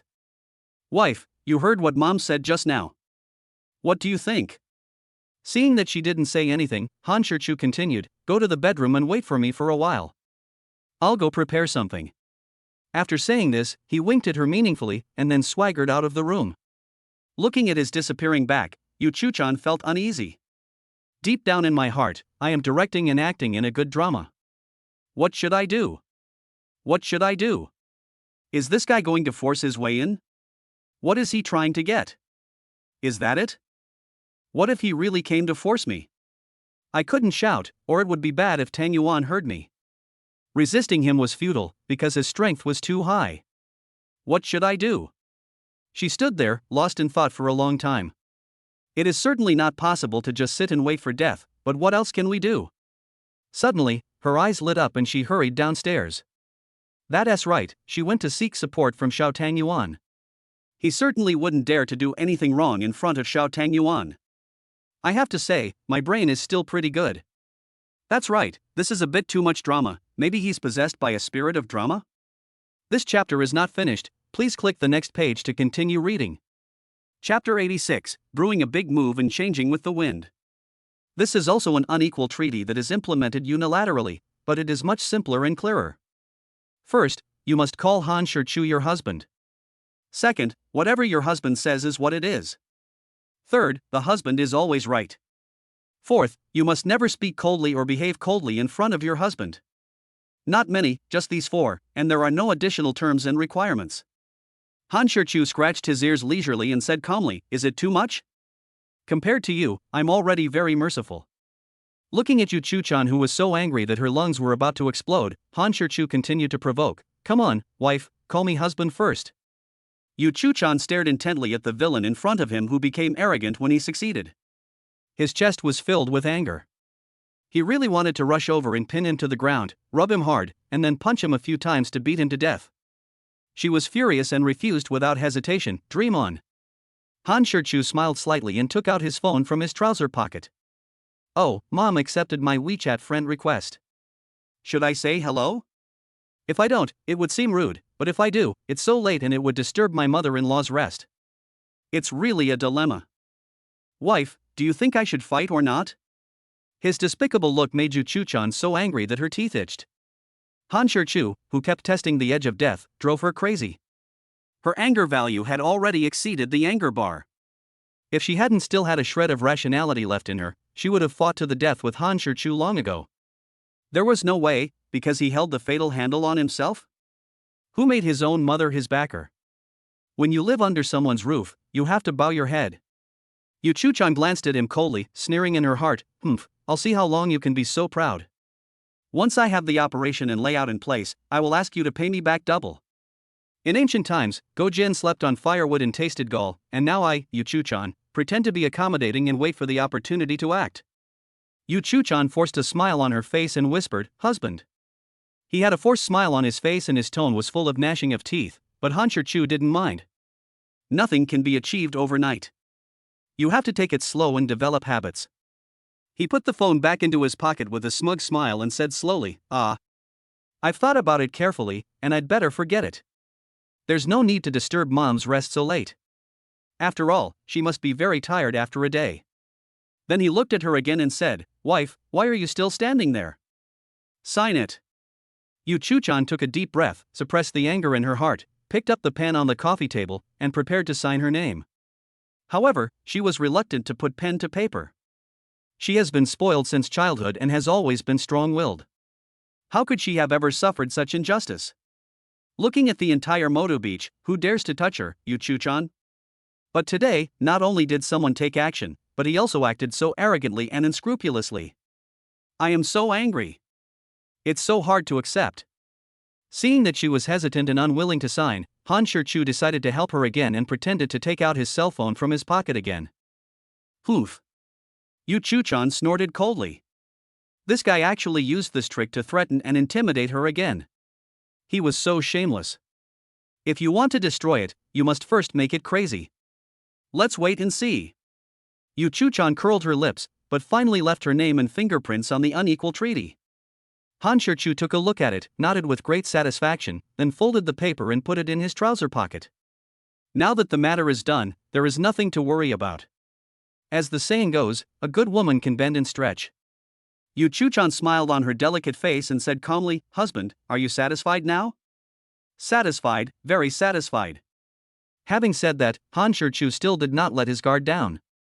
He felt that something was wrong with Yu Chu-chan, very wrong. This was not her usual style and character. Although he had a backer and leverage over her, she seemed too submissive.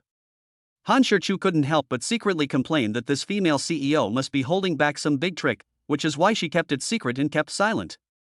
He began to sort out the context. She had clearly seemed so confident when she had forced him to sign the treaty. Even after she knew that she was no match for him in terms of military strength, she remained calm and composed. Obviously, she has a backup plan. But when I revealed my cards, she kept silent. Why did that happen? This also made him puzzled. What ultimate move did she have in mind? What countermeasures did she have? It doesn't make sense, there's no reason, I can't understand it, I absolutely can't understand it. Shaking his head, Han Shirchu was too lazy to waste his brain cells. No matter what tricks we have, we will fight against the enemy with our soldiers and block the water with earth. Yu Chu-chan gave him another enigmatic smile, then stood up and slowly walked upstairs.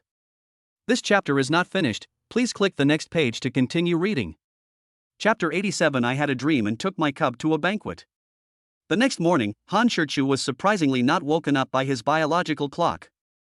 Because he was woken up by little Tang Yuan before his biological clock rang. When I opened my eyes, what caught my eye was the delicate and pretty face of little Tang Yuan that was right in front of me. She was staring at him with her big watery eyes, blinking.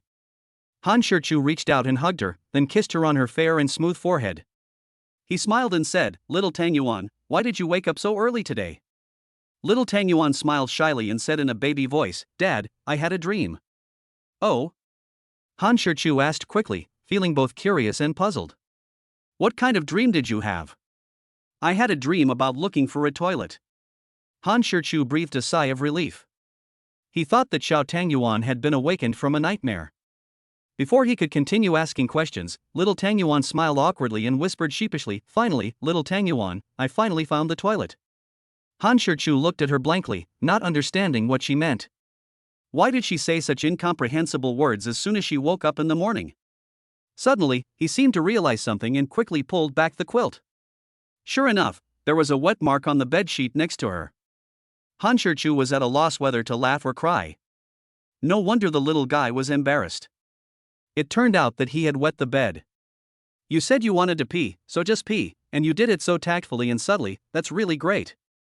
There was no other way, Han Shirchu could only hold her and knock on Yu Chu-chan's bedroom door. "Can't you let me sleep so early in the morning? Knock, knock, knock, knock your soul out." Yu Chu-chan, who had insomnia last night, fell asleep just before dawn. Now he was sleeping soundly but was woken up by the noise, and he was very angry. Han Shirchu almost laughed out loud when he saw her with messy hair, yawning, and panda eyes, obviously not fully awake. If other people saw the usually noble and cool female president in such a miserable state, they would probably be shocked, right? While stuffing the little glutinous rice balls in her arms into her arms, she said, "Your daughter wet the bed. Quickly give her a bath and change her clothes." Yu Chu-chan rolled her eyes at Xiao Tang Yuan in annoyance. This heartless little guy was actually laughing at her so heartlessly. It was really infuriating. After handing the little glutinous rice balls to her, Han Shirchu returned to the room and changed all the sheets and quilt covers. When he tidied himself up and walked out of the room, little Tang Yuan just came out. Leading little Tang Yuan into the back garden, we started a new day of practice. Today, Xiao Tang Yuan persisted a little longer as expected, and did not complain about being tired during the process, which was very good. This also made Han Shirchu wonder, could it be that little Tang Yuan is a martial arts genius that is rare in a century? After Xiao Tang Yuan drank the milk mixed with energy-restoring potion in one breath, he became energetic and relaxed all over. Han Shirchu sent the energetic girl to find Yu Chu-chan to serve her, and then started to make breakfast. He also carefully prepared breakfast for Yu Chu-chan, brown sugar, millet and jujube porridge.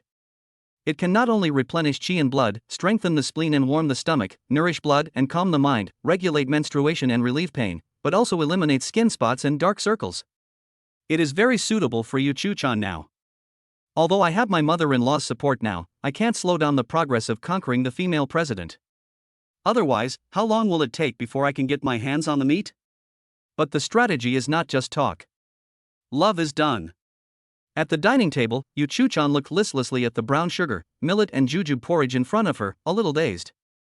Although she was forced to sign an unequal treaty last night, she is still moved now. What's more, she also knew that except for the first item of this treaty, which she would be strictly required to fulfill, the rest of it did not have much meaning.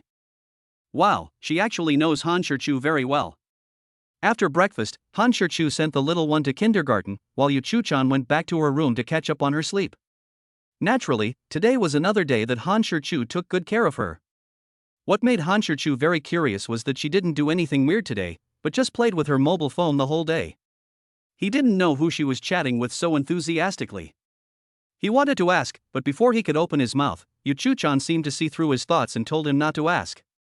Han Shichu was immediately displeased. How could he not inquire about this? Without asking clearly, how could he feel at ease? He didn't want to be a sheep on the green grassland. Yu Chu-chan, who saw through him, simply said, "It's a girl," and said no more. Although I don't know what she is up to, I feel relieved at least. In the evening, Han Shichu did not choose to start live broadcast. After all, he was not a full-time anchor, so how could he broadcast live every day? It would be enough to broadcast once every few days.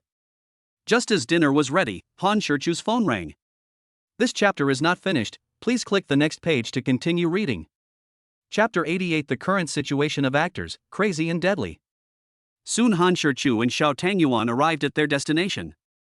Bai Luming didn't choose a high-end or classy place, but just an ordinary hot pot restaurant, or even a small shop with an area of less than 100 square meters. And the location is quite remote, in an unknown alley. If it weren't for location sharing, Han Shichu really wouldn't be able to find it. After arriving, he was glad that he didn't drive. There was no way to park in this alley. What is even more strange is that this hot pot restaurant doesn't even have a sign. I'm afraid only old acquaintances can find it. When I walked into the store, I saw that there were no customers eating in the lobby. "Hello sir, are you a friend of Mr. Bai Luming?" Han Shichu, holding the little glutinous rice ball, nodded and said, "Yes." "Sir, please follow me." The waiter took Han Shichu to a private room inside. Han Shichu pushed the door open and walked in. There was not only Bai Luming sitting in the box, but Mo Yuan was also there. "Oh, little Tang Yuan is here too."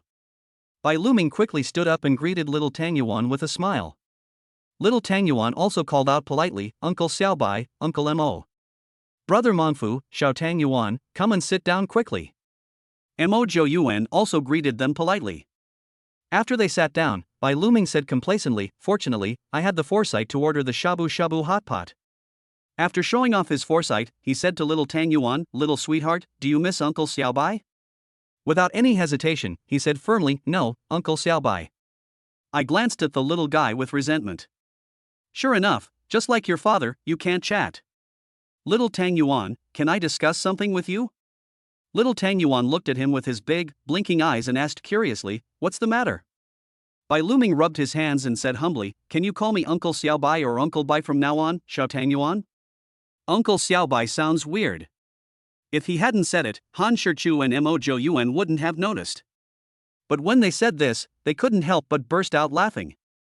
Little Tang Yuan nodded, "No problem, Uncle Xiaobai." "Thank you." "You're welcome, Uncle Xiaobai." This strange conversation between the big and the small left Han Shichu and Mo Yuan dumbfounded. Han Shichu shook his head and changed the subject, "Just start, what are you waiting for?" Mo Yuan smiled and said, "Someone hasn't arrived yet." "Who is it?" Han Shichu asked curiously. Bai Luming replied speechlessly, "Where is senior sister?" Upon hearing this, Han Shichu instantly became interested. He looked at him meaningfully and said meaningfully, "Xiao Bai, you and senior sister, wouldn't you, hee." "Don't talk nonsense." Bai Luming rolled his eyes at him and said unhappily, "Brother, don't spread rumors. It's absolutely impossible for me and my senior sister to be together." "Brother, you may not understand, but senior sister is a well-known female tyrannosaurus in our company. Don't be fooled by her seemingly gentle appearance. I'm determined not to be a henpecked husband, so how could I possibly be attracted to her? Impossible, absolutely impossible." Han Shichu looked at him a few times, just smiled, but didn't say much. Mo Yuan just smiled meaningfully and didn't say anything. "Isn't it that I'm going to record a variety show with my senior sister and brother Yuan tomorrow? So, I'm calling you out to get together today. What's going on? Are you guys arguing with the variety show?" Emojo Yuan shook his head and said helplessly, Brother Mongfu, you don't know that there are more and more people making bad money in the industry now, and there are fewer and fewer good scripts. So if we actors don't want to make a lot of money and make some bad movies or TV series, we can only wait for a good script. As for how long the wait will be, who knows? It all depends on luck and fate. Han Shichu nodded, showing that he understood very well. When there are no dramas to take on, in order to maintain one's popularity and fame, besides hype, participating in variety shows is a good way. There is nothing wrong with this. Participating in variety shows is at least much better than all kinds of unscrupulous hype. Bai Luming also echoed, it's been nearly a month since I finished filming my last drama. During this time, I've read quite a few scripts, but they're all just some kind of rubbish to make money. I'm a talented actor who needs to maintain a good reputation. How can I accept these meaningless roles? Han Shichu rolled his eyes at him. This guy was too shameless. Bai Luming wanted to say something, but the door of the private room was suddenly pushed open. Senior sister. Senior sister. Wanji. Aunt Chu. After saying hello, Chu Wanji went straight to little Tang Yuan, took her into her arms and sat down. This chapter is not finished, please click the next page to continue reading. Chapter 89 The Devil Arrives, A Quick Thought. Chu Wanji picked up a shrimp from the clear soup, peeled it, and fed it to Xiao Tang Yuan's mouth. She asked gently, How is it, Xiao Tang Yuan? Is it delicious? Little Tang Yuan nodded and grinned, Great, thank you Aunt Chu. It can be seen that Chu Wanji likes little Tang Yuan not because she is cute, but because she probably likes children very much. Of course, small dumplings like these are even better. Little Tang Yuan suddenly looked up and stared at Chu Wanji intently, looking at her carefully. Chu Wanji noticed her gaze and asked curiously, What's wrong? Why are you looking at Aunt Chu like that? The three brothers who were drinking also looked over curiously. The little Tang Yuan raised his two caterpillars slightly, wrinkled his nose, and said in a baby voice, Aunt Chu, I'm looking to see if you look like a female Tyrannosaurus. Upon hearing this, everyone present was stunned. Poochie. Han Shichu and Emojo Yuan burst into laughter, and then looked at Bai Luming at the same time. I couldn't help but mourn for him in my heart. Alas! What a sin, poor guy, now he really has barbecue. Bai Luming was stunned. I feel terrible. He glanced at little Tang Yuan with a face full of resentment. In his eyes, little Tang Yuan was not a cute little human cub at all, but a little devil holding a fork, with two sharp horns and bared fangs. This is fucking a scam that kills people without paying for it. Then he glared at Han Shichu, who was trying to suppress his laughter, and said, Brother, why did you bring this little devil out to wander around? Bringing him out is fine, but you should take care of him. However, Han Shichu ignored his gaze and pretended to eat his food. Now that things have come to this, we can't just sit there and wait for death. We have to think of a way. He quickly began brainstorming. Pretend you didn't hear anything, don't pay any attention to it?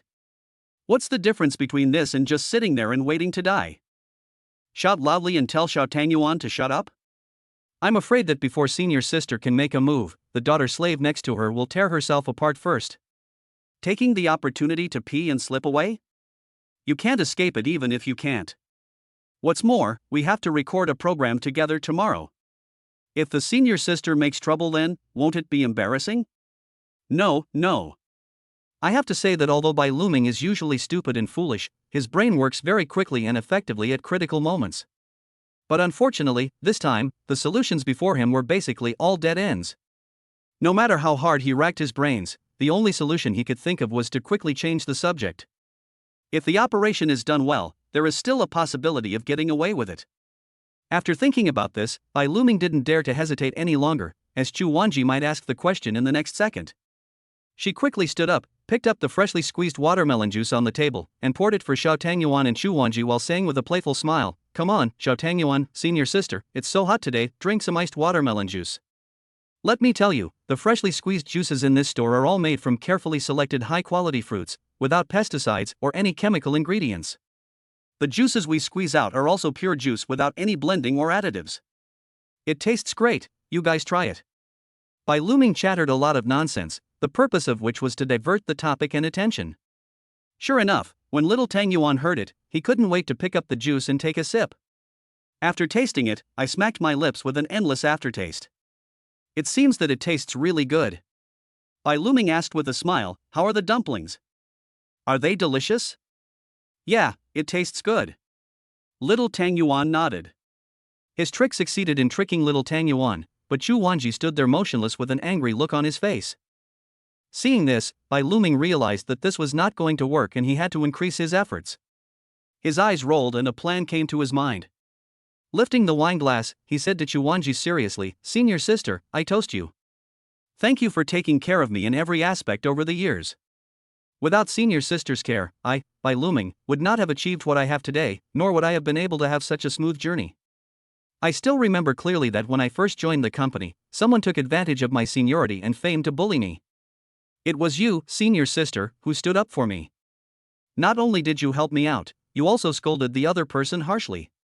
Afterwards, senior sister, you introduced me to connections and resources, and also encouraged me constantly. Although you may be a bit sharp-tongued, senior sister, I know that you are not only kind-hearted but also beautiful, gracious, understanding, and extremely charming. I, Bai Luming, will always remember your friendship, senior sister." Damn, Bai Luming is quite scheming. First there was some thanks, then some talk of friendship, and finally some flattery. This chapter is not finished, please click the next page to continue reading. Chapter 90, Giving Up Treatment, Terrible. Chu Wanji scooped 2 more handmade beef balls into Tang Yuan's bowl, rubbed her little head, and asked gently, "Tang Yuan, why did you want to see if your aunt looked like a female Tyrannosaurus?" Puff. The strong liquor had just entered his mouth and before he could swallow it, he heard Chu Wanji's questioning. He couldn't help but sprayed the liquor in his mouth out. Cough cough. Bai Luming, who was choked, began to cough violently. I don't know if it was because of the violent cough, or because the liquor was too spicy, or because he knew that he was about to get into trouble, but he almost cried. I thought I had successfully gotten away with it, but I didn't expect that what was coming would eventually come and there was no way to avoid it. Alas! Han Shichu sighed slightly, reached out and patted his shoulder to express his condolences. Emojo Yuan picked up the wine bottle and filled it up for him, suggesting that he drink more first to numb himself so that he could withstand the beatings later. Bai Luming gave a weak bitter smile, picked up the wine glass in front of him and drank it all. After a few drinks, Bai Luming became unusually calm and composed. Well, now that things have come to this, there is no point in resisting or struggling, and he is ready to give up treatment. Little Tang Yuan took a small bite of the beef ball, chewing it with gusto while casually saying, "Just now, Uncle Xiaobai said that Aunt Chu was a female Tyrannosaurus, so little Tang Yuan wanted to take a closer look, but little Tang Yuan couldn't tell that Aunt Chu looked like a Tyrannosaurus." As he was talking, he asked in confusion, "Aunt Chu, why did Uncle Xiaobai say you were a female Tyrannosaurus?" Pa! Chu Wanji's face suddenly fell, and it was covered with dark clouds. She slammed the chopsticks in her hand on the table, staring at Bai Luming with eyes full of swords and knives, without saying a word. Little Tang Yuan, who was sitting next to her, was really frightened by the sudden noise, and her petite body couldn't help but tremble. Then he looked up cautiously at Chu Wanji, whose face was gloomy, and couldn't help but shrink his neck. Although Bai Luming didn't dare to look up at Chu Wanji at this time, he still looked very calm. However, his trembling hands when holding the wineglass still betrayed him deeply.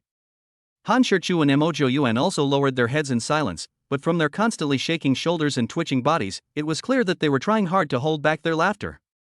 Chu Wanji looked at the little Tang Yuan who was frightened by her, and secretly cursed herself for being stupid. She quickly suppressed her anger, forced a warm smile on her face, gently touched her little head, and said tenderly, "Little Tang Yuan, don't be afraid, don't be afraid. Aunt Chu just accidentally dropped the chopsticks. It's okay." Little Tang Yuan nodded slightly. After comforting little Tang Yuan, Chu Wanji slowly stood up and said, "Little Tang Yuan, wait for Auntie for a moment. I'll go to the bathroom and come back to get you some food, okay?" Little Tang Yuan grinned at her. Chu Wanji glanced at Bai Luming with a cold brow, then turned and walked out the door. Bai Luming stood up consciously and sighed, "The wind is whistling and the Ishuai River is cold, the warrior is gone." After finishing the heroic and tragic recitation, he carefully straightened his clothes and messy hair, then followed without looking back. He is a decent man. When the door of the private room was closed again, I could vaguely hear crackling and dull sounds coming from outside the door. Immediately afterwards, the shrill screams of Bai Luming could be heard clearly. After hearing the sound, the 2 brothers in the room took a deep breath at the same time, and the corners of their eyes twitched involuntarily. Even little Tang Yuan has realized it. A trace of embarrassment and guilt flashed across her little face. She swallowed and said weakly, "It turns out that Aunt Chu is as fierce as Mommy." Mo Yuan subconsciously glanced at Han Shichu with a look of deep sympathy. Before he could say anything, Han Shichu quickly spoke up, "Hey, brother Yuan, don't look at me like that. Let me tell you, in our family, apart from finances, I have the final say on everything else." But why is Mo Yuan so unconvinced? Fortunately, little Tang Yuan confirmed his words. "Yeah, my dad is super fierce and powerful, he's not afraid of mom at all." Unfortunately, the little guy's cognition was still a bit one-sided, and he was obviously deceived by the illusion. Finally, the noise outside the door stopped and everything returned to silence. The door was slowly pushed open, and Chu Wanji walked in with a smile on her face, rubbing her wrist. After sitting down next to Xiao Tang Yuan, he asked very gently, "Xiao Tang Yuan, do you want to eat beef balls?" Little Tang Yuan swallowed his saliva and said softly, "I want it." Just when Han Shichu and Mo Yuan were about to get up and go out to see if Bai Luming was dead or not, Bai Luming limped in. His face has become a pig's head. This chapter is not finished, please click the next page to continue reading. Chapter 91, the child is young and has a strong addiction, but the mother is not fierce. Bai Luming quickly said with a playful smile, I'll do it. Although I don't have much money, how can I let senior sister spend money?" Chu Wanji chuckled and said sarcastically, "You'd better save the money for a foot bath and massage. After all, the cost there is high." "Oh, senior sister, it's formal, all formal," Bai Luming explained hurriedly. Little Tang Yuan looked at them and said weakly, "How about I give you money?" "Hey, what's going on? Why did the situation suddenly open up today? It's really strange that the usually stingy little Tang Yuan actually took the initiative to pay." But unfortunately, she was ignored for once in a rare moment of generosity. In the end, Bai Luming paid the bill. As soon as they left the store, Bai Luming couldn't wait to urge, "Come on, let's continue the next round." Han Shichu asked curiously, "Is there another round? How is it arranged?" Before he could say anything, Chu Wanji said angrily, "How else can we arrange this? Besides washing feet, what else can this guy do?" Bai Luming's smirk already revealed whether Chu Wanji's guess was correct or not. "Really want to go?" "I have to go." Mo Yuan and Han Shichu asked at the same time. "It's a must." Even though he is in such a miserable state, he is still so persistent. "I admire him." The two looked at each other, and then said in unison, "Then let's go." A group of 5 people, led by Bai Luming, came to a foot bath club called Shangcheng. As soon as I walked into the store, the front desk manager came to greet me. He said politely, "Mr. Bai, the private room and technicians have been arranged. Please come this way." My goodness, they don't even know when Bai Luming arranged this. At first glance, you can tell that this guy is not only a regular customer, but probably also a VIP of the highest level. This is indeed the case. After all, Bai Luming has no other hobbies, but he is particularly fond of foot washing and massage. The most infuriating thing is that they are still serious. Isn't this ridiculous? Of course, Han Shichu only decided to bring Xiao Tang Yuan along after asking clearly, otherwise, he would not dare. It was also Chu Wanji's first time to come to a place she had only heard of. In fact, she was quite curious, and like little Tang Yuan, she looked around. "We didn't separate and just asked for a private room for 5 people. Chu Wanji closed her eyes and enjoyed the wonderful first experience while she said comfortably, "I finally understand why you men like to come to places like this. This is a double enjoyment of both spirit and body. So, in the end, it's you men who enjoy it." Bai Luming smiled and said, "Sister, what you said is true. Actually, let's wash and massage your feet. It's the same as you women doing spa treatments and other treatments." The little creatures in the kindergarten also looked like they were enjoying themselves, giggling and humming comfortably from time to time. It seems that this little guy has been a person who knows how to enjoy life since he was young. After coming out of the footbath club, everyone went their separate ways and went back home to find their mothers. Walking in the neighborhood, little Tang Yuan, lying in Han Shichu's arms, asked softly, "Dad, when are we going to wash our feet again?" "Well, it seems like this little one is addicted to taking a bath." Han Shichu was at a loss for words and said, "Let's talk about it when we have time." Little Tang Yuan couldn't wait to say, "Tomorrow, little Tang Yuan doesn't have to go to kindergarten tomorrow." He patted her head and said unhappily, "Aren't we going to the zoo tomorrow?" Little Tang Yuan then remembered the agreement made last week and immediately danced with excitement in Han Shichu's arms. But when she thought about not being able to wash her feet, she became a little melancholy. The 2 caterpillars frowned, rolled their eyes, and said happily, "Dad, we can go to the zoo during the day and wash our feet at night." Well, you arranged it clearly. Han Shichu asked helplessly, does Xiao Tangyuan like washing his feet? Hmm. Little Tangyuan nodded without hesitation, my feet feel so comfortable when being washed by Auntie. They feel itchy, crisp, and numb.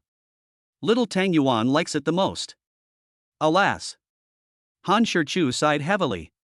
He suddenly felt that he had led his daughter on a road of no return. I'm probably the only father who takes his cub to wash his feet, right? What is going on? Looking at the little guy who was still addicted despite being young, Han Shichu could only tell white lies.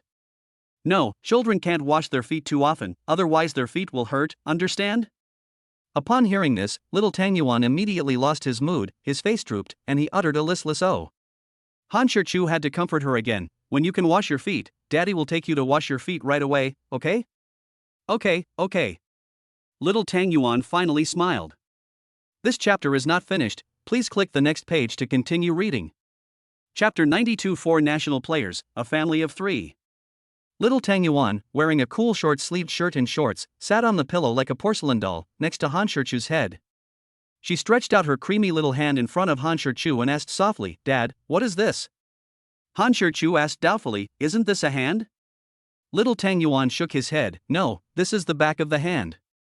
After saying that, she lifted her little foot and stretched it out, and her clumsy and cute movements almost hit him directly in the face. Dad, what is this? Han Shichu tentatively replied, unsure, in step? Little Tangyuan pointed at himself and asked, then what am I? You are a little dumpling. No. Little Tangyuan grinned, showing an innocent smile, and said in a slightly naive manner, I am Daddy's baby. After saying that, she threw herself on him and giggled. Well, it seems that the little guy is also good at saying cheesy love words. Han Shichu smiled slightly, then reached out and gently rubbed her little face, leaving a goodnight kiss on her forehead. Good night, little Tangyuan, Daddy loves you. Little Tangyuan, who refused to suffer any loss, naturally had to return the favor with a kiss, good night, Daddy. I love you. After making a little heart with her hands, she rested her head on Han Shichu's chest and fell asleep. Patting her back gently, he sent her to sleep peacefully. The little cub will quickly go into charging mode if its battery gets too low, and it really doesn't need any coaxing at all. But as long as her energy is sufficient, no matter how hard you try to coax her, she will still be energetic, and may even drive you crazy, or simply coax you to sleep. Holding Tangyuan's soft body and smelling the faint milky fragrance emanating from her, Han Shichu gradually fell asleep. He slept soundly and peacefully, but the internet was bustling with activity because of him. Weibo's top trending search, hashtag this Sunday, Brother Mang will face off against the four national chess players hashtag. That's right, netizens are arguing and discussing endlessly because of this Weibo post. And it is obvious that this Weibo post must be written by Lisa Rong. The news that the Chess Association was very dissatisfied with Mangfu Ji's outrageous remarks had been widely circulated, but Dayu Film and Television Media Company and Mangfu Gu himself had never made any response. Now the responses from Big Fish and Reckless Brother have come. The Reckless Brother Han Shichu will face the four national players of the Chess Association at 8 p.m. on Sunday. Due to factors such as travel time of both parties, it is not possible to play chess on site, so this chess match will be held through an online game platform. The Longting Live broadcast platform will broadcast the entire match live. Regarding this confrontation, netizens have different opinions and standpoints. To be honest, although I am a die-hard fan of Mangfuge, I think what Mangfuge said before was indeed a bit too arrogant. Whether he's crazy or not is another matter, but this duel is definitely a loss for Brother Reckless. Just kidding, with the four national champions personally taking on the challenge, how can Brother Reckless win? His head? That's true.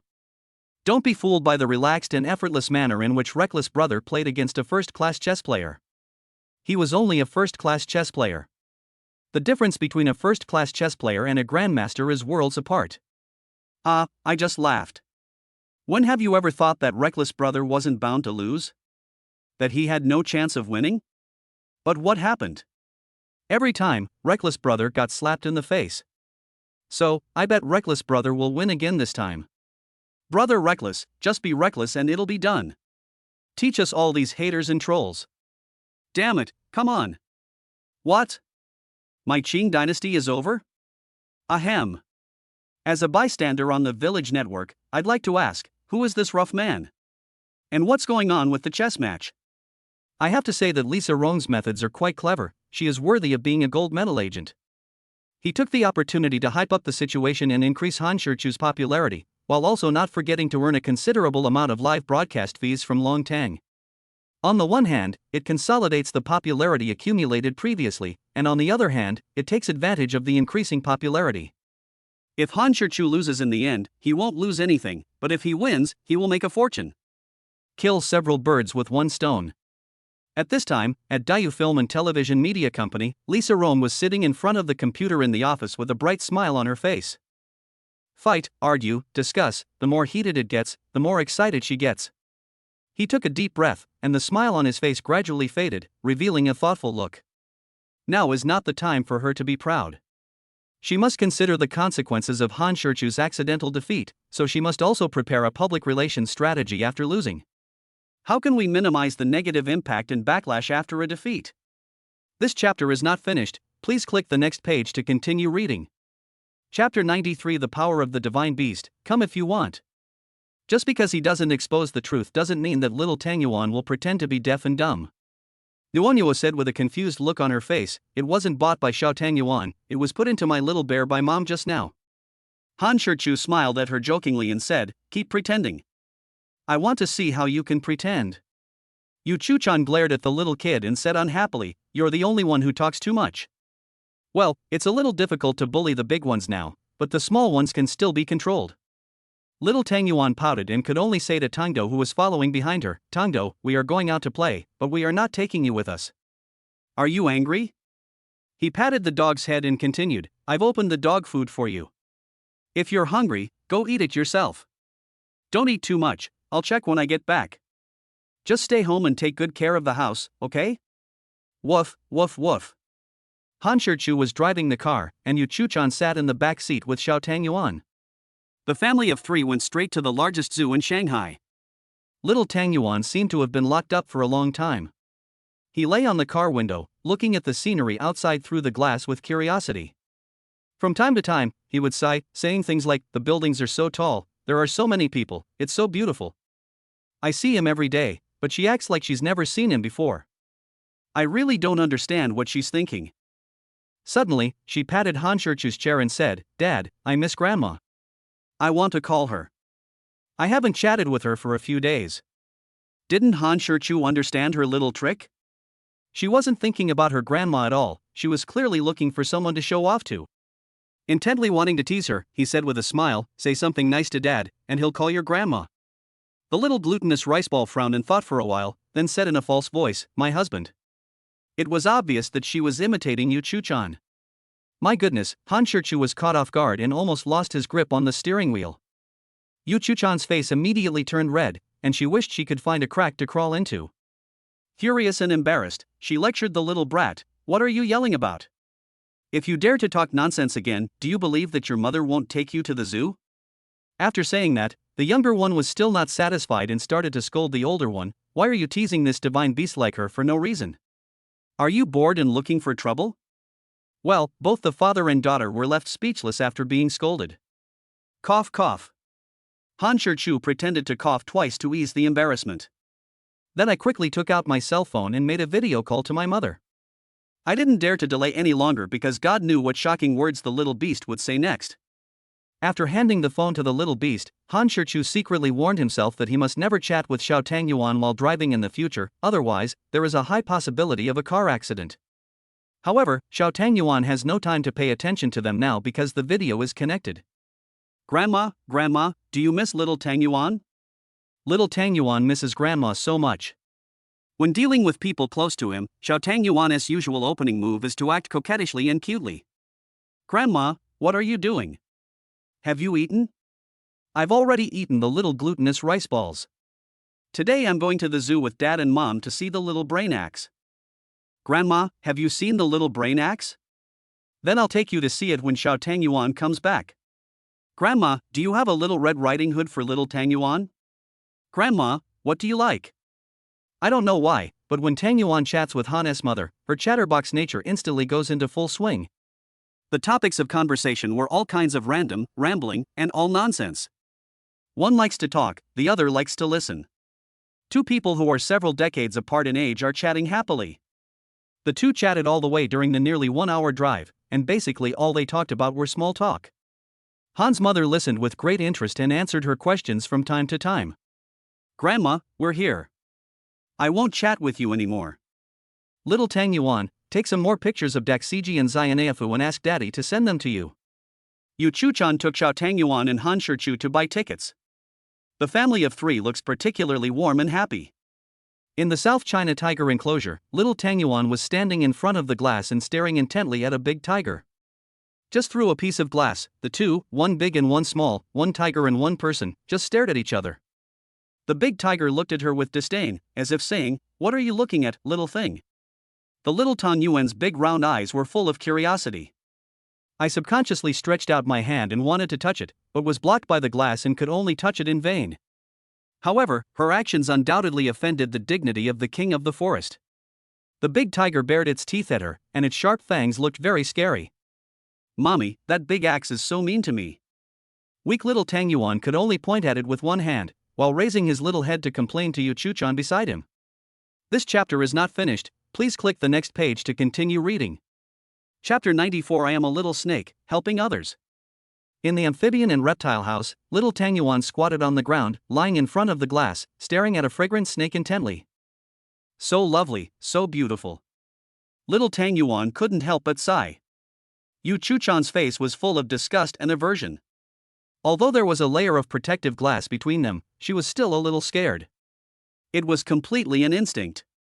But this little girl who is different from ordinary people is quite puzzling. She is a little kid, and a girl at that. Not only is she not afraid, but she even thinks she is cute and beautiful. If there wasn't a glass barrier, judging by the posture of this little divine beast, it would have already gone in and embraced the fragrant snake in its arms. I don't know whether she is ignorant and fearless, or simply brave and fond of it. Han Shichu saw the dense goosebumps on Yu Chuchan's white and tender arms, and asked with a smile, "Are you scared?" Yu Chuchan nodded. Women were probably afraid of these cold-blooded reptiles. "How about we go out?" Without waiting for her answer, he reached out to pull the little glutinous rice ball away, but found nothing. When I looked sideways, there was no sign of Tang Yuan. He quickly looked around for the dumplings. Fortunately, they saw her when they turned around, but Han Shichu and Yu Chuchan were almost mad to death. I saw little Tang Yuan crawling on the ground, sticking out his little butt, swaying his body, and struggling to arch forward.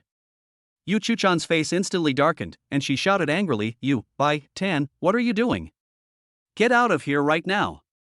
Little Tang Yuan said without even raising his head, "I'm not Yu Bai Tan, I'm a little snake now." After saying that, he stuck out his tongue, imitating a snake's tongue.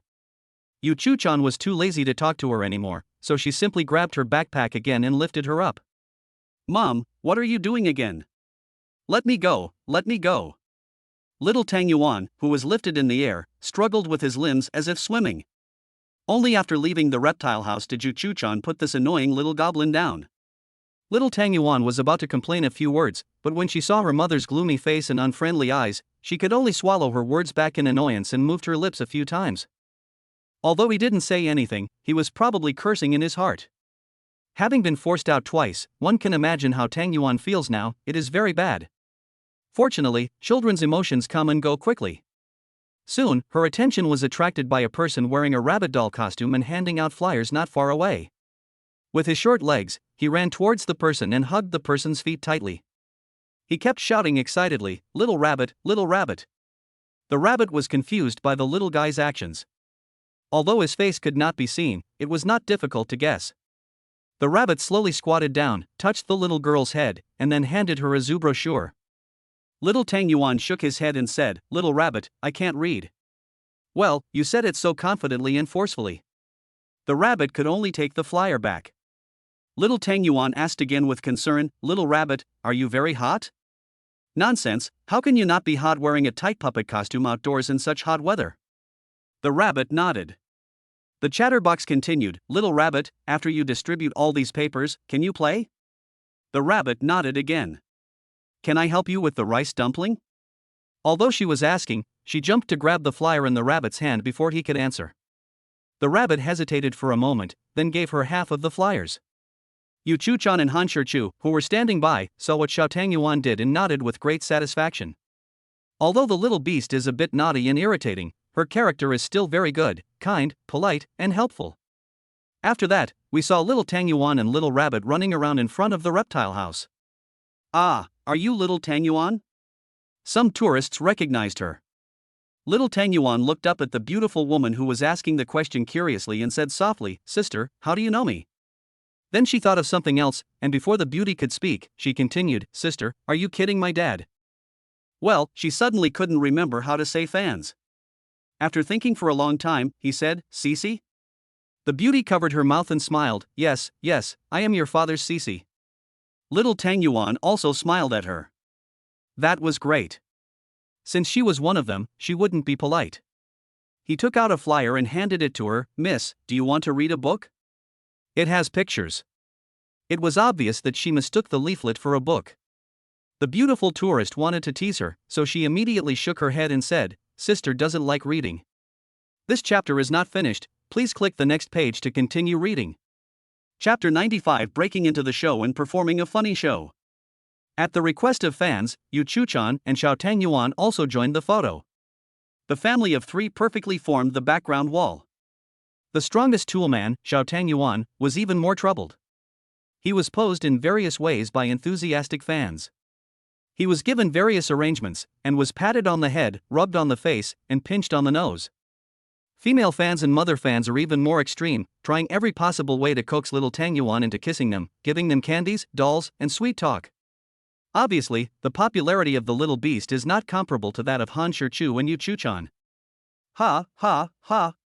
Little Tang Yuan looked at the crowd that was gradually retreating and took a few breaths. It was finally over, but it was very tiring for her. However, her little face was always filled with a smug smile. Not only did she not feel tired, but she actually liked the feeling of being the center of attention and surrounded by people. This made her quite excited and thrilled.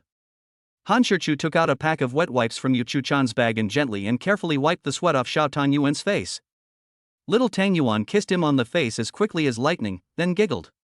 "Thank you, Dad. Love you. This guy always starts flirting when he disagrees with something." Then Xiao Tang Yuan picked up a bottle of iced mineral water and handed it to the rabbit, saying with a smile, "Little rabbit, drink some water. Little bunny, we're leaving now. Go play in the house. It's cool inside. Bye." "Thank you, little Tang Yuan."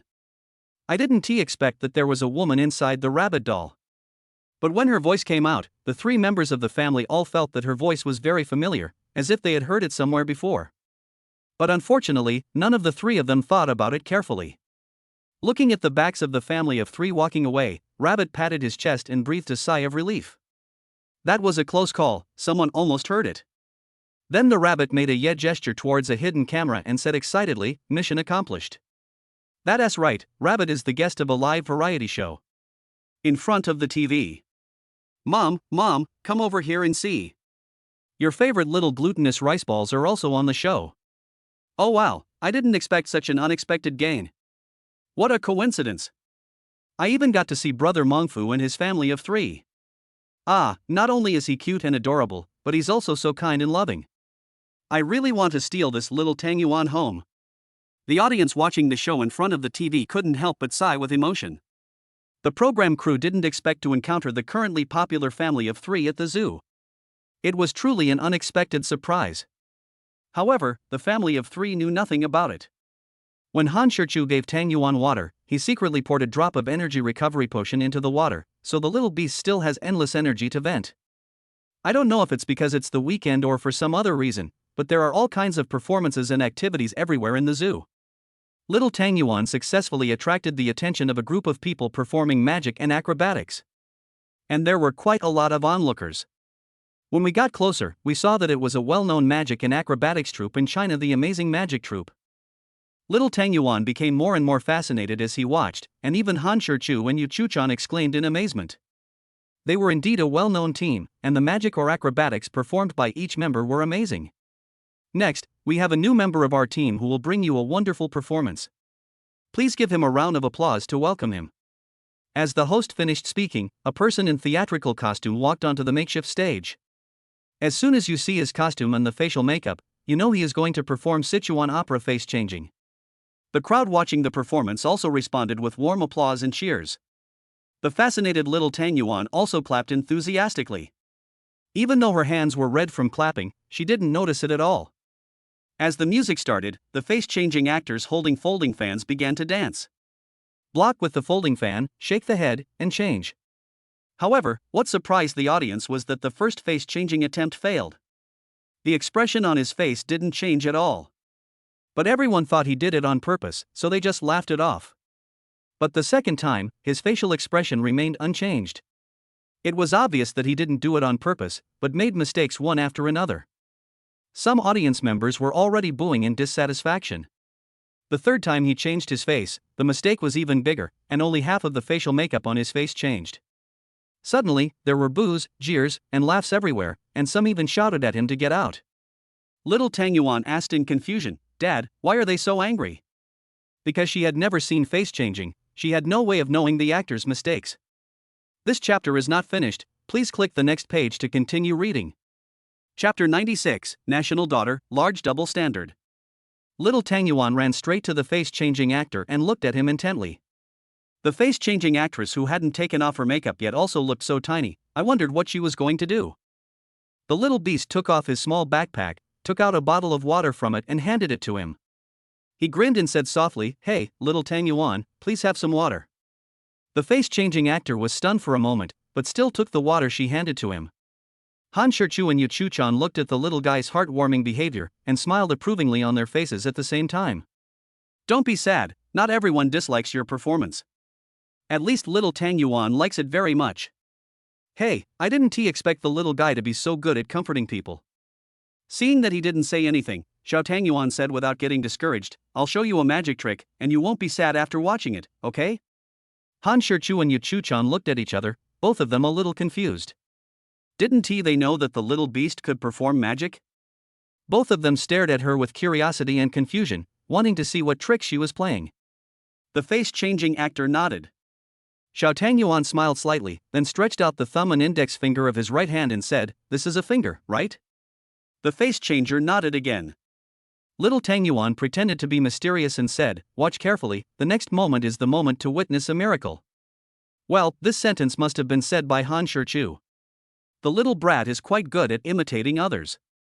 I saw the little glutinous rice ball rubbing its two small white fingers together gently. Dang dang dang, the fingers turned into little hearts. Isn't it magical? Well, not to mention the couple and the face-changing actors on the scene, even the audience in front of the TV were surprised by Xiao Tang Yuan's amazing actions. Ha, little Tang Yuan is so cute. Oh my god, I want to hug her and give her a couple of kisses. Look at you, all you do on weekends is stay home and do nothing. Why don't you go out and find me a boyfriend and give me a granddaughter like little Tang Yuan? Go, go, go. Hey, husband, did you see that? Little Tang Yuan is so kind and heartwarming. Come on, stop looking at her. Let's go figure out how to give birth to a baby like little Tang Yuan. Oh shit, I've been successfully attracted by the reckless brother and his family of 3, and they're such fucking die-hard fans. Xiao Tang Yuan has gained a lot of fans again. If this trend continues, her fame will far exceed that of her father Xianyu.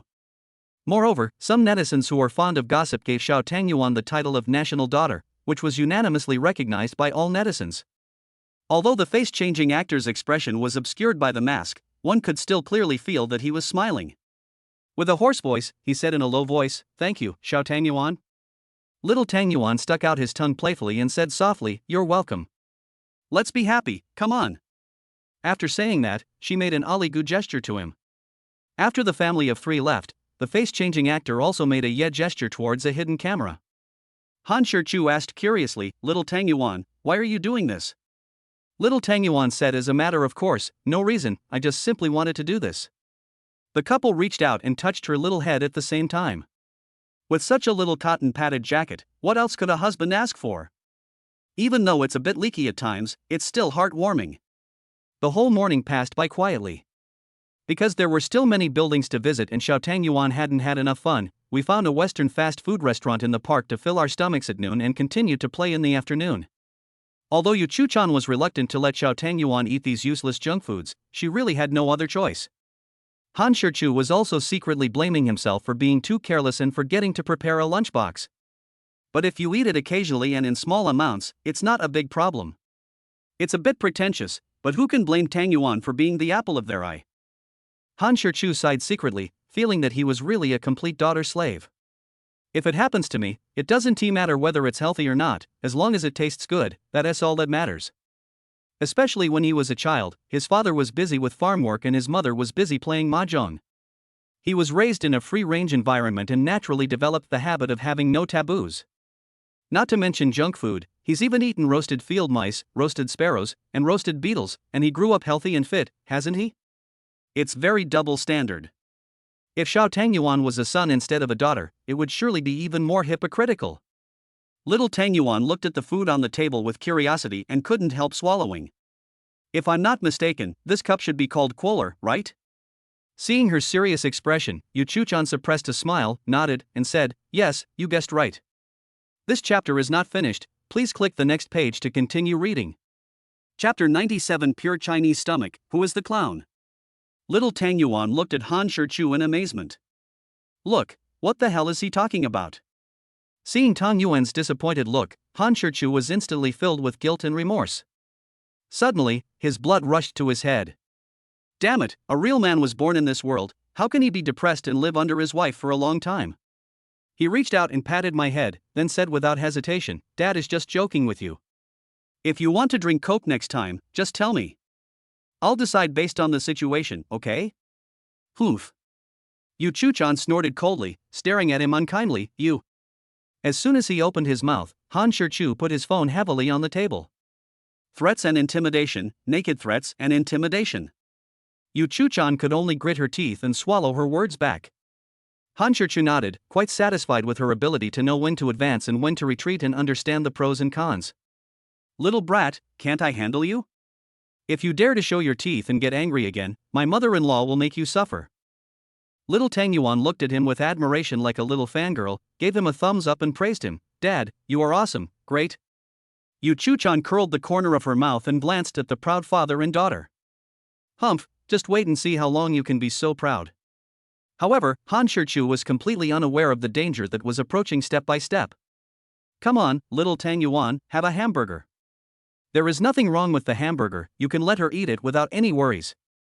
Looking at the thick hamburger, Xiao Tang Yuan, who was eating it for the first time, felt a little hesitant. She opened her mouth as wide as she could and took a bite. Unfortunately, it was still a tiny creature, no matter how big it was. Even if she opened her mouth as wide as possible, she could only chew in vain. However, this is not a problem for the clever girl. Little Tang Yuan took a bite of the bread, then took a bite of the lettuce leaf, then took a bite of the beef, and finally mixed them together and chewed them. The steps are a bit more complicated, but as long as the same effect can be achieved, it's fine. After taking a bite, Xiao Tang Yuan didn't want to eat anymore. Han Shichu asked curiously, "What's the matter? Don't you like it?" Little Tang Yuan nodded, "Not good, not as good as the meat bun. The little guy has a purely Chinese stomach, but there's nothing wrong with that. Hamburgers really can't be compared with Rujiamo." She had been worried that the little beast would like this unhealthy Western fast food, but after she tried it, she found that her worries were obviously unnecessary. Hamburgers are not as good as Rujiamo, fried chicken wings are not as good as sweet and sour chicken wings, and French fries are not as good as potato dumplings. After tasting it, the little beast threw it away like a worn-out shoe and refused to take a second bite. Just deal with the two of them quickly and that's it. After taking a short rest in the store and digesting their food, the family of three set out on their happy outing again. By around 3 o'clock in the afternoon, we had almost finished visiting all the buildings. It wouldn't have taken much time, mainly because the little beast had too many eyes and too much energy. She had a lot of fun, but she made Yu Chuchan and Han Shichu very tired. When the family of three was about to leave the park, they were attracted by a clown sitting on a bench under the shade of a tree on the roadside. He wore oversized shoes and bizarre costumes with a strong comedic touch, a colorful afro wig on his head, classic clown makeup on his face, and a small red ball on the tip of his nose. They are all clown-specific costumes. But that's not what attracted them. If that's all, it can only attract the little divine beasts. The reason why Han Shichu and Yu Chuchan were attracted to the clown was because of the emotions that permeated the clown. That's right, it was the strong sadness emanating from him. The clown did not cry, nor did he shed tears, but his depressed and sad expression, his lifeless eyes, his decadent and sad behavior, his lonely figure, invisibly created a strong atmosphere of sadness and despair. Just by watching him quietly, you will be infected by the sadness that he exudes invisibly. It makes people feel sad and melancholy. Little Tang Yuan thought about it and decided to step forward and slowly approach the clown step by step. When she reached the clown, she once again took off her small backpack, took out a candy from it, and timidly handed it over.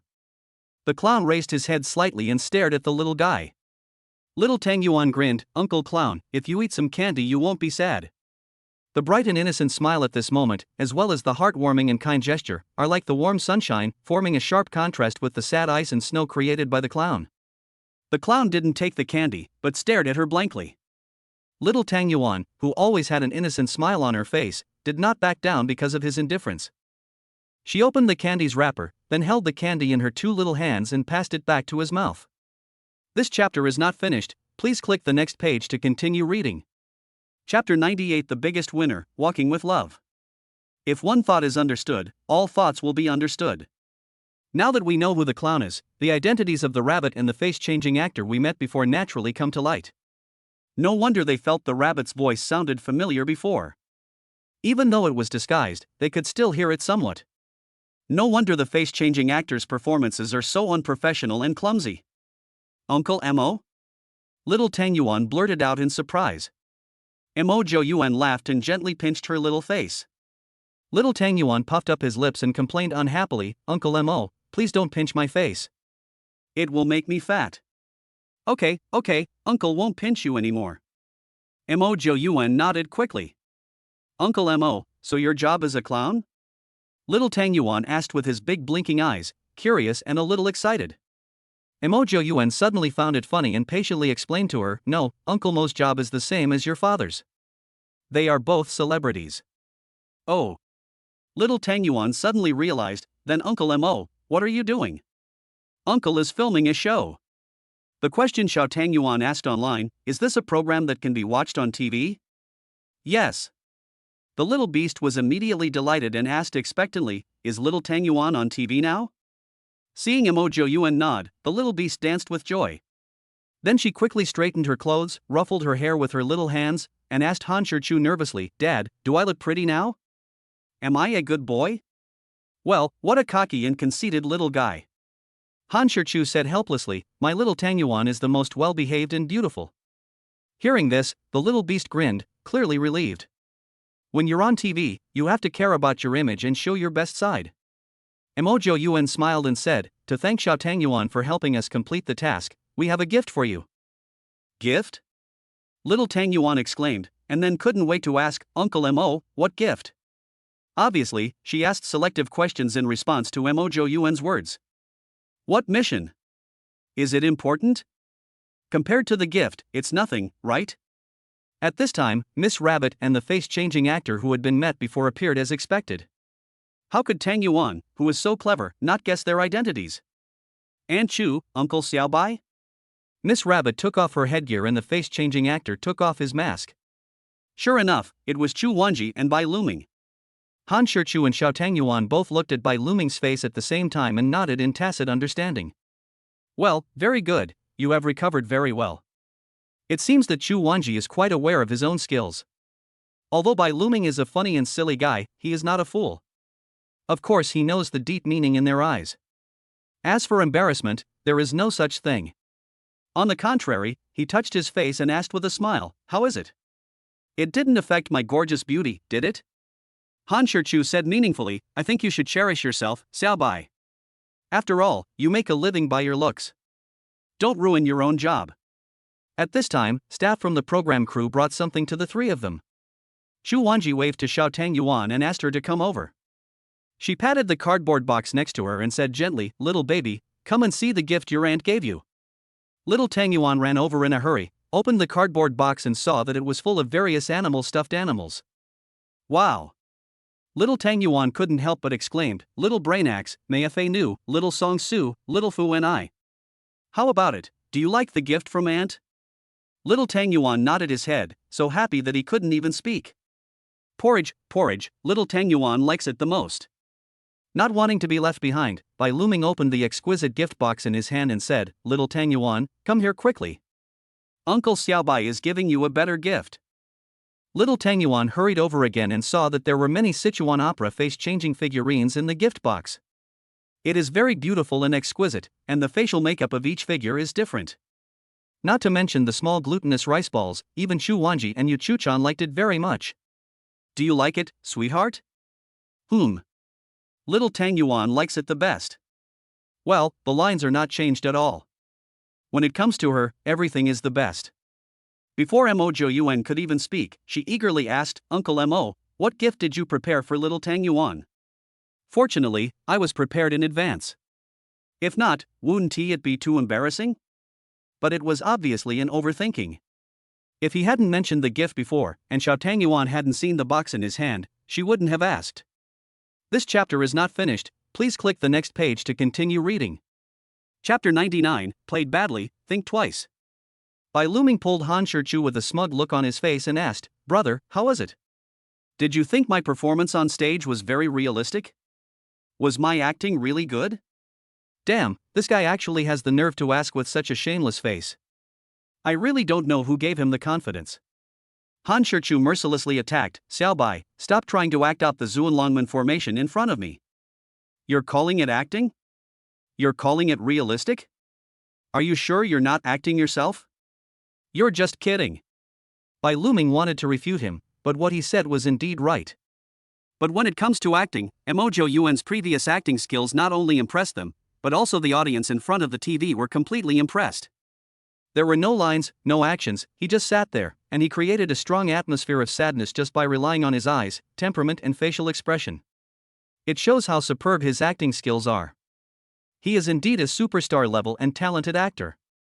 If they didn't have something to do tomorrow, I would definitely go back with them, get together in the evening, and also enjoy the god of cookery's cooking skills. But unfortunately, they all have announcements tomorrow. After all, not everyone has a boss to support them and can be a lazy bum without restraint.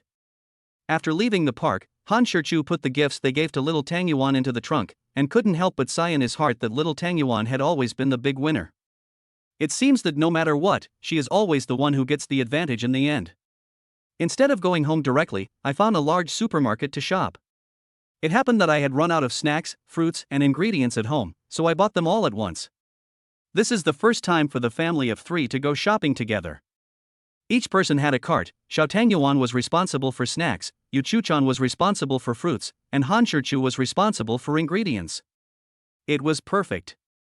After Xiao Tang Yuan's suggestion, Han Shichu's initial review, and Yu Chuchan's final review, after a complicated and tedious selection process, the snacks were finally bought. Next is buying fruits. There is nothing to be particular about. Just buy what you like. As for the final ingredients, it was completely Han Shichu's decision, which made him experience the feeling of being the real head of the family. Han Shichu was teaching Yu Chuchan how to pick vegetables, while Xiao Tang Yuan was in the seafood area not far away, staring at the various seafood and fish curiously. When we finished buying the vegetables and were about to call Xiao Tang Yuan home, we were stopped by the staff in the seafood area. Sir and madam, please wait a moment. The two looked at the staff in confusion and asked, what's the matter? The staff smiled and said, you can buy these 2 fish. Han Shichu shook his head and said, no, we've already bought what we need. Don't want to buy it? Then I'm afraid you won't be able to get away. His words amused Han Shichu. What do you mean? Are you planning to force the sale? The staff member quickly explained with a smile, sir, you misunderstood. It's not forced buying or selling. It's your daughter who killed our fish.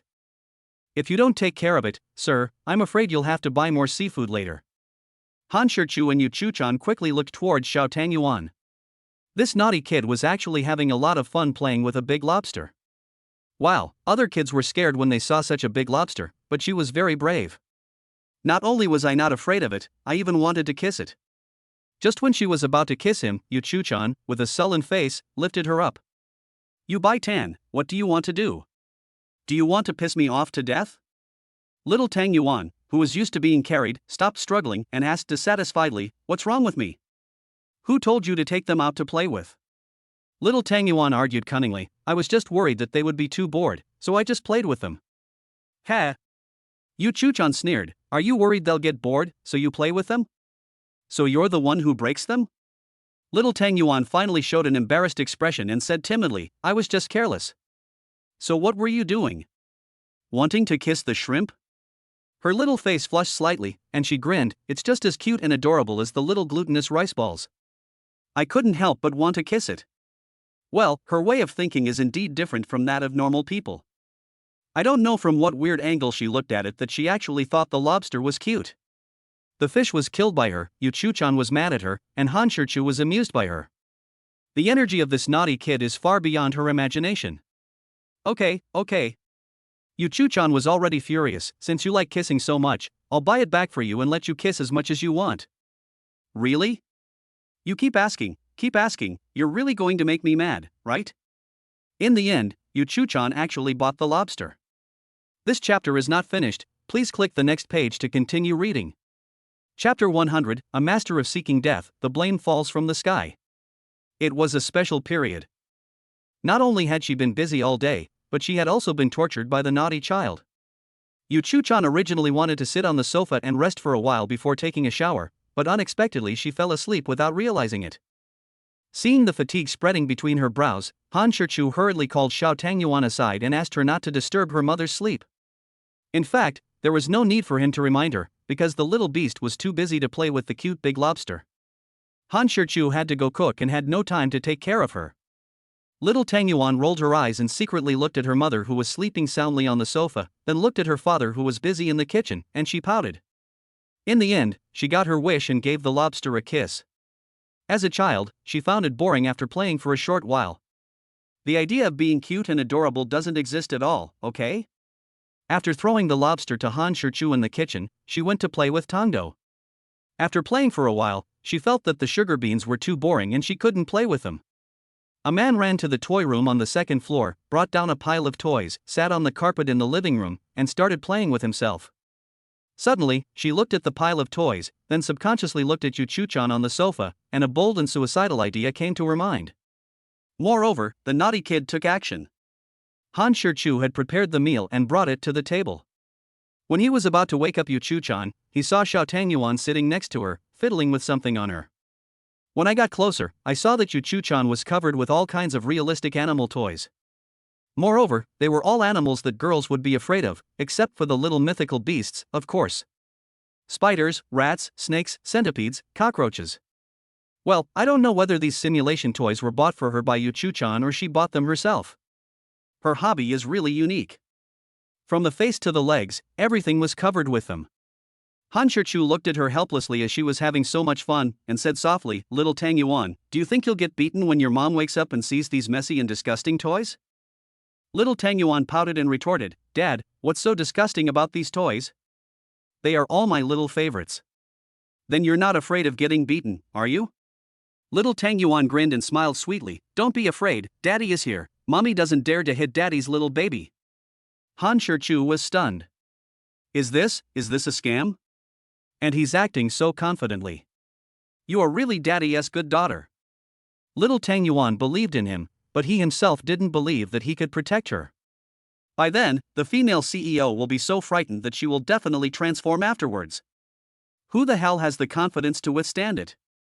So, for safety reasons, Han Shirchu had to squat down and prepare to take down the simulation toy that was spread on her body.